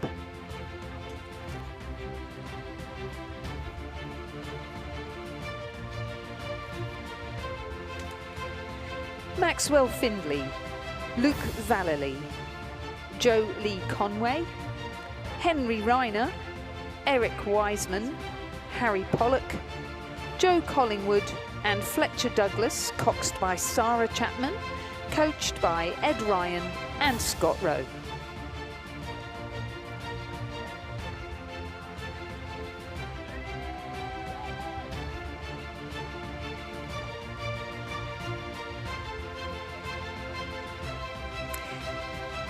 And our gold medalists and national champions for 2026, Sydney Rowing Club.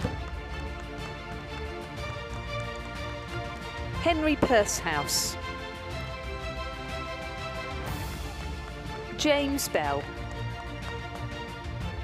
Max Mason, Edward Leckie, Thomas Maloney, Oliver Edwards, Ben Muffet, and their stroke Matthias Maloney, the cox Moira Geraghty, and the crew was coached by Shane Mulvaney and Brooke Robertson. Ladies and gentlemen, please congratulate all our medalists in the Under-21 Men's 8. So we are underway, and it is coming towards the end of the Open Men's Cox States. Lane 1, UTS Haverfield. Lane 2, Mercantile. Lane 3, Sydney Rowing Club. Lane 4, Sydney University. Lane 5, Melbourne University. Lane 6, a second crew from Sydney. And Lane 7, a Northwest Tasmania University. Adelaide University Composite. The biggest names in Australian rowing are in this race. It is Sydney Rowing Club who have the lead at the moment. They're extending it over UTS in second place. Mercantile sitting back in third, and then next to them we've got Sydney University, Melbourne University, Sydney and the North S Composite. So they're in now to the final stages. The Sydney crew, Angus Aitken, Will Clubb, George Bell, Pasha Bevan, Nicholas Miro, Miles Harold, Alec Hoskin, Alex Nicol and Nick Dunlop is their coxswain. Sitting ahead of the UTS crew, Sam Green, Mackenzie Thompson, George Field, Lachlan Dowsk, Oscar Baragi, Paddy Holt, Henry Blackwell, Joshua Wilson and Anna O'Hanlon at the New South Wales Championships. This was one of the races of the regatta. Sydney rowing through UTS right at the death. This time, though, they're not leaving it up to heroics over the last 500 metres because they are now a boat length in the lead ahead of the crew from UTS, with Mercantile sitting a boat length in behind them in third. That's Simpson, Frederico, McIntosh, Fielding, LeBurn, Felderhoff, Pokinghorn, Kerr and Chapman. You can hear the cheers coming from the banks. Sydney Rowing Club out in front of the Open Men's Cox States, and as they come up towards the line, UTS are trying everything that they can, but there's too much. It's too good from the boys in blue. Sydney Rowing Club take out the Open Men's 8s, a boat length ahead of UTS in second place. Third will go to Mercantile. Coming through in fourth will be the second crew from Sydney. They'll finish ahead of the crew there from Sydney University in fifth place. Over on the far side of the course, the North S Composite coming through in sixth. So it looks like we had no Melbourne University in that one. A great row there from Sydney Rowing Club. As I said, New South Wales Championships, they left it late. This time, they dominated and got the win over UTS.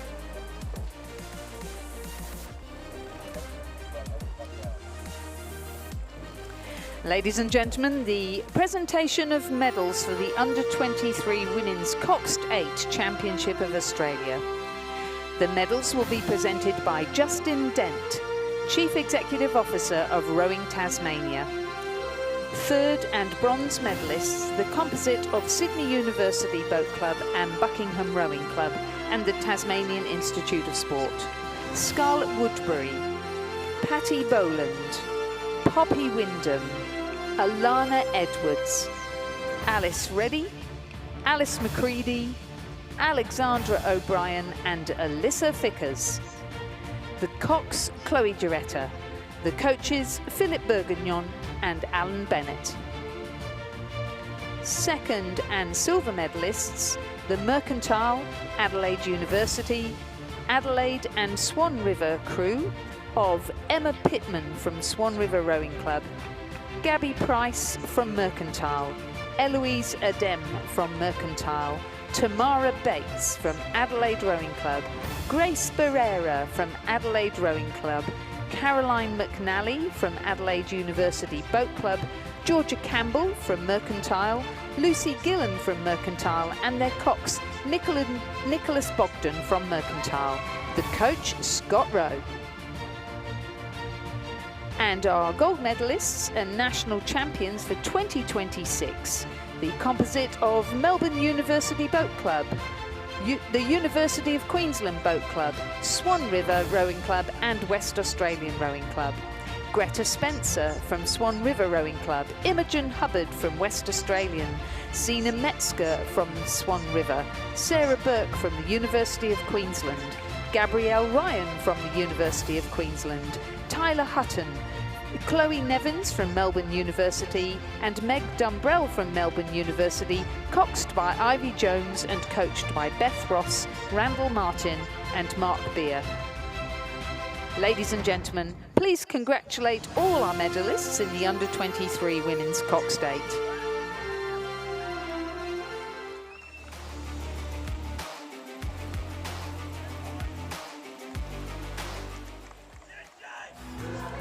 So we are underway in the first semi-final of the Schoolgirls Coxed Quad Sculls.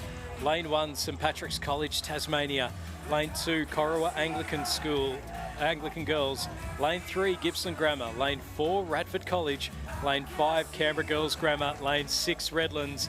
Lane 7, All Hallows. And Lane 8, Trinity Lutheran College. And this promises, Lizzie, to be an absolute humdinger of a race. We've talked up Gippsland Grammar, we've talked up Canberra Girls Grammar, but through the 500, it was Radford College who had the lead ahead of both of them. Much to your delight as a Canberrian.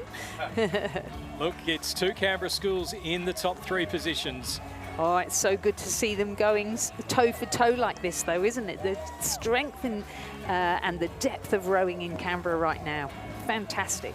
And the depth and strength of rowing in Gippsland as well, in the town of Sale under Nick Bartlett. We can see there the Redlands crew, not to be counted out either. That's Ava Ford, Grace Ford, Alana Winder, Isabel Campbell and Lily Van Hulsen. As we just look across there. It's ever so close, isn't it? Radford, 1 second back to Canberra Girls Grammar, 1 second back to Gippsland Grammar, Redlands 2 seconds back to them, another 2 seconds back to Corowa. Then it's a little bit of a gap to All Hallows, but that's a great crew of Amelia Moore, Allegra Cavalucci, Ruby McLeod and Zoe Ball, and their cox, Juliet Arthey. And Radford College are laying down a marker here. They are 4 seconds ahead. Gippsland Grammar in second place, Canberra Girls Grammar back in third, Redlands in fourth, Corowa Anglican 2 seconds back in fifth. It's the top 4 to go through to the A final here in the schoolgirls Coxed Quad Sculls. And with 1,000 metres left, I did have one of the mums from Radford College point out that they had a very strong quad.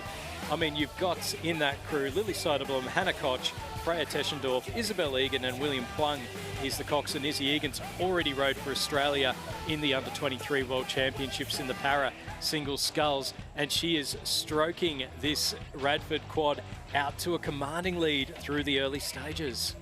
Very impressive individual. A lovely view there of the rest of our crews, and now a good view of how everybody is progressing, and you can see from that just how tight it is. So it's Radford College leading Gippsland Grammar and Canberra Girls Grammar. We thought it was going to be some girls in green that were going to walk away with it, but the girls in maroon have something to say. Redland's still sitting in 4th place, and as they come up towards the 1,500 metre timing point, Corowa Anglican Girls, coached by Jane Robertson, sitting in that 5th place. We'll get a bit of an idea through the 1,500 as to whether or not they are within striking distance. All Hallows back in 6th, St Patrick's College Tasmania in 7th and Trinity Lutheran in 8th. Okay, here we go. It's the 1,500 metre timing point, and again, the wind just dying down a little bit. Looked like it was starting to get a little bit rough. It did, didn't it? Thank goodness it's died down. I'm sure these girls from Gippsland Grammar in particular will be very grateful if it doesn't blow up. They're making the most of the conditions. So it's Radford College still leading. What a great row this has been over the first 1,500 metres. They've got the lead, and it's plenty of clear water. Gippsland Grammar sitting in 2nd place, so Canberra Girls Grammar are back in 3rd, and again they're under a little bit of stress there from Redlands. They've just extended that gap out now over Corowa Anglican Girls School in 5th place, so it's just under 5 seconds between 4th and 5th. So our top 4 looking reasonably well settled as they went through the 1,500 metre timing point. And coming in behind them, our final few crews to cross over that timing point. So we've got, it looks to be the crews from St Patrick's College Tasmania in lane number 1. All Hallows are sitting in 6th, St Patrick's in 7th, and then Trinity Lutheran back in 8th spot. So Radford College maintaining that lead. They have bolted out of the blocks, and they are holding on to the lead. It's not just the sprint start, Lizzie, it's holding on to that lead and maintaining the gap and increasing it. Yeah, they look very good, very impressive. Some beautiful stroking going on there from Isabel Egan, or Izzy, as we all know her. She is being mentored by Louise Sauvage.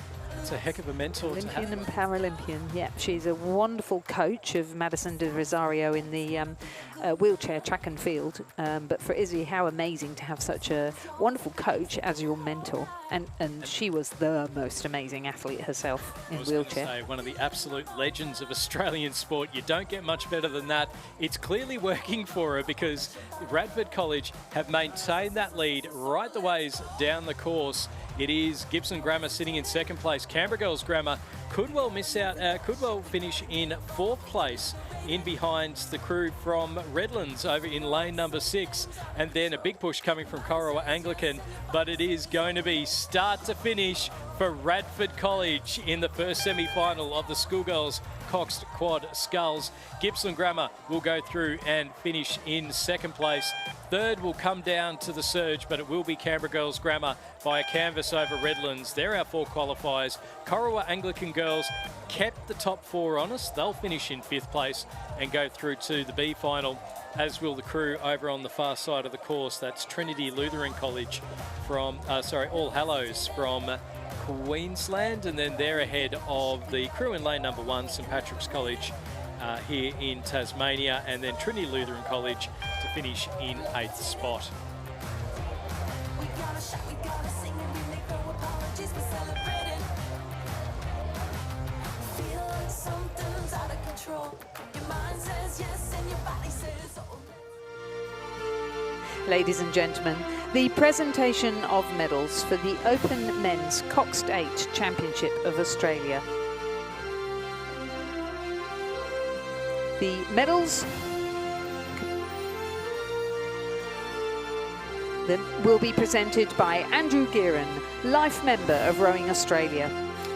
3rd and bronze medalists, Mercantile Rowing Club.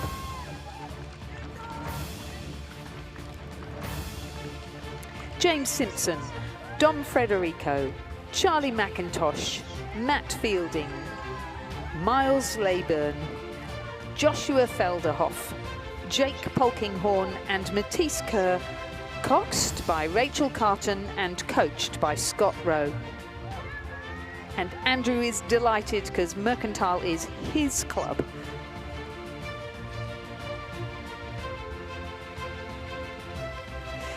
Second and silver medalists, UTS Haberfield Rowing Club.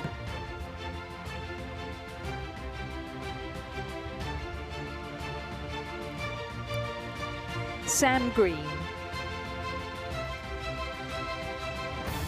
Mackenzie Thompson, George Field,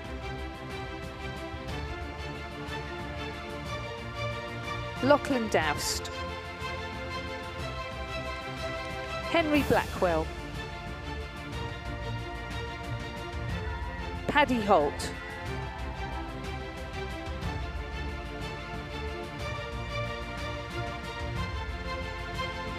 Oscar Baregi and Joshua Wilson.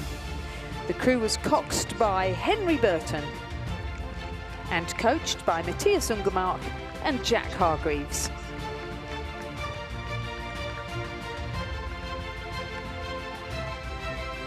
Our gold medalists and national champions for 2026, Sydney Rowing Club. Connor McGillan, Miles Harold, Angus Aitken, Pasha Bevan, George Robert Benjabel, Will Clubb, Alec Hoskin and Alex Nichol, coxed by Nicholas Dunlop.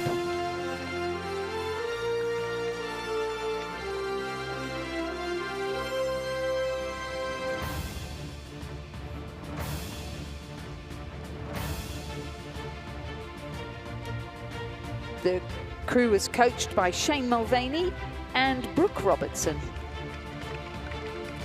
Ladies and gentlemen, please congratulate all our medalists in the Open Men's Coxed 8.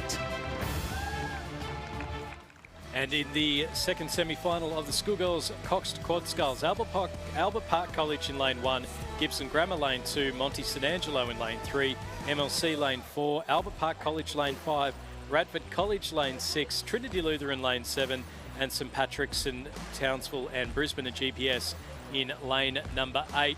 And through the 1500 metre timing point, it was Monty St Angelo who had the lead ahead of MLC School sitting next to them. They're coming into the final stages now. MLC just potentially dropping back into third spot. It is Albert Park College and Radford College again who are starting to put on a bit of a push there. You can see Radford College in the maroon suities off to their right-hand side. You've got the Albert Park College crew with the bright headbands in. The Monty St Angelo, if you don't recognise the school, they are rowing out of the Mossman Rowing Club and very, very strong indeed. Last year we nearly saw Northern Beaches Secondary also out of the Mossman Rowing Club. They finished second in this event. Can Monty St Angelo get one step ahead? It's Monty St Angelo ahead of Albert Park College, Radford College and MLC School, battling it out for third and fourth. They're looking reasonably okay. Trinity Lutheran College are sitting back in fifth place, but now with only 100 metres or so left to go, our top four are looking set, and it's an extremely impressive row for the girls from Monty St Angelo Mercy College in northern Sydney. They'll take the win. Second place to Albert Park College. Third will just be the crew from MLC School ahead of Radford College. So they're our 1, 2 and 3 and 4 to go through to the A final. Trinity Lutheran will go through to the B final, as will the crew in lane number 2. That is the second crew from Gibson Grammar, and what has been an amazingly brave effort from them to get back into the boat after some issues yesterday at the end of the day. St Patrick's Townsville will finish in 7th, and the second crew from Albert Park College will finish back in 8th spot. Pretty impressive to have two crews from such a small program as Albert Park College, so congratulations to their head coach there, Virginia Lee. So as we said, Monty St Angelo, who also row as Mossman, going through to the final now with one of the Albert Park College crews, MLC crew and Radford. provisional time there was 8 minutes, 3.96 seconds, and the margin's pretty much 2 seconds in between each of those top 4 crews. The first semi-final of the schoolboy coxed quad scull, sponsored by Bont Rowing, is now in progress, and again the first 4 will progress to the A final and the remainder to the B final. We have Cranbrook School in lane 1, Radford College in lane 2, Marist College Canberra in lane 3, Cranbrook in lane 4, Gippsland Grammar in lane 5, Trinity Lutheran College in lane 6, Redlands in lane 7, and St Joseph's Nudgee in lane 8. The 2 crews from Cranbrook in lane 4 is Maxwell Scales, Christopher Vlahos, James Campbell and Henry Dawson, coxed by Fergus Dawson Damer and coached by Matthew Roach. And in lane 1, Oscar Auden, Hamish Allen, Henry Mason and Max Alchin, coxed by Owen Moody, also coached by Matt Roach. And we're just looking on the screen at the moment. It's really only lane number 8, Nudgee College, who are out of the running at the moment. Again, it's just the top 4 to make it through to the semi-finals. And I'll tell you what, Lizzie, there is absolutely nothing to pick between all of these crews. Marist College sitting just out in front ahead of Cranbrook and Gippsland Grammar. The battle for 4th place is well and truly on. It was only, so through the 1,000 metres, it was Cranbrook leading Marist, Redlands less than a second back again, less than a second to Radford, less than a second to Trinity Lutheran, same again to Gippsland Grammar and Cranbrook. And let's have a look as they come through the 1,500 metre timing point. We'll get an idea of those margins. Marist College, they're the defending champions in this event after a great win last year. They are sitting in 1st place, half a boat length ahead of Cranbrook. Redlands in 3rd, Gippsland Grammar in 4th. Radford College, well, they've got 2 crews in the A final of the schoolgirls. Can they get one through here in the schoolboys? It's Trinity Lutheran in 6th, Cranbrook in 7th, and then that Nudgee College crew out towards the back. Radford College on the left-hand side of that screen, they've got it all to do as we just ride on board there with the crew from Gippsland Grammar. It's nice and even across the top. Marist College just getting themselves out in front. Cranbrook there at the front of the screen for those watching on the live stream or the big screens. Marist College there in the light blue and the dark blue hoops.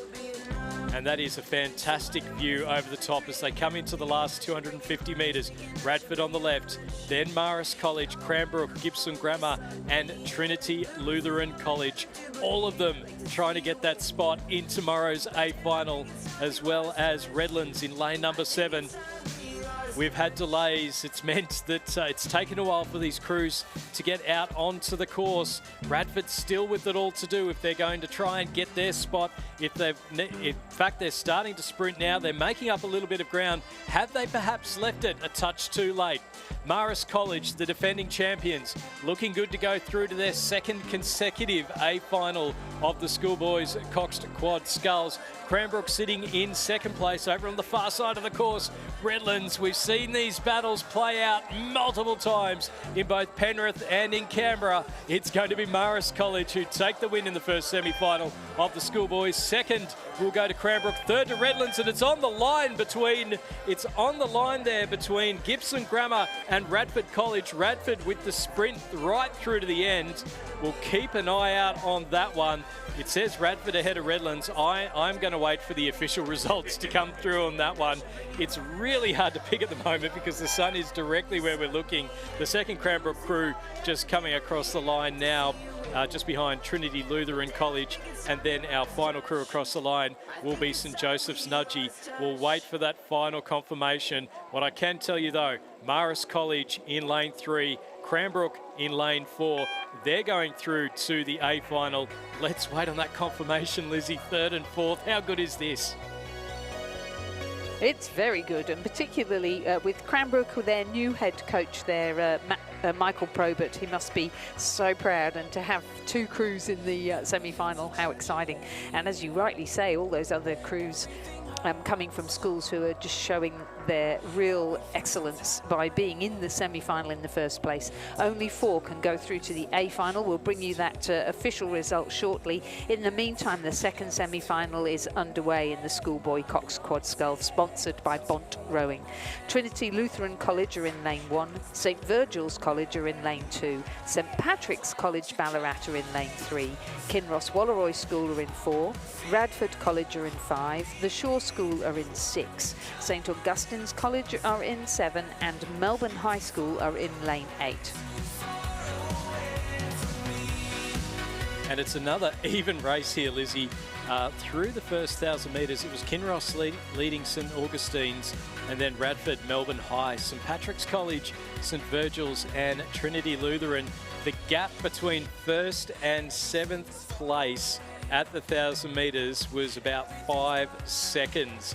It is another cracking race that we're in for here. The second semi-final of the Schoolboy Cox Quad Sculls. Kinross Walleroy in that distinctive blue hull, sitting nicely out in front, but they are being challenged by all and sundry as they come up towards the 1,500 metre timing point. We're going to get a fantastic view of exactly where all these crews are, and I don't think our leading few crews are going to have much in between them at all. It was Kinross at the 1,000, a second ahead of St Augustine's, then Radford and Melbourne High, less than a second each behind those ones. And as we see them now coming into the 1,500 metre timing point, it does look like it is still, the sun glistens over Lake Barrington. It is still Kinross. St Augustine's half a second back. Radford are in 3rd. Melbourne High in 4th place. St Patrick's a second back in 5th. St Virgil's 0.27 seconds of a second back in 6th. Trinity Lutheran College in 7th. And then the final crew will be the one from our final crew. Looks like they will be Shaw. The Shaw School back in 8th spot. So there are crews as they come up towards the line now. We're still keeping an eye out on the timing from race 491. That was the first semi-final. It does look as though it was Marist, Cranbrook, Redlands, Radford College 0.02 of a second behind in 4th place. Gibson Grammar looking like 0.43 of a second that they've missed out on a spot in the A final. Absolutely unbelievable rowing here at Lake Barrington. Right now in the second semi-final, it's Kinross Walleroy who are keeping their bows out in front. On the far side of the course, we've got St Augustine's up in there, as is Melbourne High in lane number 8.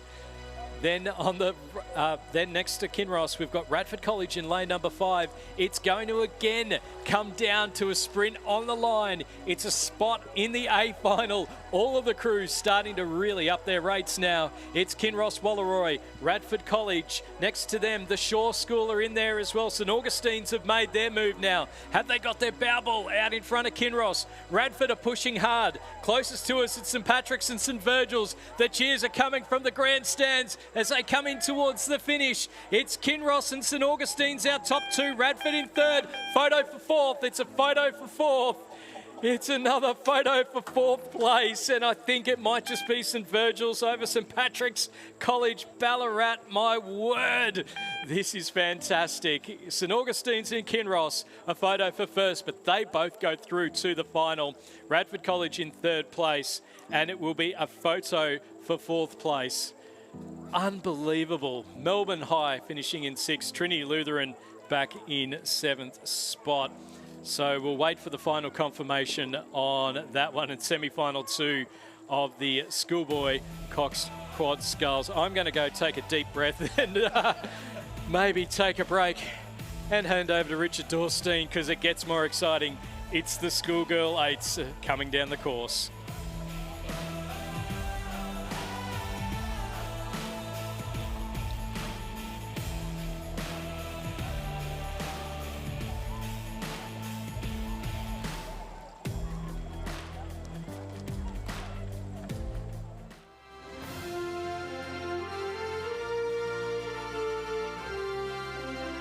Ladies and gentlemen, the presentation of medals for the Open Women's Quadruple Scull Championship of Australia. The medals will be presented by Sarah Cook, Chief Executive Officer of Rowing Australia and dual Olympian. Third and bronze medalists, the Australian National University. Hannah Tippett, Annika Reardon, Catherine Kahn and Alexandra Moylan. The crew is coached by Nigel Harding and Tom Westgarth. The silver medal to the Sydney Rowing Club and UTS Haberfield Rowing Club composite of Grace Cipher, Caitlin McManus Barrett, Sarah Fard from UTS, and Lucy Spores, who I believe is being represented. Coaches are Lachlan Carter and Florence Griffiths. And our gold medalists and national championships, the composite of Melbourne University Boat Club and Mercantile and Mossman Rowing Club. Zoe Bond from Mossman, Zara Kfouri from Mercantile, Romy Cantwell from Melbourne University Boat Club and Sarah Dujure from Melbourne University Boat Club. The crew is coached by Alfie Young and Scott Rowe.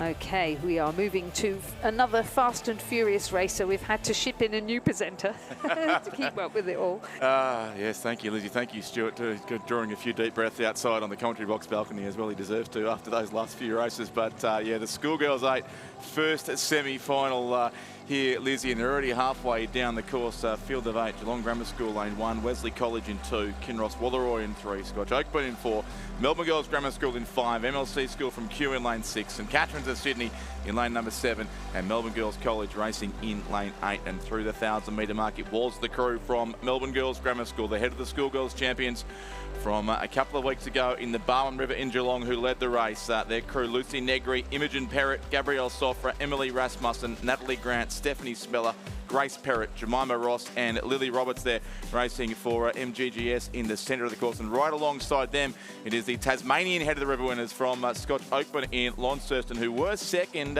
on the timing system, at least there in lane 4 at the halfway point of the race, but doesn't quite seem to be the situation now. That crew from Scotch Oakburn, in fact, Kinross Walleroy there in lane number 3 as well, pushing through strongly on the crew from Melbourne Girls Grammar School, then Scotch Oakburn, then Wesley College, another Victorian crew over in lane number 2, who were in second place in the head of the river last weekend behind Geelong Grammar School. They were 7th in this race. MLCQ thereabouts as well. But it is the lane 3 crew, certainly from Kinross Walleroy now.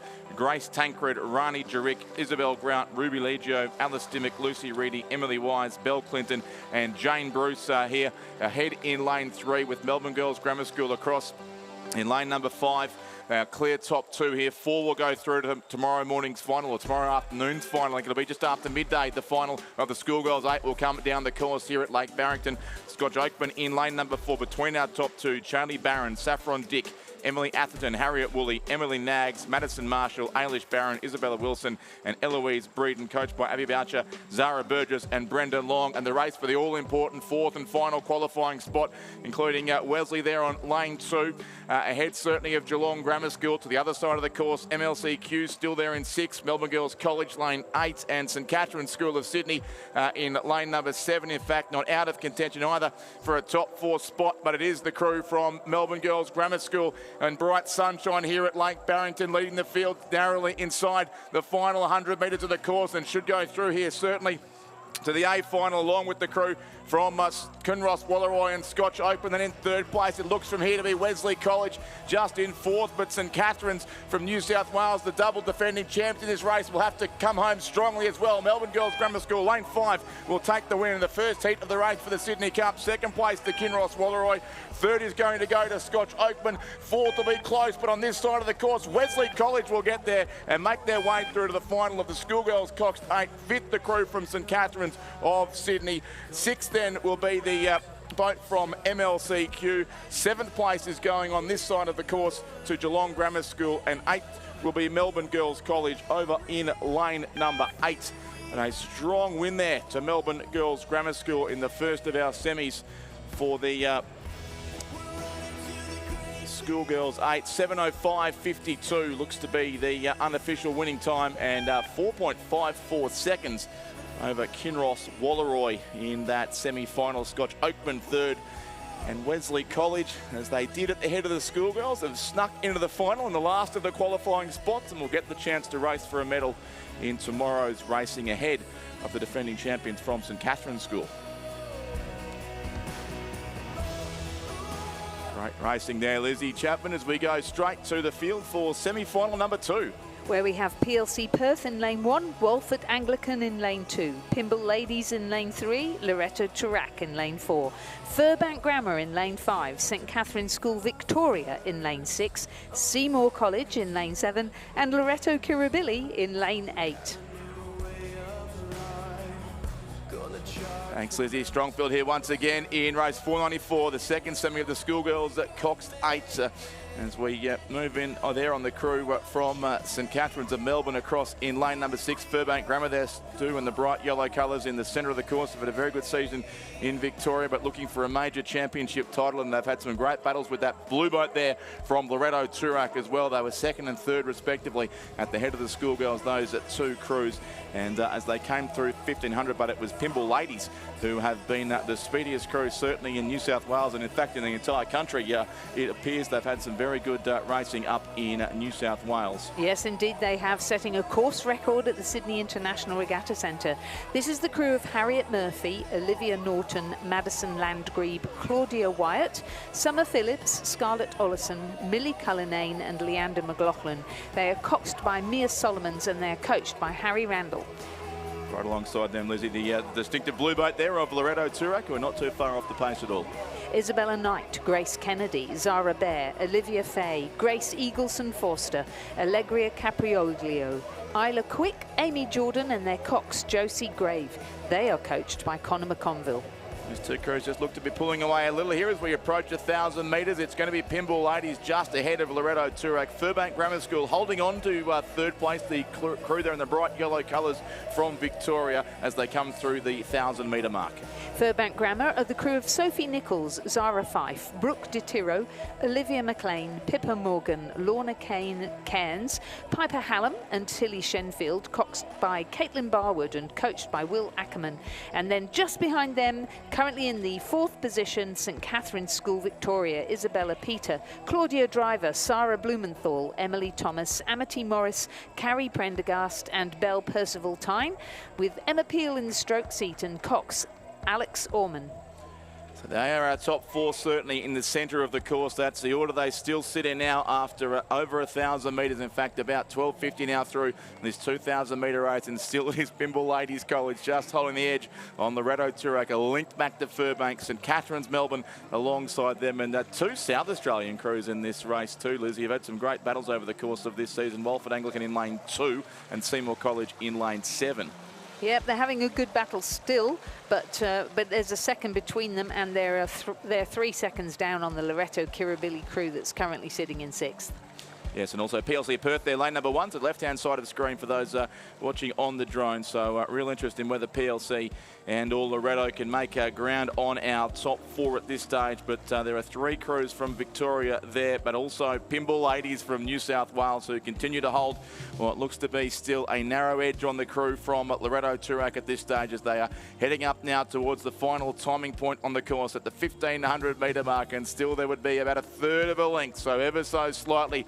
Pimble Ladies extend their lead now on Loretto Turak, and in turn Loretto puts some gap back on the rest of the field. Furbank Grammar School still there in 3rd, holding off St Catherine's of Melbourne in lane number 6 in 4th place, who of course missed the head of the schoolgirls final this year. St Catherine's Melbourne, after winning that event last year and performing so well as well at the national championships, but they are well placed here to go through to the 4th and final qualifying spot, or the 8th and final qualifying spot. In fact, it will be into the final of the schoolgirls Cox 8 Championship of Australia, the race for the Sydney Cup. And here comes Loretto Turak. They have certainly got moving in the past couple of 100 metres as they head inside the final 300 metres of the race now. The blue boat there of Loretto alongside Pimble Ladies. Those 2 certainly well clear of Furbank Grammar School in the bright yellow colours towards the far side of the course, along with St Catherine's School, and then behind them we watch out for both Loretto Kirribilli right over in lane 8 and PLC Perth in lane 1. Then the two crews from South Australia who've continued to trade blows and swap wins all season, but racing here for 7th and 8th. But have a look at this power from Loretto Turak, who've really pushed away from Pymble Ladies in the closing strokes of this race. Of course, the real action is to come tomorrow between these crews, and they'll meet again in the final of the race for the Sydney Cup. But Loretto Turak certainly throwing out a strong challenge here to the crew from Pymble Ladies. Furbank Grammar still there, narrowly third ahead of St Catherine's. They continue to be our top 4, but it's Loretto now with almost a length as they close in on the finish of this second heat of the Schoolgirls Coxed 8. Loretto over Pymble Ladies. Furbank still just third as St Catherine's push one more time, but Loretto Turak have powered clear in the final 500 metres, and they'll take the win in the second semi-final of the Schoolgirls Coxed 8. Loretto Turak by a length ahead of Pymble Ladies lane 3. Third and fourth, all very tight there. Furbank may have just still edged out St Catherine's. That was the order between them all the way down the course, but they'll both go through to the final in any case. 5th place, Loretto Kirribilli on the far side of the course. 6th will be PLC Perth, and 7th and 8th, again hard to split. This time Walford get the honours just ahead of Seymour College. But a win there, Lizzie, to Loretto Turak in the second semi-final. Yeah, fantastic, and they did it in a time of 7:09.71. So we're still battling a headwind here, but a fine win for them there, just overtaking Pymble Ladies at the end. Have to wonder if Pymble took their foot off the gas just to save a bit for the final. I'm sure there's plenty of games being played, and yes, the real race is to come tomorrow at just before 1 o'clock, I think it will be, or about 12:30 in the afternoon. How fantastic. So now we move to the final of the semi-final of the Schoolboys Coxed 8, and again the first 4 will progress through to the final and the remainder to the B final. We have the Hutchins School in lane 1, Newington College in lane 2, the Shaw School in lane 3, Melbourne Grammar School in lane 4, St Ignatius College Riverview in lane 5, the Geelong College in lane 6, Caulfield Grammar in lane 7, and Carey Grammar in lane 8. We've got the top 2 here from the Sydney head of the river, who fought out a race that was decided by about 500ths of a second last weekend. Yeah, so Shaw and St Ignatius. I'm not sure we can take that this time on Saturday afternoon at the end of a big week of racing here, but it is St Ignatius who've gone certainly comfortably clear here on lane number 5. Their crew of Harry Christie, Oliver Taylor, Thomas Roche, William Bryant, Hugo Brown, Julian Carr, Noah Coble, Hamish Walker and James Stack, coached by Matthew Curtin. And they've got about a length, it looks like, on Melbourne Grammar School alongside them. They're racing in lane 4, and then the Shaw School from Sydney in lane number 3 as they make their way down the fantastic water still of Lake Barrington here this afternoon. Newington on this side, and Hutchins closest to our camera as well, another of the Tasmanian schools here. And the crew from St Ignatius is Harry Christie, Oliver Taylor, Thomas Roche, William Bryant, Hugo Brown, Julian Carr, Noah Coble, Hamish Walker in the stroke seat, and their cox is James Stack. They're coached by Matthew Curtin. The Melbourne Grammar crew is Hugo Mayo, Finn Mitchell, James Negri, Arthur Atur Thomas, Charles Kayard, Thomas McLennan and Archer Adkins, with Max Glover in the stroke seat and Sam Harris coxing. The Shaw crew is Toby Crowther, George Scammell, Henry Roxburgh, Ben McHutchinson, Harry Faulkner, Liam Kennedy, Luke Robinson and Oliver Paris, with Oscar Miller coxing. They're coached by Jason Baker. Newington is Lewin Whitaker, Lucas van der Westhuizen, Tristan McDonald, Jasper Patterson, Charles Old, Nicholas Trethaway, Hugh Jones and Nico Calantonio, with Hugo Baker in the coxing seat.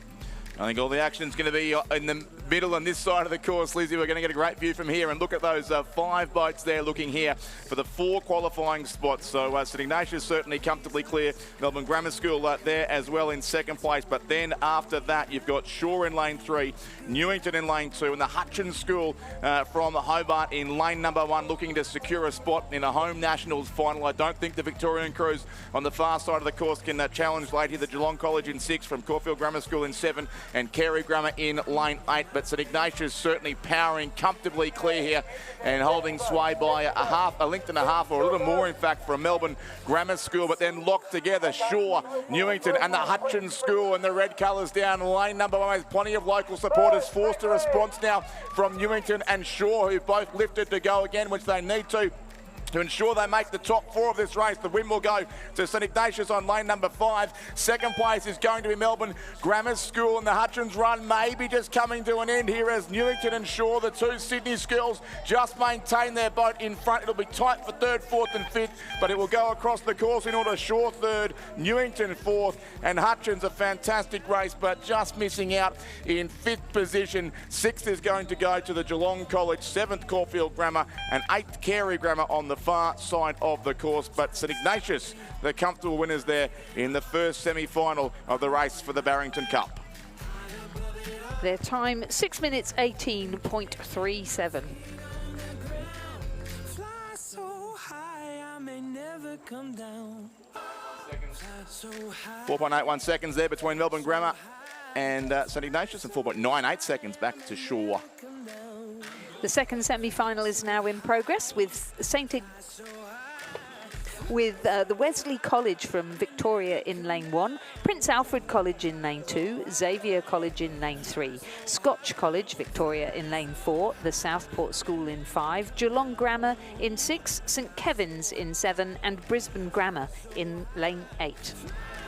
And it is Scotch College once again have had their trademark speedy start. Yes, exactly. It's a story I've told many times over the past couple of months, and it continues to be the same here now on Lake Barrington. 2.1 seconds they've already taken on the field here in the first 500 metres of the second semi of the Schoolboys Cox State, and they were impressive certainly earlier today in their heats. And we shouldn't forget for these schoolboy crews, so I guess they're used to racing twice in a day, but at the end of a big week of racing they rode heats probably about 10 o'clock this morning, and they're back on the water for their semi-finals now as well. They are. In the Scotch College crew, we've got Auguste Badens, Zeke Rufail, Will Richards, James Temple, Lewis Lamont, Thomas Simpson, Clancy McLaughlin, Clancy Gelbart, and their cock Sebastian Pagnin, coached by Tom Woodruff.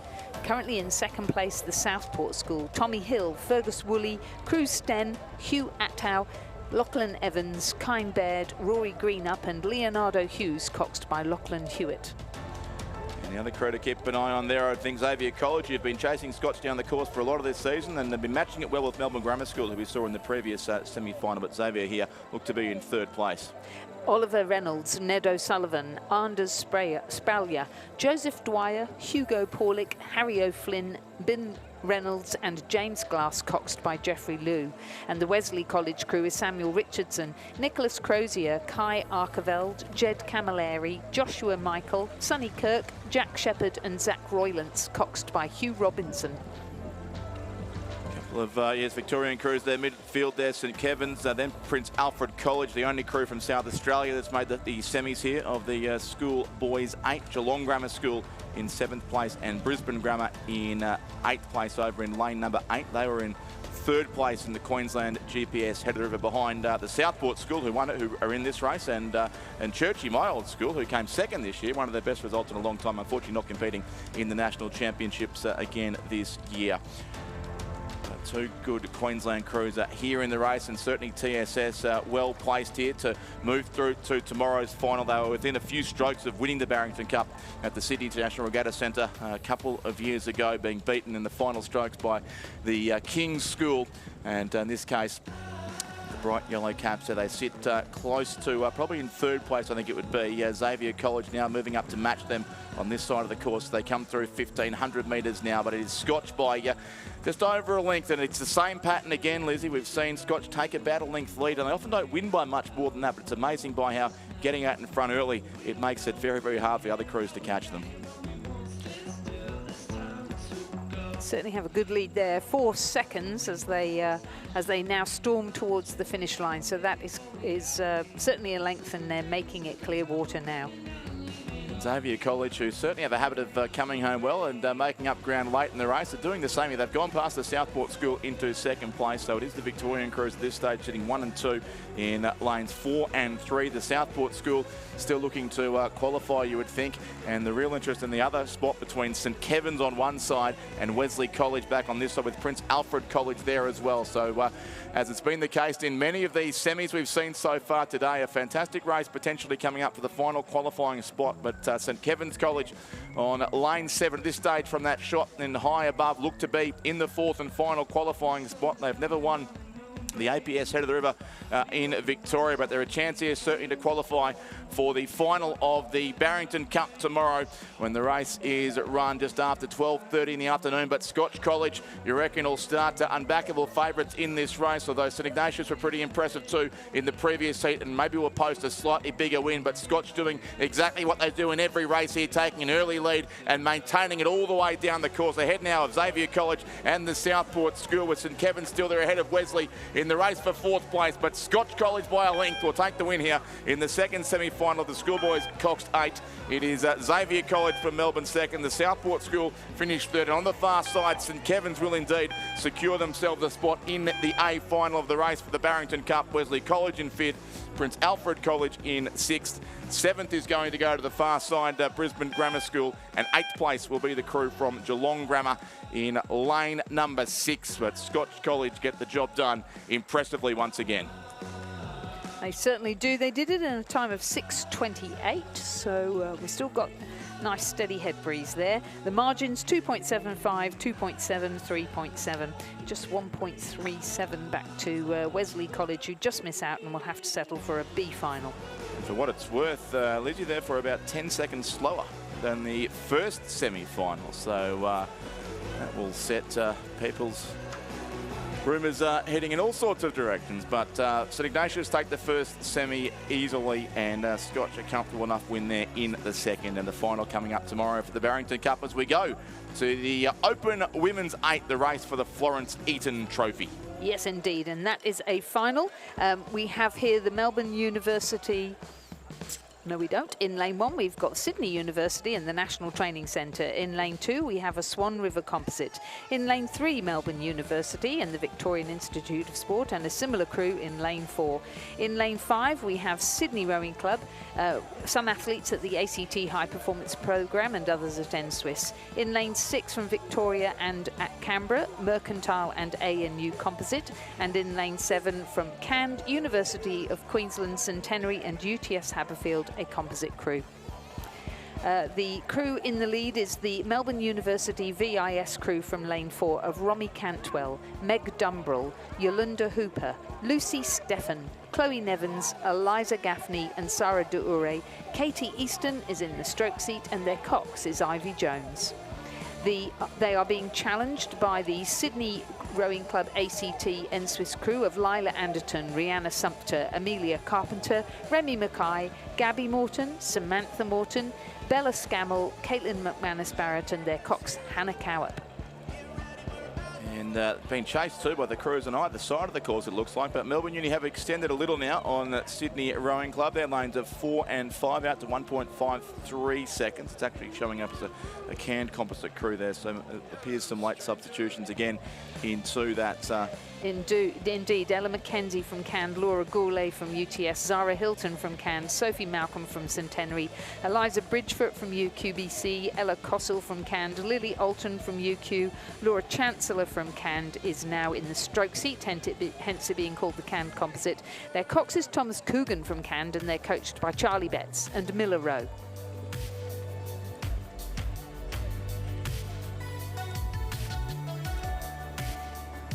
Queensland crew looks suspiciously like the Queen's Cup 8 there racing. I think a few crews here might be testing out some interstate combinations as well in this race for the Florence Eaton Trophy. So it's CAN Composite over in lane 7 and the other crew that is up in contention. Lizzie down lane number 1 is the combination from Sydney University.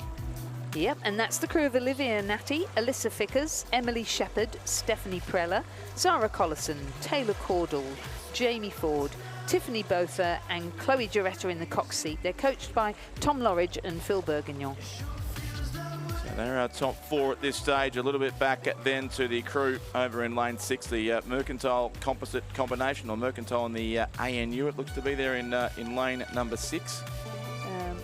The Eloise Adem, Lucy Gillen, Ruby, it's Aphrodite Giolacus, Georgia Campbell, Camille Kralikata, Gabby Price and Emmy Frederico, with Paige Barr in the stroke seat and Hayley Verbunt coxing.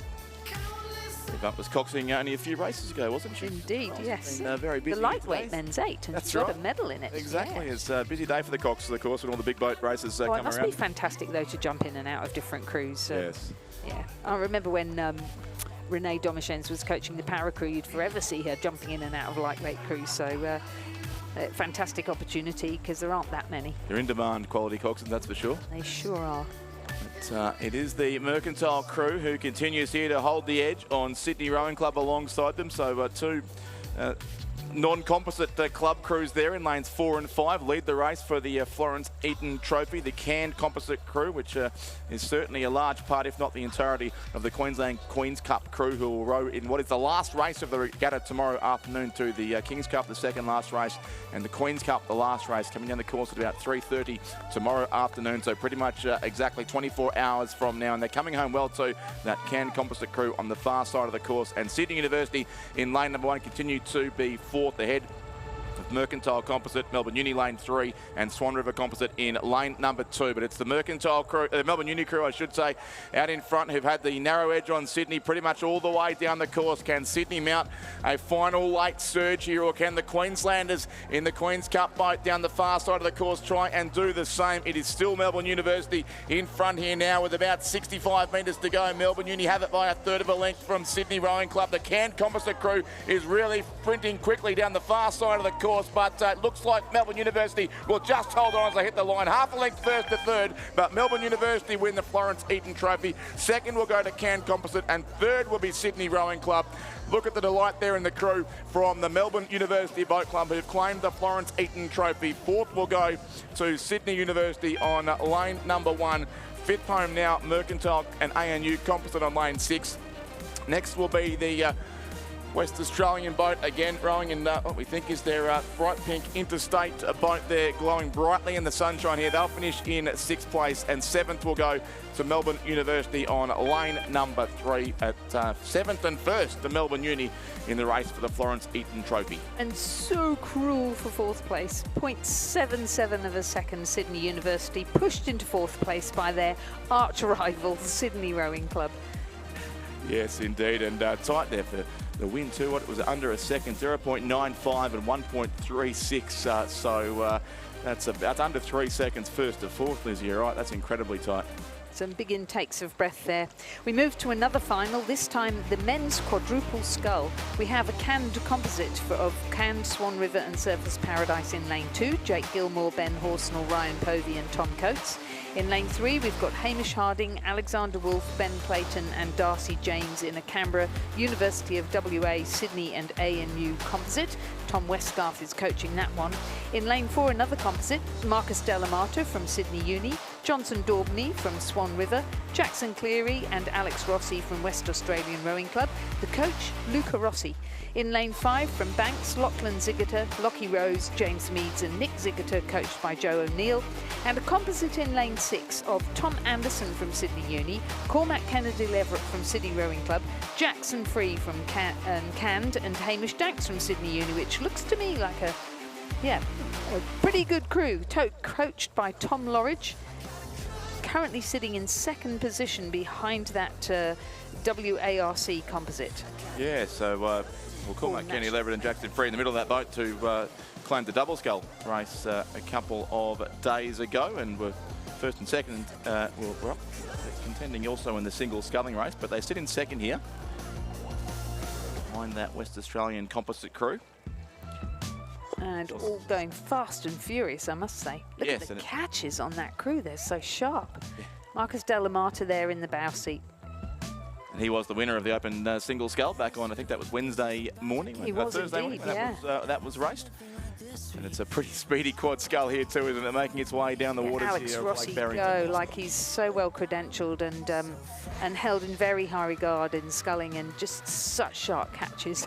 Yeah, no. But that composite there on the other side looking very strong indeed. Yeah, racing towards the finish line here. These two quads going at great pace, but still it is in the middle lane. The West Australian Rowing Club, the composite crew, clear by about 2/3 of a length ahead of the Sydney Uni composite crew on the far side. They've strutted clear of the field, and the West Australian Swan River and Sydney Uni crew will take out the Open men's quadruple scull by about half a length from Sydney Uni, Canned and Sydney. The All New South Wales composite crew in 2nd place. A big gap back then to our bronze medalist, who looks like it will be the combination from Canberra ANU and the University of Western Australia as they come across the finish line now.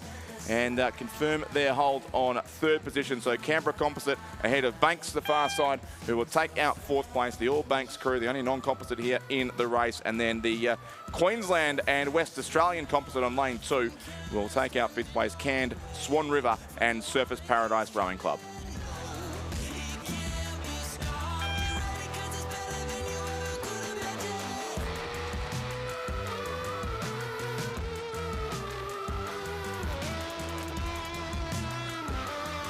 So 6:13.92, it's the unofficial time there for the winning crew, 1.60 seconds back from West Australian Rowing Club to Sydney Uni Composite. And we go from the warp speed races there, yes, of the eights, the open eights and the open quads to the schoolgirls single scull, Lizzie.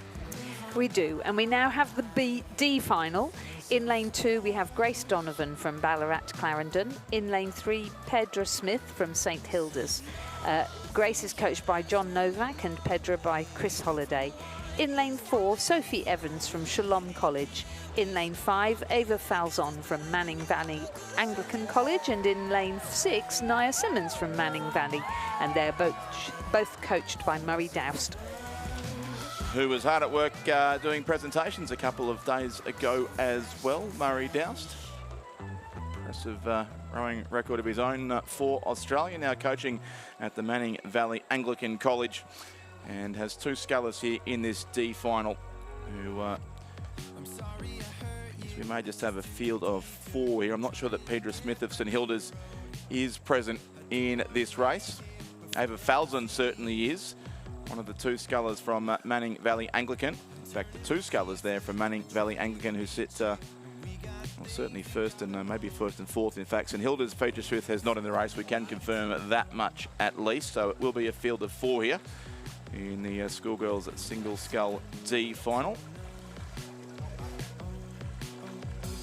That's the Ballarat Clarendon sculler on screen there. Grace Donovan, coached by John Novak, who was part of a quad scull that had a rower unable to participate in the head of the schoolgirls, so had to split the boat into a double scull and a single scull, and they raced quite well on the Barwon in Geelong a few weeks ago, and continued on to the Nationals in those same combinations. So good to see a single sculler here from Ballarat Clarendon College, so much better known usually for their work in Coxed Fours.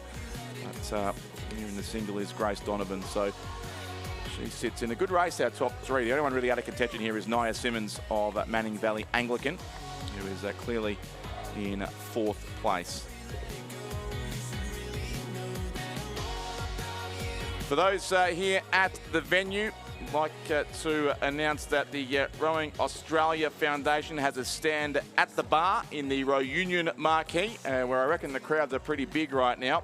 So please head along to the Row Union marquee and check out the Rowing Australia Foundation stand.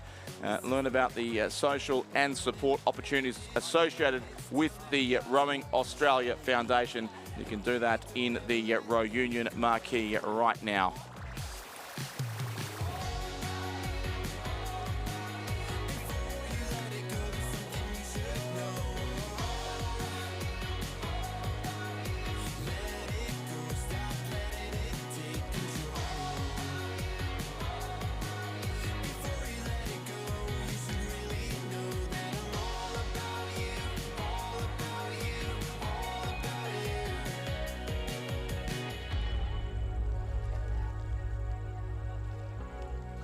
So 4 scullers continuing here down to the conclusion of the D final of the schoolgirls at single scull.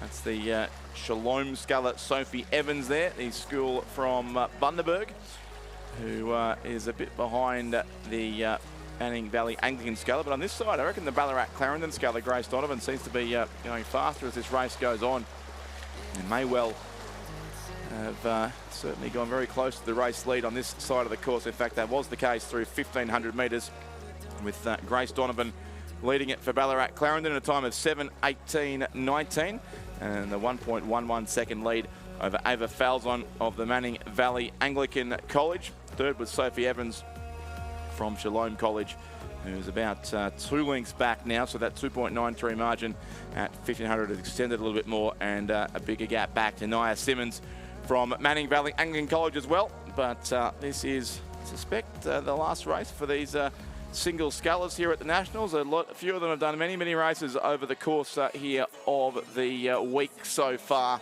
But here on Saturday afternoon, as we also approach the sprint regatta coming up shortly, the D final of the schoolgirls single scull is soon to conclude, and it looks likely it will be another win coming up here to in this case, a sculler from Ballarat, but Grace Donovan on this side of the course. Manning Valley Anglican's Ava Falzon is fighting back well late in this race, and those two have picked up the pace a bit here, I think, knowing it might be their final race of the regatta, really charging home towards the line. Ava Falzon, not content with second place, is really going out after Grace Donovan. They've got about 4 lengths clear suddenly of the third place sculler in between those two. It is still the Ballarat Clarendon sculler just there. Grace Donovan over Ava Falzon, who's getting closer and closer, but Grace Donovan, I think, will hold on the sculler from Ballarat Clarendon in bright sunshine here. Have a look at the glow on the finish line here at Lake Barrington, but Grace Donovan will get the win on lane 2 by about a second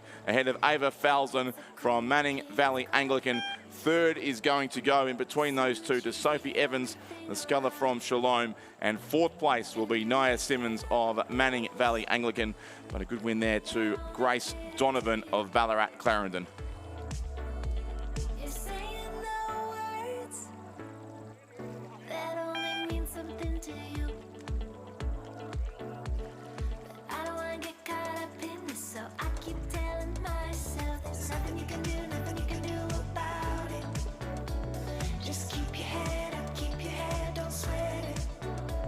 There's gold in you, don't let somebody take it. Just keep your head up, keep your head, don't sweat it. Continuing here now with the C final of the schoolgirls at single scull, with only about 300 metres here to race these scullers.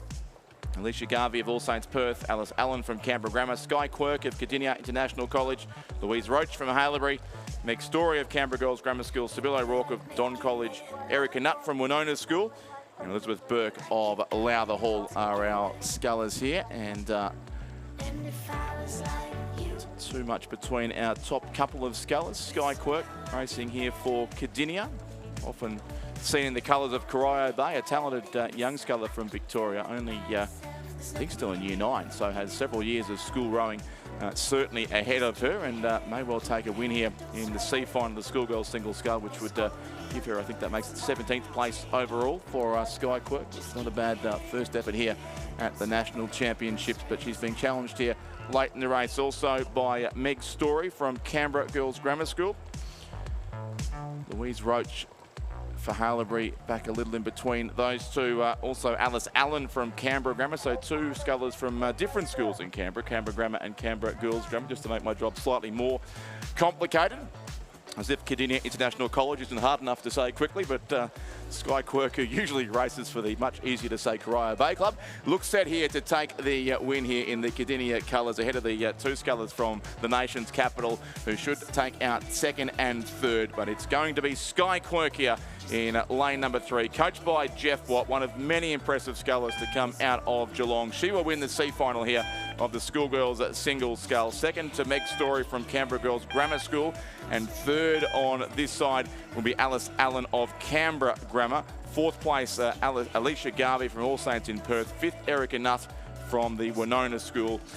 And then a couple of scullers still to come home. Close together, our next two. I think Louise Roach of Haileybury will edge out Elizabeth Burke of Lowther Hall, and then Sibylle O'Rourke from the Don College of Tasmania.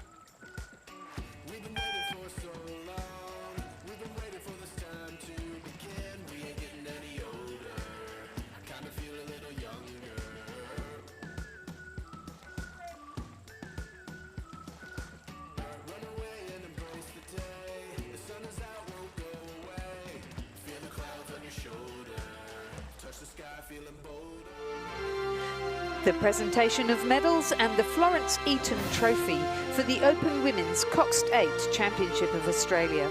The medals will be presented by Sarah Cook, Chief Executive Officer of Rowing Australia and dual Olympian. Third and bronze medalists, Sydney Rowing Club, Lila Anderton, Rihanna Sumter, Amelia Carpenter, Rennie Mackay, Gabby Morton, Samantha Morton, Isabella Scammell, and Caitlin McManus Barrett. Their cocks, Hannah Cowap. The crew is coached by Lachlan Carter and Florence Griffiths. Second and silver medalists, the composite of Cand, University of Queensland Boat Club, Centenary and UTS Haberfield Rowing Clubs. Ella Mackenzie from Cand.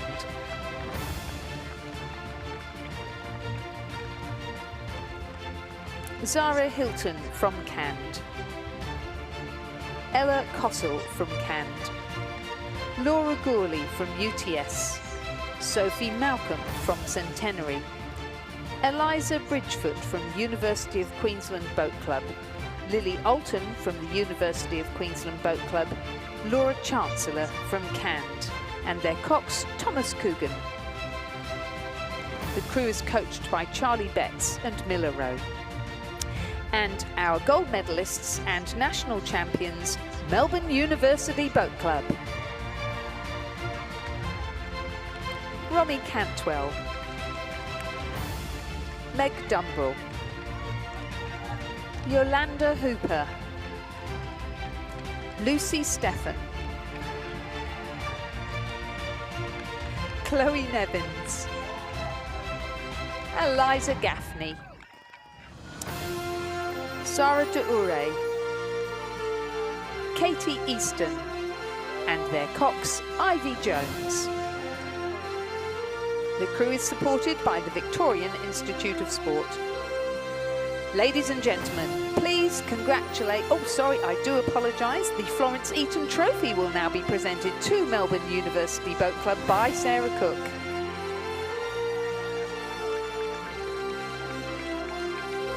Thank you, Lizzie. Behind our presentation area, we're about to see Grace Holton, who's won everything in Victoria this year. It's a close race here with Maddie McLaughlin, in fact, from Somerset College. I think he might just have got the win there. Maddie McLaughlin will be by 1.64 seconds over Grace Holton, but both through to the final of the schoolgirls single scull. Third place to friends Bella Wells, racing down lane number 6. And Heidi Heap for Winona, who's raced a lot for Mossman as well this week, as well as an under-17 sculler who's going to go through to that final as well in 4th place, just edging out the Askham sculler there, Isabel Bugg, who'll finish in 5th position. 6th will go to Sarah Thompson of Radford College in the ACT, and the last two coming across the line here at 7th will go to Caitlin Anderson of St Ignatius, and 8th will go to Sophie Christie of Scotch Oakman. But a strong win there to another very good Queensland sculler from Somerset College on the Gold Coast, coached by Eric Rowan.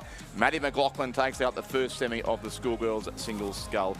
And we can go right back down the course, Lizzie, to semi-final number 2. In semi-final number 2, we have Emily Barrett from PLC Sydney in lane 1, Sadie Schlitt of Strathcona in lane 2, Evelyn James of Perth College in lane 3, Isabella Henderson of the Armidale School in lane 4, Molly Sawyer of Dramana Secondary College in lane 5, Ayla Drury of Lindisfarne Anglican School in lane 6, Elena Frank of Shenton College in lane 7, and Bridget Thompson of Kinross Walleroy in lane 8.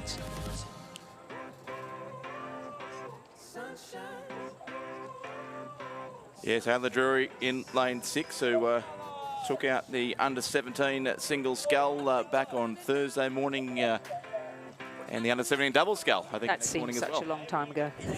Indeed, it was a close finish, that one too. She just held on Ayla Drury in that race. And then Isabella Henderson, who of course had that astonishing under-19 doubles race against the Mossman girls and took out gold. Yeah, and she's our race leader here too, fairly comfortably. Isabella Henderson from the Armidale School, coached by Marty Inglis, and got a couple of lanes across then to the sculler, of course, from Lindisfarne, Ayla Drury, who's coached by Tara Townsend.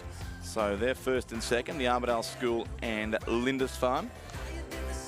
And third in between them looked to be the Strathcona sculler, Sadie Schlicht, who did make her way through to the final last year as well. I think finished in 7th place. She was the best ranked Victorian in the event last year, and a chance quite possibly to do the same again here.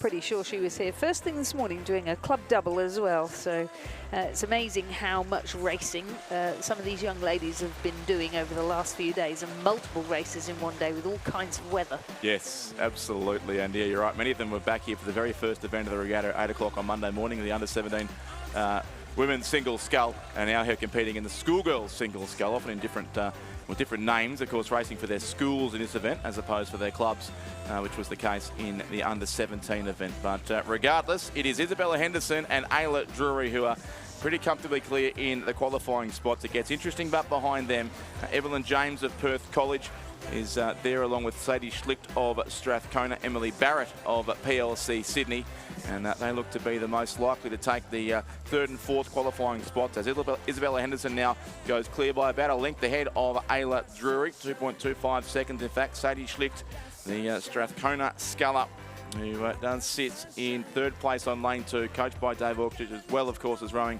at Strathcona. She does train at the Yarra Yarra Club on Boathouse Drive in Melbourne. Emily Thompson there, and not on our timing screen, but I think possibly still in contention was Emily Barrett of PLC Sydney, coming down the inside lane of the course. So our top two, both scullers from the northern part of New South Wales, I guess, the Armidale School, and also Lindisfarne, which is so close to Queensland. They actually row in far more regattas in Queensland than in New South Wales, but they are clearly our top two. So Isabella Henderson, Ayla Drury, Sadie Schlicht in lane number 2 in the coral pink colours of the Strathcona School, Emily Barrett beside her for PLC Sydney, and right across towards the far side, Elena Frank of Shenton College, the West Australian sculler, but lane 8, in fact, Kinross Walleroy, that is there, Bridget Thompson out there on the far side of Lake Barrington with 250 metres to go as we head into the closing strokes now of this race, and it is the bright green high-vis bucket hat on top of the Armidale School sculler, Isabella Henderson there, coached by Marty Inglis, who continues to hold off at this stage. Ayla Drury of Lindisfarne Anglican School on the Gold Coast in second position.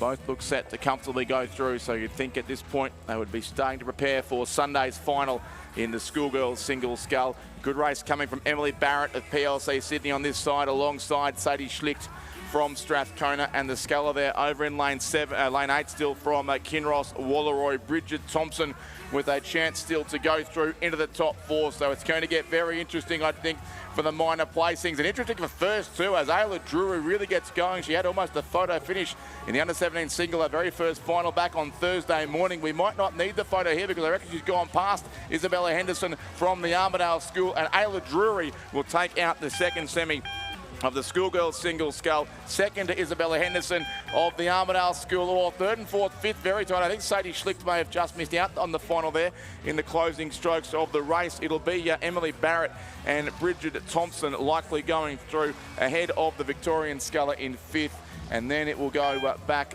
to the scullers towards the centre of the course here. Evelyn James, Molly Sawyer from Dramana Secondary College on the Mornington Peninsula in Victoria, and also Elena Frank from Shenton College in Western Australia, who is likely to finish here in 8th place. So we will need confirmation there of a photo for the places outside of our top two, I suspect, Lizzie, but it did seem to be a win to Ayla Drury again this week, this time for the Lindisfarne Anglican School. She is an astonishingly talented human being, isn't she?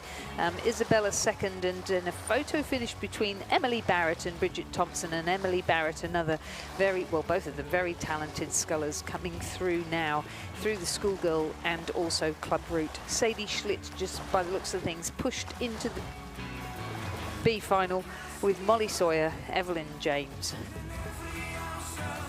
Molly Sawyer, while we wait for that result, has only been rowing for a bit over a year. Oh, wow. Started rowing at the Carrum Rowing Club at the National Water Sports Centre, that wonderful course down on the peninsula in Melbourne, built for the Melbourne Olympics. That never happened. But has been rowing for a bit over a year. I saw her first win at a regatta at Ngambia about 15 months ago, and it's been great to watch her progress over the past year or so now, donning the colours of the Dramana Secondary College as well as the bright green of the Carrum Rowing Club. Good for her. Awesome. So we do just need that final photo, hopefully, so we can give you the confirmation of results here. But that does bring us to an end of this session of racing. And a day with no lunch break, we have arrived at a bit of a pause before our sprint regatta is about to begin. And I think it's fair to say many thought this point probably wouldn't arrive this week, given the amount of times the schedule has had to be rejigged and reworked. But thanks to the fantastic work of Chris Drummond and Alice Evans, we will have our sprint regatta on the course in about 15 minutes time. And that was always some fantastic quick and fast rating. And fortunately, we've called in reinforcements. I believe the Hunter Valley Heartthrob's on his way back from his accommodation. He's been resting his tonsils for a couple of hours, but Ben Homer will be here with us to add some professional touches to the sprint regatta that is coming up shortly as well. The first race is scheduled, in fact, for 4:30, so only around about 14 minutes away. So you may have to check the regatta website for the closing result at this stage in race 502. I'll leave you in solitude for a few minutes' time at least, and be back shortly when our sprint regatta begins in around about 13 minutes' time here on the 6th day of the 2026 Australian Rowing Championships.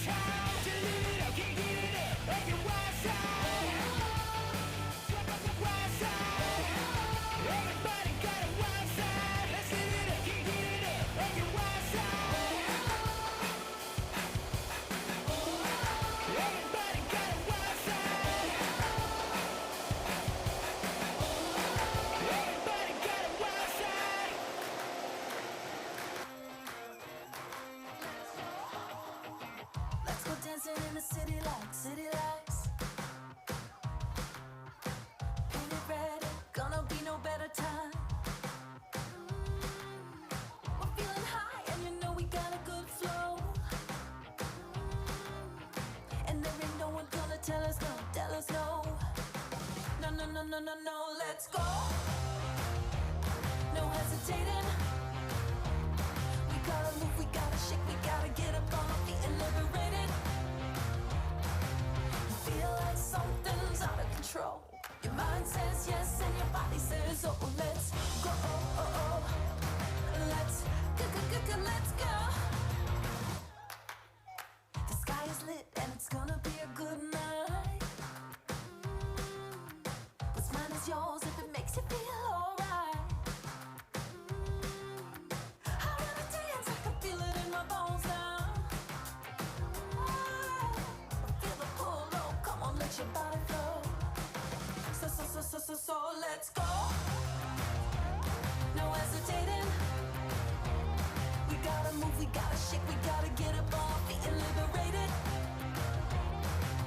Feel like something's out of control. Your mind says yes and your body says oh. Let's go. Let's go. Let's go.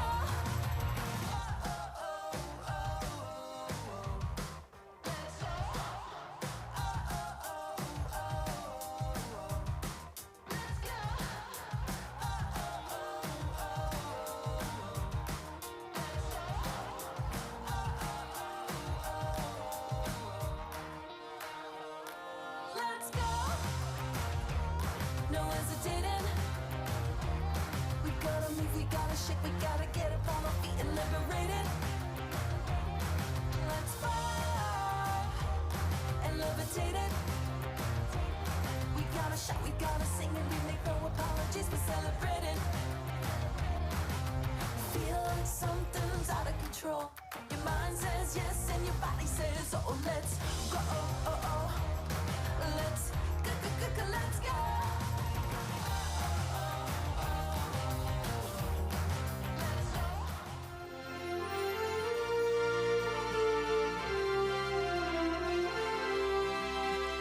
Ladies and gentlemen, the presentation of medals for the Open Men's Quadruple Scull Championship of Australia. The medals will be presented by Sarah Cook, Chief Executive Officer of Rowing Australia and dual Olympian. Third and bronze medalists, the Canberra Composite, Hamish Harding from ANU, Ben Clayton from the University of Western Australia Boat Club, James Robson from ANU, and Darcy James from Canberra Rowing Club. The crew is coached by Tom Westgarth at the ACT High Performance Programme. Second and silver medalists, the Sydney University Composite. Jackson Free from Canned Rowing Club. Cormac Kennedy Leverett from Sydney Rowing Club. Hamish Danks from Sydney University Boat Club. And Tom Anderson from Sydney University Boat Club. The crew was coached by Tom Lorridge, head coach of Sydney University Boat Club. And our gold medalists and national champions for 2026, the West Australian Composite. Alex Rossi from West Australia Rowing Club. Jack Cleary from West Australia Rowing Club.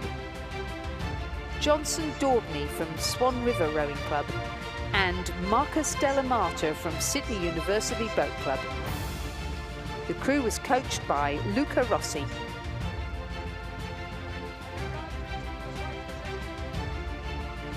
Ladies and gentlemen, please congratulate all our medalists in the Open Men's Quad Scull.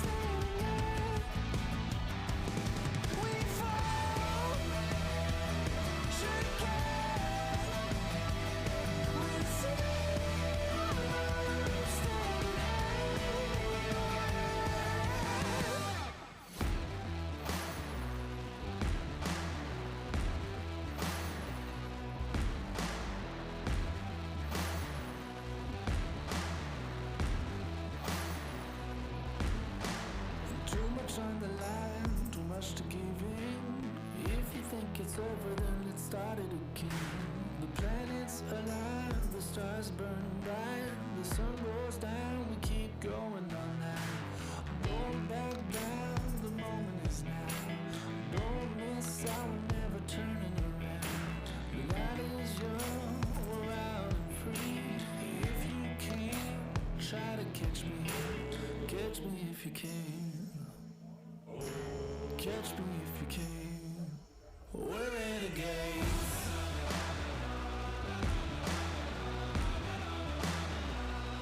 We're renegades.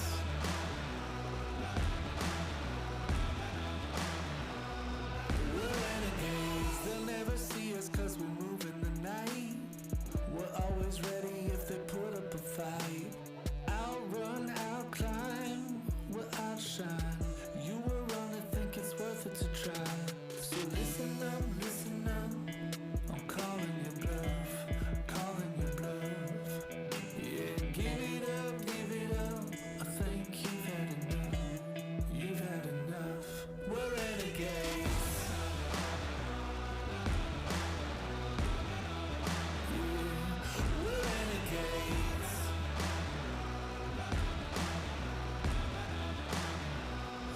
We're renegades. Too much on the line, too much to give in. If you think it's over, then let's start it again.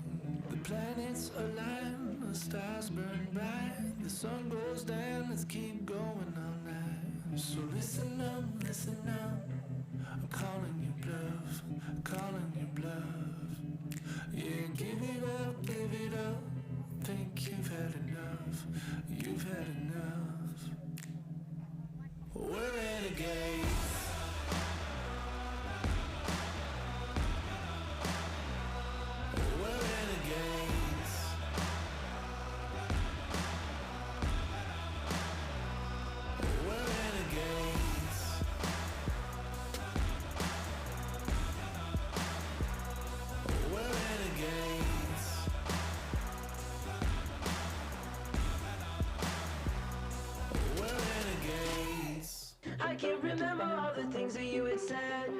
stories come to me when I'm alone in bed. You never call, but I get letters all the time. I see your signature whenever I get out of line. A shocking twist of undecided energy, a mix-up all betwixt and apprehensive you and me. You never call, but I hear stories all the time. You never call, but I hear stories all the time. I never knew if I could count on you, but at least I always knew that you tell your truth. I could get smart, but it never get used. One that never gets as confused as two. Cream of the crop, no time is lost. My best, it's yours, you'll take the lot. We can't exist while I persist. You can be all you can be if you think I would limit it. Even if I give you everything, it would never be enough. It would never be enough. So why do I stay up at 3 a.m. thinking I should bring you lunch, thinking I should bring you lunch? You're a black hole and you suck me in. Lose is all I ever do, but hey, I like to see you win. But damn, I think it's time we lost touch. I think it's time we lost touch.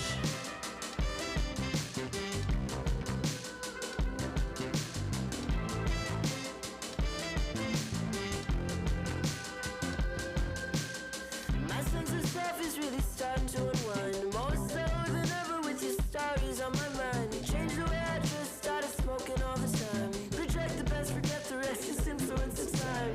Little old me, I should say my piece. Tried to give you all the world as far as I could see. You're growing all the time, look, your life's a beach. You're lounging on the sand and I'm stranded on the reef. Cream of the crop, no time is lost. My best, it's yours, you'll take the lot. We can't exist while I persist. You can be all you can be if you think I would limit it. Even if I give you everything, it would never be enough. It would never be enough. So why do I stay up at 3 a.m. thinking I should bring you lunch, thinking I should bring you lunch? You're a black hole and you suck me in. Lose is all I ever do, but hey, I like to see you win. But damn, I think it's time we lost touch. I think it's time we lost touch.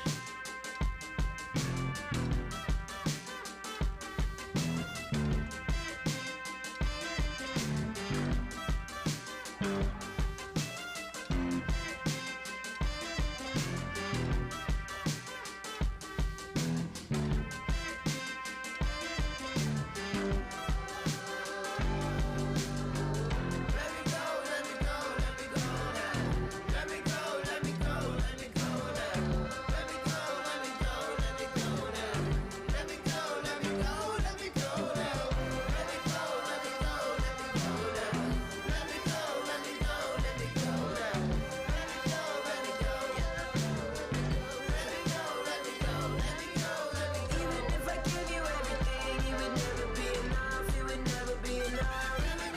So why do I stay up at 3 a.m. thinking I should bring you lunch, thinking I should bring you lunch? You're a black hole and you suck me in. Lose is all I ever do, but hey, I like to see you win. But damn, I think it's time we lost touch. I think it's time we lost touch.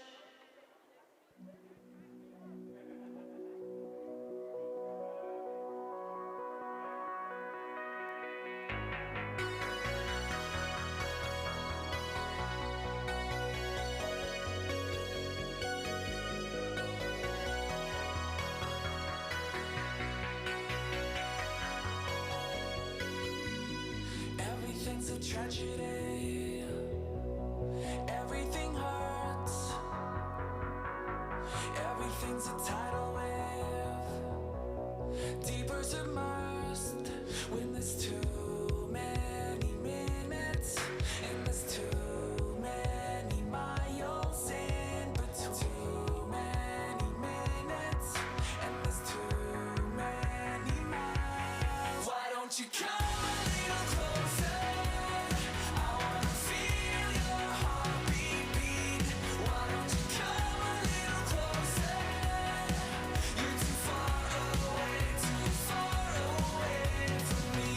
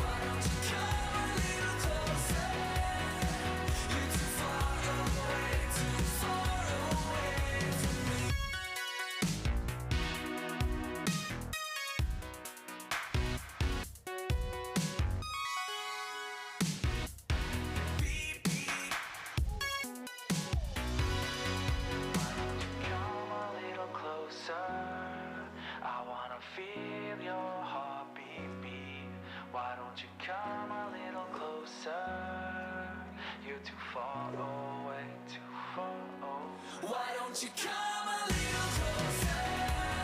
I wanna feel your heartbeat beating. Why don't you come a little closer? You're too far away from me.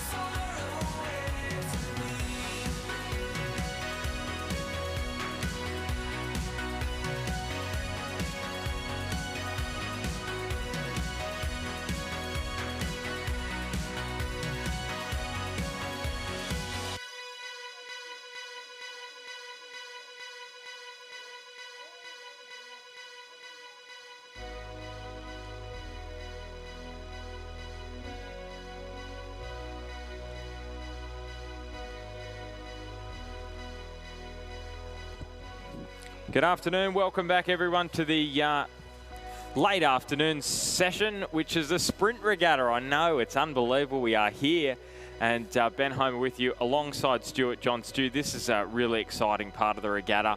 Short, sharp, entertaining racing, and we've got the heats of the Schoolboys Cox Quad first up. Yeah, you can see them lined up on the course at the moment, and it was alluded to earlier in the commentary, Ben. It's amazing that we got here. There's been so many delays. The organising team have really done well to have it so as that we can still have the sprint regatta on, and it is the Schoolboy Cox Quad Skulls lining up on the course. So no held starts in this one. It is get yourselves lined up and get ready to go. And it's an interesting one, the sprints, Ben, because it's not just go hard and blitz it out, because you get to 250 and then you go, oh, hang on a minute, I've still got another 250 metres left to go again. Still got another minute or so. It is deceptive. It is deceptive. And it is hard, I must say. It is very hard. Having done it before, it takes it out of your legs. I love the fact that rowing is quite possibly the only sport where 90 seconds to 2 minutes is called a sprint. You know, in athletics, a sprint is 10 seconds to 20 seconds. Yep. Sprint in rowing is still well over 60 seconds worth.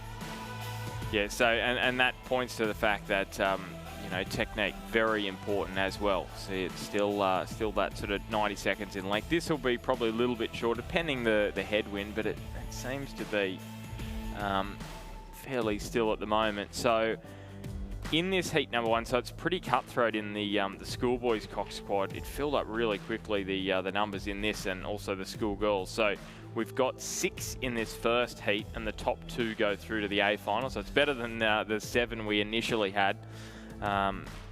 So they're just, I thought for a moment we had a start, but no, they're just pushing up to the start line. So we've got St Patrick's College Tasmania in lane 2, Radford College from the ACT in 3, St Augustine's from New South Wales in 4, St Patrick's College Tasmania in 5, Radford College in 6, Canberra Grammar in lane 7.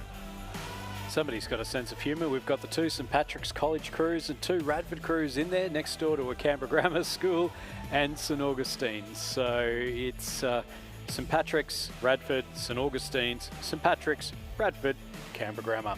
Lovely pattern forming there. Yeah, and I dare say we've got 3 of these ACT crews. Actually, Stuart, I know this is a weird little segue for the start of the sprint regatta, but I was just reading on the SMH, and there's an article on one of the home pages about why Canberra is an important place to live now. It's better than living way out west in Sydney or north of Melbourne. Canberra's a beautiful place to live, and maybe more people should go and live there. Absolutely. Well, I mean, I live 10 minutes walk from my work. So I walk out of the door, 10 minutes later I'm sitting down at my desk in the office, ready to go. I mean, no, there is a bit of traffic. I won't say anything about the drivers, because apparently if you can't say something nice, don't say anything at all. And you've got to know how to get around a roundabout if you're going to survive down there. But no, it is, I mean, I went down there to work for Rowing ACT back in 2018 and I still haven't escaped. And this is the 4th time I've lived down there. Copping a lot of flack from my family back up in Queensland. No, it is a great part of the world, ACT. It's a nice lake to row on, isn't it, Ben? It is, it is. And if you love your politics and you love the sort of this feeling of being in the centre of the country, looking up the hill to Parliament House, it's a pretty nice spot as well. And that's a discussion point, because we've got half of this field from the ACT. So a couple of crews from Radford College, Canberra Grammar in lane 7. The crew closest to this side is St Patrick's College from Tasmania. St Augustine's in the centre of the course. They'll be strong, you would think. Hamish Wise, Henry O'Hare, Lachlan Schofield, Rory Parker, Henry Goldsworthy, the Cox, Amos Noonan, Judith Ungermark. The Cox, I should say, the coach. Henry Goldsworthy, the Cox. I would like to see Judith Ungermark try and fit into a Coxswain seat, particularly one of the bow-loaded ones. So they're just about to get themselves in a line here. Oh, that's a lovely line there. St Patrick's College, Tasmania. So the two crews there, William Hogarth, Liam Birch, Oscar Gleeson, Callum Wright and Arthur Butler in lane 2. And then in the middle of the course, Lachlan Barden-Hagen, Darcy Redpath, Chris Kingston, Lachlan Tonnelly and Will Simons as they are underway in the first race of the 2026 Australian Sprint Rowing Regatta. St Patrick's, Radford, St Augustine's, St Patrick's, Radford and Canberra Grammar on the screen at the moment. St Augustine's look like they're off to a flying start there, Ben, ahead of Radford College over in lane number 6. Yeah, it'll give you sprint eliminator vibes, this one, and it is 250 metres longer, but you can see how important the start is. And St Augustine's out very, very well. So too Radford College from the ACT, but so too those crews over on the far side. Now, in a lot of these races, it will be top 4, but it's only top 2 who are going through to the A final. And at the moment, it's Radford College and St Augustine's. Can the other Radford crew or Canberra Grammar on the far side push them with about 100 to go? You can see how much they're putting into this because the bows of those boats are leaping out of the water with every single stroke. It's St Augustine's leading out from Radford College. They're our top 2 at this moment. Lane 4 and lane 3. Canberra Grammar are making a push though. They've been rowing sweep the entire season, switching to the sculls for the sprints. And can they potentially get ahead of Radford College? It's going to come down to the line. Canberra Grammar, St Augustine's and Radford College. Who's got the biggest sprint out towards the line? St Augustine's keeping ahead. Canberra Grammar, are they just slowing up at exactly the wrong time? I think that they are. It's going to be St Augustine's who'll go through and take the win, and I think Radford College by about half a canvas over Canberra Grammar. Third place goes to the second Radford College, fourth place goes to the second Radford College crew, and then in behind them we've got the St Patrick's College crew in lane number 5 ahead of the St Patrick's College crew in lane number 2. The photo finish operator better have the fingers warmed up because I think they are in for a busy couple of hours. Yeah, we are going to get some photos. We are going to get plenty of photos through this next 2 hours of racing. Now, I don't think we've got the official times coming through yet, but St Augustine's clearly through in first. Radford College in second place, but it was tight. Very, very tight. We just got, oh, wow. I reckon we've only got 3 boats in this heat. Number 2, I know there've been a few crews that have been scratched as they try to save themselves for tomorrow because it has been a jam-packed schedule over the last couple of days. So it wouldn't surprise me if there are a few scratchings across the sprints. Could open up the door for some other crews to claim the national title in the sprint. Now, I think we've got Cranbrook there in lane 3. Then we've got Redlands, and I'm going with Canberra Grammar. Actually, no, it's every second, yeah. So I reckon it's Gippsland Grammar, Kinross Wallaroo, Melbourne High. So I just missed the wrong 2. So yeah, it is Gippsland Grammar who are in lane 2. Yep. Ooh, Launceston Grammar. Okay, they've appeared. So they weren't on our schedule initially. Melbourne High definitely there. So we're underway. Now it's Launceston Grammar, not Kinross Wallaroo in lane 4 if you've got your program. It may give you that indication. Now this is a little bit easier progression because you only have to beat 1 crew here.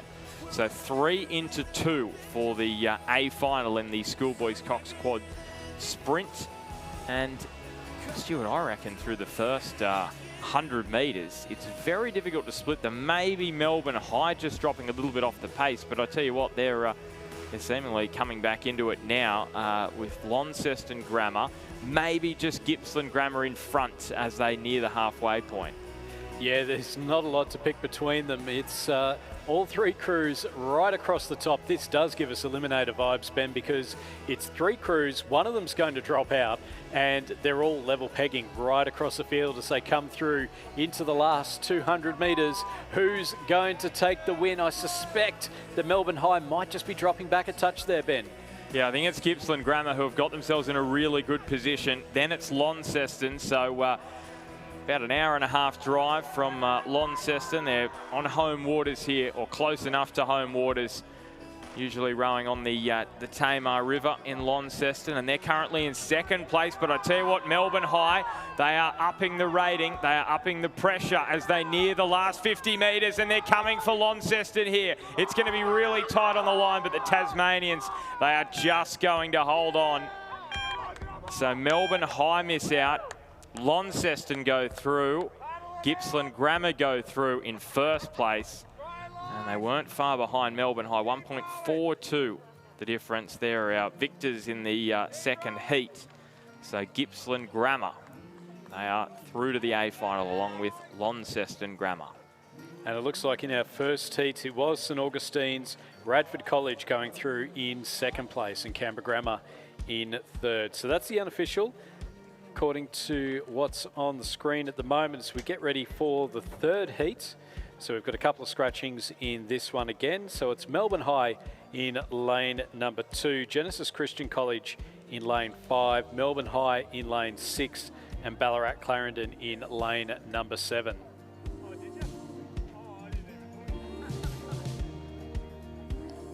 Now, what scratchings have we got here? I'm scratching off St Joseph's Nudgee and St Virgil's.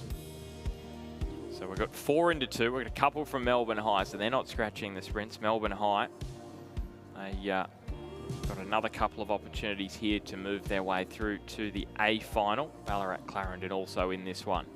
The sun glistening over Lake Barrington. It's almost as if it's bringing us a little bit of peace after what's been an interesting regatta, story-filled. Yeah, and I reckon it's probably better conditions than when I walked in. It was a little bit of a headwind blowing, but right now it is close to still, or as close to still as you would like at this point in the afternoon. So we've got Melbourne High closest to us. That's Dylan Pham, Mish-Ange Durand des Longras, Fajia Peters and Alaric Sanders. Eugene Cooper is their coxswain. Genesis Christian, Josh Hickey, Toby Sunderland, Stefan van der Merwe, James Gordon and Tiana Kutz is their coxswain, coached by Ray Smith, so training up there in the Pine Rivers area. Melbourne High in lane 6, Willie Moe, Nell Shah, James Barner, Blake O'Brien and Benjamin Yee as they get underway. And then Ballarat Clarendon, Oakton Williams, Owen Connolly, Henry Watley, Lewis Smith, Ethan King is their coxswain, and they're coached by Matt Olver.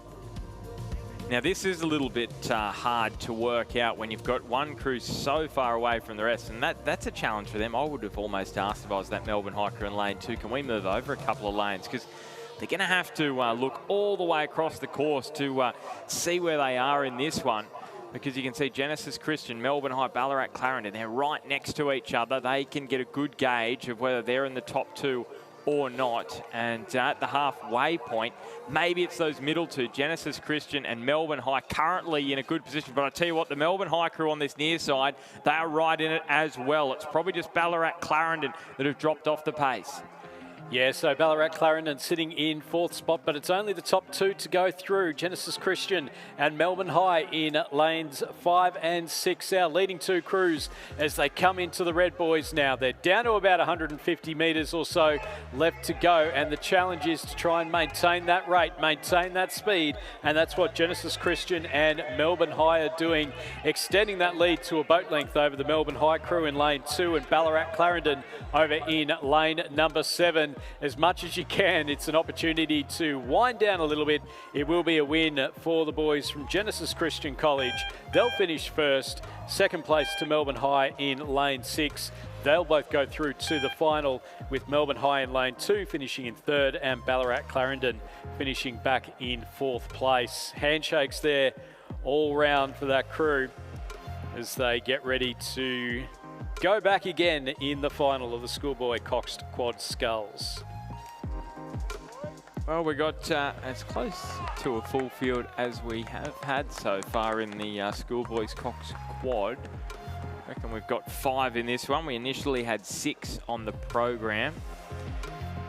And I think it's Launceston Grammar that is not in this one. Maybe they were moved to that other heat, I reckon, because there was only 2 in it. So I reckon that is the reason why they are not in this one.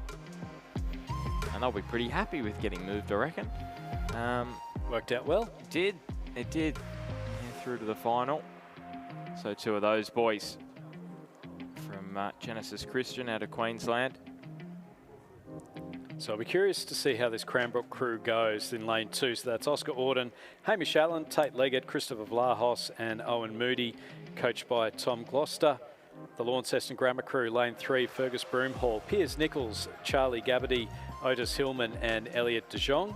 Lane 4 from Trinity Lutheran up in Queensland, Zach Wood, Jagger Whitten, Johan Ido, Kai Leiss and Charlie Voigt.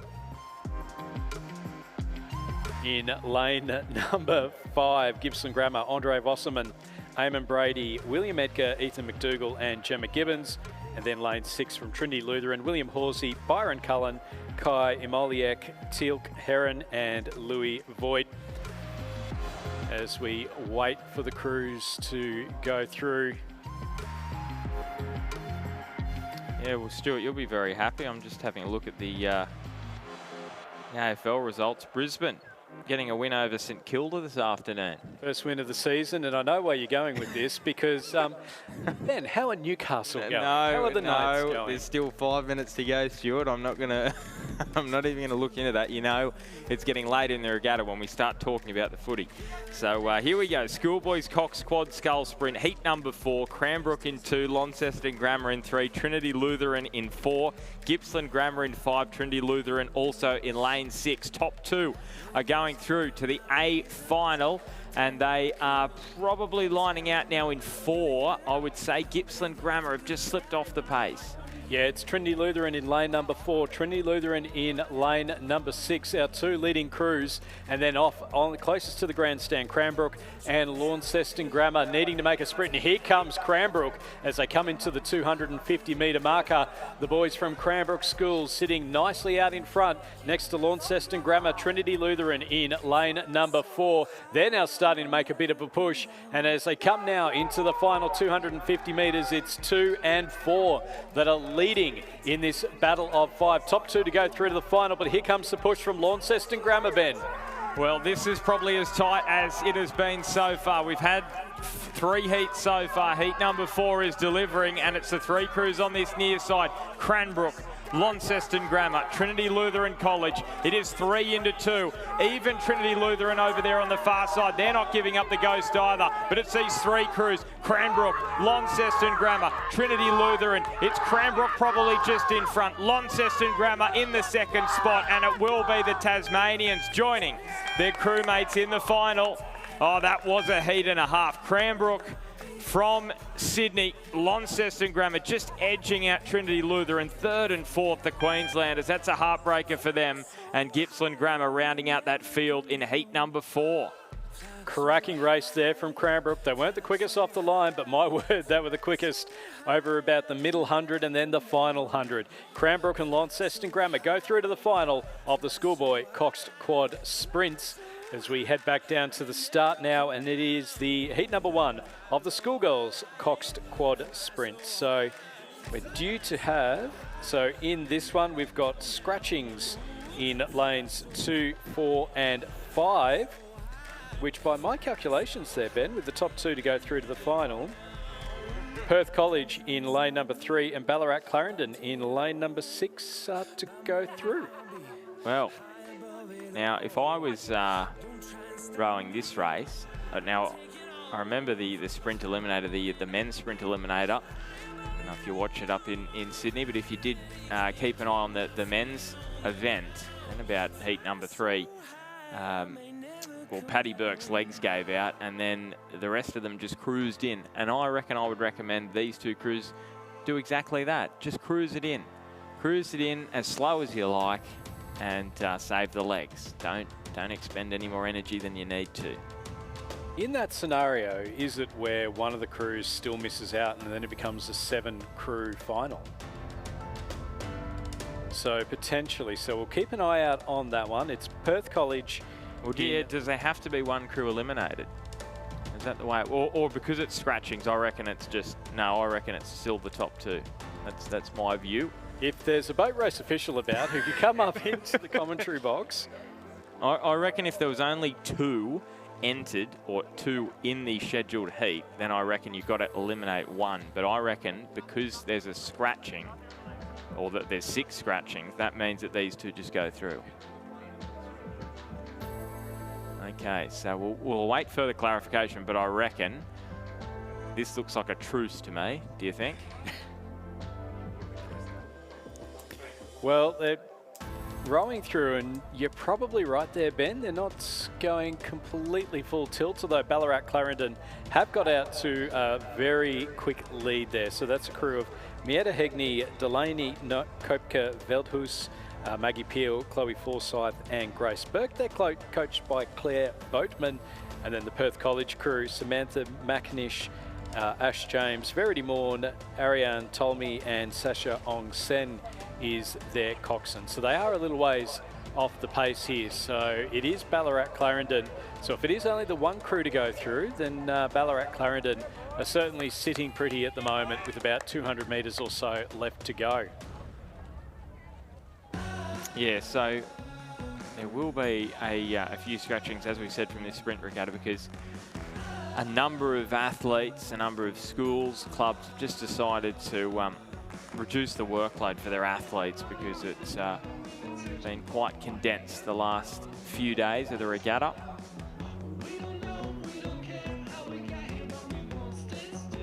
So we're just riding on board with the Ballarat Clarendon crew. You can see Grace Burke, the coxswain, just looking out to the left-hand side, making sure that everything is in fact in order, keeping an eye out for that Perth College crew. It will be Ballarat Clarendon who cross over the line in first place in our first heat of the Schoolgirls Coxed Quad Sculls, with second place to the crew from Perth College.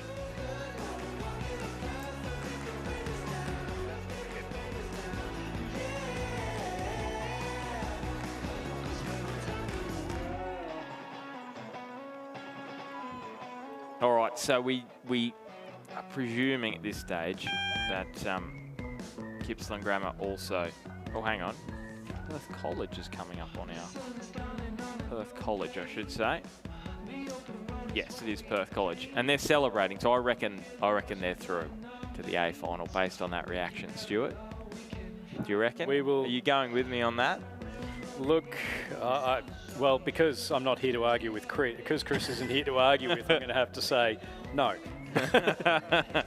As we move back down for heat number 2, so we've got scratchings in lanes 2 and 5. So that is Gippsland Grammar and also Queenwood, our second crew scratch. So Radford, we've got Albert Park College in lane number 3, Canberra Grammar in lane 4, Radford College in lane 6 and Trinity Lutheran in lane number 7 as they are underway, getting up towards the 250 metres. Again, through these early stages, you tend to see the crews nice and even across the field. It might well be Albert Park College and Trinity Lutheran our leading 2 crews. Definitely looks like Radford College are a ways behind that Trinity Lutheran crew in lane number 7. Yeah, you would say probably that crew has just dropped a little bit off the pace. They are just slipping outside those top 2 spots in this second heat of the Schoolgirls Coxed Quad. And as they come into view, Trinity Lutheran over on that far side of the course in lane 7 in a pretty good position. Albert Park College as well. So it's basically opposite ends of the course at the moment who are probably in those top 2 qualifying spots. Yeah, Canberra Grammar trying to make a bit of a run. They've been rowing in the sweep all season. Now they've got the sculls, so that's Iris Rangia, Charlotte Lynch, Addison Perry, Eliza Jones, and Isla Morgan. Are they going to have enough to get over the top of Albert Park College? I don't think they will. It is going to be a win in the bookend. So it's Trinity Lutheran College from Queensland take the W ahead of Albert Park College from Victoria. Canberra Grammar in 3rd place and Radford College back in 4th. So it was Queensland and Victoria, our 2 crews, through to the next stage.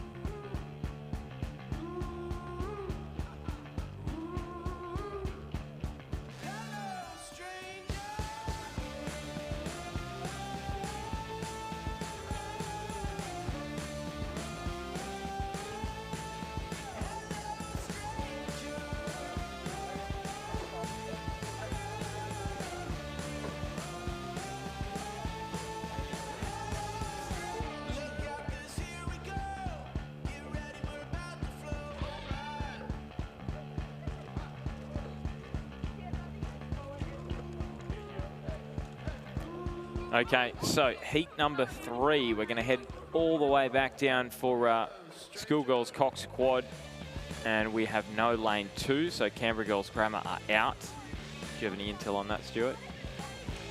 Look, I reckon they're just resting the legs. You know, they've got the under-17s in the final, they've got the opens in the final. They might just need to rest up. Yep, fair enough, fair enough. Lane 3, Trinity Lutheran from Queensland, Roseville from New South Wales in 4, St Patrick's College Tasmania in 5, Unley High from South Australia in 6, Albert Park College from Victoria in lane 7. I love that you've asked me that, given that Kaz Pipers wouldn't release secrets to the Governor-General. Well, you're almost the spokesperson for any ACT crew I see here. I'm just going to... Yeah, my grandparents are rolling over in their graves back in Queensland. As we get ready for the start of heat number 3 of the Schoolgirls Coxed Quad Sculls. It's Trinity Lutheran College, Roseville, St Patrick's College, Tasmania, Unley High and Albert Park College. So 5 crews, 5 states. I do like to see this getting ready at the start. 500 metre sprint, and if you finish in the top 2, turn around, do it all over again. Yeah, so the finals starting from about 5:30. That's when we'll be getting our finals. Richard Dorstein's just warming up the vocal cords outside. He's about to jump into my seat. We are underway now in heat number 3, and Trinity Lutheran from Queensland off to a very nice start there. 5 across the field. So you mentioned earlier, Ben, if you're a little bit away from the rest of the pack, then it can be a little bit disconcerting. But right now, it's 5 4s right across the top as they head into the first 150 metres. Yeah, and unfortunately, it looks like it's the locals, St Patrick's College, Tasmania, who've just dropped back. So they're in 5th spot at the moment, so it's a long way back now for them, considering you have to be in that top 2. Trinity Lutheran College and Roseville on the near side. They're doing all right, but I reckon Roseville have just left Trinity Lutheran behind a little here. So it's Roseville who are leading into the last 250 metres. Then it is probably Albert Park College over on the far side who have just leading Unley High, the South Australians, but they're not out of it by any stretch if they can pull back on that crew on their bow side. But clearly out in front, it is the crew from New South Wales, Roseville College, from Albert Park College out of Victoria. Unley High trying their best to try and get of Albert Park College. Roseville, they're looking dominant as much as you can in a sprint race, opening out to about a boat length lead. Albert Park College in lane number 7, still holding off from Unley High. Where's the sprint from the South Australians? Trinity Lutheran in lane number 3, also with it all to do, and then back to St Patrick's College. It is going to be the girls from Roseville, though, who'll go through and take the win. Unley High have made the move now, and they've got their bow ball out in front of Albert Park College. It is going to be Unley High who'll join Roseville in the final of the schoolgirls sprints. rowing through Albert Park College right at the end there. 4th place going to Trinity Lutheran, and St Patrick's College, Tasmania, finishing back in 5th spot. Lovely row there from Unley. That was really impressive because they look like, usually in a sprint, if you drop off the pace like that at the halfway point, it's very difficult to claw it back. But that was super impressive from Unley High. They didn't get flustered. They stayed controlled and they got themselves into the A final. And I reckon that sets them up pretty well. And that's a sharp time as well. So looking forward to that as, that was an interesting start. And we've got 3 crews in this one. So we've got Radford College in lane 3, Pembroke School from South Australia in lane 4, and then it's Corowa Anglican who weren't on our program, but they're in lane 6 for Melbourne Girls Grammar. So 3 into 2, and maybe that crew from Pembroke. Well, actually, I reckon Radford College do it. Actually, I'm just going to say it's pretty even across the course. You've gone for about 3 different options there, Ben. If you don't want to sit in the fence too much longer, we've got Pembroke School, and I think you're right. I think Radford College just off the pace a little bit. Pembroke, Corowa Anglican over on the far side of the course, and Radford looking like they may just be a little bit further away. But as we saw in the last heat there, Ben, you can push through right at the very end, because it's still, even though it's 500 metres, you can still use up all your petrol tickets right at the early stages of the race. Yeah, and Corowa Anglican have got to get themselves moving here with 100 metres to travel. So Radford College and Pembroke School in those 2 qualification spots, the final 2 qualification spots in the A final of the Schoolgirls Cox quadruple scull sprint. And Corowa Anglican are getting busy here. Here they come in the darkness over there on the far side of the course, and they're on a stealth mission here. I tell you what, they could well snatch one of these 2 qualification spots. If you go on that angle, they are very nearly there. So Radford College, Pembroke School, Corowa Anglican, they're almost going to come down to the line together here. Will it be Corowa Anglican who can snatch it? Not quite. They're just going to miss out. They did well after falling behind early. They just couldn't quite claw it back. So it's Radford College and Pembroke School, the Canberrans and the South Australians, who are going through to the A final in the Schoolgirls Cox quad. Great rowing there from that Radford College crew. And there'll be some very happy people in Radford College. They had 2 crews through to the A final of the Schoolgirl Cox Quad Sculls. Their lead crew dominating over Gibson Grammar and also Canberra Girls Grammar by about 6 seconds to win there. So they'll be very happy to go through to the final of the Schoolgirl Cox Quad Sprints. Let's get some big boat energy out on the course though at the moment. It is heat number 1 of the Schoolgirls Cox 8s. And again, we'll keep track of these because there are a few scratchings, and it looks like that we might just be a couple short of where we thought we might have been. Yeah. So scratchings in 2 and 8. Yep, and we've got a switch in lane 4, so it's Geelong Grammar, not Scotch College Adelaide. So Geelong Grammar, lane number 4. Queenwood Ballarat Grammar out of this one. So it is, this is a nice progression. Top 4 going through to the A final, and the rest eliminated. So that means you get yourself ahead of 1 crew and you are through to the A final. What do we think? 3 Loretto crews to make it through? Well, it'd be 1. It'd be 1 for the Lorettos, wouldn't it? Schools across the globe. We just needed a Loretto Turak in there.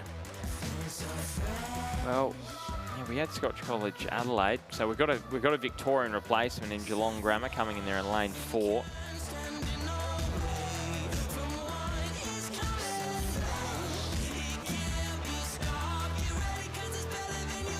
So we have got a start here in the Schoolgirls Cox 8. So sprint vitally important here in this across the board, but especially in the 8s, getting that big boat up and running early and getting it to maximum speed is absolutely critical. And you can see Loretto Marriotteville just not quite at the same speed as those other 4 crews off the start.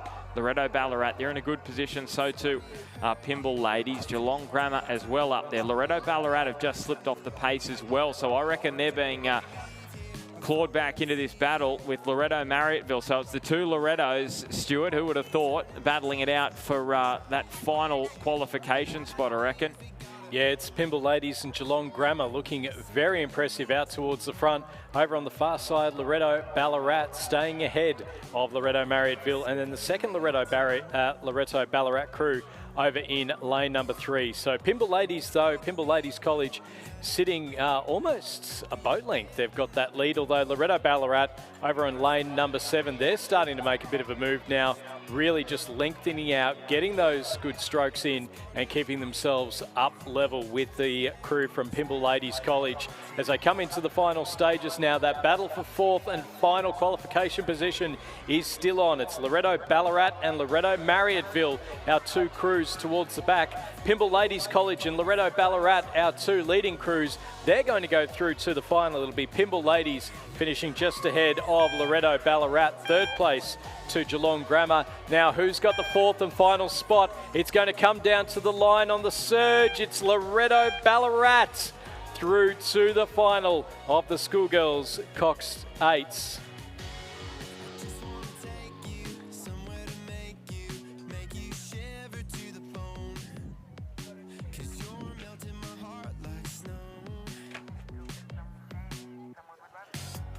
So Loretto College Ballarat, 2 crews through to the final of the Schoolgirls Cox 8s. They'll be joined by Pymble Ladies College and Geelong Grammar.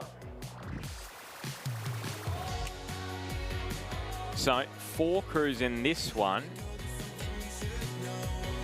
Okay, so Seymour College are out. We've got Farn. Now that should be an orange boat, I reckon, and they are. You won't miss them.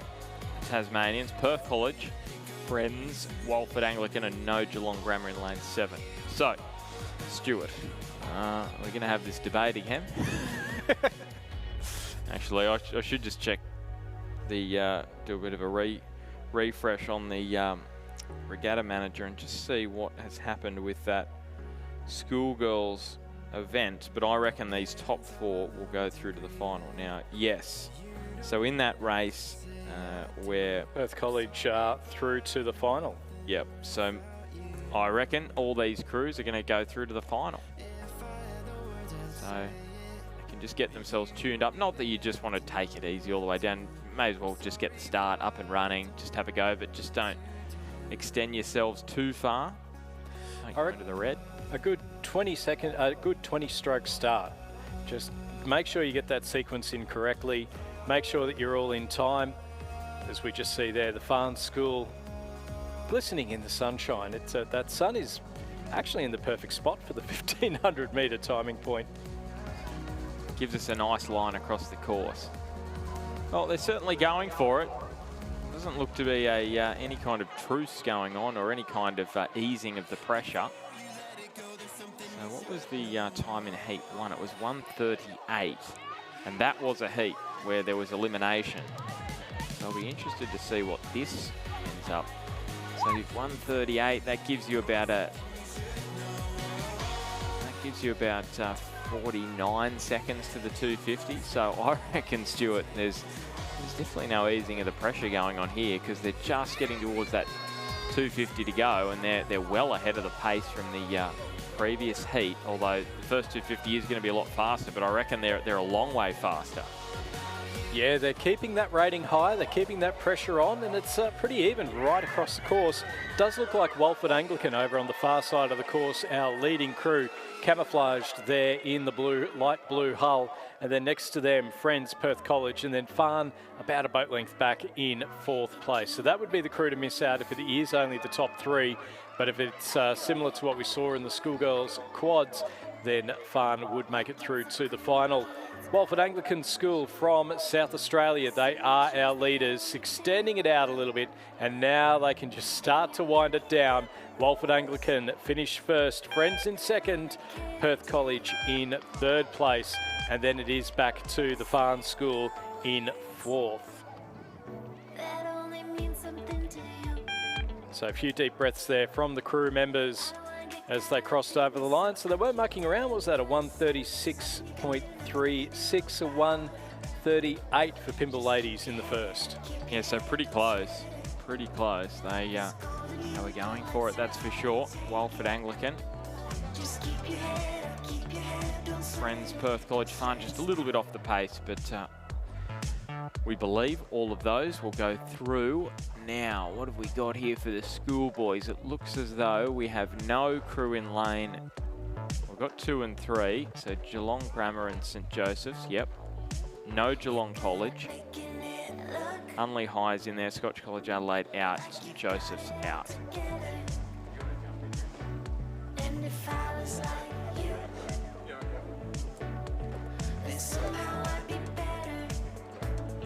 So just the 4 crews listed in this race. So same thing again as Ben Homer goes off to call his fellow Novocastrians and celebrate the Knights getting up over the Bulldogs in the Rugby League. And Richard Dorstein steps into the commentary box. And we can talk about the Brisbane Lions instead, Stuart. They've had a great win up under the roof of Docklands today in the Fitzroy colours as well. Yeah, They played the Fitzroy song when they ran out at the start of the match too. So as someone who now lives very close to Brunswick Street Oval in Fitzroy, fantastic to see. I spent a lot of time at Fitzroy in the 2024 Grand Final. Yeah, it was certainly, yes, fun couple of days that, wasn't it? I enjoyed myself. Geelong Grammar in lane number 2, St Joseph's lane 3, Unley High lane 5, and the Pembroke School lane 7. So again, if it's the same as what we've seen, then it would be all 4 crews through to the final. But somehow, Richard, I can't see schoolboys in an 8. No. Go. No, that's right. Yeah, certainly a few scratchings here in this first heats. And yet I can see for heat number 2. So it's possible some crews still have to be eliminated here. How good is that shot too across the 1500 metre start line? Geelong Grammar, they're closest to the camera. St Joseph's beyond them. Unley High, the South Australian crew. The Pembroke School also from Adelaide. They are the 4 boats here in this race as they get off and moving. How quick do these 8s make their way down the course? It's been great fun watching down at ground level for the last half an hour or so as these 8s get moving. The red colours there of St Joseph's, which is not red at all. We learned early days cerise and magenta or one of those things in any case. But the light blue of Geelong Grammar School, Unley High lane 5, Pembroke School in 7. They've got away pretty well. 4 boats across the course here, Stuart, with 250 metres still to race. It's the 4-8s coming down, and there's not a lot to pick between them. It's the crews closest to the grandstand, Geelong Grammar and St Joseph's, looking like they've got the lead, and then the 2 South Australian schools going for a bit of bragging rights as they come into the final 200 metres. St Joseph's, have they got that Cerise Zuti out in front ahead of the blue of Geelong Grammar? They're certainly going stroke for stroke, and on the far side of the course it's Pembroke School and Unley High. Not a lot to pick between them, and if all 4 are going through, well, they're certainly not letting up, because it is St Joseph's who've managed to get that bow ball out in front of Geelong Grammar. They're coming up towards the line now. It is going to be St Joseph's who'll take the heat win ahead of Geelong Grammar in second place. And then Unley High just have their bow balls out in front.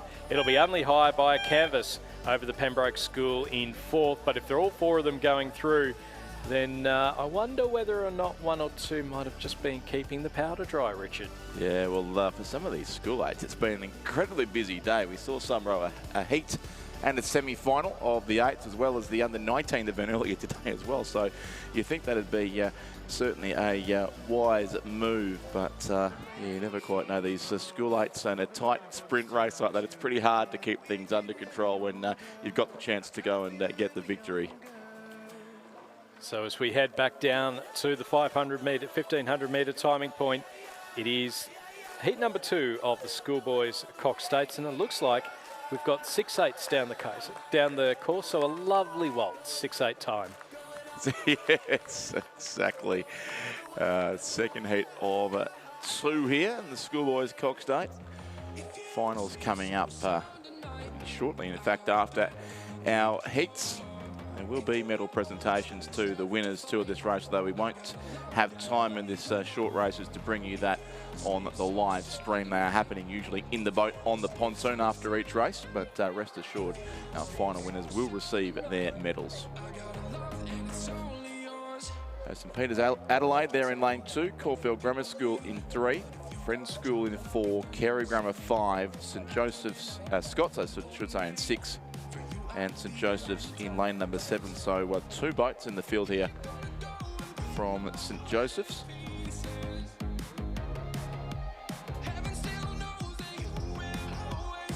A liner on the side of the course, having to earn their money here without the held start pontoon. The boat's required to manually tap up or back down to ensure a line across the course. And if they're looking into the sun like that shot suggests that they are, it's quite a job.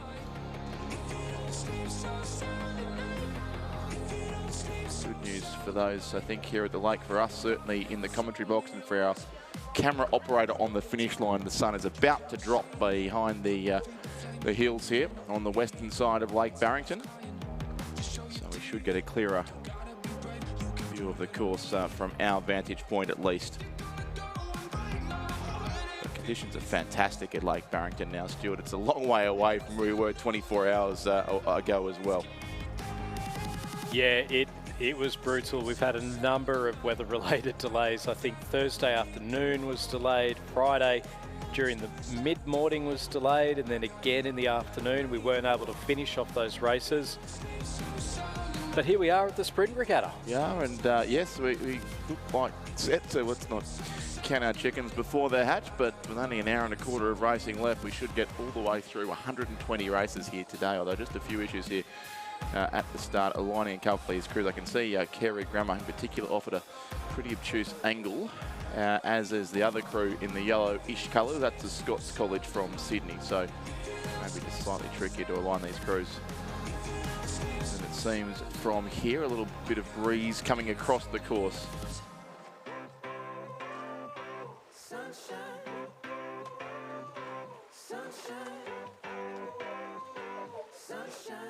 Open women's quad scull coming up next. The big field there, 3 heats required in the women's quad, and the men's quad heats will follow before the first of our finals at 5:35. Looks like something out of a social media reel. The boats are going backwards and forwards and everything just lining itself up. Is that what young people call the TikTok, is it? Neither you nor Ryan. I'm asking the wrong person, aren't I? But yeah. Ah, dear. Given that... It'll probably appear on TikTok now, won't it? Oh, well. So you've made Instagram, you were telling me earlier, our good friends at Surface Paradise? Yeah, Surface Paradise Rowing Club have given the commentary team a shout out, so hello again to Surface Paradise. Does it work if we keep doing it? I don't know. It could be an endless feedback loop. I think they'll get bored eventually. Yeah, I would. I'll get bored before we do. I think it's fair to say.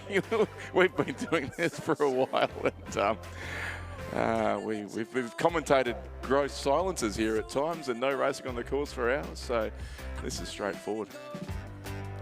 500 metre sprint, 6/8 to come down the course. And are we missing someone? So I can see St Peter's there, but I don't know that I can see Caulfield Grammar.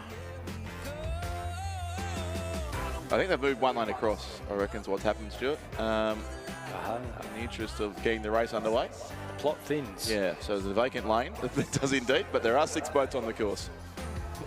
And having a look there, so we've got St Peter's College from South Australia in lane 1, potentially. Then Caulfield Grammar, the Friends School, Carey Grammar, Scots and St Joseph's. As the light, as they go through, I mean, we can see the light perfectly. It's glistening over our rowers as they come down the course. It's top 4 to go through. The Scots College sitting nicely out in first place ahead of Carey Grammar in second. St Joseph's also up there. So our two crews that potentially miss out, it looks like it might be the Friends School from Tasmania and then St Peter's College from South Australia also in a bit of danger as they come to the line, but also St Joseph's might just be dropping off the pace, Richard. Yeah, Scott's pushing through strongly on the far side. St Joseph's can't go with them. Caulfield Grammar School, despite moving across the lane, are doing well on this side with St Peter's next to them as well. Then back to Friends in lane number 4, but it is the two crews in yellow colours, I reckon, at the lead here. Scott's and Carey Grammar, then St Joseph's in third and very, very tight for fourth. Caulfield Grammar under siege from St Peter's late in this race. Scott's first, Carey second, maybe St Joseph's thereabouts as well. And fourth will go to Caulfield Grammar School, so that will secure the final qualifying spot. It will need a photo for second and third, but Caulfield fourth, St Peter's fifth, and Friends School in sixth place. Frenzied racing here in the School 8s, definitely, but a good win there to Scott's in heat number 2 of the Schoolboys 8 sprint.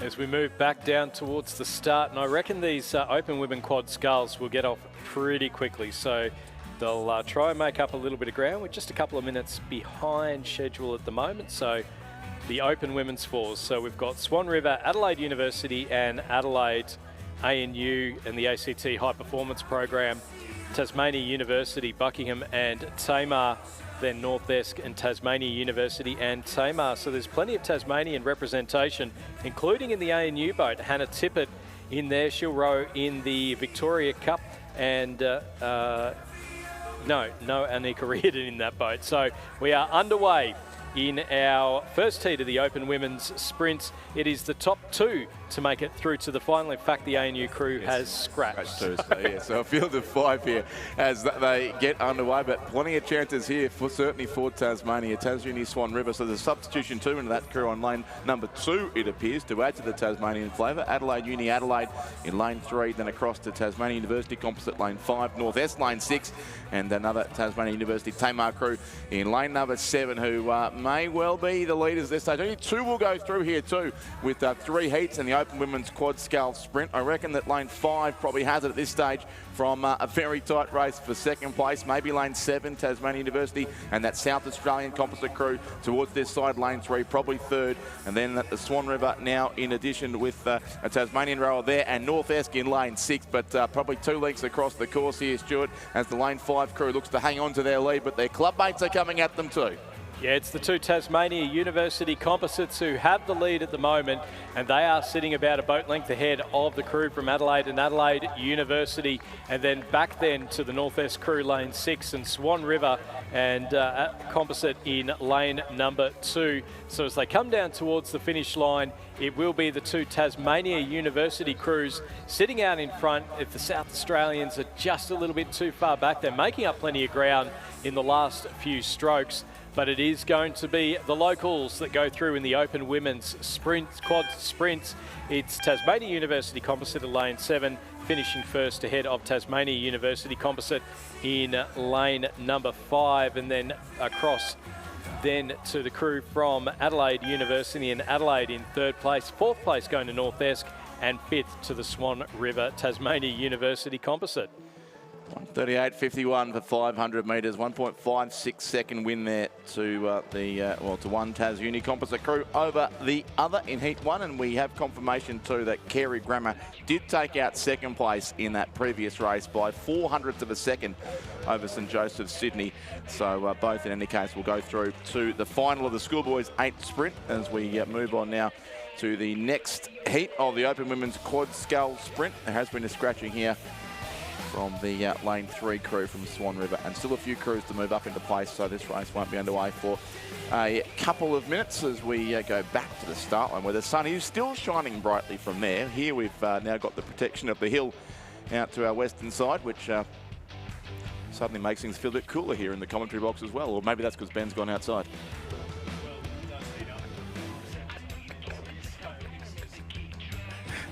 What is he doing? He's chilling in the corner. He's chilling out. He's letting the temperature inside and outside. He's warming up outside and letting it cool down inside. Even got the sunglasses on and the happy look of a man whose team just beat the Bulldogs. He does indeed. And of a man who's got a national championship final to row tomorrow, of course, in the club men's double scull. Yeah, the A final. Hunter Valley Heartthrob rowing for Newcastle Rowing Club as we are underway in heat number 2 of the Open Women's Quad Sculls. Top 2 to go through to the final. UTS Lane 2, Sydney University Lane 3, Cand Lane 4, Mersey Lane 5. There's another Cand in crew 5. missing here too, Stuart. Mersey in 6, and what do we have here? So we just have the 4 crews, so it's the 2 crews in the middle.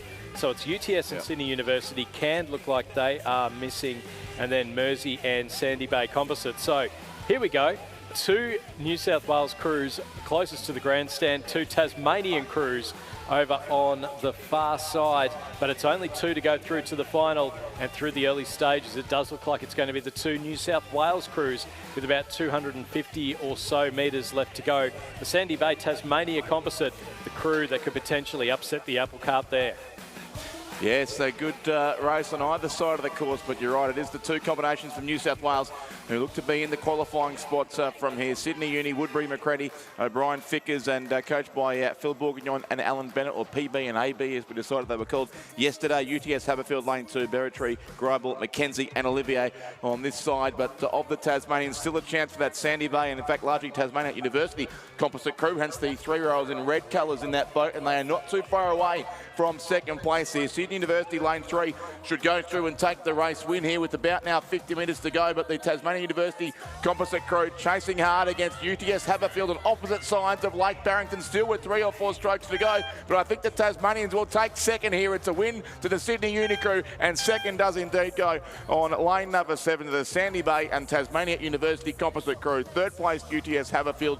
4th will be the Mersey Rowing Club from just up the road in Devonport. But the top 2 only going through to the final here, and that was a great finish from the Tasmanians rowing in a boat, looks like called the Penrith Cup 2024.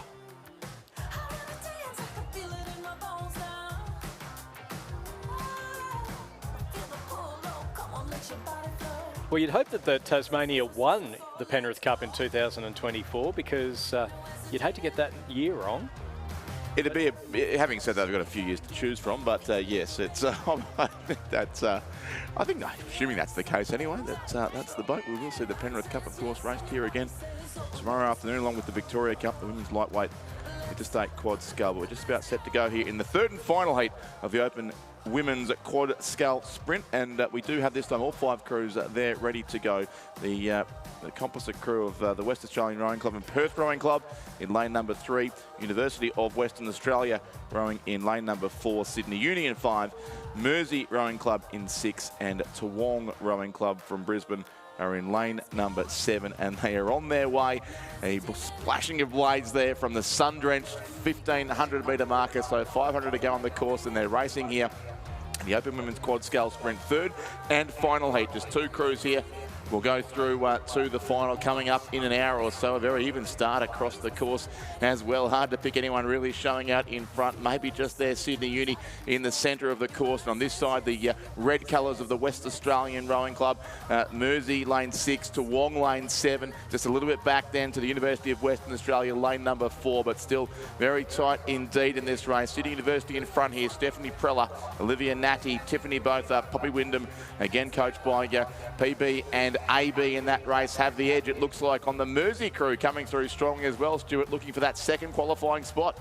Yeah, Sydney University holding on to the lead. The West Australian Rowing Club and Mersey looking like the 2 most likely to go through, but don't count out the crew from Toowong Rowing Club over on the far side of the course. But they do have a little bit of ground to make up if they are to try and make it through. It's the 2 yellow Empacker shells in the middle of the course, though. Sydney University and Mersey Rowing Club, our 2 leaders. Toowong have started to put the sprint on. It's in now to the final 100 metres or so. Sydney University, they look good for a spot in the final. Mersey Rowing Club sitting in 2nd place. 3rd place Toowong Rowing Club. The West Australian Rowing Club in lane number 3 in the University of WA just a little ways back. And as they come through to the finish, it will be Sydney University first, Mersey Rowing Club in 2nd. They're into the final. Toowong finishing in 3rd, just ahead of a fast finishing West Australian Rowing Club, with the University of WA coming through in 5th spot. It's a great second half of the race from Mersey. It looked to be in 5th place in the early stages of the race. So they've come through extremely strongly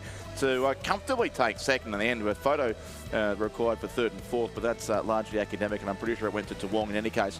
But Sydney Uni and Mersey, our top 2 there. As we get ready now for heat number 1 of the Open Men's Quad Sculls. And if my math is mathing, then I think these are our last 2 heats. Yes.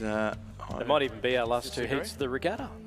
You're exactly right, Stuart. We are all finals tomorrow, commencing, pretty sure tomorrow's schedule does remain unchanged. The first race was scheduled, I believe, for 7:55, and that will...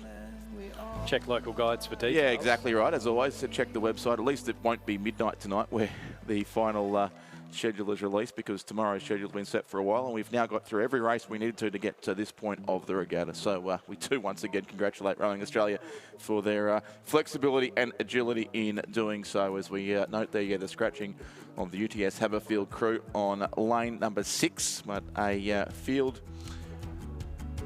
of 6 otherwise ready to go. The red and white hoops there of Mossman, vacant lane. A lot of real estate next to them, it looks like, but across the Sydney Uni Fremantle composite, Fremantle colours in the bow seat. University of Western Australia, which might also have a Fremantle rower possibly in there. And lane 1, the crew from UTS Haberfield. Getting ready at the start. We are underway. It is heat number 1 of the Open Men's Quad Sculls. Top 4 to go through to the final. So the trick is don't finish in the bottom 2. UTS Haberfield, University of Western Australia, Fremantle, Swan River Composite, Sydney University, Mossman and Swan River. So plenty of representation from across the country, where they will have their home Australian Rowing Championships in 2027. Looking up the course, it does look like UTS Haberfield off to a great start. Top 4 to go through. Next to them, we've got very even between University of WA, Fremantle Composite, Sydney University. Mossman also rowing nicely, and Swan River in lane number 8. Potentially one of the crews to miss out, but I reckon, Richard, across the middle of the course, it is University of WA, Fremantle Composite and Sydney University that'll need to put the foot down. Yeah, absolutely. That is where the interest lies. The race for 3rd, 4th and 5th. UTS Haberfield out with a little bit of a margin. Then Mossman across on lane 7. The 2 Sydney clubs are probably safe for now, but remains to be seen. Sydney Uni coming at them to make sure of 3rd spot. Then those 2 West Australian combinations on lanes 3 and 4, along with Swan River. So 3 West Australian crews, in fact, all going, it looks like, for 1 qualifying spot. Our 3 New South Wales crews here will come through 1st, 2nd and 3rd, trailing UTS Haberfield, it seems. And now University of Western Australia, lane 3, a late charge certainly to claim 4th spot. UTS 1st, Sydney Uni 2nd, Mossman 3rd and 4th will indeed go to the crew on lane number 2. The University of Western Australia claim the all-important 4th spot, just ahead of the Fremantle Swan River composite crew, lane 4, and then Swan River over in lane number 6. So a great battle between our West Australian crews there, but it's UTS Haberfield who take out the first heat of the Open Men's Quad Scull Sprint. Sydney Uni Mossman, and they will check the photo, but it looked to be the crew in lane 3, University of Western Australia, who will claim the 4th and final qualifying spot. And the amazing thing is, we're on the 500 sprints. There's crews going for spots in the finals, but we've still had closer racing over 2K today. Yes, indeed. We have had some 4 and 500th of a second photos that I can certainly recall. So, yeah, it's... And the other interesting thing too is, of course, we're racing at 4-minute intervals here in these sprint races, which always seems rapid fire when the sprint regatta comes around. We've had that throughout pretty much most of the last few days. In fact, a large part of this regatta, the races have been at 4, and even on Monday afternoon, 3-minute intervals at one stage to try and keep the program on schedule. Yeah, it was a bit rapid fire for a while there, but in the heats on Monday. But we've got through it all, and this is our final heat. This is our final heat indeed. That result is that photo release has been checked in the Open Men's Quad Scull Sprint. 1st, UTS Haberfield. 2nd, Sydney Uni. 3rd, Mossman. 4th, University of Western Australia. And 5th, Fremantle Adelaide. In fact, late substitution there in that composite crew. So lane 3 will take out the 4th and final qualifying spot by 0.57 of a second. And yeah, some tight margins there indeed down the page. 0.55, 0.57 and 0.95 between crews in that race as we go to our last heat of the regatta, and it is the West Australian Rowing Club scratched on lane number 4, but other than that there are 5 crews across the course, or in fact there are not 5 crews across the course, there are just 3 as we look out the window here and try and work out precisely what's going on. The Banks crew are certainly there. Thank you for the salmon pink colours. Banks Rowing Club, very, very easy to spot. So they are racing in lane 3, which means Adelaide University Composite are not there in lane number 2. And then a couple of lanes across we go to what looks to be the Rockhampton Fitzroy Composite crew, and then the Mersey Rowing Club again, who've been great participants in this sprint regatta across on the far side. So it looks like our crews here are lanes 3, 5 and 7. Now again, we're not quite sure. It says 4 will qualify. There's 3 boats in the race, so that's -1 in qualification terms. I'm sure Ben Homer has a view on how that's going to work anyway, but it looks like the lead is with the Composite crew there in lane 5, Rockhampton Fitzroy and Maroochy River Rowing Club. Zach Lazarus, Finn Parr, Nicholas Thompson and Harry Brandt. Yeah, they're sitting ahead of the crew in for the Banks crew of Lockie Rose, Lachlan Ziggiter, James Meads and Nick Ziggiter, coached by Joe O'Neill. And then on the far side, of course, Mersey Rowing Club's Tyler Wescombe, Nicholas Pappas, Rulof de Boer and Lars Brown. As the crews just start to ease it off as they get down towards the end. It will be the Rockhampton Fitzroy and Maroochy River crew who'll go through and take the win in our final heat now. Banks sitting in second place and then Mersey in third. So we'll wait to check the qualification on that, but the heats are done. And look at the jubilation too in the red boat. Yeah, the bow seat there. It's at Zach Lazarus from the Maroochy River Rowing Club. It was the heat though. Still the final to come. Well, they're definitely in it. There's no doubt about that. Same can be said for the Banks crew who finished second, and it appears that Mersey may join them in that final too. As we are now, as Stuart said, we've completed the last heat of many at not just this sprint regatta, but at the National Championships. All races are finals from now on through to the conclusion of racing at about 3:30 tomorrow afternoon. And our sprint finals are coming up shortly, the first of which will be the PR1 women's single scull sprint, and the PR3 women's single scull sprint will follow. Draws being finalised for the remainder of our races still to come. Racing here through until the last of our sprints, the open men's Cox State sprint at 6:30. So we've got basically an hour of racing here to go. As we see the Banks crew returning past the finish tower here, right down beside our commentary position, rowing very neatly, as Banks combinations usually do.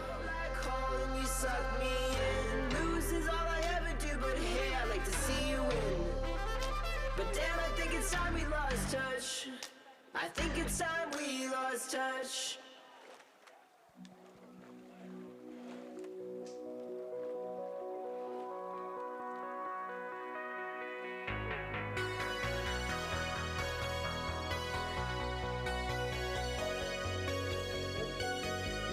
Yeah, actually, I can see what's happened here, Stuart, as we try and work out the. I think this is a combination of the 2 races.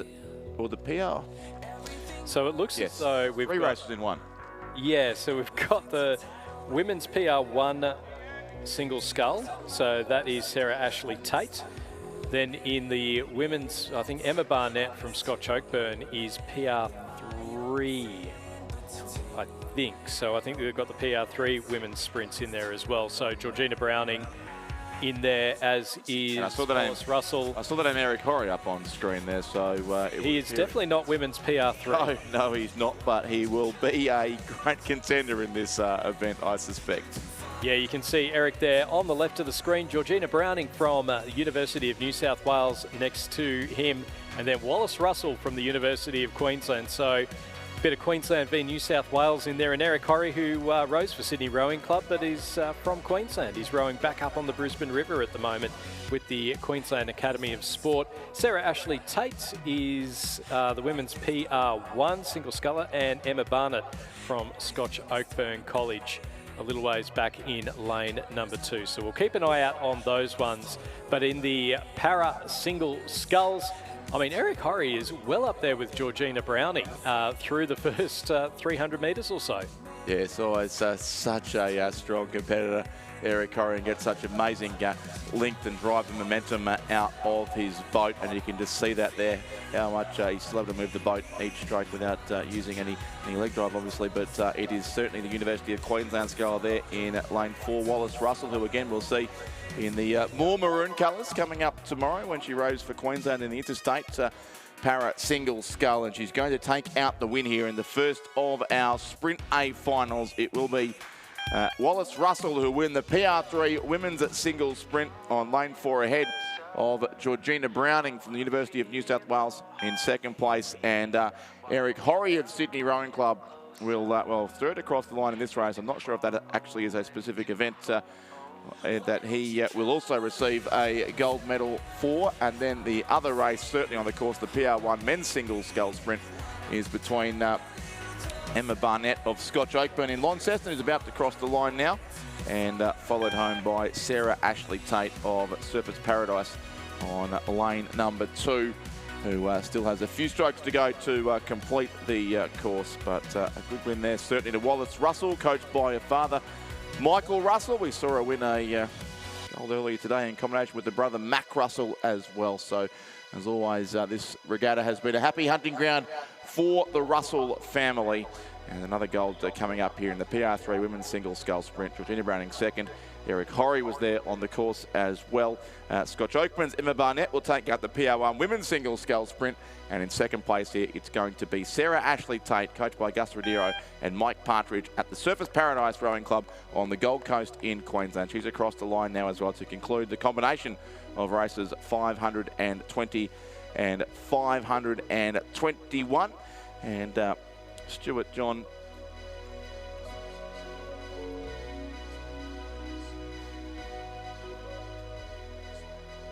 John pointing out as he leaves the commentary box briefly, that's Wallace Russell's 4th gold medal, not of the regatta, but of the day. That's a remarkable effort by Wallace Russell, who's got 4 golds in a single day here for the University of Queensland, and like we suggested, possibly more to come tomorrow as well. But Ben Homer's back, and we've got another race on the course here as well, Ben. Well, it's an all-Sydney Uni affair in the final of the University Women's Quadruple Scull Sprint. We've got the University Women's and Men's events coming up, and these are both straight finals. So both Sydney Uni crews duking it out over the first 250 metres. Does look to be some kind of a steering issue. They got fairly close together there around the 250 metre mark, but it is the crew in lane 4 who is leading the crew from lane 3. That is Tiffany Botha, Alice McCready, Alexandra O'Brien and Alyssa Fickers. So that is the crew that is in front, and that crew in lane 3 of Moran, Steele, Stickter and Armstrong, they have somewhat dropped off the pace.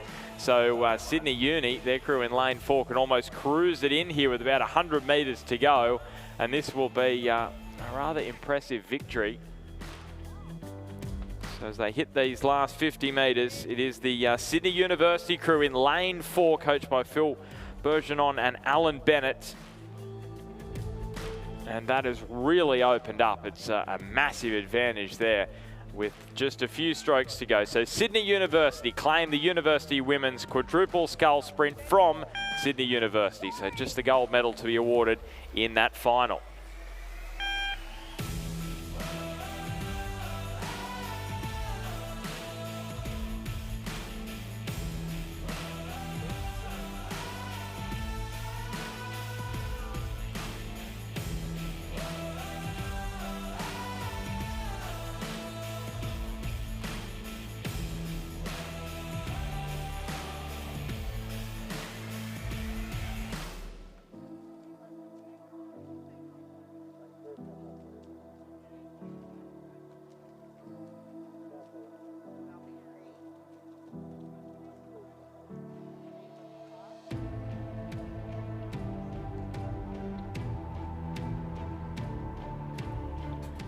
Crews lining up here in the University Men's Quad Scull Sprint.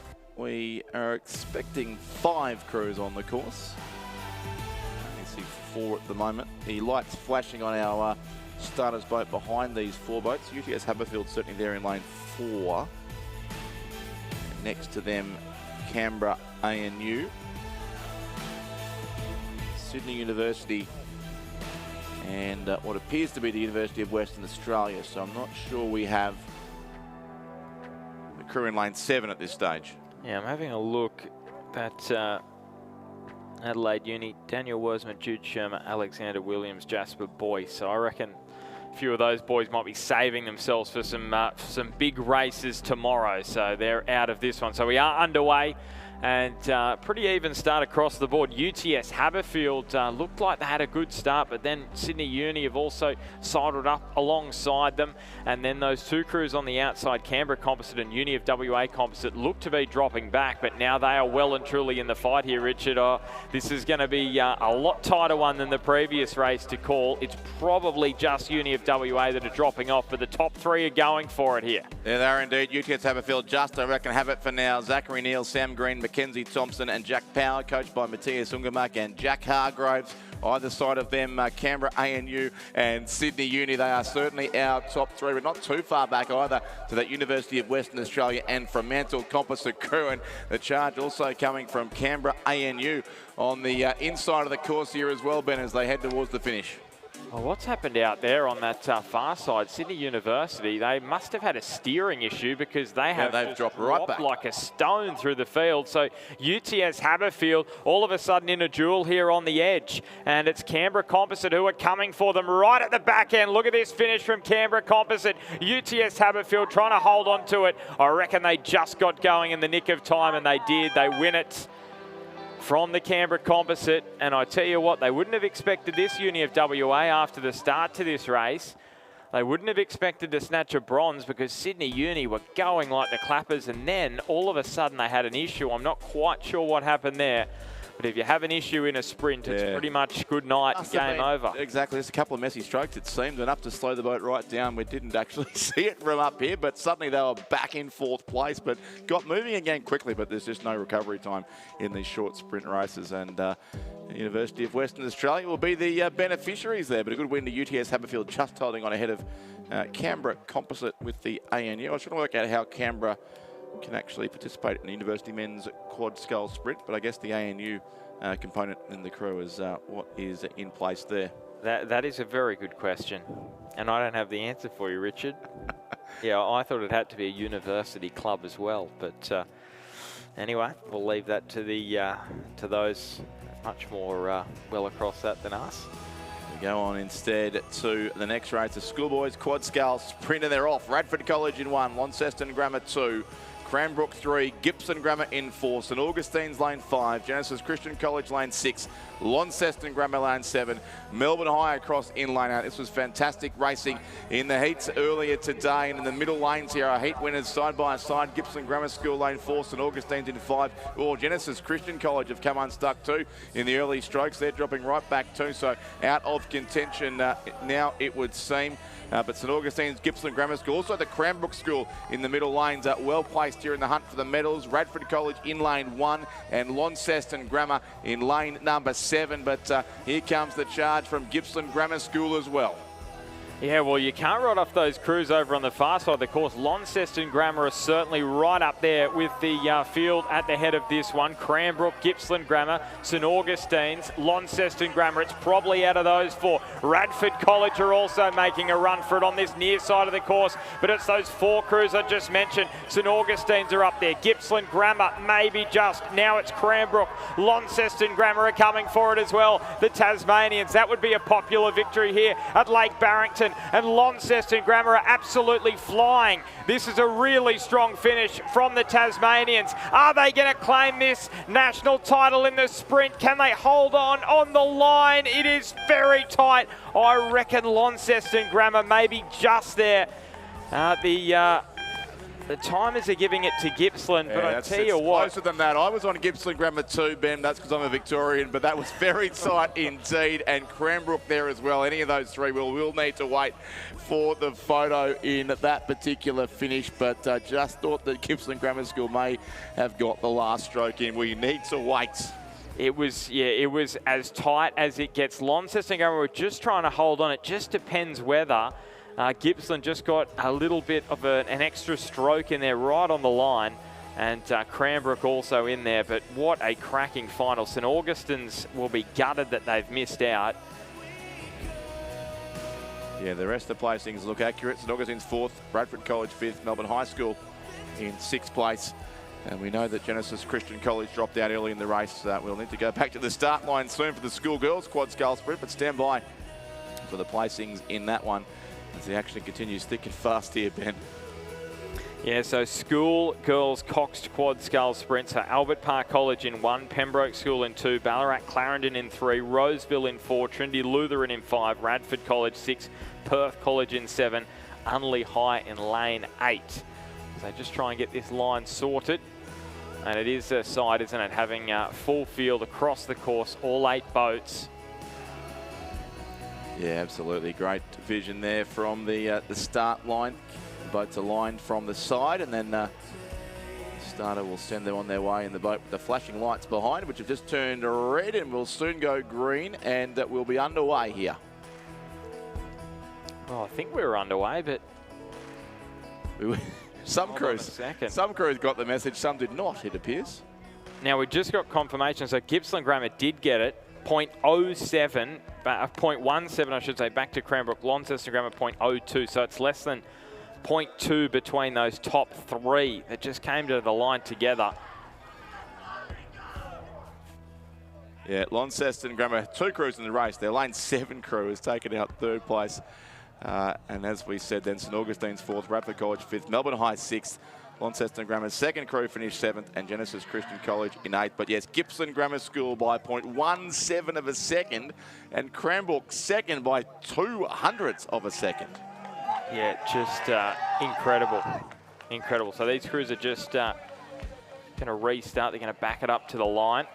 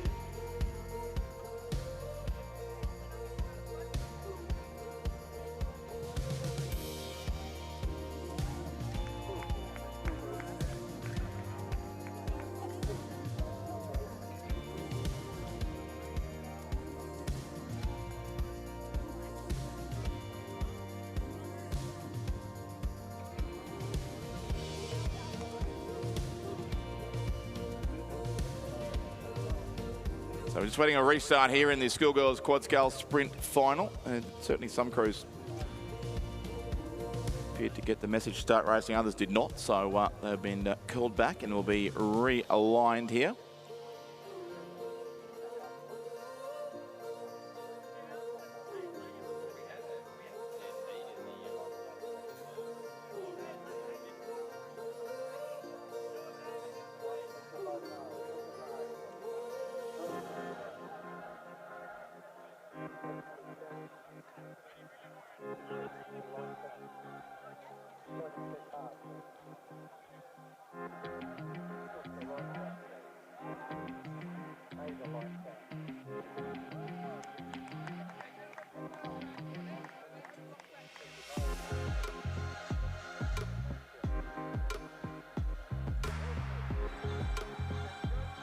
Poised to recommence racing here. Albert Park College closest to the camera, and they're off there in lane 1. The Pembroke School in 2, Ballarat Clarendon in 3, Roseville in 4, Trinity Lutheran in 5, Bradford College in 6, Perth College 7, and Unley High 8. A great sight, Ben, as these 8 quads make their way at pace down Lake Barrington.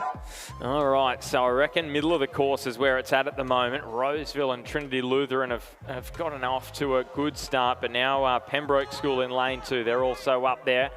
But I reckon it's still those crews, lane 4 and lane 5. Don't write off Unley High, the South Australians over there in lane number 8. But it's probably Trinity Lutheran as they head towards the 250 metre mark. Roseville sitting in second place right now. Still Unley High fighting it out for the medals. And Radford College in lane 6, Richard, they're moving up. And so too Ballarat Clarendon in lane 3. They certainly want to get themselves on the podium too. Yeah, I love to see how these schools approach their sprint racing with great speed and determination, but still it is our 2 heat winners there in the centre lanes. The Roseville crew in lane 4, Eburn, Kelly, Franklin, Robertson and Davies, and Trinity Lutheran from the Gold Coast in lane 5, Clifford, Roberts, Dobbin, McMahon, and McMahon, the combination there.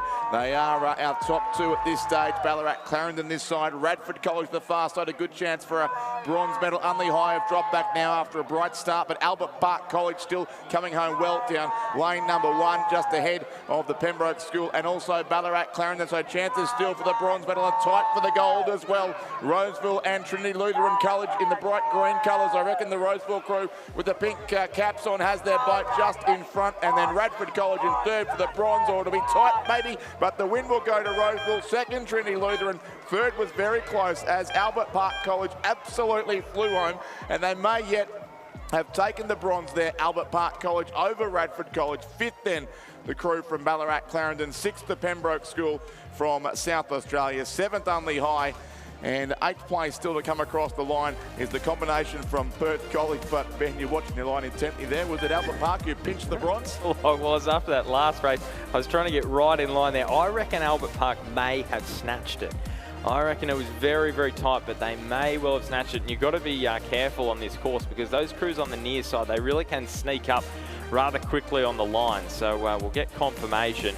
The finishers have said that, the finish times have said Radford College just missing out. Albert Park College getting them by 0.26, but we'll wait for the official verdict. The initial margin beyond a quarter of a second, that's the hand-timed version, so it doesn't automatically say photo finish, but it will be checked, and it has been checked, and it's going to go the way of Albert Park College, so it will be bronze to the Eric Schrader coach crew in the Virginia Lee-led program at Albert Park College. A bronze in the schoolgirls quad scale sprint. Radford College in 4th place, but Roseville first, Trinity Lutheran in 2nd, and our 8s are now on the course as well. 8 8s here, what a sight. Loretto Ballarat, lane number 1. Perth College lane 2. Loretto Ballarat again in lane 3. Walford Anglican lane 4. Pymble Ladies in 5. The Friends School in 6. Geelong Grammar 7. And the Farn School from Hobart in what I assume is their usual orange boat, racing in lane 8.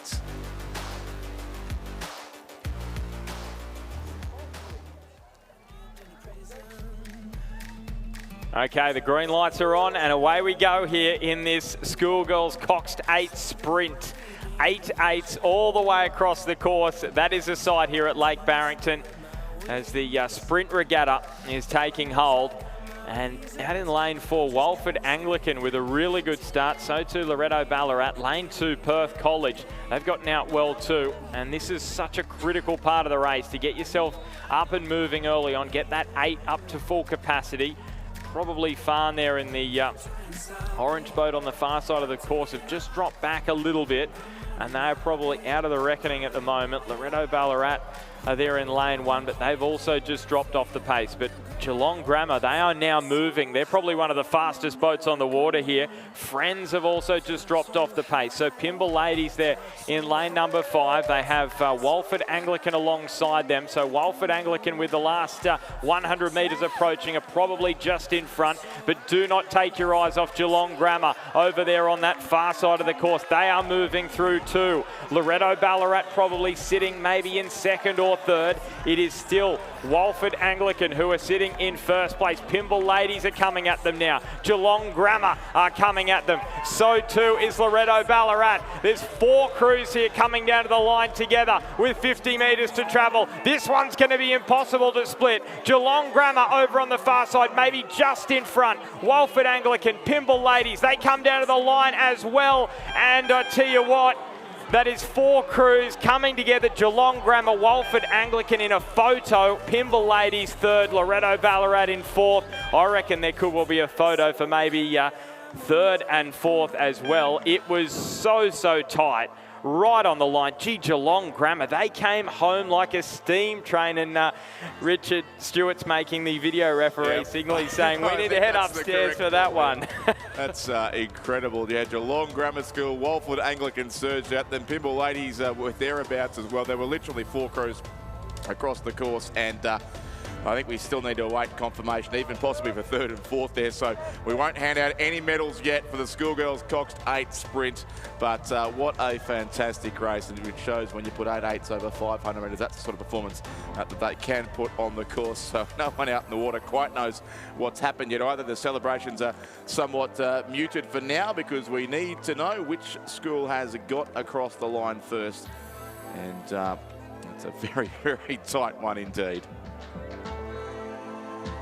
I was just really impressed there by Geelong Grammar because they didn't seem like they were up there with the likes of Walford Anglican and Pymble Ladies in that first sort of 100, 150. Maybe we didn't have our eyes on them, but yeah, lane 7 too, so they were third in their heat.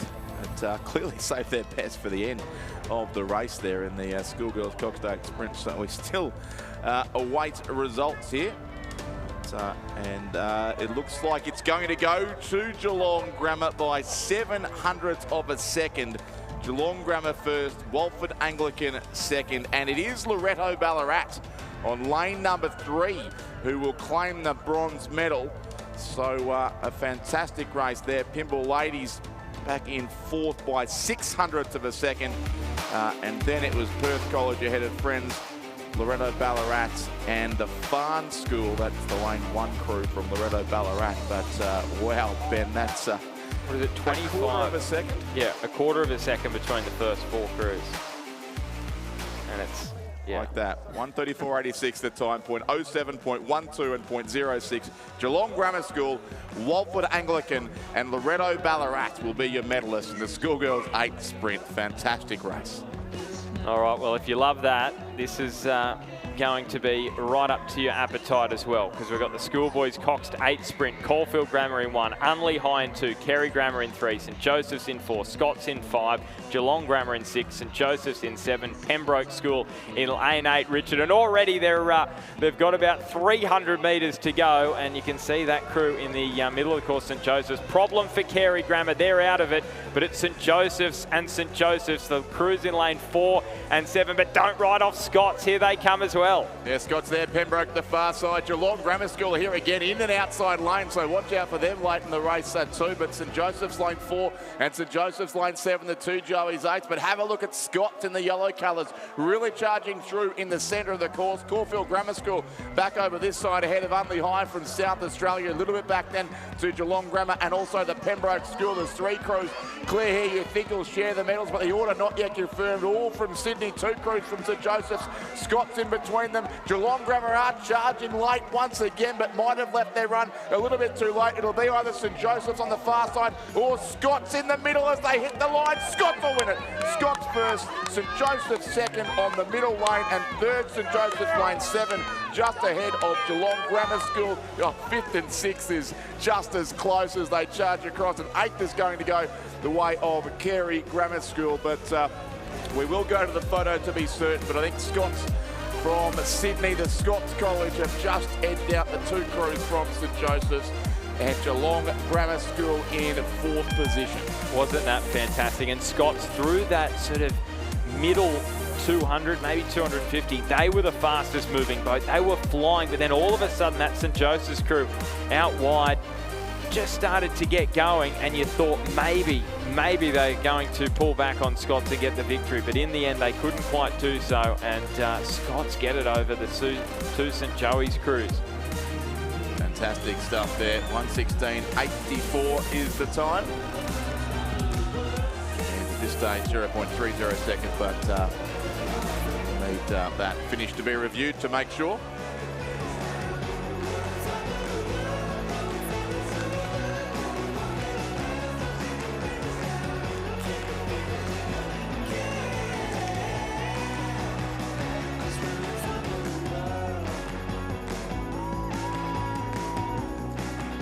And we await confirmation of race 5:27. Geelong Grammar School in the girls' 8 have just heard the news that they have won a gold medal too.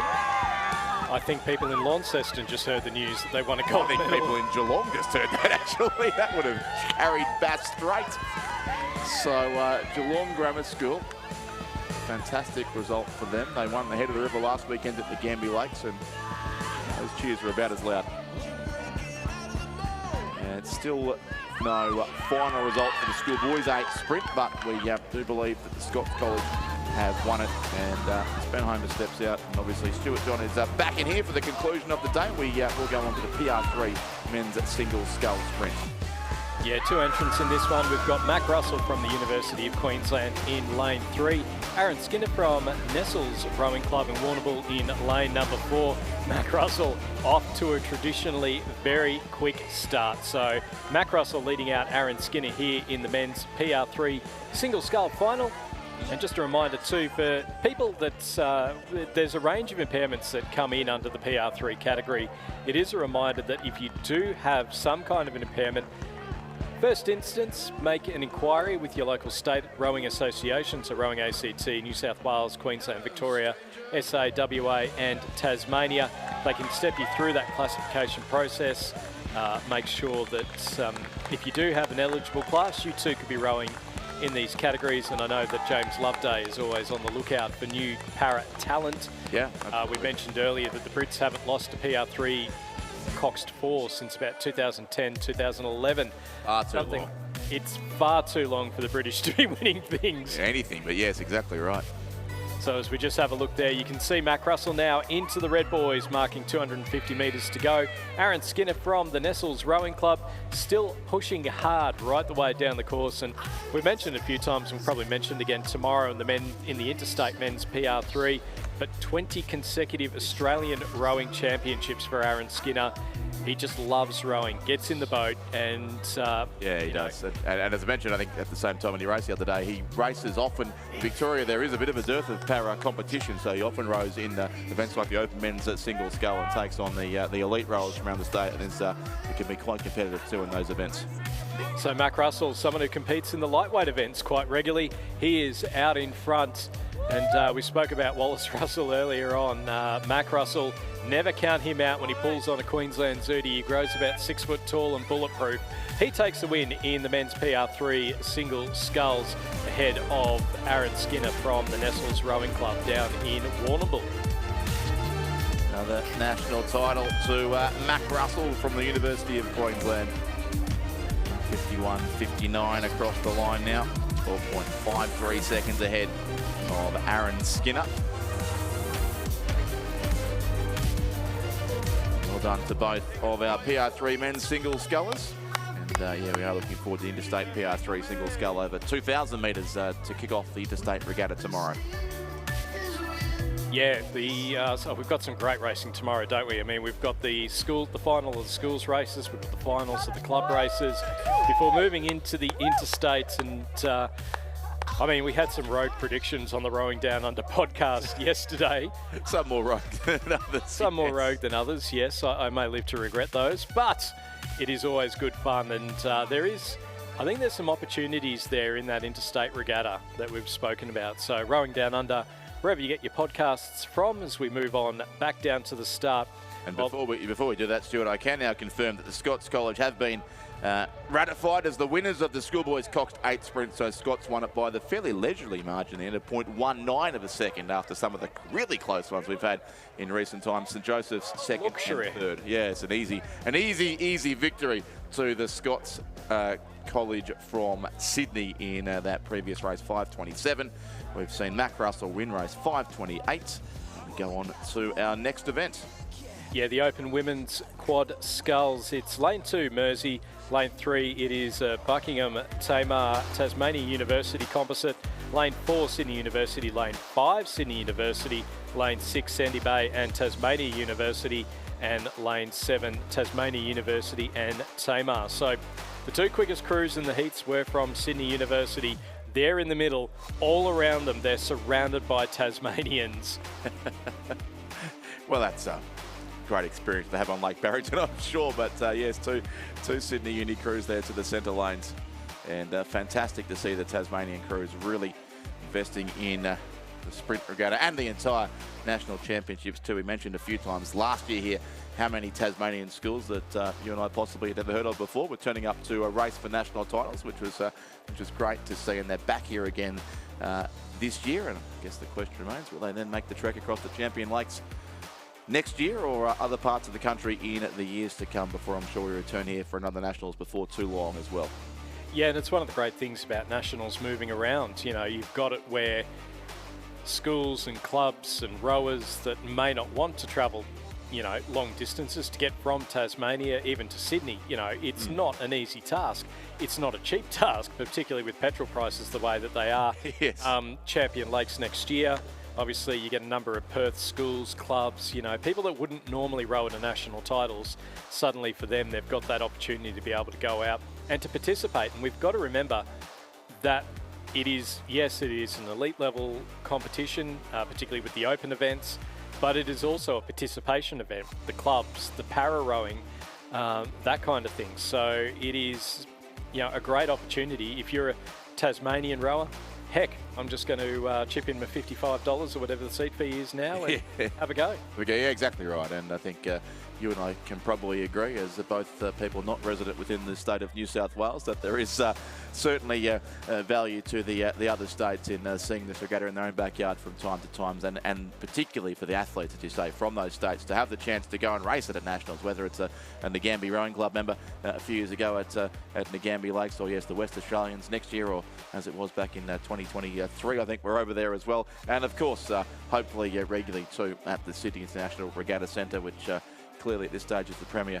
rowing course in the country, but in such a country as big as Australia, it is difficult unless we pick a point in the middle and all go and race there. It's well, I mean, the Todd River in Alice Springs had some water in it recently. That's right. Yeah, they have regattas there of sorts, so you never know what can be arranged. I'm not sure. Slightly different to what we're doing here. Yeah, exactly. But no, it's been great to be at Lake Barrington 2 years ago, and in fact for the third time in 5 years we've raced the Nationals here after a bit of a gap, about 12 years I think it was, before 2021. So it's great to see it being shared around, and the Tasmanians are here in numbers. Can they claim a sprint title here on their home course? They've got 4 chances, as you say, either side of 2 pretty strong crews also from Sydney University.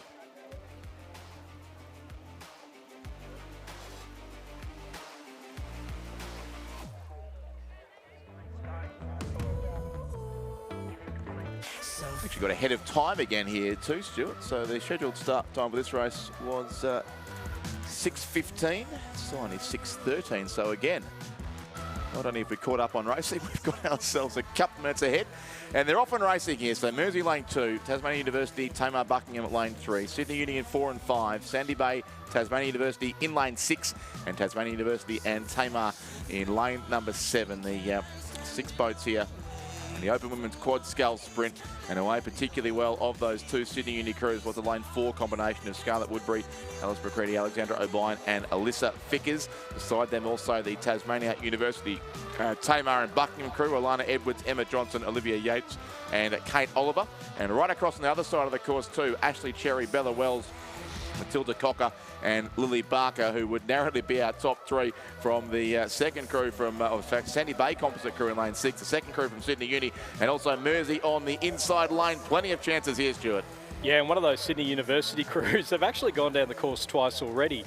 So the Sydney University crew of McCready, O'Brien, In the university and race. Vickers, they had the heat, they had the university race. Scarlett Woodbury swapping out for Tiffany Bota in this race, and it does look like as we come down towards the finish, it's the Tasmanian crews who have the lead. It's the Tasmanian University Composite in lane number 3, ahead of the 2 Sydney University crews. The Tasmanian University Composite in lane number 7, also out in front. So it's going to come down between 2 Tassie crews. It looks like Sydney University in lane 4 who'll take the bronze as they come down towards the line. It's Tasmania University Composite in lane number 3 who'll take the win in the Open Women's Quad Sprints.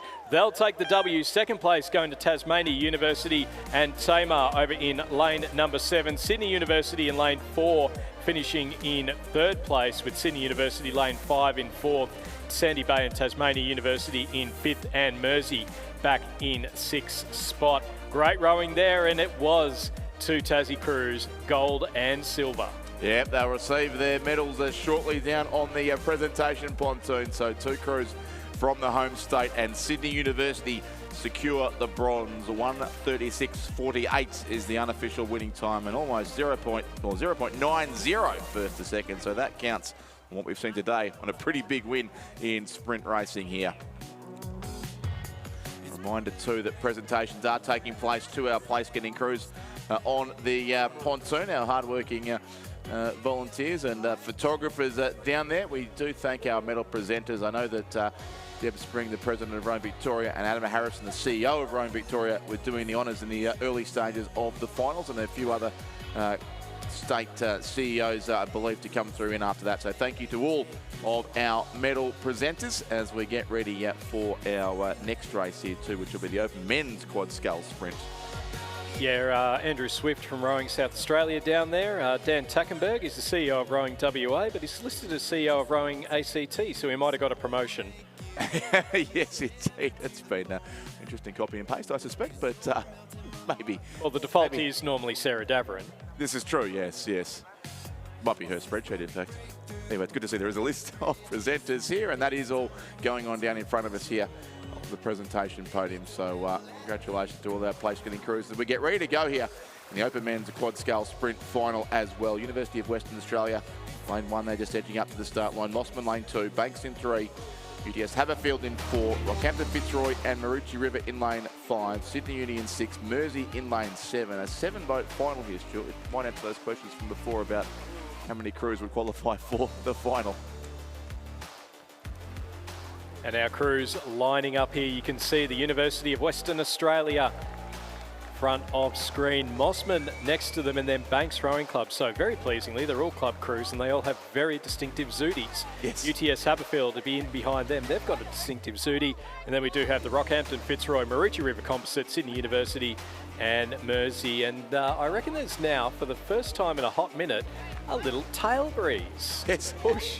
We've dealt with some massive headwinds as we are underway. And for the shortest races of the regatta, wind pushing them down the course here as well. Off they go in the Open Men's Quad Scull Sprint, and a great line across the course here. Mossman away pretty well alongside University of Western Australia. Across to the other side, Rockhampton Fitzroy and Maroochy River may well be contending up there, with UTS Haberfield also in lane 4, and the Salmon Pink of Banks moving through strongly now as they head into the middle stages of this race. So lined up right across the course, our heat winners, but they're in the centre lanes from UTS Haberfield, Banks either side of them, along with Rockhampton Fitzroy and the Maroochy River Rowing Club just a little bit back. I think on this side of the course it looks to be our top 3, UTS, Banks and the Mossman crew, Stuart. Yeah, coming into the final stages now, Sydney University also moving that boat quite nicely. Rockhampton Fitzroy Composite just back a little ways. They'll need to put the sprint on. UTS with the lead. Next to them, Banks Rowing Club and Mossman. 1, 2 and 3. Can Sydney University push through? Can the Rockhampton Fitzroy Composite push through? They're in now to the final stages. UTS half a boat length over Mossman. Here comes Sydney University. Mossman up there. Banks sitting in second place. coming up towards the line. UTS holding on to that lead. Still half a boat length over the Banks Rowing Club. Sydney University battling it with Mossman for the bronze medal. As they come up towards the line, it's UTS half a boat length ahead of Banks. And then we've got Mossman just by half a canvas over Sydney University. Rockhampton Fitzroy finishing in behind them, and then back a little bit further to the University of Western Australia and Mersey Rowing Club. The UTS boys punching the water with absolute delight. Celebrations there for the UTS crew. Fisher Potter, Jack Power, Oscar Barigi and James Cameron, coached by Matthias Ungermark and Jack Hargraves. The winners of the Open Men's Quad Scale Sprint, 1:24.80 is their time. And margin at this stage sits at 1.14 seconds. So, again, a fairly handy win. Sedate, as easy as you like in speedy conditions here at Lake Barrington, late on day 6 of the 2026 Australian Rowing Championships. And what a day of racing it has been. And can you believe, Stuart, we started here with 120 races to get through at... I think it was about 7:30 this morning or thereabouts. It was dark anyway. And there's now just 3 to go. Started when it was dark. We'll finish in the dark as well. Out in the dark, yes. It's Story of our week, but it's been great fun. Been fantastic fun. It has been the absolute best. So we're getting ready. Just the 3 races to go. We've got the Open Women's 8s, we've got the University Men's 8s and the Open Men's 8s. But the University Men's 8s and the Open Men's 8s are the same race. Very thankfully. So race 532 was to be a rowover. Has that been combined now into 533? Yeah, Sydney University in the University Men's 8s will be in lane number 1 at 6:30. Yep. And then the Open Men's 8s will be 7 crews. Lanes 2 to 8. So yes, there were 7 crews in the Open Men's 8. And okay, so in fact we have 2 races to go here, Stuart. Our day's just become ever so slightly shorter. We've gone from having to insert races all over the place to dropping them out calmly and easily at the end of the day. And just a bit of a gap here before our women's 8s will move up to the start. It is, again, not listed for another 3.5 minutes. So, again, we've got so used to 4-minute racing here this week that for these sprint races, it suddenly seems like a long gap between racing. And tomorrow we'll go back to 10-minute finals on the standard program, and I think more than that for the interstate regatta. So a great chance we'll have to probably undertake slightly more fulsome presentations to all of our winning crews and recognise their achievements on the presentation podium, and certainly when the interstate regatta comes around to talk a bit about the history of those races and the crews before the races get underway. So plenty to look forward to tomorrow for those who can't be here at Lake Barrington but can keep up via the live stream. And don't forget, if you are on the live stream, it is free on YouTube. You do not need to put in your credit card details. You do not need to put in your personal details. Jump onto the regatta page. There's a direct link through there.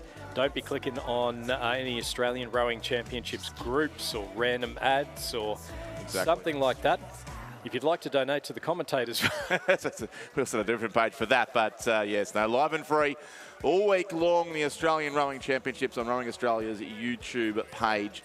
And it'll be a fantastic conclusion tomorrow. We do thank everyone who's made this live stream happen, in particular the BMA event group, who've been here not just all week but several days beforehand, setting up and lifting equipment and running cables and sitting in the truck downstairs listening to us babble on all day long about all sorts of rowing things.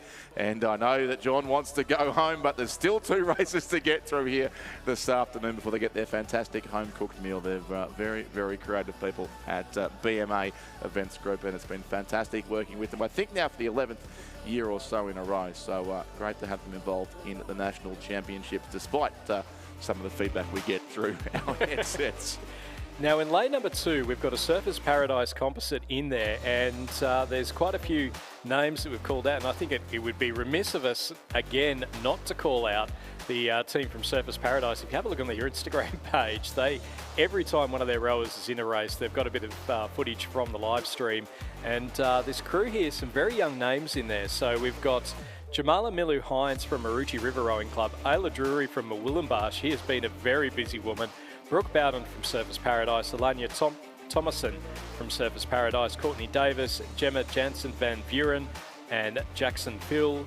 Maddie McLaughlin also from Surfers Paradise Rowing Club. So and Charlie Voigt, the coxswain from Trinity Lutheran College. So they're up racing against the big guns, Melbourne University and the Victorian Institute of Sport, UTS and the New South Wales Institute of Sport, Toowong Rowing Club and Swan River. So it's actually going to be fascinating to see how they go over 1,500 metres as we get ready for the start. 5/8's about to come thundering down the course, and they are away. The Surfers Paradise Composite closest to us from that 1,500 metre timing point.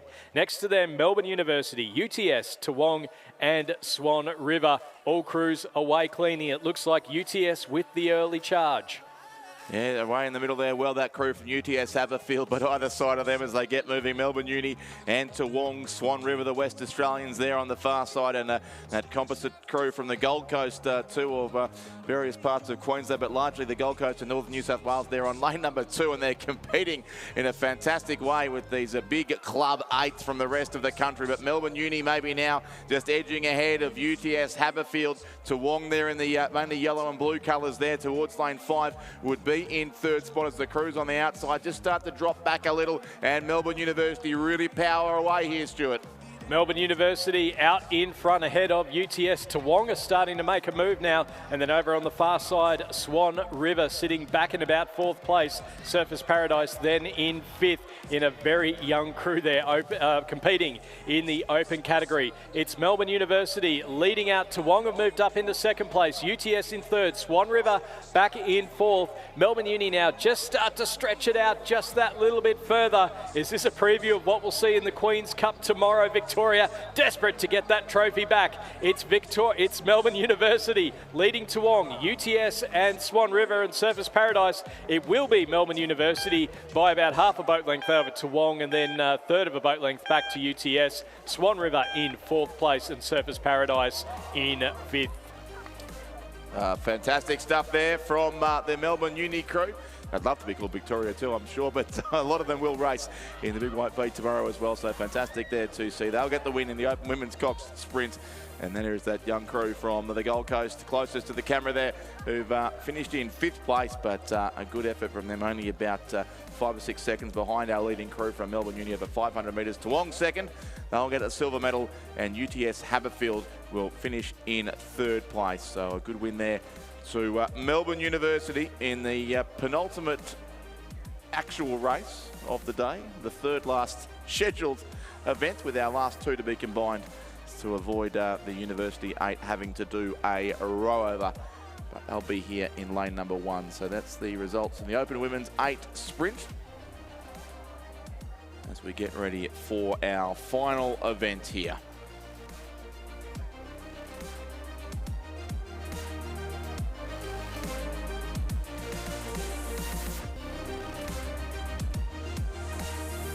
Couple of minutes still to go, I think, until this race will be on to 6:30, the scheduled start time. And be a remarkable achievement here to get through 120 races in the day. Tomorrow's program, by comparison, far more sedate. I think about 50 to 60 races on tomorrow's. They will be more spaced out. We will start the day with the minor finals, the DC and B finals of the various school events. And then moving through to the A finals of that, plus our club races, which will go through to around about 12:50. I think the club women's and men's 8s will be the last 2 races of the, theoretically, of the morning session. The schoolgirl and schoolboy 8s will precede those races. Then there'll be a brief lunch break of around about 30 minutes before the interstate regatta commences at 1:30 and goes through till 3:30 tomorrow afternoon. The Queen's Cup will be the last race, the State Women's 8 Award Championship of Australia, and the King's Cup will be the penultimate race tomorrow. So a heap to look forward to on day number 7. If you can be here, probably suggest getting in early to the venue. The car park was full at one stage today here at Lake Barrington, so forced to use the overflow car park at the top of the hill. It's a fair bit of a drive to come down to drop off your passengers and drive back up again and catch a shuttle bus back down. It can be done, but certainly encourage you all to arrive here, not at the last minute, for the biggest day of the regatta, the biggest day of the Australian rowing year, in fact, really the culmination of the National and Schools Championships and the Interstate Regatta as well.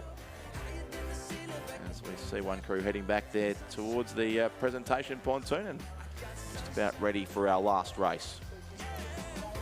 So this is the University Men's Coxed 8 Sprints as well as the Open Men's Coxed 8 Sprints. So we've got Sydney University in lane number 1. They'll be racing against the rest of the crews, but they will also be, well, if they're there, oh no, there they are, lane number 1.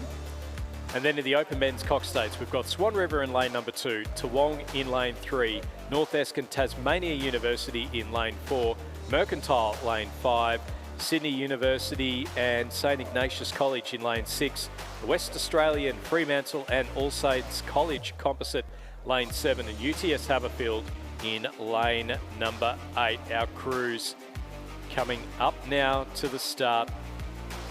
Plenty of M-Packers in there. The yellow shells. You'd feel left out. I think just the one white shell there in Mercantile in lane 4, rowing in a different boat. But yeah, the impact is certainly predominant here. In fact, North Esk, I should say, that's lane 4 of the course, because you've got to count Sydney Uni as lane number 1, the North Esk crew in the white boat there. North Esk composite with Tasmania University in another Tasmanian composite crew here. Sydney Uni rowing with Sydney Rowing Club blades there to really confuse things. The light blue, maybe New South Wales blades. In fact, there for the Sydney Uni crew, but that's a pretty good line. And we're just about set. So the crew closest to the camera, Sydney University, who will win the University Men's Coxed 8 Sprint in around about 80 seconds time, but they'll contest here against the Open Men's 8s at the same time. All 7 boats away, and it's been a great start by that University crew too.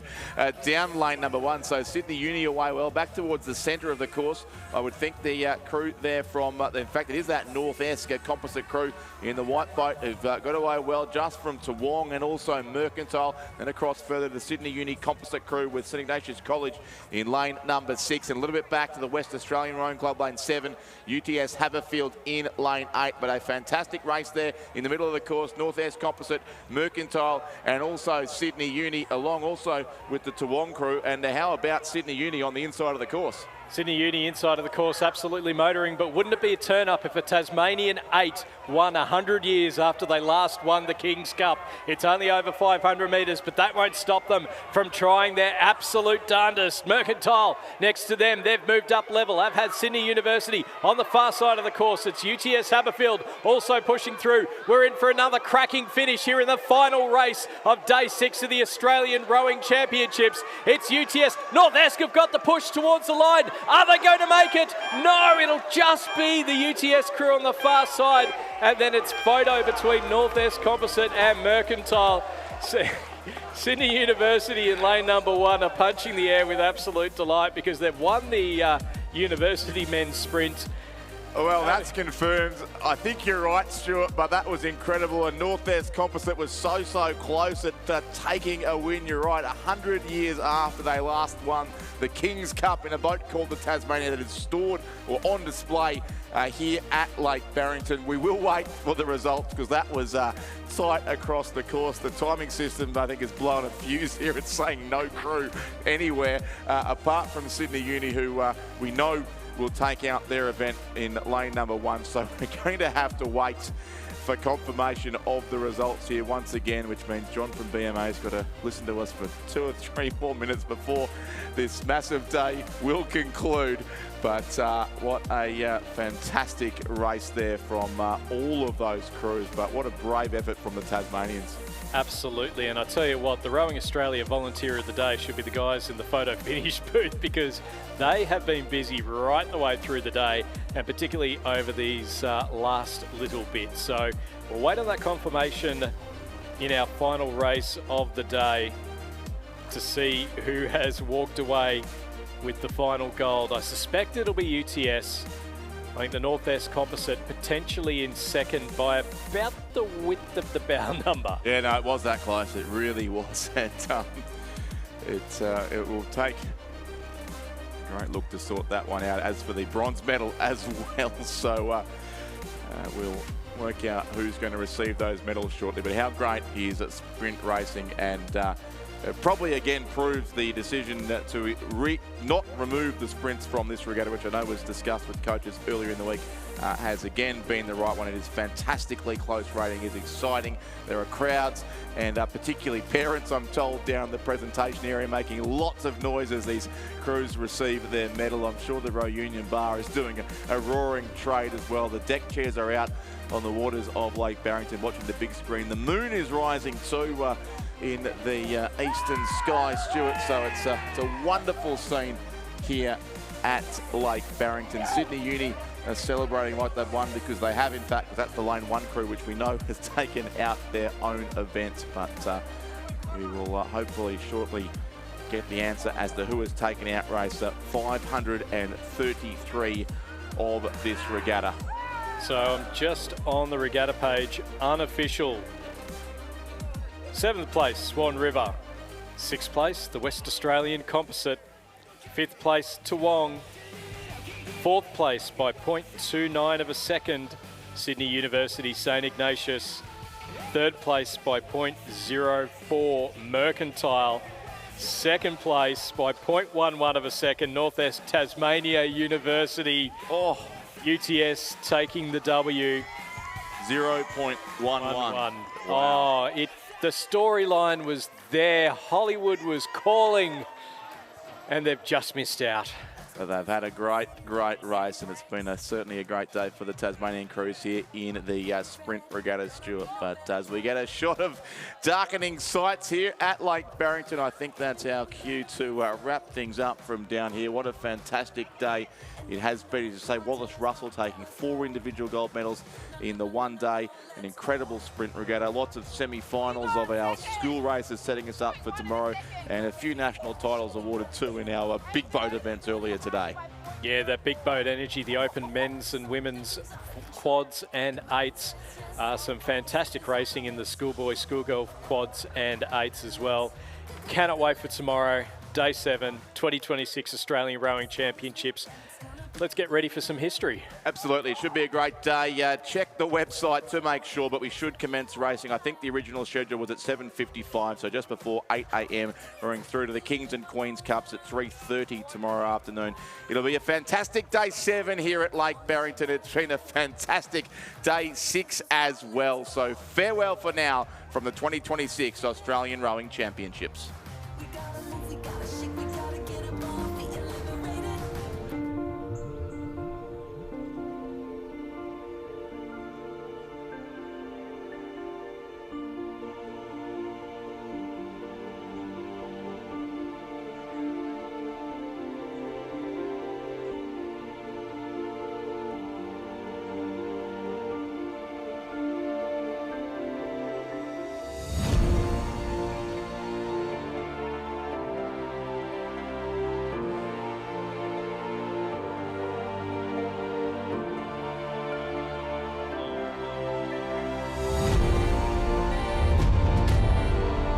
Atlas Iron and Roy Hill have come together to form Hancock Iron Ore, a team built on a significant West Australian legacy, founded by a patriotic Australian, Gina Reinhardt, working together to be the best in Australia, for Australia.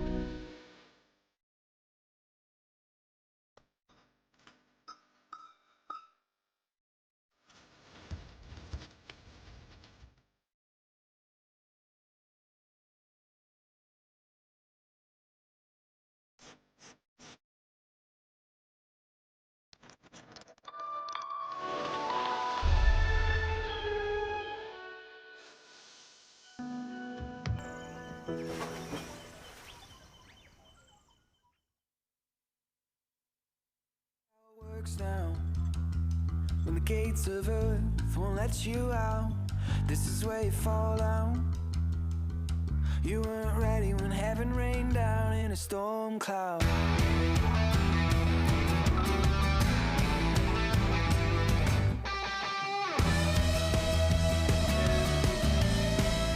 Oh, don't let your feelings out.